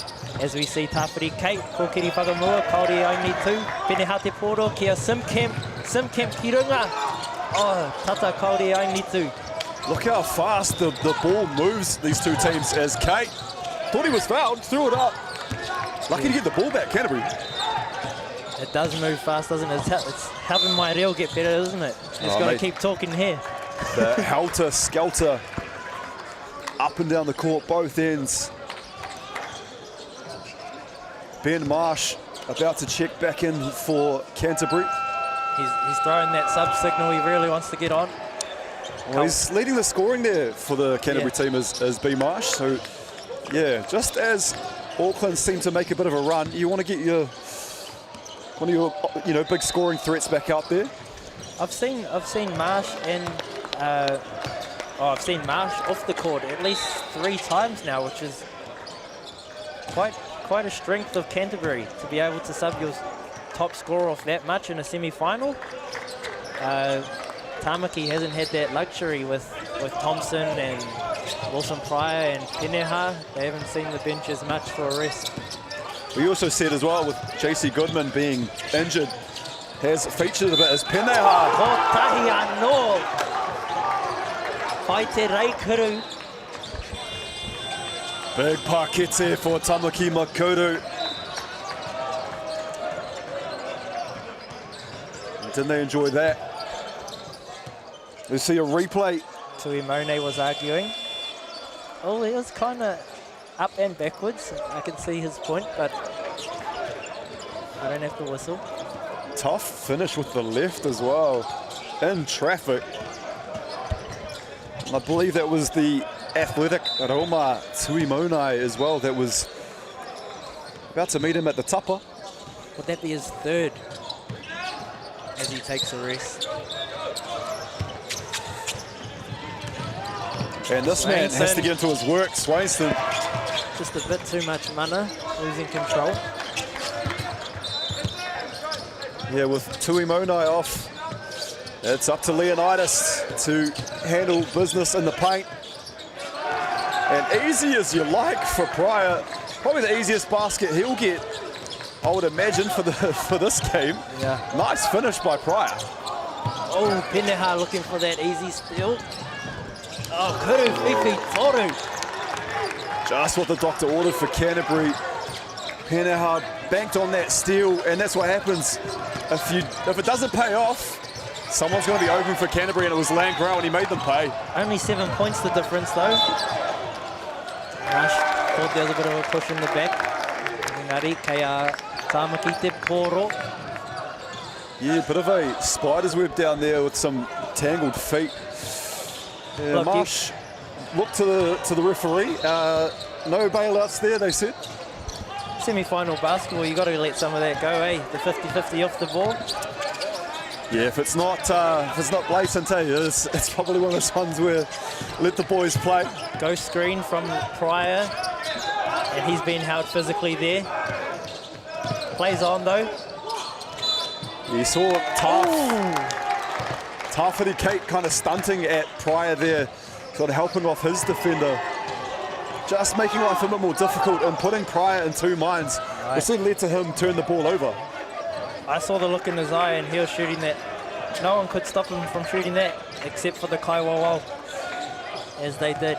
Yeah, he had Harbin Shooty in front of him, and I think he saw Taff Kate out his peripherals. Yeah. And just caught in 2 minds. Oh, whai te araia Pryor, kokiri whakamua. Kia Peneha te kuru whiwhi toru. Kaore ai nitu. Langrau. Oh, deep. Ooh.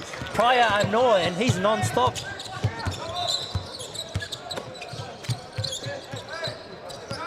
Langrau, a huge exponent of the kuru whiwhi toru. Goodman off the bench. Kuru whiwhi toru. Hey, he's playing injured, isn't he? He's playing injured, yes. And he's playing very, very well. You can't even tell he's injured. Couple of big baskets. Oh, Paite Karamash, and one. Kotahi anō again. And a couple of words for our injured man. Yeah, B-Marsh, he knew the defender was up in the air. Able to draw the contact, the hara.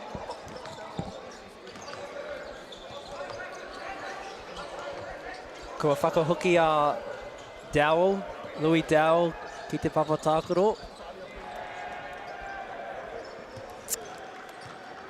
There he is, the man, Marsh, with a smile. Plays with confidence, always happy to be out there. Got a shout out to one of the Otago coaches back home in Otipoti, Sam Fielding, tuning into this one. And misses that one. Ben Marsh though. Kaya and Keneha talking as they dribble the ball up the court. What do they want? Ghost screen, attacks. I love a ghost screen, simple action. Gets a great downhill drive out of it, or the kick out to the three. Peneha on that was relentless. Got the two-upper, went up for it again, got another two-upper. Realised he wasn't going to get it a third time and just tapped the ball out to one of his teammates. Nā Lui Dao I hara, no reira kei a Tamaki te poro. They'll look for Pryor. And a ghost screen again. Oh, rejects the screen to his left hand. Two players there. Yeah, he just kind of lost Ben Marsh when he rejected that. I think Marsh thought he was going to go with it, and then, yeah, quick turn of pace from Pryor. As you said, ended up 2-on-1, or 1-on-2, I should say, and to his credit, drew the hutter. Yep. 6 points the difference only. That's one of the closest margins for Tamaki as they bite back. Rima te rereke tanga I naenei.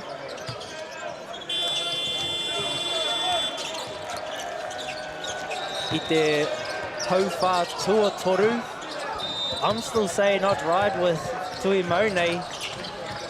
That height is key.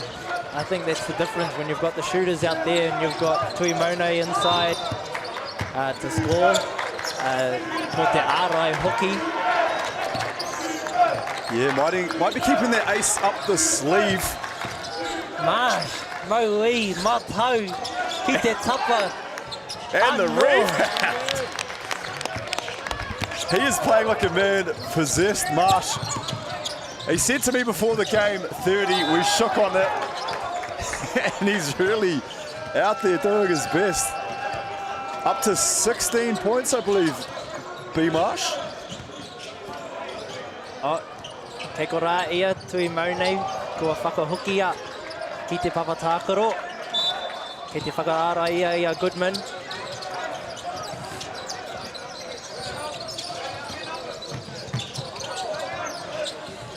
Oh, Pryor. That was not an open shot for me, but for Pryor, that was a great shot. On top of that as well, we had Roma Tuimone coming to patrol the paint. And we've seen him pack a couple of those as nice left-hand finish. Finland Grau showing, hey, I've hit a couple kudu whiwhitoros, but I can get it done inside too. I've got it a lot in my kete. He's got 16 points now. Oh, Havenchuti taking the contact, and he's there. Oh, great patience from Pryor. And the tūrapa me te kuru. Engari, te whakautu a Canterbury. Te whakautu tere tera. Thought it might have been a little give and go. Dal might have given that back to Marsh. Unselfish play from Marsh. And Dal makes the most of it. Love it back up to him. Oh, we're getting hot here, lots of action. He's been so active in this one. Whanoa te rereke tama. Yeah, Kari, one on when he's had minutes. He's been really good. Peneha. Ko tahai te poro, me te reikuru. Oh, goaltend in my opinion. Engari, kei a rātou te poro I naenei. Pryor. Great patience getting to 2 feet. Peneha with the pump fake. 5 seconds on the shot clock, and he gets it over to Imone. Peneha just gave him a little bit of a shoulder there.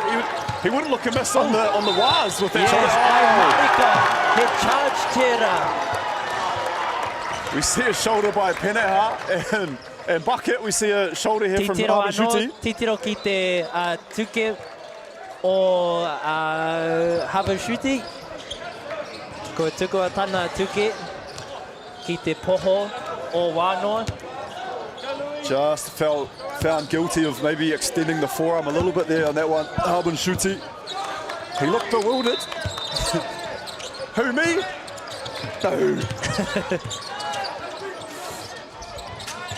Hey, but that's the offense of the great Shea Gilgeous-Alexander. You see these days, that little elbow coming out the shoulder.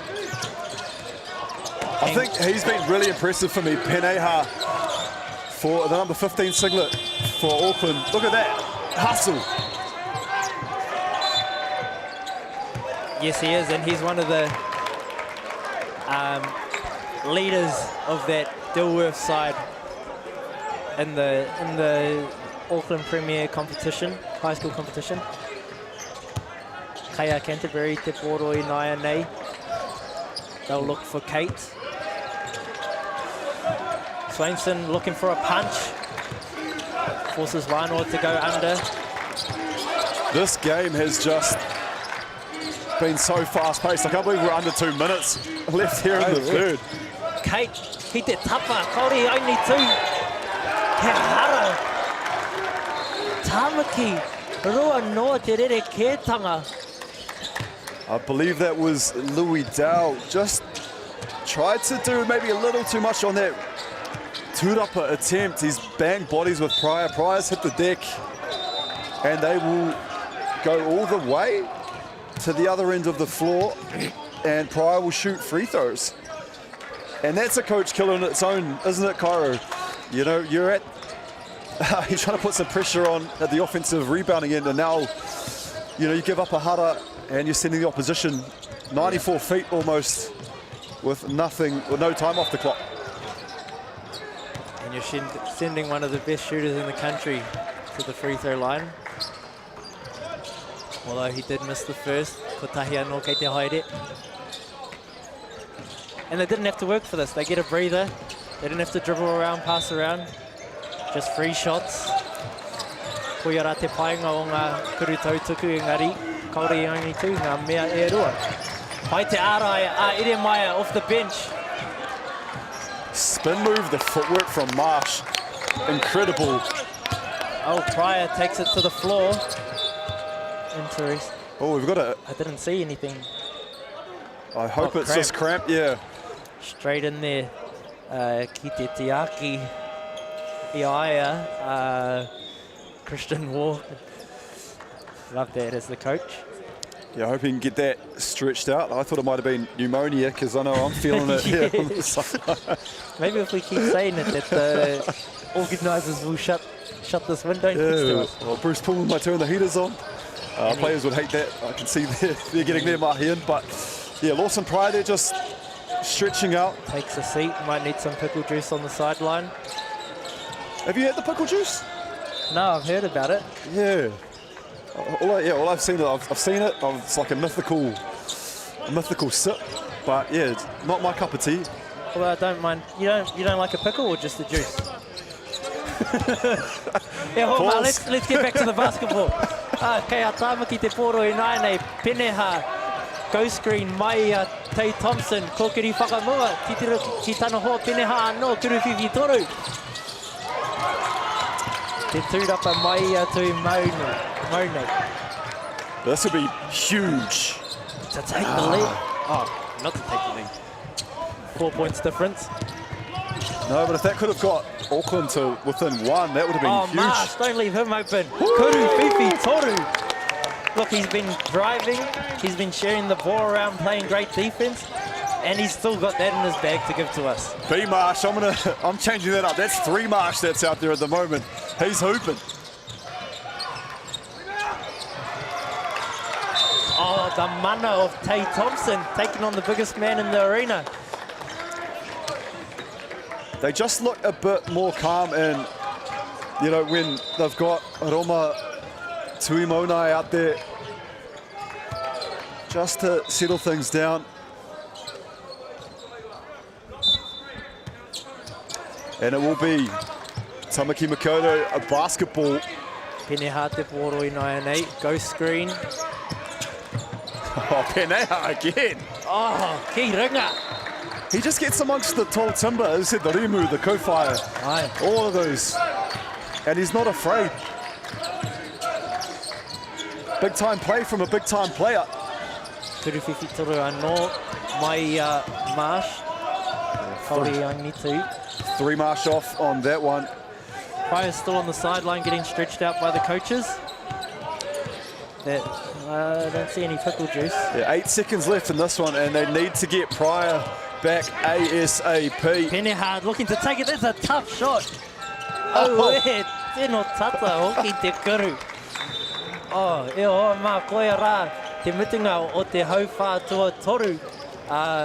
Kei te toa tonu, te tima o Canterbury, whiti te kaumārua ki ono te kaumāwhetu. 5 points in it. This is what you want from a semi-final, isn't it, Greg? Oh, I'm in shock, you know, the way this game started. Don't want to harp on about it, but as I said, Canterbury out to a big lead, and I thought, is this going to be the makings of you know, is this going to be a bit of a blowout game? You know, early signs, you know, when you see a team on a goose egg for a vast majority of that first quarter, I was a bit nervous. Yeah. But Auckland has proven me wrong, and I'm thankful too, because we had a close game. We've seen some amazing individual performances, a seesaw battle, some team basketball, thank you, some individual basketball. But you love it, you love to see it, and credit to Tamaki for fighting back. Credit to the Kaiako Tamaki Makoto. Nā rātou I instill the mindset of this team, and it takes a great mindset to fight back from that on this stage. But it takes a great mindset as well to do what Canterbury's been doing, to stay up, to fight forward again. Auckland cut it to 2 points, now it's back to 5. But just having a look through the, sorry, Kara, just looking through the stats, and the only person to take double-digit shot attempts for Canterbury is B. Marsh. He's 7 from 12. But when you look down the Auckland side of things, 6 of 16, Peneha, 7 of 19, Tay Thompson, and 7 of 14, Lawson Pryor. So those three in particular getting a lot of shots up. Getting a lot of shots up, but I see 23% from 3 Auckland. They've shot a bit more, but they haven't been making that. And I know there's players on there that can make those threes, but in this game, that's the difference. That and still... the offensive rebounding stood out for me. I can see that Auckland has 16 to Canterbury 7, so Canterbury really need to stop those second chance opportunities. Yep. And Canterbury te poro I nai nei ki te timata, te wāhanga whakamutunga o tēnei semi-final. Oh, Peneha me te block. Engari, ka whakautu tui mau nei me te reikuru. Roma just sticks with it. Wānoa mo te dish off kia Goodman. Kaore Aingitu, kei te poro I nai nei. And just a bit of momentum, if I can get that word out, bit of momentum. The pendulum swings towards Canterbury. Both teams getting up good shots. It's about putting it in the hoop though. Kuruwhiwhi toru. Oh, did take a little bit of a knock there from Harbour Shooty, did Pryor. That cramp's healed. Either that or coach said, let it heal out there, boss, we need you. Kuruwhiwhi toru. Harbour Shooty.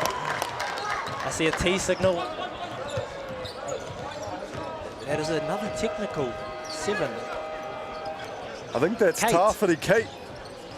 And he does not get those.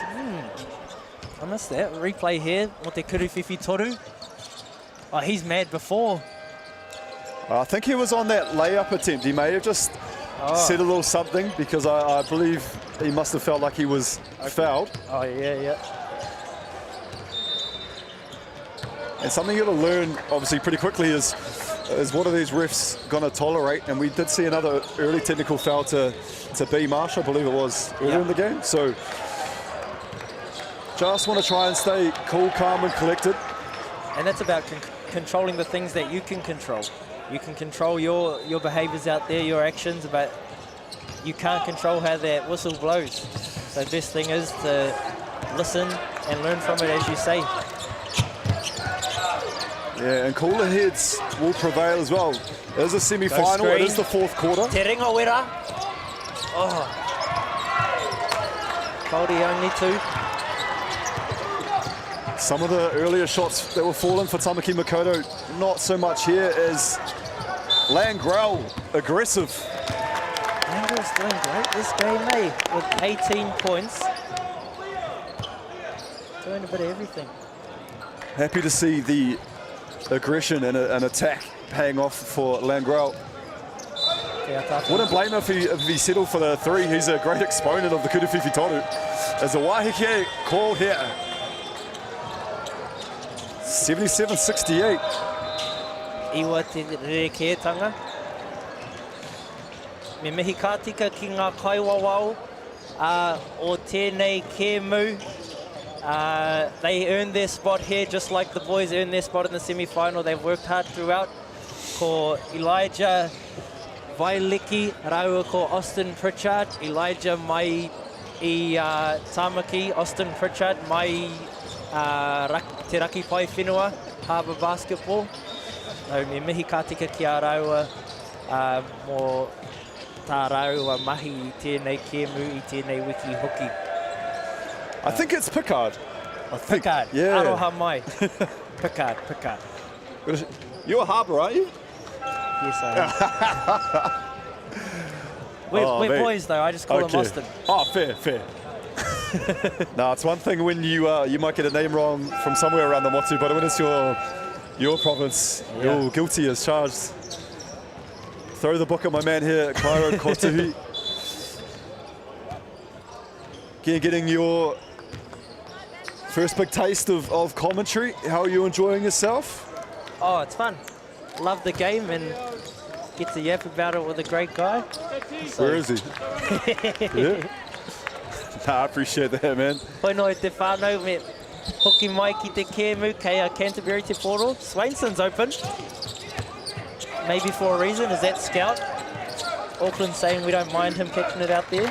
I'd like to see him reverse that back to Taff. He would just open in the corner. Yeah. Oh, the big man. 11 points the difference now. Waru Mirinti e toi ana I tēnei kēmu. Ghost screen to the pin down Kia Lawson. Peneha says, never mind that, I got a turtle on me. Drives, kick. Beautiful looking release there from Tate Thompson. Peneha no. The seas just parted for Peneha as he put that ball on the floor. Had more space than I thought he could work with. And he gets fouled going to the line. He's a bit of a mahi dog, eh? He just keeps working, does Peneha. Yeah, he just doesn't stop trying. He seems to be like the Energizer Bunny for Auckland. You know, just the work rate. As I said, all gas, no brakes. All gas, no brakes. He'll be happy with these free throws to slow him down, give him a breather. And the 3 points. Ko tahi anō kei te haere. Yeah, good to see Pryor's back out there and not showing too many effects of that cramp that he was experiencing a bit earlier. Swainson with a little in and out. Kate in the pick and roll. I don't mind seeing Kate in the pick and roll any day of the week. Would just love to see him in there with Tuimone. Lawson te poro I nāianei. Kia Simkemp ki te tapa, kiki ki tana hoi te kokona. And it was tough. Tawhiri Kate again, stunted at Pryor, but you can't really leave any of these Tamaki Makaurau players as Thompson is off. Tate Thompson. Para huti ana Tate Thompson.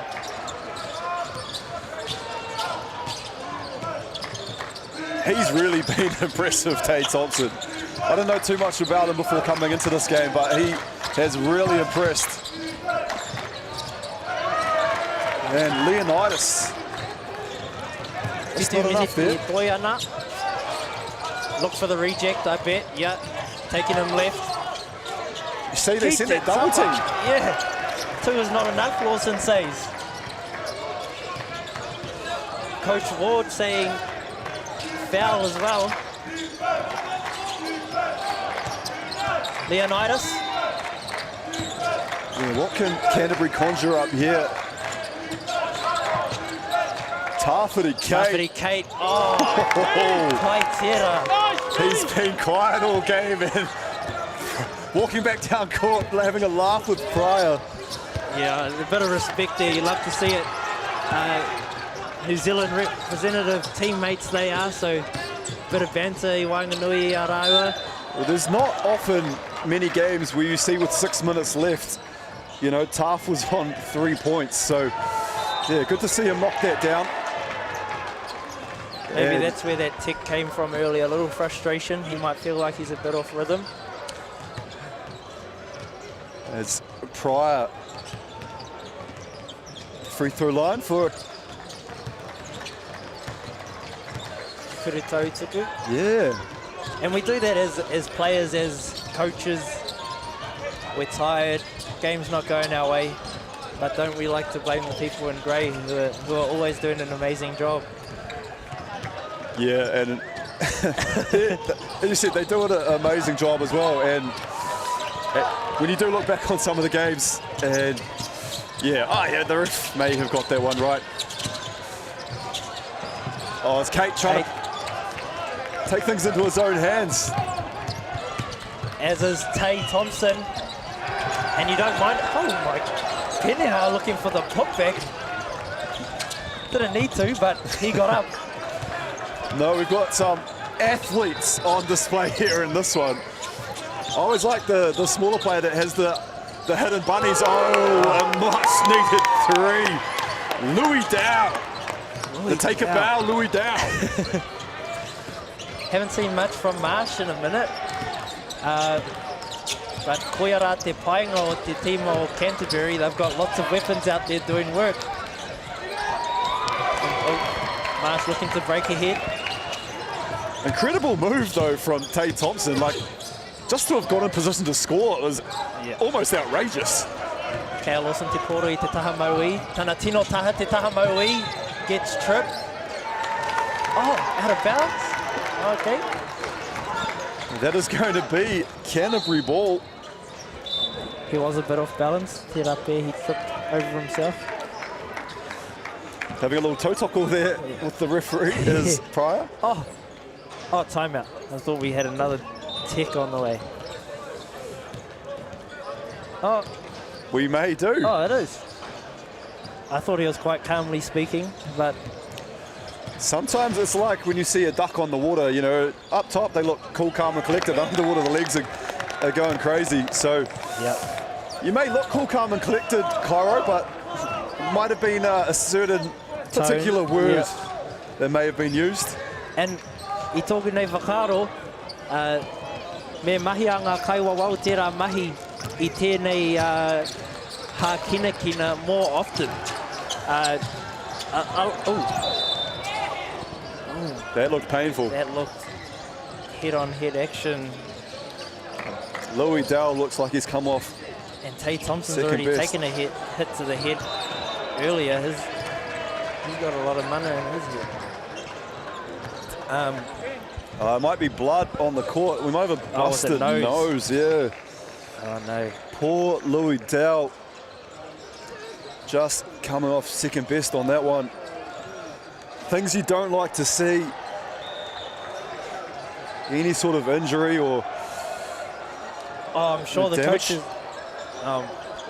Canterbury might mind, but the coaches will be happy with a little timeout. Oh, they're both drawing stuff up with their teams, taking advantage of this. They don't have to waste their own timeout. Tell you who won't be happy will be Louis Dowell. Yeah. He's got the old towel on the nose. I think he'll be all right. Just seeing if all the teeth are there. I can see him over there on the sideline. Oh, that's the worst, the nose though. It feels like it's gone. Yeah. You see the blood coming out. Yeah, you can actually start to freak out a bit once you see a bit of blood. Yeah. Get your eyes watery straight away. Yeah, to his credit, walked off the floor. He looked pretty cool and calm about it. Good to see staff there of Canterbury 8. Iwa te rereke tanga I nai nei. Canterbury have pushed out again a little bit. Holding it there. Tui Mone's still on the bench, but our smaller lineup seems to be working for Canterbury. And look at how amazing, I can see my boy Theo down there on the sideline doing the score bench. Jilly Harris there too. I tell you what, it takes a village, and we need these sort of people here. Our volunteers, Auckland Basketball, putting on an amazing tournament so far. We've got to shout out those guys doing the mahi there. Again, we shout out the referees, Cairo, but it's also, hey, we don't have a game unless someone's keeping the score or, you know, providing us the stats that we need to be able to bring it to the people. And organising, getting all these boards out here, getting the score bench set up. I know most of our work days are 9 to 5, but these people have been here. When's the first game? Yeah, 8 a.m. Speaking to Kane Kyle earlier, working for Auckland Basketball now, and he says, yeah, it's here about 8:30 till 10:30, I believe, each day. Nice, the Kuruwhiwhi Toru goes up, and the tūrapa mai a wānoa. Oh, looks for the no look behind the back. The look was good, just didn't execute. Kate ki te tapa. Marsh, tūrapa. Oh, they're both fighting over Harmon Schutte and Marsh, same team. Kukiri whakamua. Titiro mo te reikuru. I don't know if Marsh and Harmon Schutte knew that. They had each other there. If one of those boys caught the ball, it was going to be a pakete. Fighting with each other. You love the energy. Marsh Tera looking to cook. And cook he did. Cook he did. Kua tunua aia. I thought JC Goodman had put a lid on there, and there was no room for B. Marsh. And just with that reverse lay. Oh, Goodman was there on the roll. We draw Peneha anō drawing the hara. Kei te haere ea ki te paikuru tautaku. This is our stats. How many fouls has he drawn in this game? If I can bring that up.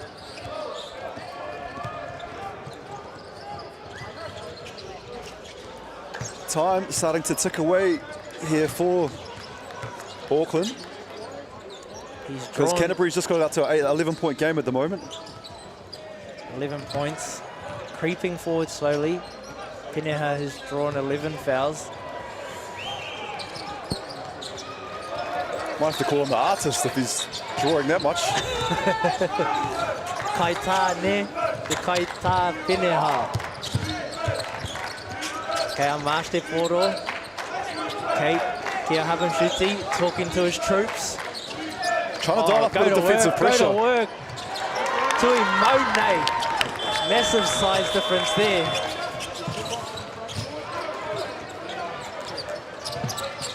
$11 rebounds from Tui Mone I tēnei kēmu.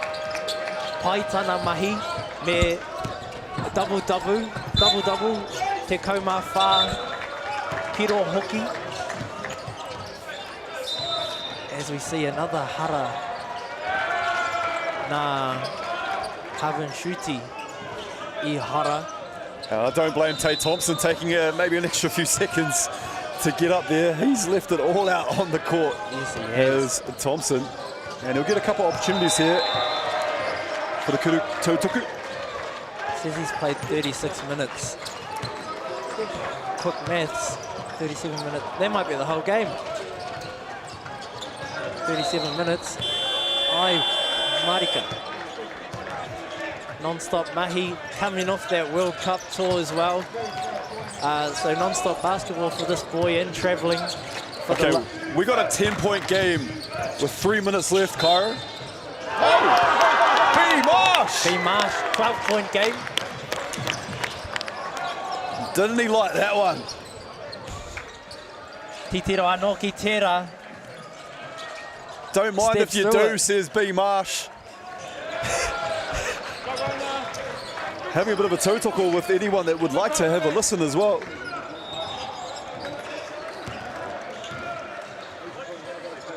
things you love to see.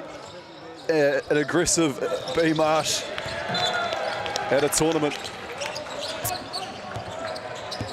And now it is Tamaki Makoto's turn to answer.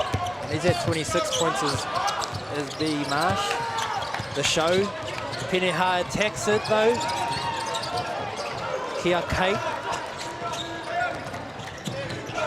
Oh, you gotta get. Oh, he hara no.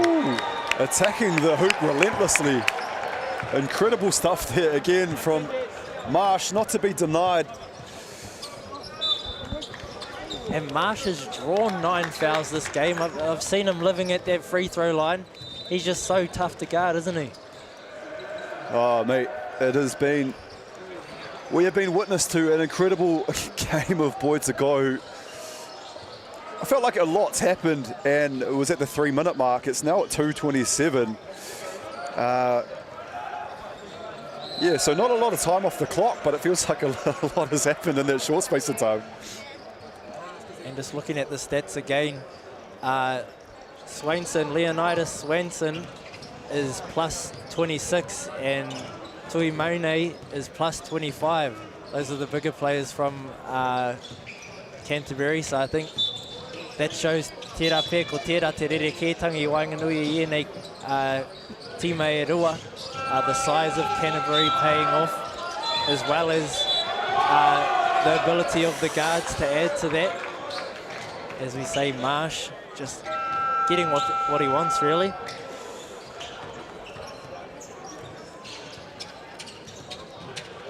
Yeah, and Kate, 7 boards. Roma, 11. And you said Leonidas with 7 as well. So, tūrapa are plenty. And it will be Marsh at the free throw line. Kuru Tautuku. Speaking of Kate's rebounds, he led our NZ team as a guard in rebounds, 7.1 rebounds per game, and that was 12th in the world at the U17 World Cup. So, he pukinga nui tēnei tāna. Leading your team in assists as a point guard is one thing, leading your team in rebounds as a point guard is another. So, yeah. Shows the heart he has as they come out with a new look, a trap. Just to put a bit of pressure. Is it pressure? Not enough pressure for Lawson Pryor. Kuru Whiwhi Toru. And a bit of chat to Marsh. Almost. Tui Mone, ki runga. Tui Mone. Jump ball. Oh, haere kia Tamaki. Oh, and if you're Christian Ward, you'd love for Pryor to get hot right now. Now, is that Louis Dowd that's back out there? He was one with the busted nose, I believe. Oh, we love that. Manoa Kuri, the heart of the dog. Nice show, sending 2 to Thompson, as I would as well. Kea Pryor te poro. I bet he's looking to, for the maka. Liko, we haven't seen his name much in this second half. Yeah. Has he been in foul? That might be his 4th foul. You got to live with that at this point. Minute and a half to go. Yeah, Canterbury just huddling up there, just knowing what they need to do just to see out this extra 90 seconds. Jackson Fisher in the background there, one of our commentators. Turned coach for this weekend though, the Fish. Yes, the busy job of the coach he's taken on. Does a bit of everything, doesn't he? Got a riffing I've seen as well. I don't know why you wouldn't want to be here. We got the best seats, as I said, in the house. To some of the best games you'll see. 14 points the difference in our Foot Locker U18 national semi-final.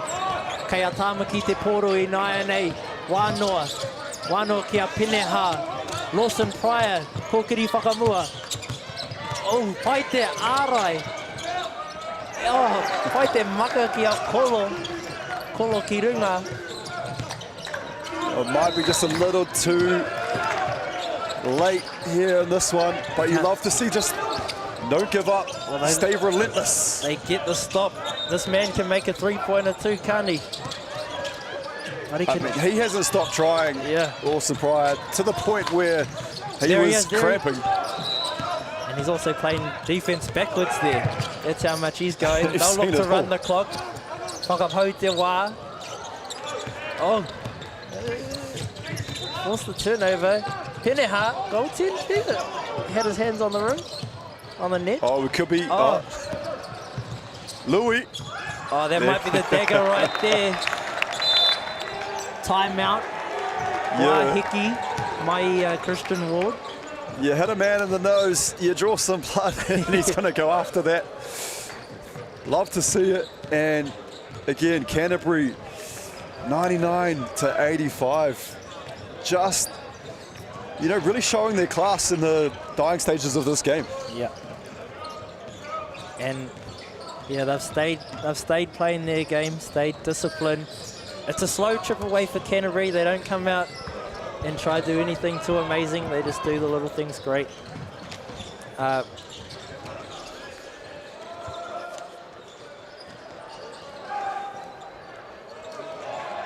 Inaia nei me mihi ka tika ki ngā kaitautoko o tēnei whakataitai a te kaitautoko matua, Foot Locker, kia 4 Winds, the Lion Foundation, NZCT, me whakaata Māori,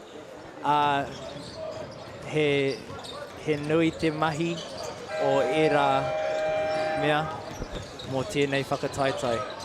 Engari, kia tāmaki te poro I nai nei.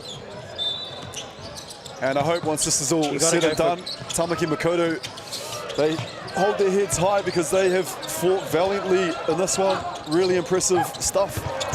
Tono Marika through injuries. The hustle they've shown, that they're still showing. Kei te mate uriroa rātou. Marsh with a bit of a... I've never seen that defensive play before. Very interesting play there. Yeah. I wonder if that's one for the highlight tapes. And B. Marsh takes a 3. Oh, he tried to get a little bit closer. Hey, it's not the NBA. You know, you got a shot, you go for it, as we see. And that'll take Canterbury A, men's semi-final 1, 99-85. Went a bit the way of Canterbury there at the end with the final score, but I don't think it tells a true tale of the game. Auckland were nothing short of amazing. Just sometimes in this sport, there's got to be a winner and there's got to be a loser. Cairo, take us out. Tautoko tō kōrero, mihi atu ki ngā toa o te Kēmu Canterbury. And kururaki ki a rātou I tā rātou final. I nai nei te Kēmu I Wainganui a Harbour me Taranaki. And there you'll find out who will they play in the grand final of the U18 Foot Locker National Championships. Nō reira, tēnā koutou, kia ora tātou katoa.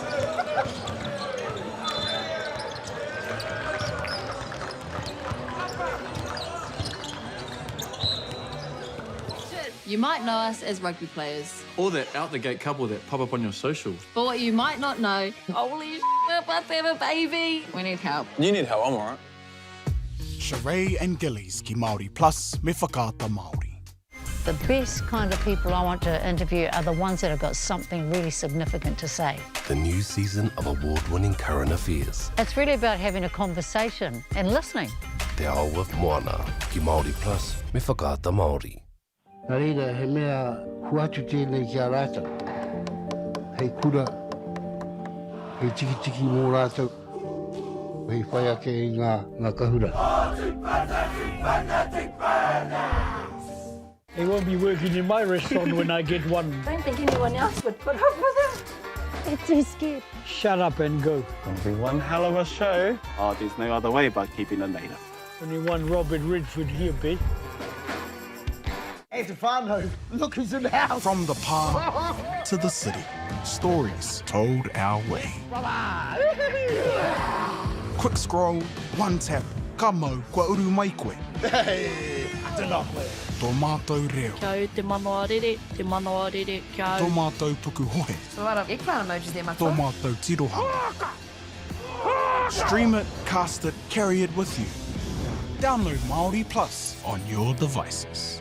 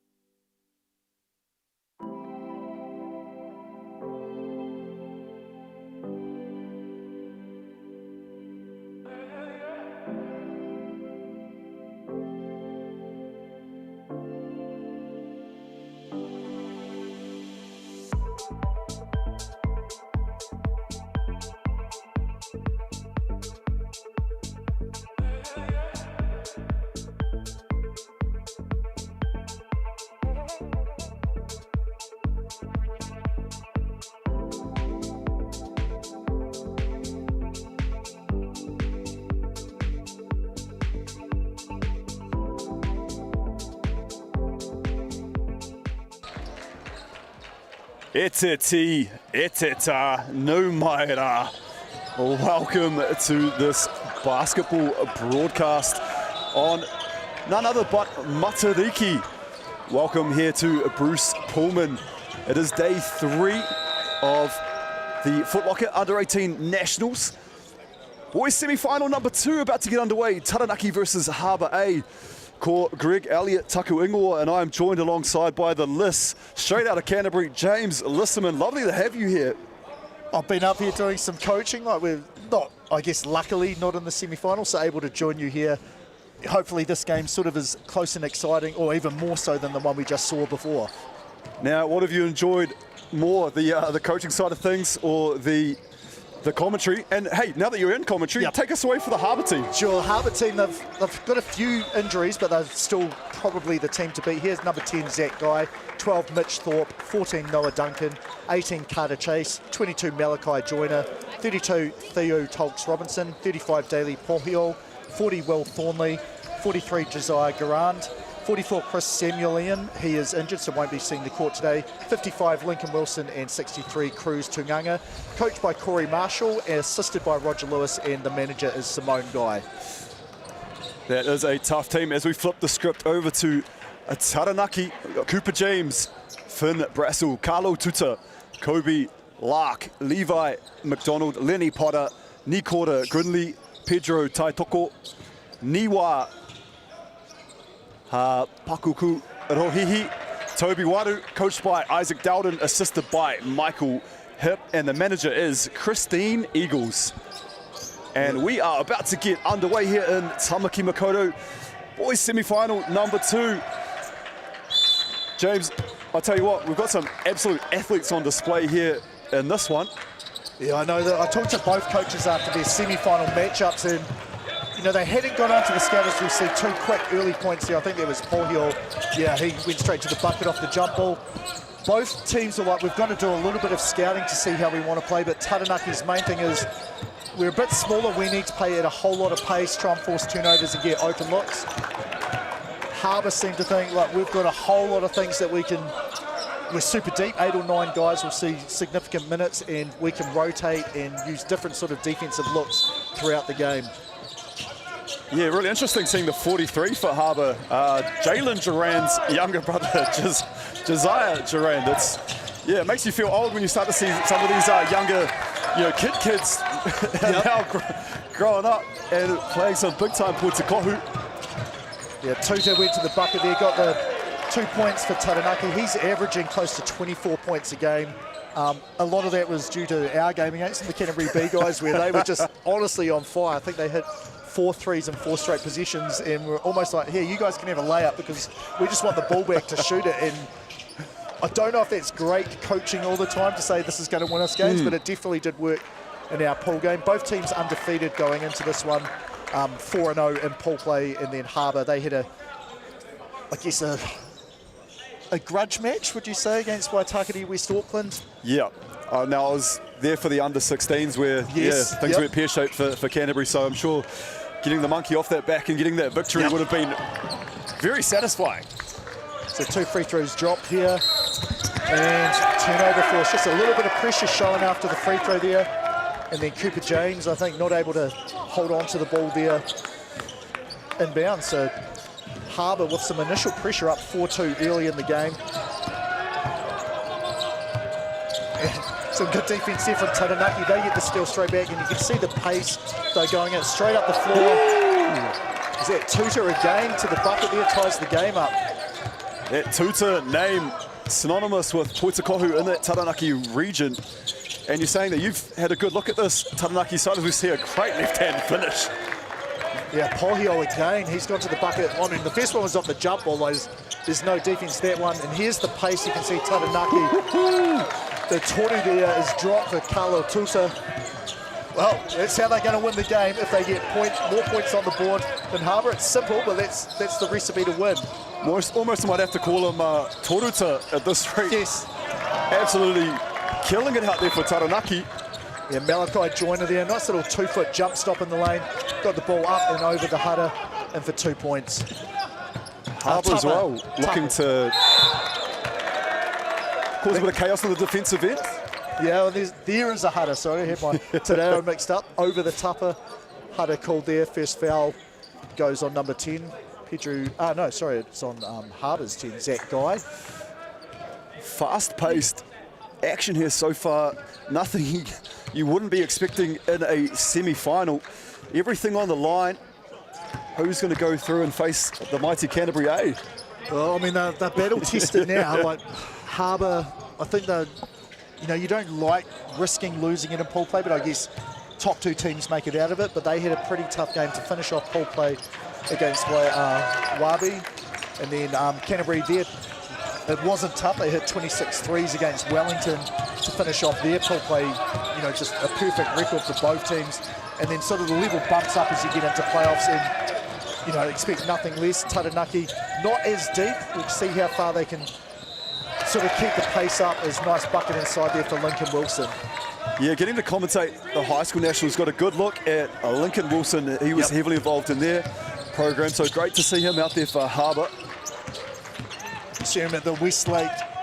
Oh, this packs the lunch there of Carlo Tuta.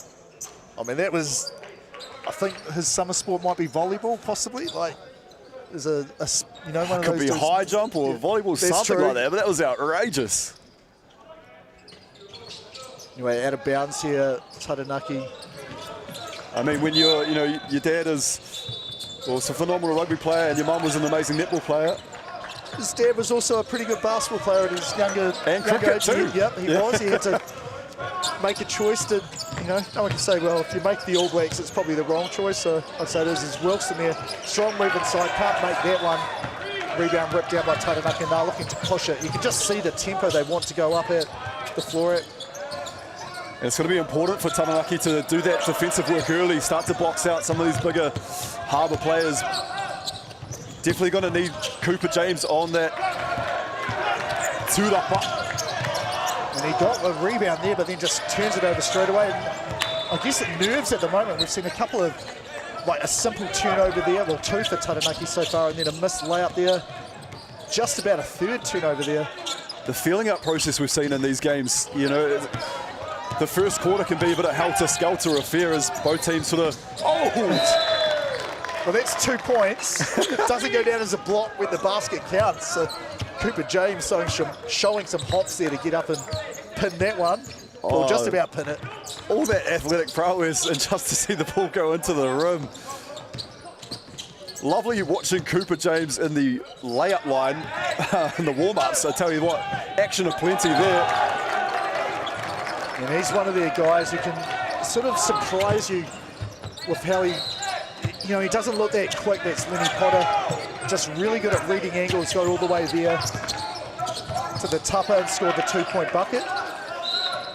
And that's just it, isn't it? If you're not the biggest out there, how do you find ways of making yourself a scoring threat? So, yeah, getting those angles. Great finish from... It was Joyner, that one. You're right, it's like change of pace, using your body, how strong are you, and obviously shooting ability is the #1. Travel there. I feel like I've seen a whole lot more travels than in a normal game, just on average at this tournament, at least on the boys' side. Mate, I'm just hoping you don't have any PTSD watching Taranaki here in action, as you said after your Canterbury B were into it. We go, and entering the game for Taranaki, #7, Nikita Grinley. And Lincoln Wilson, athletic. Yes, and he's had some knee trouble. Here's the quick inbound there. You see up, just cuts back door. It's not even a lob pass, just wide open at the rim. Good cut along the baseline, but now he picks up putter #1. Yeah, does have the knee brace or some sort of protection there on that left leg. So I think last year, was it under 16? Yeah, he was at 16s nationals, and he was just sort of coming back to it. Nice finish there, reverse one for Tuta. He's apparently, healthy, but still has to, is he game fit and ready to move everything else? But the knee is fine. That rolls off the top of there, and Potter with a rebound, and wouldn't expect anything less. Sprint the ball up the court. Tuta, he is just lighting the scoreboard up so far. Bit of toe tackle there as well we had with Wilson. Let him know about it, that's for sure. And the back is open. James, I don't want to go to the cliche, as most commentators do, the back being open on a public holiday, but huge toru. Yeah, Pohio there. No toko after that one. They're probably not able to, or else it's going to be good-natured, friendly stuff there. And I know we have seen a couple of technical fouls, but the majority of these games have been played in very high spirits. The sportsmanship has been on display. Love to see it. It's coming in just off camera, number 12, Mitch Thorpe for Harbour, and also number 63, Cruz Tunganga. I mean, it's going to be tough to win if you're trying to stop the ball when he goes through 3 or 4 defenders all the way to score 2. Pohio looks like he does that on the daily, and great find and great finish. Finn Brassel, the recipient there of a delectable dime. I like the alliteration there. Levi McDonald on the ground saying, wait, I'm the one on the ground and I'm getting whistled for the foul? Yeah, I've never really seen someone put their hand up though whenever they get called for it. Yeah, my favourite one is 32 comes in, that's Theo Tolks Robinson. Is, someone gets fouled, I'm like, well, I didn't mean to foul him. And I'm like, yeah, generally most fouls are probably unintentional. Yeah, exactly. Nice left-hand attempt though from Daly Pohio there, just unlucky not to get the finish. You can see the commitment to pace that Taranaki has, rebound, what was that, like a 2/3 court pass straight up and then immediately attack the gap between 2 defenders. Draw the hutter, 2 shots here from the line. Now, do you make that a focal point of what you're trying to do? As he's mentioned, maybe a bit of an undersized Taranaki team. So do you look to just push that pace and try and, get Harbour on their back foot? Well, I mean, the answer for me is yes, but I can also say that head coach Isaac Dowden also said, the key for us to win is pace and speed early. There's no real, they don't really have zone that they'll look to go to. So that's, I guess, in case of emergencies, break it out, but he's planning to go man-to-man, sort of up pressure, and then try and get the ball up the court as quickly as they possibly can. He said he doesn't want to have a 30-point scorer or 2 25-point scorers. He wants sort of 6 or 7 like they did against our team, guys in double figures, just sharing the ball, moving, making the correct reads, and then getting buckets out of it. Yeah, he may not have wanted it, but the way Tuta is playing it, well, that yeah, could you're be not going to say no, are you? Yeah. I mean, hey, if you want to go off for a little 30-40 or something, you can go right ahead. I think it's maybe as a coach you can justify, you say, I want the shots to be shared evenly. And you're like, well, if you don't miss, it's fine. Yeah, you've got 40 points off 20 shots, but these guys also have 20 shots. And there's going to be a lot of shots in this, unless Harbour says, you know what, we're slowing this right down, because Taranaki, unless it's the end of a quarter, is not going to be worried about the shot clock running out. As a mental error there. Just say if it's unclear who the ball is off, just grab it. Don't leave it up to the third party, the referees here, who are watching the whole thing to say, actually, that was off you. Yeah, exactly. We got to see Malachi Joyner there at the Kuru Tautoku, and he represented the under-15 New Zealand national team. Right. He's being blocked there. But yeah, he's been there, done that, has Malachi Joyner, the 22 singlet for Harbour. It's just a knock away there. Oh, just about a double turnover, or double steal. It's that was a perfectly just throw the ball and it just bounced off his hand. So he's going to get the 2 points, I guess, an assist on that. Yeah, unselfish there from Joyner. Raises his hand almost, as we see Niwa taking it to the hoop. And he's struggling against the length that Harbour has, just up, defending that tupper there, forcing the miss. They get the rebound, pull back. Toru just misses, and Almost an offensive rebound there. It seems like Harbour does not seem to have like a genuine centre, like one of those genuine big men, but just a plethora of athletes.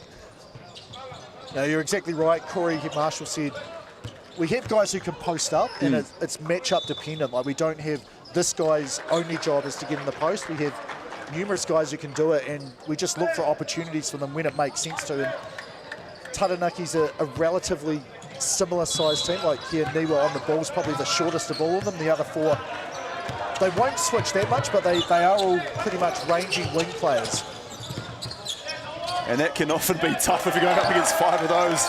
As big fella though. Yeah, that was Noah Duncan. Yeah, nice drive, spin back. A nice little layup there. Harbour's pulled ahead by 7 points here. And that is some balance there. Grunley, he spins back and then steps through, lays that off nicely off the glass there for 2. That was a tough finish, even with the right hand. Noah Grunley. And he was ready to pick off that. Nicola Grunley, sorry. Apologies. And one thing I do like is, like, there's a good level of physicality as a Hutter is called, but there's not a huge amount of Hutters being called in this game. Like, they're letting the teams play good defense, not rewarding. What I like to say is, you know, you don't deserve a foul if you don't have a plan. Like, yeah. Oh, especially as well, this is a semi-final basketball, so you want to leave it up to, you know, the players on the court. Yeah. The referees have done an amazing job of as you said, letting things go to an extent, but they won't take any... No, definitely not. And it's not like, hey, well, you know, the score's this, so I'm just going to let this person maul someone else and not call anything. They're going to keep the game where it is, but also no one wants to, you know, probably put a lie detector on people and say, do you think it was a foul? You know, when there was just a walling up, and most of the time people will say, no, you know what, I was actually stopped, but I got a foul out of it, so I'm not going to say no to it. Oh, as he goes up for that one. That's huge, Cooper James. Well, he needed some layup lines to get ready. There it is. It's not a layup line when you're getting up above the top, or throwing that down. Blocking foul called. Brindley disappointed with that. Here we go. We're going to see Cooper James here. I think just a miscommunication on defense there for Harbour, and he was like, well, I'm cutting to the bucket. Raised up and threw that down hard. Like Moses, part of the season, Cooper James. That surname synonymous with athleticism, James. Impressive Poitikohu on display. And Taranaki, they're staying in this, 28-23. I know it's Harbour about to get a couple bites of the cherry here with Noah Duncan at the line, but fighting the good fight, James. They are. They're playing how they need to give themselves the opportunity to win the game. Like it's, you know, you're playing a bigger team. You don't want to post them up and slow it down, because then that lets them get set on defense and protect the rim as much as possible and challenge shots, because, you know, wingspan. But if you can get it up before they're set, then you've got a chance to get to the rim, or, you know, closeouts, attack them and get it before everything's set up. Sub coming in for Taranaki, number 13, it's Kobe Lark. Some extended pressure being put on here by Harbour, trying to make life difficult for Taranaki.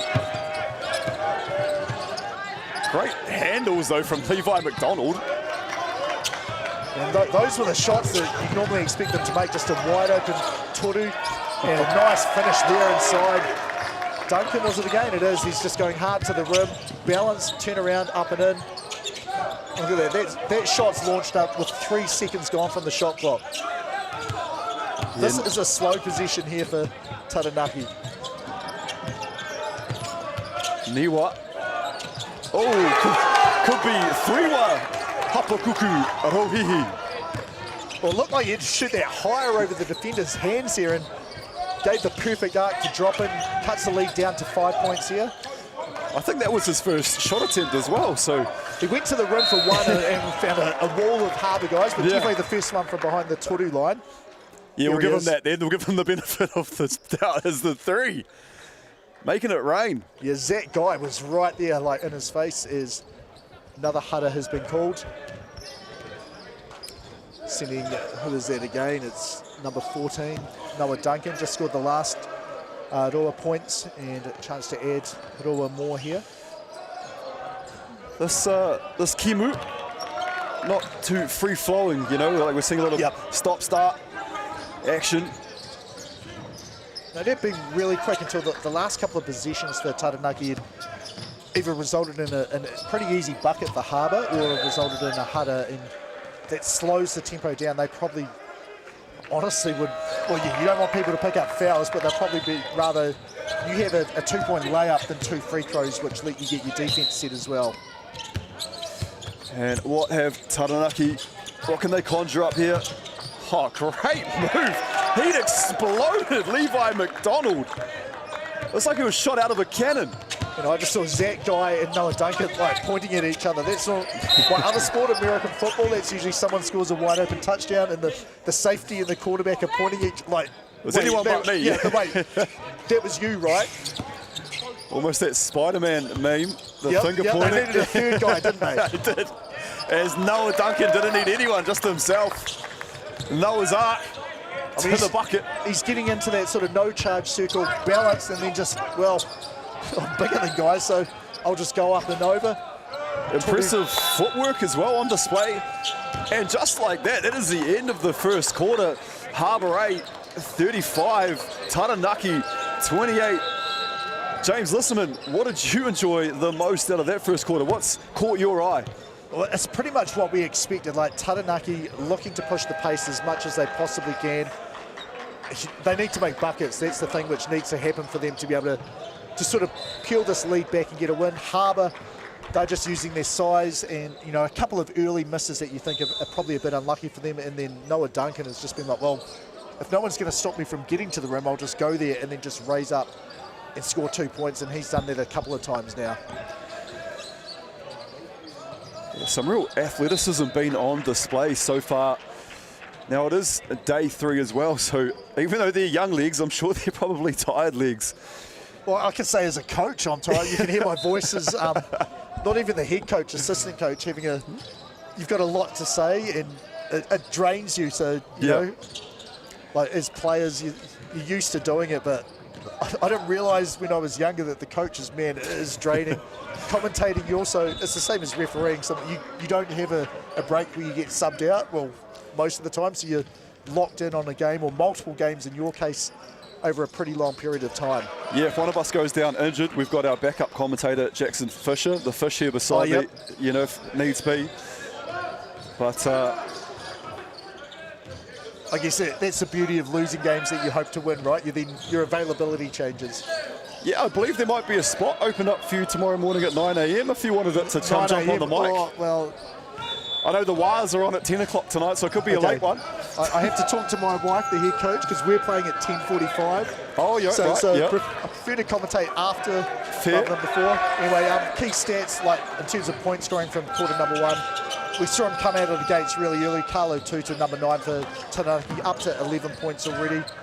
Rebounds as a team, they've got 10 for 28 points. And then for Harbour, 11 points for, Daly Pohio has 11 and Noah Duncan has 13 points. 4 rebounds as well for Pohio, which is quite a lot when your team has 9 in total. Yeah, he has handled a lot of the workload for Harbour, both on the offensive and defensive end. As you said, chalking up a few tūrapa. And there was a change there, the zone there that Harbour came out, and as we said before, there's been travels that people may not have been called for in other competitions are getting called here at this tournament. And that's what you want to do as a coach, just throw a bit of a change out there, you know, as you said, switch up to a zone, give them a different look, see how the opposition reacts. And Taranaki wanting to go so fast, just not realising there was a defender right there. McDonald just lost an easy bucket there, uncontested for Harbour after a gift turnover. And your man Pohio just adds to his tally with probably the easiest pakete he'll get, I would imagine, for today, James. It's going to be tough to outdo that one, I think. It was almost, Bo was wrapped around that one and says, here you go, Daly, enjoy. Taranaki sagging right in, a lot of switching on defence there. And then good job by Harbour to get all the way to the rim. Zach Guy, like they've just got so many guys. I didn't mean to was that a pun or?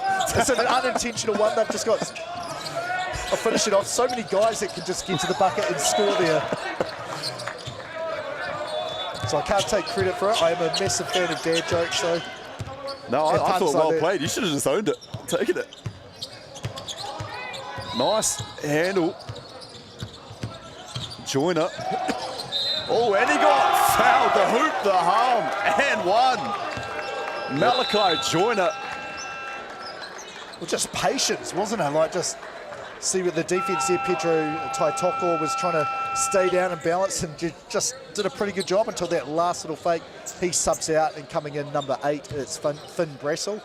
I mean, it wasn't life-threatening contact, but enough to warrant foul called, and easy as you like for Joyner as he completes the three-point play.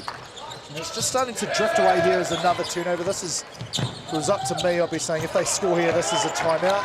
Instead, Taranaki had, like, unfortunately, those are the hard ones, straight down the middle of the court, because you either catch over the shoulder or facing the wrong way.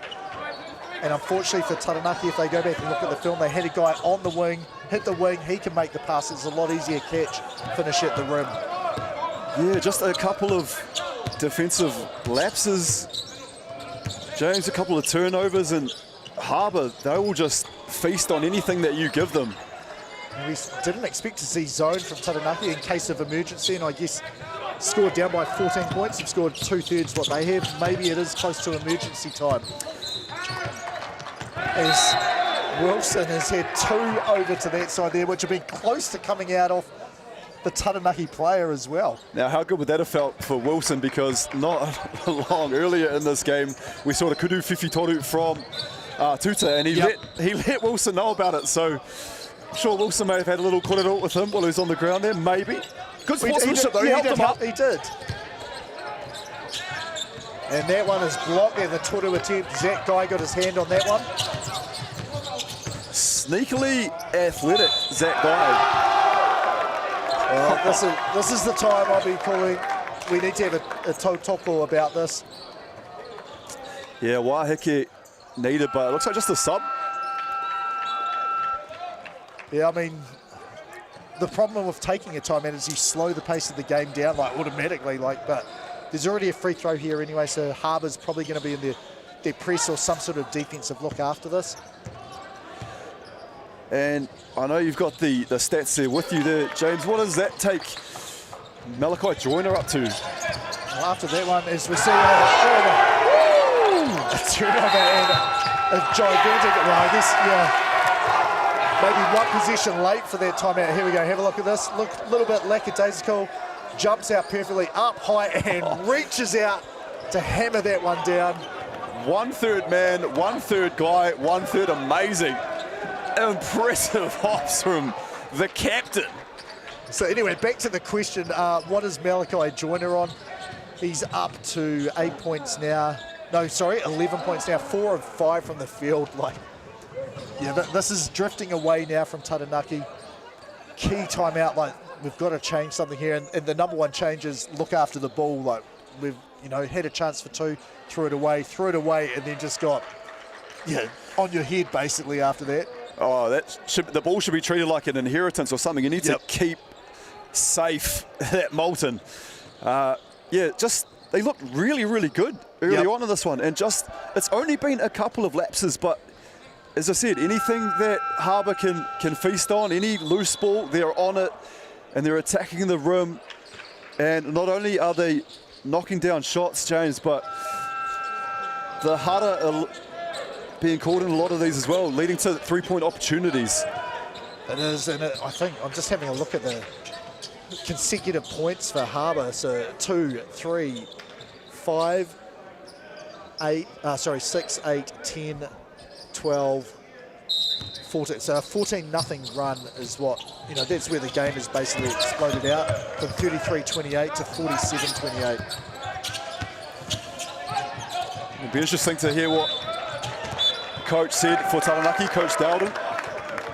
Well, they're a bit more deliberate on that one, got all the way to the rim, had a pretty good shot, layup didn't fall, chance for the rebound, not, but I mean, silver lining here, dead ball inbounds, you get to set up your defense.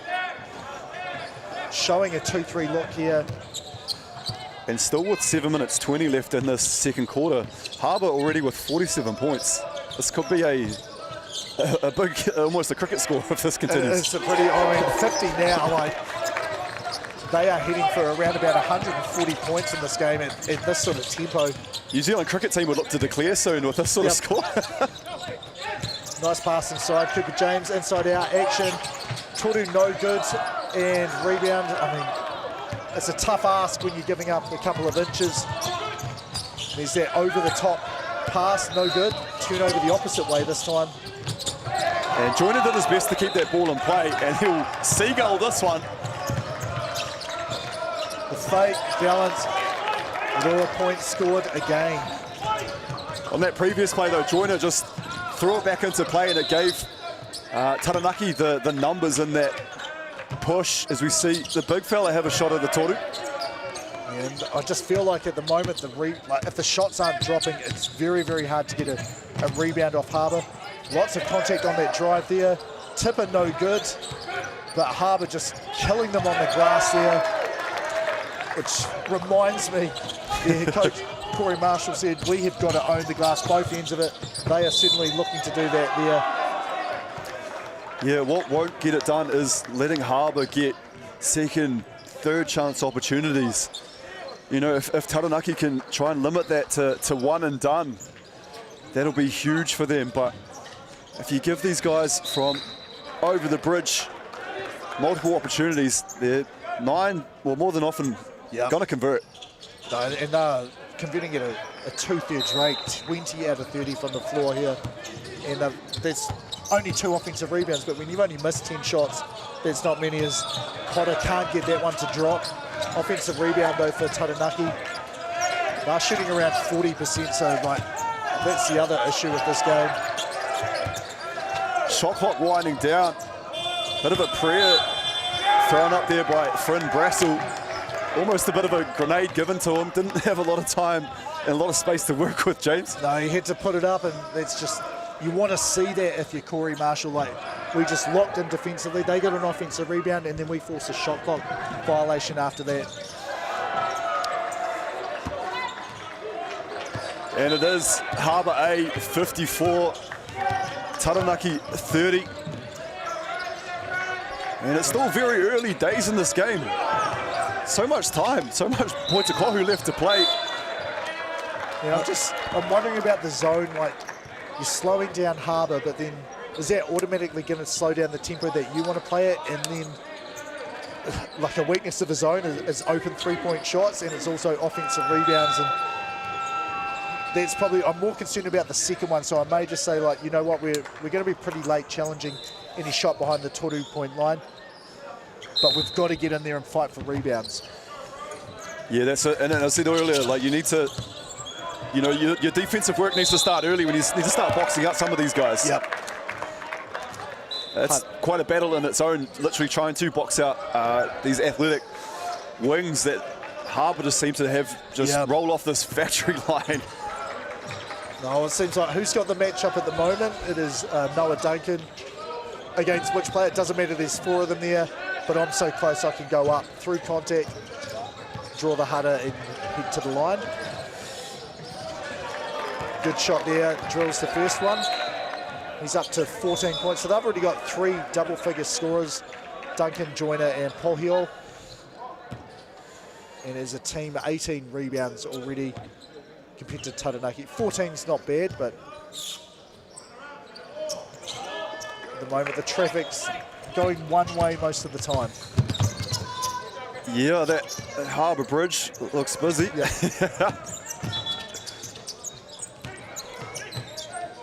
I mean, that's tough. I mean, Hudder is drawn there, but that was a pretty tough angle to even get a shot up. Yeah, nothing coming easy for Taranaki, but hey, credit to Nikora Grinley there on that one. You know, you said not a lot of space and a lot of tall timber around. Somehow managed to contort his body, right, to be able to even see the hoop and get a shot up there. And we'll get to see him now, see what kind of exponent he is for the Kuru Tautoku. Well, Number 7, yeah, I mean, they've just got so many guys who can score the ball, but most games, and this is a tougher game, obviously semi-final, that you're expecting the level of play increases as you progress through the tournament. Yeah, Tuta came out of the gates hot early for Taranaki, but he's quieting down a little bit. Maybe that's because of, maybe some Harbour has obviously noticed that he's got off to a hot start and made a conscious effort to go after that. You know, a bit of extended pressure there, so something to try and change the game. They showed a zone, but then it looks like switching man to man possibly here. Inside draws 3 players, open Toru, offensive rebound. I mean, that's what you expect against the zone. Interesting to see as well with Harbour, you know, they kick it to that big man sort of at the free throw line, and it's just allowing him to make a decision, or, you know, so it's good to see Bigs getting involved as well, making plays, which you may not have seen, you know, in years past. Exactly, like it was feed this guy at the rim and your only job is to go up and shoot it. But I guess you get rebounds and you eat your lunch. That was, exactly, you know, that was your job as a centre. Yeah, the odd screen, and that's all we need. And if you do get an offensive rebound, pass it to someone. And I mean, I'm a fan of post play, but I'm not like your one job as a post. Like anyone can be a post player. You need to have a matchup where you can score against that person. So there's only a couple of people in this tournament, I think, who are like I guess 80% of my points come from a post-up situation, pass off here on the Hudder. Yeah, very impressive when you see even a guard, and they put the ball on the floor and, you know, just showing a deep kete, saying, hey, I can shoot it, I can shoot, I can put the ball on the floor. Well, quite often you find on defense players aren't, you know, that size aren't used to guarding people in the post. So if it's something that can differentiate you, and you know, that's not the only way you can score. Certainly opens up the game for you to be helpful in a number of ways. Inadvertent foot trip there, I think, from Thornley. And it's so just like amazing to see 43 out there. Josiah Durand, now older brother Jalen, was with him with the Super City Rangers. And he's I think you just had came a down. game. You was commentating that game. You interviewed me that game, my friend. Memories, good memories. But yeah, just absolutely crazy seeing you know, Josiah up there. I know Jalen was just with the New Zealand Māori, and they look like they have a great time against the Australian Indigenous side. Was he with the Franklin Bulls earlier this year as a short-term replacement, I think? Or yeah, I thought he came in and did his job, did really, really well. I don't think it'll be the last we see of him in the NBL, but yeah, just crazy seeing the next Durand, the 2.0, Josiah. However, it is Nikora Grinley for the Kuru Tautuku. He just looks wiry, doesn't he? Like, you know, to be able to sort of reach around, which is what you're going to need to go against wingspan, get under their limbs and try and get it up. Makes the second after the Hudder.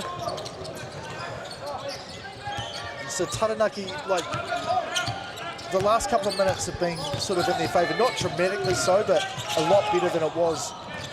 This nice little turnaround hook floater sort of thing there. Was that Pohio again in the 35? It was, yeah, he's done just a good job getting to the rim and getting near the rim and balance. It's those great players that make, just big toru there.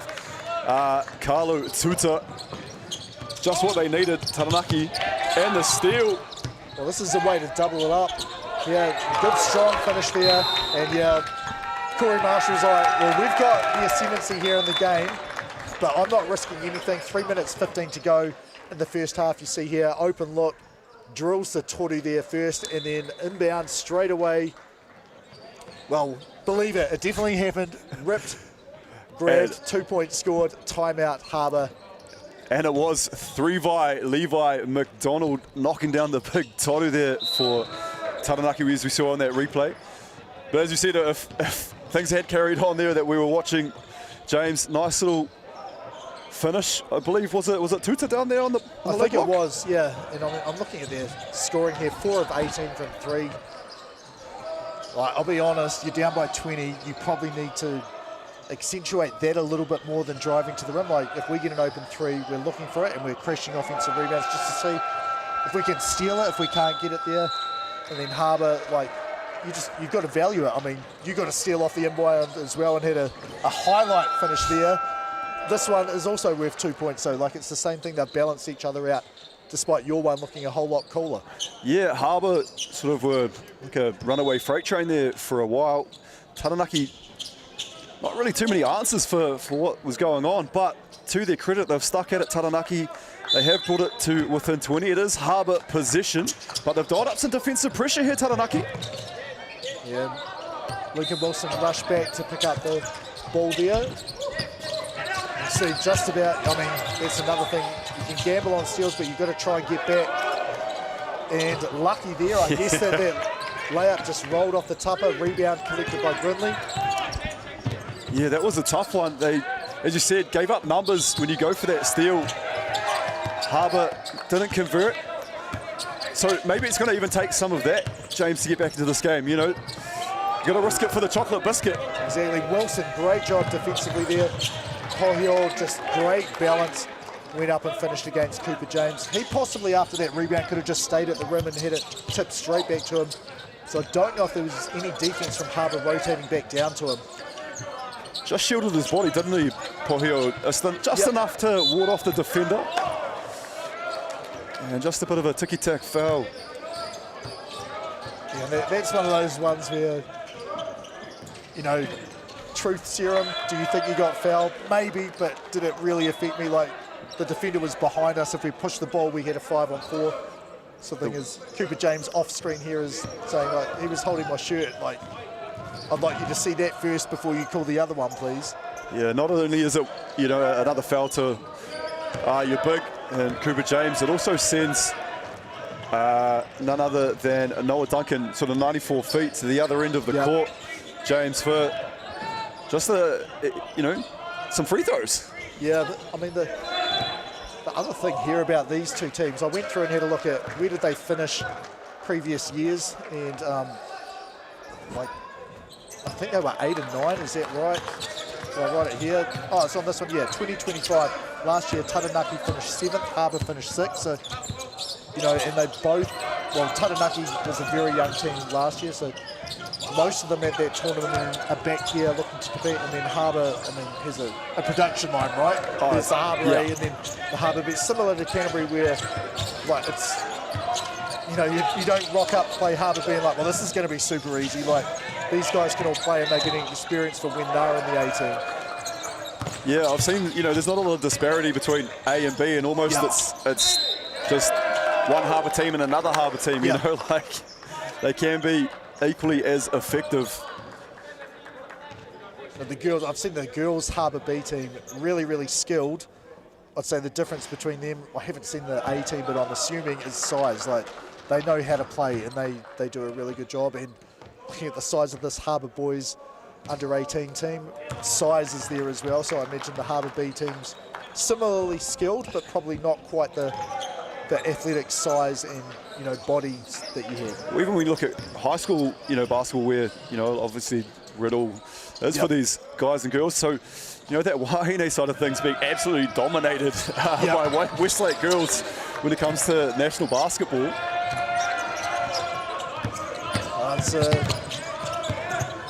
I guess they're starting another sort of dynasty after it was church colleges for years and years. Is that Toru from the corner, doesn't drop, and then Harbour out and running, and just hesitate, wait, two defenders there, somehow pull each other out of bounds and get whistled for a huddle. I think it went on Cooper James there. Is that Will Thornley's sort of first real bit of hard mahi in this affair? Yeah, he's been on there for just over 2 minutes. So there we go. But I mean, these Harbour guys probably, as long as I wasn't getting told, is the offensive board there, Pohiol, and then just flips that in with the left hand very nicely. No tupper at all on that bucket.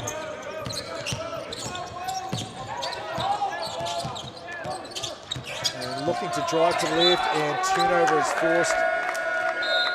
Dowden, I think it's saying, like, you called a foul at that end. Is this exactly the same? Well, in his opinion, this is exactly the same.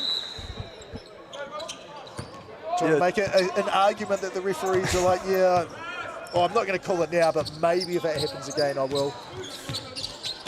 I think the little stop-start move there as well from Tuta didn't get too much separation though, but looked pretty as the Kuru Fifi Toru is touching all parts of the tapa. Well, yeah, that Toru hit the tapa 20 times there as well.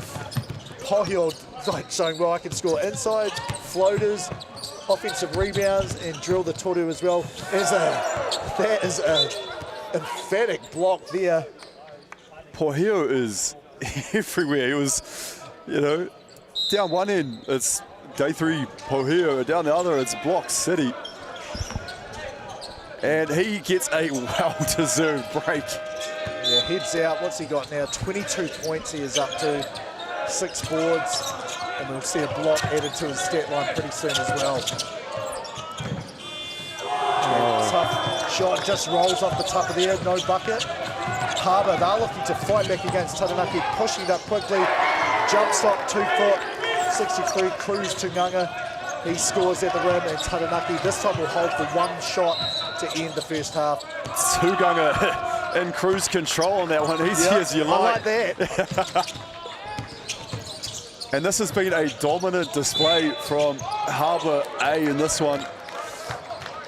Yeah, Tonks Robinson there just dropped his hands down from behind. Actually, no, I'm wrong. Looked like it was called on 14, and yeah, that's what Duncan's saying. Like, wait, wasn't that on 35? And Finn Brazel here will get an opportunity once we come out of a timely Wahiki with 5.8 seconds remaining on the clock. A chance to get Taranaki up to the big 4-0, James. Yeah, I mean, it's a mental line, isn't it? You feel better in the 40s than in the 30s after half a game of action. But it's still, even if that, best case, you get 2 more points here and you stop Harbour, you're still down by 33 points going into halftime. 17 points a quarter you need to outscore them by to sneak ahead at the end of the game, which is, they can do it. Like, they've got the tempo, but they need to shoot a whole lot better and get more stops than what they've been giving up. 73 here is, you know, I said around 140, and that was about 7 or 8 minutes of game time ago, and they're on track for that still. Yeah, I think the men in call fight, it would just be a big sort of momentum sort of thing for them. If they can knock down 2 here and then get a stop, Harbour will have 5.8 seconds. Now that is if they, well, if he doesn't miss the second and they secure the tūrapa. But yeah, if they can get it to 73-40 at the half, I'm not saying it's going to be life-changing, James, but it's easier, right? Like, you know, a big journey starts with a small step, and that's right. These shots here are the first step in this journey back from a pretty sizable deficit. And you've got to just deal with the cards you're dealt, and so it's going to be a pretty tough ask here for Taranaki, but they've got the 40. Can they get the stop? 5.8 on the clock for Harbour to work with. And Duncan has taken off, and I mean, that's a good pass there. And Taranaki lucky to escape there, as that play was pretty well executed. Got the guy they wanted with the ball at the tapa, and normally that's the Roa points dropping down, but halftime here, Harbour A 73, Taranaki 40. Yeah, we will be right back when we get back underway here for the second half. Greg Elliott, James Listerman here at Bruce Pulman for men's semi-final number 2. We will see you right back.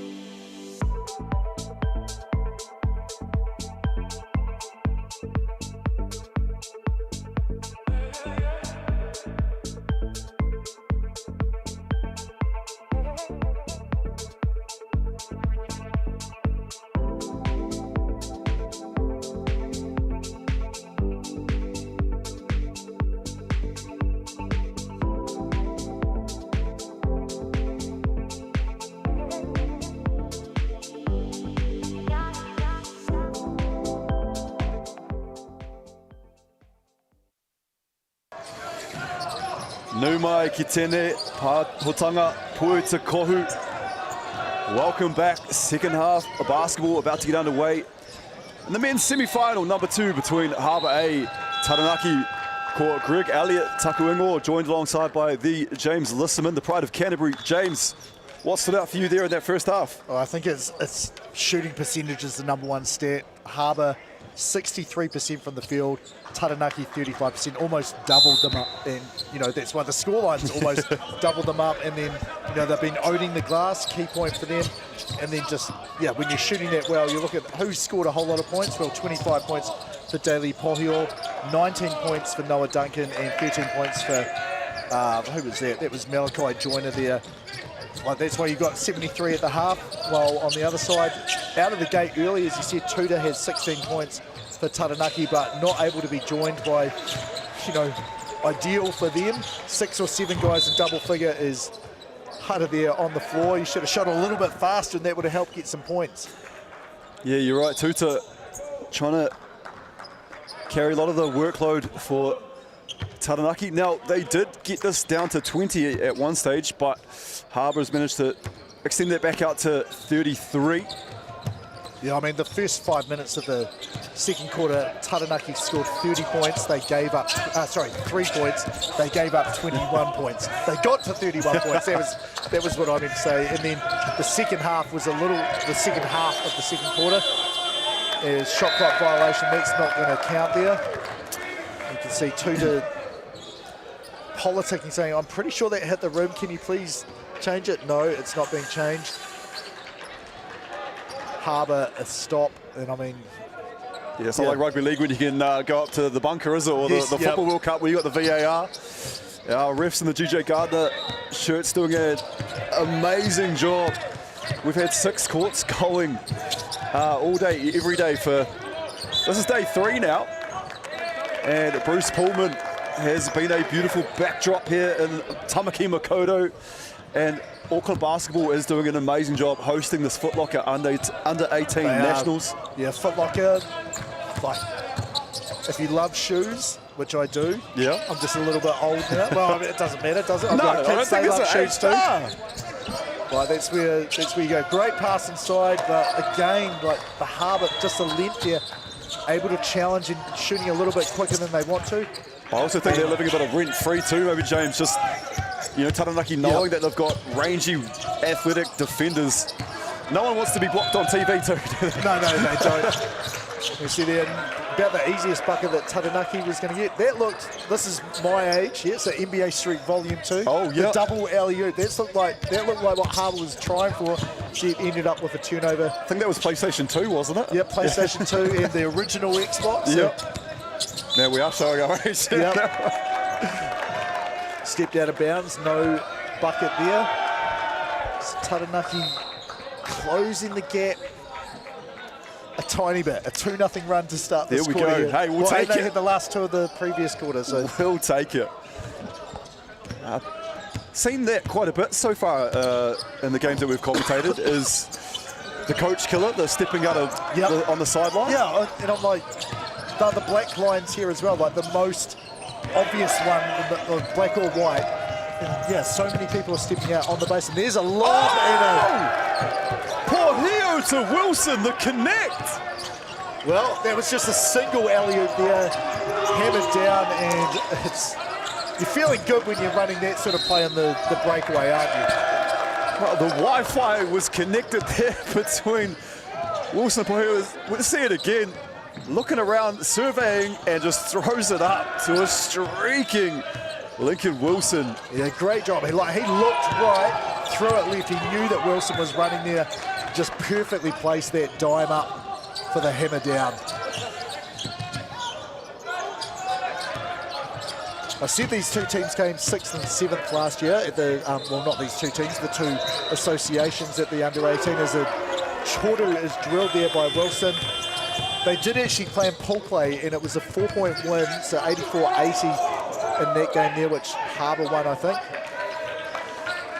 Yeah, Wilson showing he can do a bit of everything. You've got the living above the rim, athletic dunk, and then you've got the silky finesse, kuruwhiwhi toru. corner pocket, Lincoln Wilson.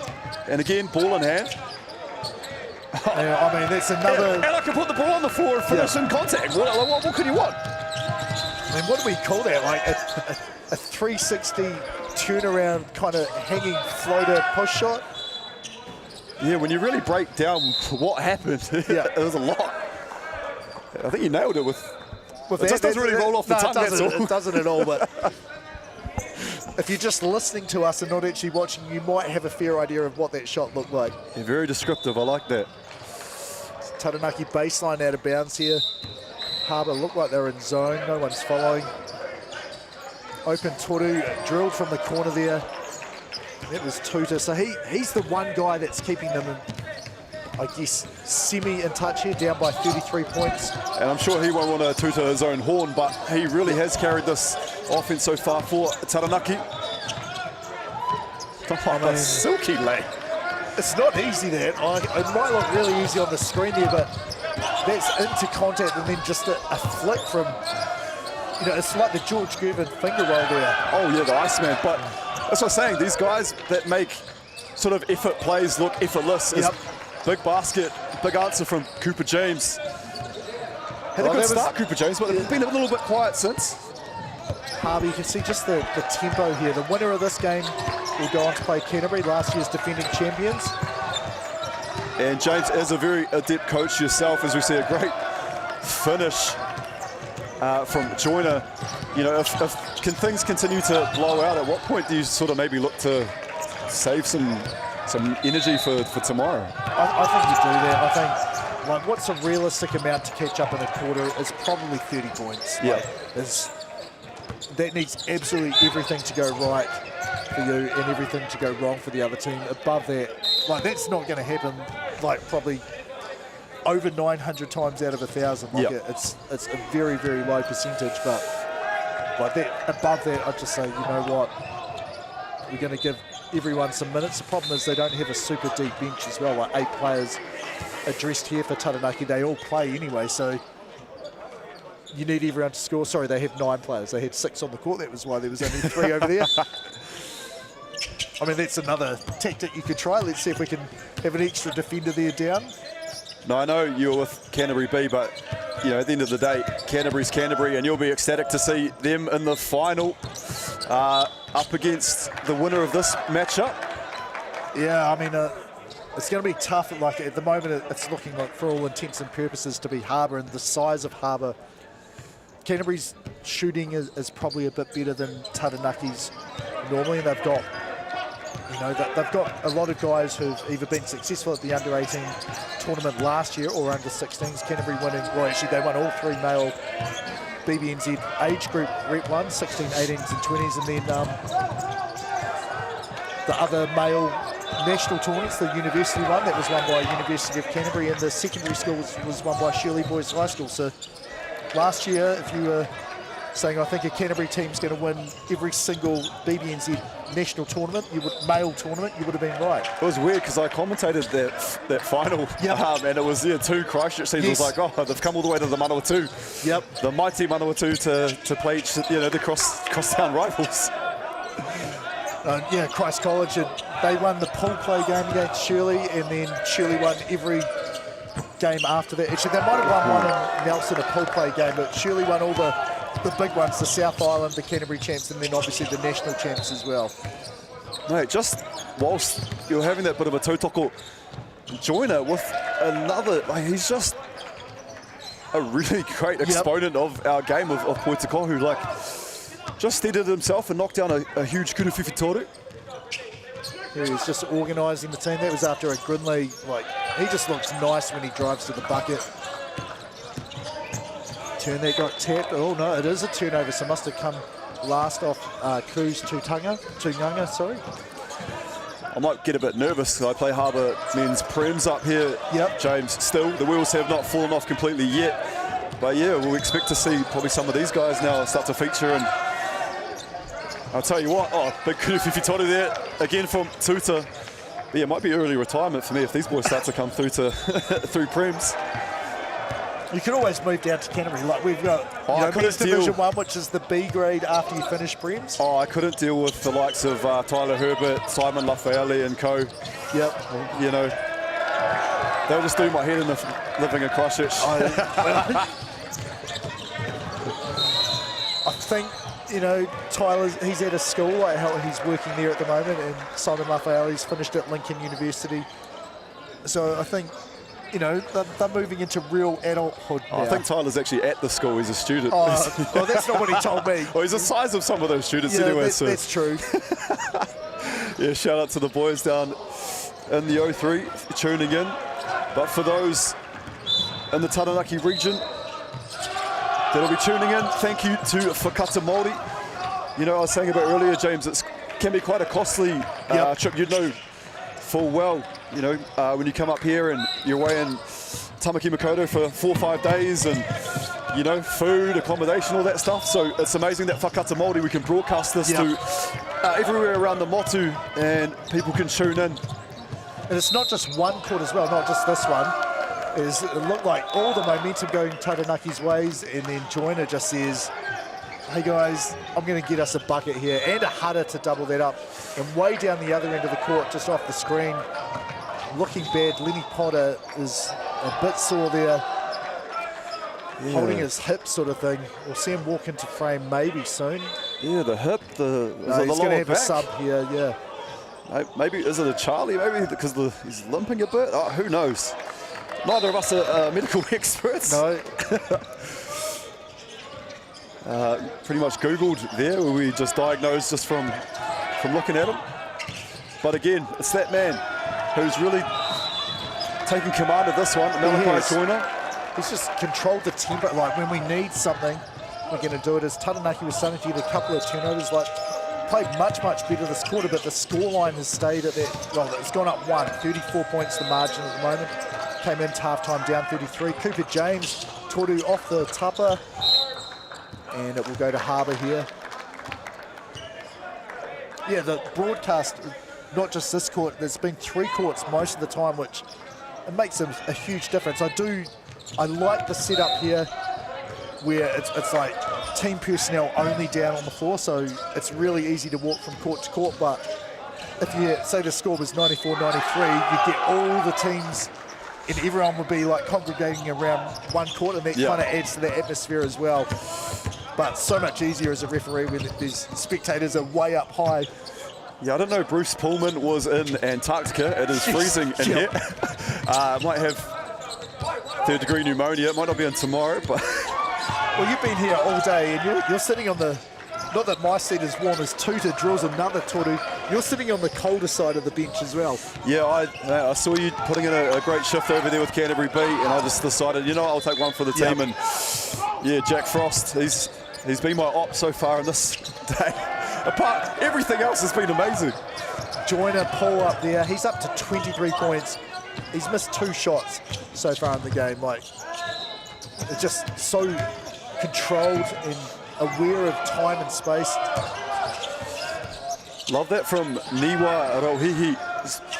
You know, just getting Taranaki another possession. It was Nikora Grinley that knocked it down, the Toru in the corner, but love to see teams, even if they're facing deficits like this, James, just not to give up as we see our first wedgie of the day. I have never seen one like go above the rim and then roll down and get wedged there. And that chair was not for this court, for Cooper James jumping up to knock that away. That was from court number 1 behind us, well, at the top of the screen. And possession arrow is pointing Taranaki's way. And look, they've cut it to 30. Well, small steps. That's right. A minute to go, so you'll feel, you know, like if you can hold it here or reduce it, you can say, you know, we've won this quarter here, like we can prove that we can play with these guys. But it was that gigantic run, the 21-3. Great pass inside. Niwa Hapakuku Rohihi, good finish there, quickly up before the defense could react. He's shown some really good glimpses, has Niwa, when he's got an opportunity, ball in hand. I mean, it's nice bucket inside and almost still for Grinley. Harbour hits the corner, Toru like, crisis averted for them. I believe it's the first time mentioning Carter Chase on the U18 singlet, knocking that one down from the corner. Good to see Carter out there getting involved. Says, well, whilst I'm out here, I'm just going to... this is my spot, right? I mean, surely it's a bit of a green light if you've knocked down one in the exact same spot prior. Taranaki here just holding the ball, running down the clock, just wanting to get the last bite of the Aporo. There's pretty good timing there, like, exactly right. Well, the shots are starting to drop now. It's 29 points. Hey, they're within that 30 points that you talked about earlier. I mean, this might be, like, I'll have to work out the percentages. Like 900 out of 1,000, that's just 9 out of 10, isn't it? So that's not actually that many times. It's probably more like 990 something out of 1,000. Where's Mike Lacey when you need him? We need some of those ESPN stats. Here's the winning percentage at this point in time. See, they were 99.9 and then they lost. But there seems to be way too many of them. But as the game's changed, and the three-point shooting is the main thing that people have been able to sort of lift up. I mean, no one likes losing, but at one stage this was like a 40-point game. Yep. So the fact that they've cut it to 29 and now have a whole quarter of basketball to work with, and as you said, Taranaki, they've shown real glimpses. They can go toe-to-toe with this Harbour team. And I do think they're going to be like Auckland. Well, you'll know better than me. Like, I think Taranaki, if they can't complete this amazing comeback here, which is like, save this video if it does. Like, this is going to be pretty amazing if they do. Odds are it's not going to happen. They'll be playing for third place. Will be clipped on every sort of social media platform. Exactly, yeah. Like, look, these guys read the future. But that's why we play these games. Like, the game's not over after 3 quarters. It's after 4 quarters, and, wins turn into losses, losses turn into wins. And, yeah, if you're going to play better at one end of a game, you want to play bad at the start and really good at the end and finish with a win rather than, man, we were awesome and then let that one slip away from us. That's right. It's like a horse race, isn't it? You want to come home strong. Although, you don't think yourself too much of a deficit either, where you really need to pull off what some might say a miracle. Yes, so now live stats, just a little correction needing to happen there is they have the score at 71-97. The official score is 99-70 though, which obviously Taranaki was like, actually, you know what, we'll just take the live set score. Yeah. 26 is 3 points closer than what we are. And right in front of us, the number 10, Zach Guy, captain for Harbour A. In terms of minutes, like, Carter Chase, 18, said he was just on him. Will Thornley, number 40. They played 4, and Josiah Durand has played 6 minutes, but everyone else for Harbour, apart from those two, has played well over 8 minutes, who is healthy in this game. So 11 players have all seen pretty good amounts of time in this game. How good it is as well with technology the way it is and social media really taking off. We've got photographers, content creators.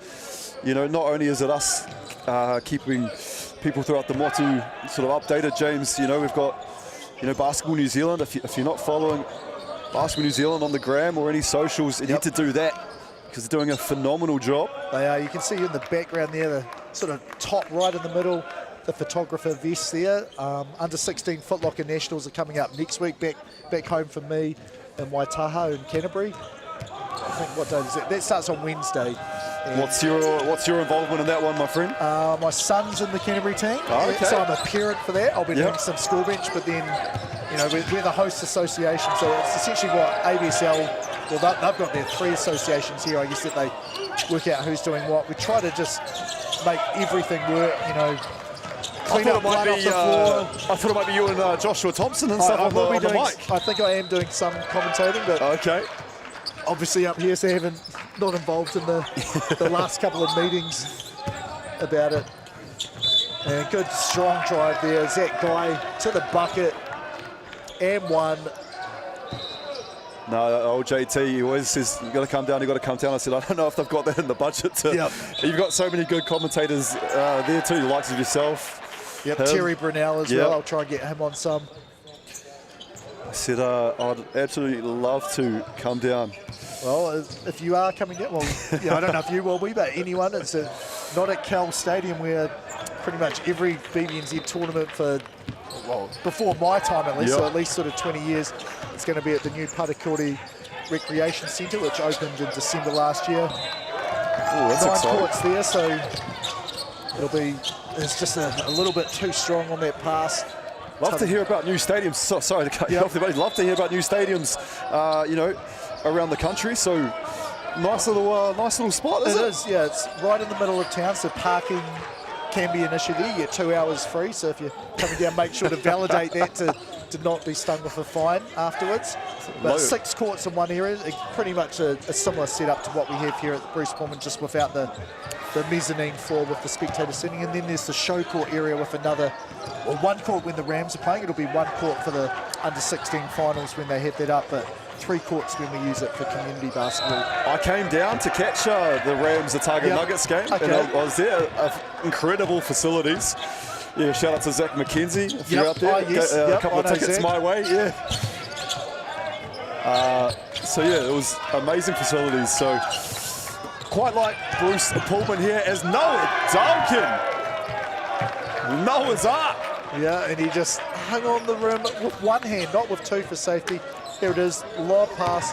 That was Pohio, wasn't it? Yeah, just doing a little bit of everything. Like, he has really involved himself all aspects of the game.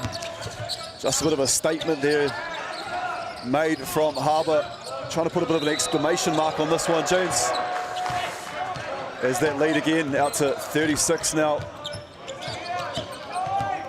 Probably maybe it was something discussed when the Brains Trust was getting together with the troops, just saying, hey, we've taken our foot off the accelerator a little bit. Yeah, I think so. Like, you want to, like, I'm going to say here, like, you're going to go into the final here, but you want to feel like, right, we're prepared and playing well, ready to go into the final, not like, all right, we're up by 38 points now, we just kind of just threw the ball away and didn't pay attention and do the things that we need to play how we want to.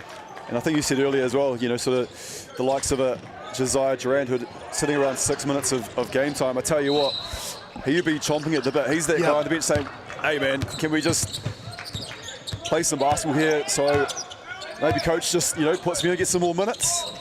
Yeah, it's a hard thing when, you know, players are paying to come up to these tournaments. Like, your expectations, you know, like how many minutes are you expected to get? It's not the same as a professional environment where you're like, well, you're paid whether, like, you know, to do what I tell you to do as a coach to get on or not. So, but, you know, and it's also recognised like it's a learning experience if you're a guy that, most of these guys, you don't get as many minutes in a rep team that you do in a school team or a club team or whatever else. Like, only a few guys are the best player in every single team that they play for. Like, you have to fill different roles. As Harbour just sharing the ball, easy bucket for Pohio there. And it's just becoming a bit of, we need something to happen. Tuta, he's been the leading scorer for Taranaki pretty much from minute number 1 in this game. Just said, look, I'm just going to go hard to the rim and see what happens here as multiple players substituting in for Harbour. And as well, it's a chance to maybe get some tape, you know, putting your footage together. You want to, you know, get things sorted so you can see if you can pave your way through to maybe a scholarship over in the States, play some college ball. There's a lot more. I mean, I don't know what I'd say the year figure is now, but about 12 years ago, I said I felt like we were about 10 years behind Australia. Like, you know, they were like, oh, we've just got to, you know, their shooters who are like, oh, they get kind of a look in the NBA, but not really sticking. And then a few more guys get longer looks. And then, you know, they've got most of their Australian Boomers team is now NBA players. And then we were at one player, Sean Marks. Yep. Kurt Penny had a Westlake guy. Had, you know, a couple of looks, I think, with the Clippers and he was with. And then Stephen Adams has been there for, when did Giannis get? 2009? So, is that right? No, maybe not that long. No, it was early 20. I don't think you can say Giannis at the moment. I think he's hurt a few people's hearts and a few of the boys. But yeah, also as well with just college ball. It used to be not so long ago, you probably could have counted the New Zealand players on maybe one hand who were, earned themselves a scholarship, and actually their pathway over there wasn't very well known, or no one had really taken it. And it just seems like we have so many great players, and they're getting, I guess, with social media and stuff, just getting looked at by coaches and getting these scholarships, and it's great to see. Oh, and that was a rocket pass there. Zach Guy showing some handles and then just bullet pass off the bounce with the left down. That was beautiful there. No, you're right, like the college stuff, like it was like Kirk Penny whipped here, Zach Guy, take off, Now, one for the highlight, that would have been, have another go, young fella. There he is. Well, the first dunk probably would have been about a 10.0. Second one, we're going to, what's the minimum, 6.5? I was about to run out the gym. You see a replay. Nice, just a little, I guess once you try to put a bit of theatrics on it, James, you maybe just on that, if you are fortunate enough to get a second attempt, maybe just easy as you like. It's harder to, there's a lot of explosive power and torque on your knees and stuff. You want to look after your body. So a nice straight-on dunk. Yeah, like Kirk Penny, the Westlake guy, Wisconsin, I still think back to, like, cell phones have pretty much only just become you don't need a briefcase to carry them around when he was coming out of high school. Like, how did they 50 find cents him? a text. Yeah, I think there was free calling or free text in certain hours on Boost Mobile. Yeah. Man, we're showing our age way too much. But I'm just like, how did Wisconsin find him? And he was obviously good, made an All-American, named as an All-American while he was in the States. Like, that just blows my mind. There was no YouTube. Like, Westlake games weren't broadcast on anything, not like, there's the chance for that now. And people can, you can put your phone down, set it up to film, and then clip it yourself and send it off. And I think this, if Taranaki had 12 players, I think this would probably be like our final back five on the court. They don't. And it is still like a chance for guys to test themselves against some of the best in New Zealand here at the under-18 level. Quite a few who were in the New Zealand under-17 team. Like, it was not the greatest timing, being over in Europe, and then the under-18 champs, which is, you want to play with your peers as well. Like, exactly. But in terms of, like, your body, are you going to be able to handle that and manage it and not injure yourself? And thus far through the tournament, I don't think anyone who's been away with their international tour has been injured in this, so I think mission accomplished there. And then, I know at least for Canterbury, Tawhiti Kate flew in on Tuesday morning, came down with the guy, I think it was 5:30 they arrived for a 10 o'clock game, I think. So he didn't play, sat on the bench, but he wasn't asleep, he was up, and then able to play in the second game of the night. And from what I saw, most of the other guys who'd flown in as well, they sort of followed that sort of standard and procedure too. Yeah, the joys of being, under 18, eh? Yeah. The body recovers quickly. Big block there. Yeah, but good awareness to get that shot up. Offensive rebound. And then Duncan draws a header. It's a couple of positions earlier. Love to see the fight. Riley Tuta just on his haunches here in front of us in the 9 singlet. But just played some aggressive defense. Almost picked the pocket and just willing his team to just, hey, like, I know we're in, some might say a very dark and deep hole, but like, let's keep going, boys. Don't give up. And sometimes you need that. I believe. That's Lenny Potter. That's the captain. I thought. Well, he's the one that hurt his hip. He hasn't been back in, and he doesn't look like he's in discomfort on the bench. A bit of talking there. Yeah, Tuta 31 points, like 11 of 23, so a pretty good clip there to score 31 off 23 points. And then Levi McDonald has 10, and Nicola Grinley has 15 points for Taranaki. So 3 double-figure scorers for them. No one's got a gigantic amount of rebounds or assists or things like that. For Harbour, we've got 32 for Daly Pohio. He has 8 rebounds as well. 25 for Malachi Joyner. Noah Duncan, 24 points, 10 rebounds, a double-double for him. Zach Guy has 13 points. So that, you know, Lincoln Wilson, he only needs 1 bucket and he joins the other 4 of them in double figures. Is their starting 5. I would imagine that's probably... it's gonna be tough. We won't see Wilson back in this one. No, that's the thing, like, you know, what's the most important number? Like the team score is the number 1 thing. Yeah. And then there's a whole lot of ways that you can help your team be successful, and you want to, you know, enjoy other people's success, and, you know, seeing like this guy's really having a game, as we see a Toru drill, but then Harbour, you know, answers straight back with a 2-on-1 fast break. Well, the most important game really is tomorrow, isn't it? Yep. So, yeah, it doesn't matter if you have a 50-point game and you lose. Yep. It's, yeah, all about finals day, Saturday here. I hope you've had a lovely matariki, all of those that have tuned in and enjoyed some spectacular poitakahu. It's been a pleasure bringing it to you, wherever you might be tuned in. Your family tuning in, listening into your dulcet tones, James, or? I don't know if they will be, like, you know. Yeah. My son, youngest son, definitely not. I would be surprised. I think he'll be getting some Rainbow Six Siege in before he has his under-16 practices, and then Eli will be away with his Canterbury teammates here having a nice dinner. Actually, they are listening to this, so yes, he probably is. Yeah, he looked, when he got opportunity, Eli, he looked good in that for Canterbury.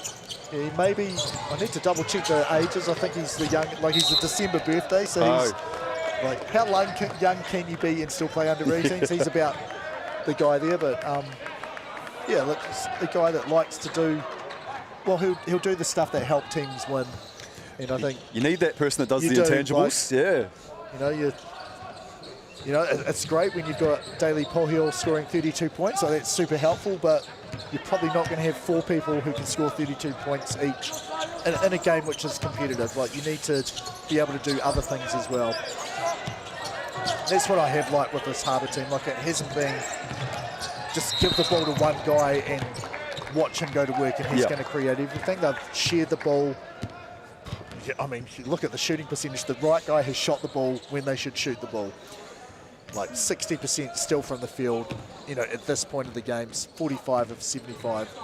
How many have their assist total for Harbour? Because it seems like they've played some unselfish basketball. Yeah, it's 14, which I think is probably, like I know Sharon Herbal was saying that she thought there were a few that might not have had the correct interpretation. Like I'm very lenient with, you know, when we're doing stats for our own team. Yeah. And it's, you know, something that FIBA wants. Like it's a positive stat which doesn't have a negative associated one. Like someone scored a bucket anyway. So like, yeah, like you pass the ball on to someone, 13's made that, they get fouled, sent to line. As long as you make 1 or 2, that counts as an assist here as well. So it was actually an Indiana Pacers broadcast before they decided, right, this season is not going to plan. And their commentators were talking about, like, we think that you should get an assist when someone gets fouled, you know, a shooting foul. And they score off that. Yeah. Yeah, and so I like I sent them a tweet, or I guess a message on X, doesn't have the same ring to it. I said that's literally what the FIBA manual has. So, yeah, like maybe you guys should proposition the NBA to say, hey, can we use the FIBA definition of an assist when a foul is drawn here to, you know, get some guys some more assists. I like that. Speaking of liking that, Tuta sees another one knocked down. Kuru Totoku. Yeah, all the way to the rim, offensive rebound. There's my guy out there too, Josiah Duran. Yeah. We see some friendly fire there. Yep. Well, it ends up being a screen.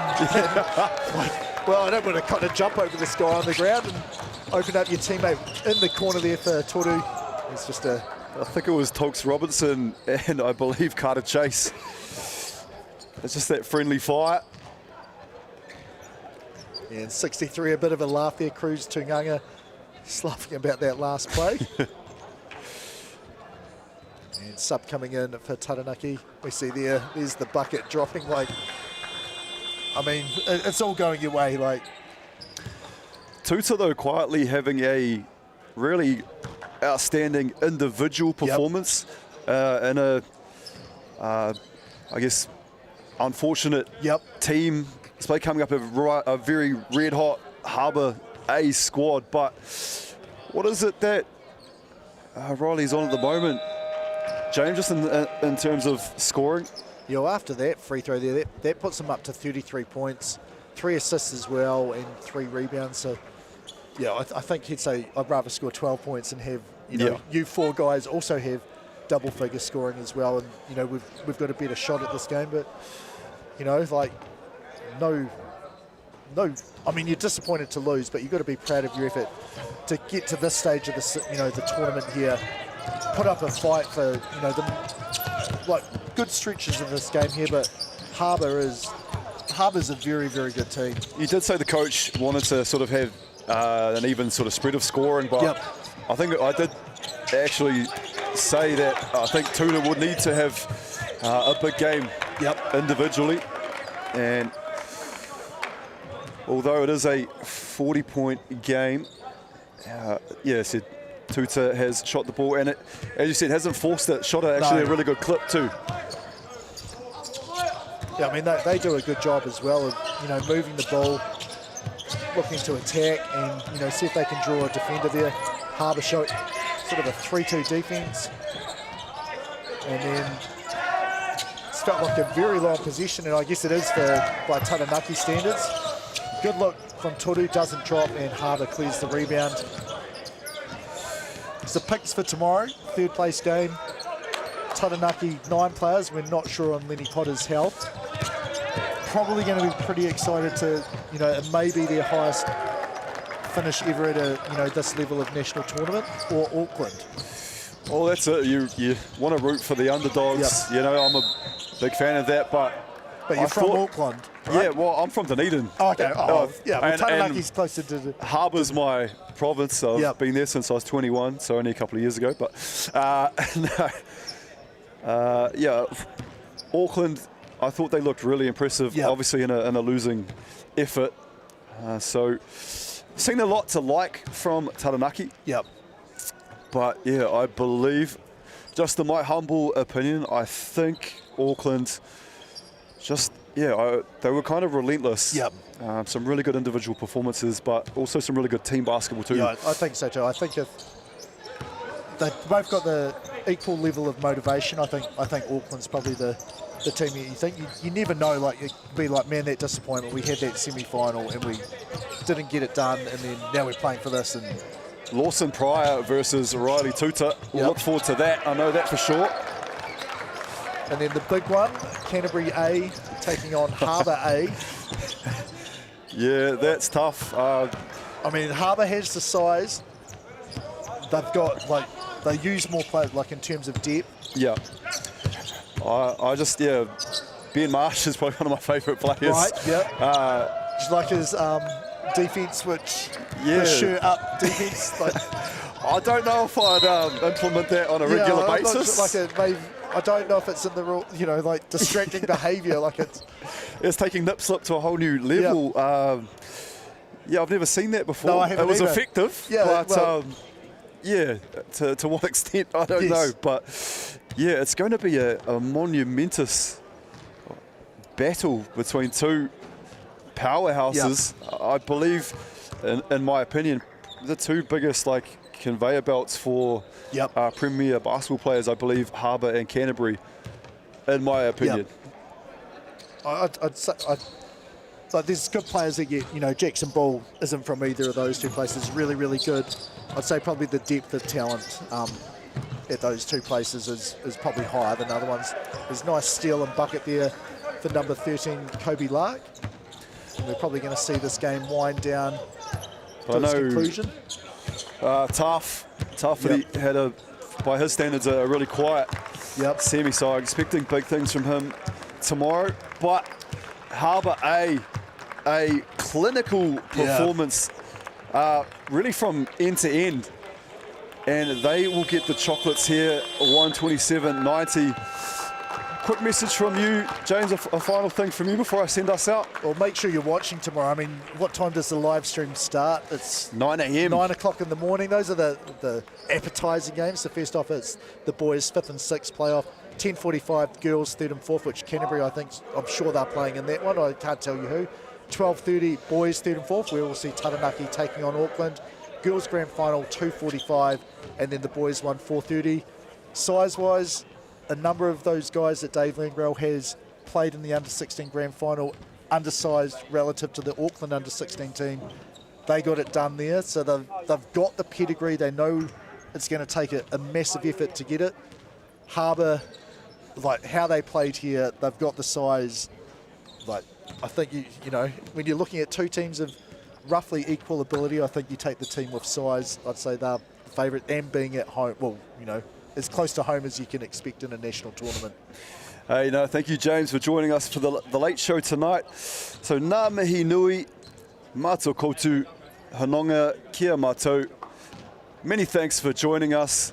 Day 3 done and dusted here at Bruce Pulman, Foot Locker Under 18 Nationals. Stay tuned though, as we're going to close out tonight with all the highlights that our amazing production staff, behind the scenes camera work. They're going to bring that to you now. So from James Listenin and myself, Greg Elliott, have a great night ahead and enjoy your matariki.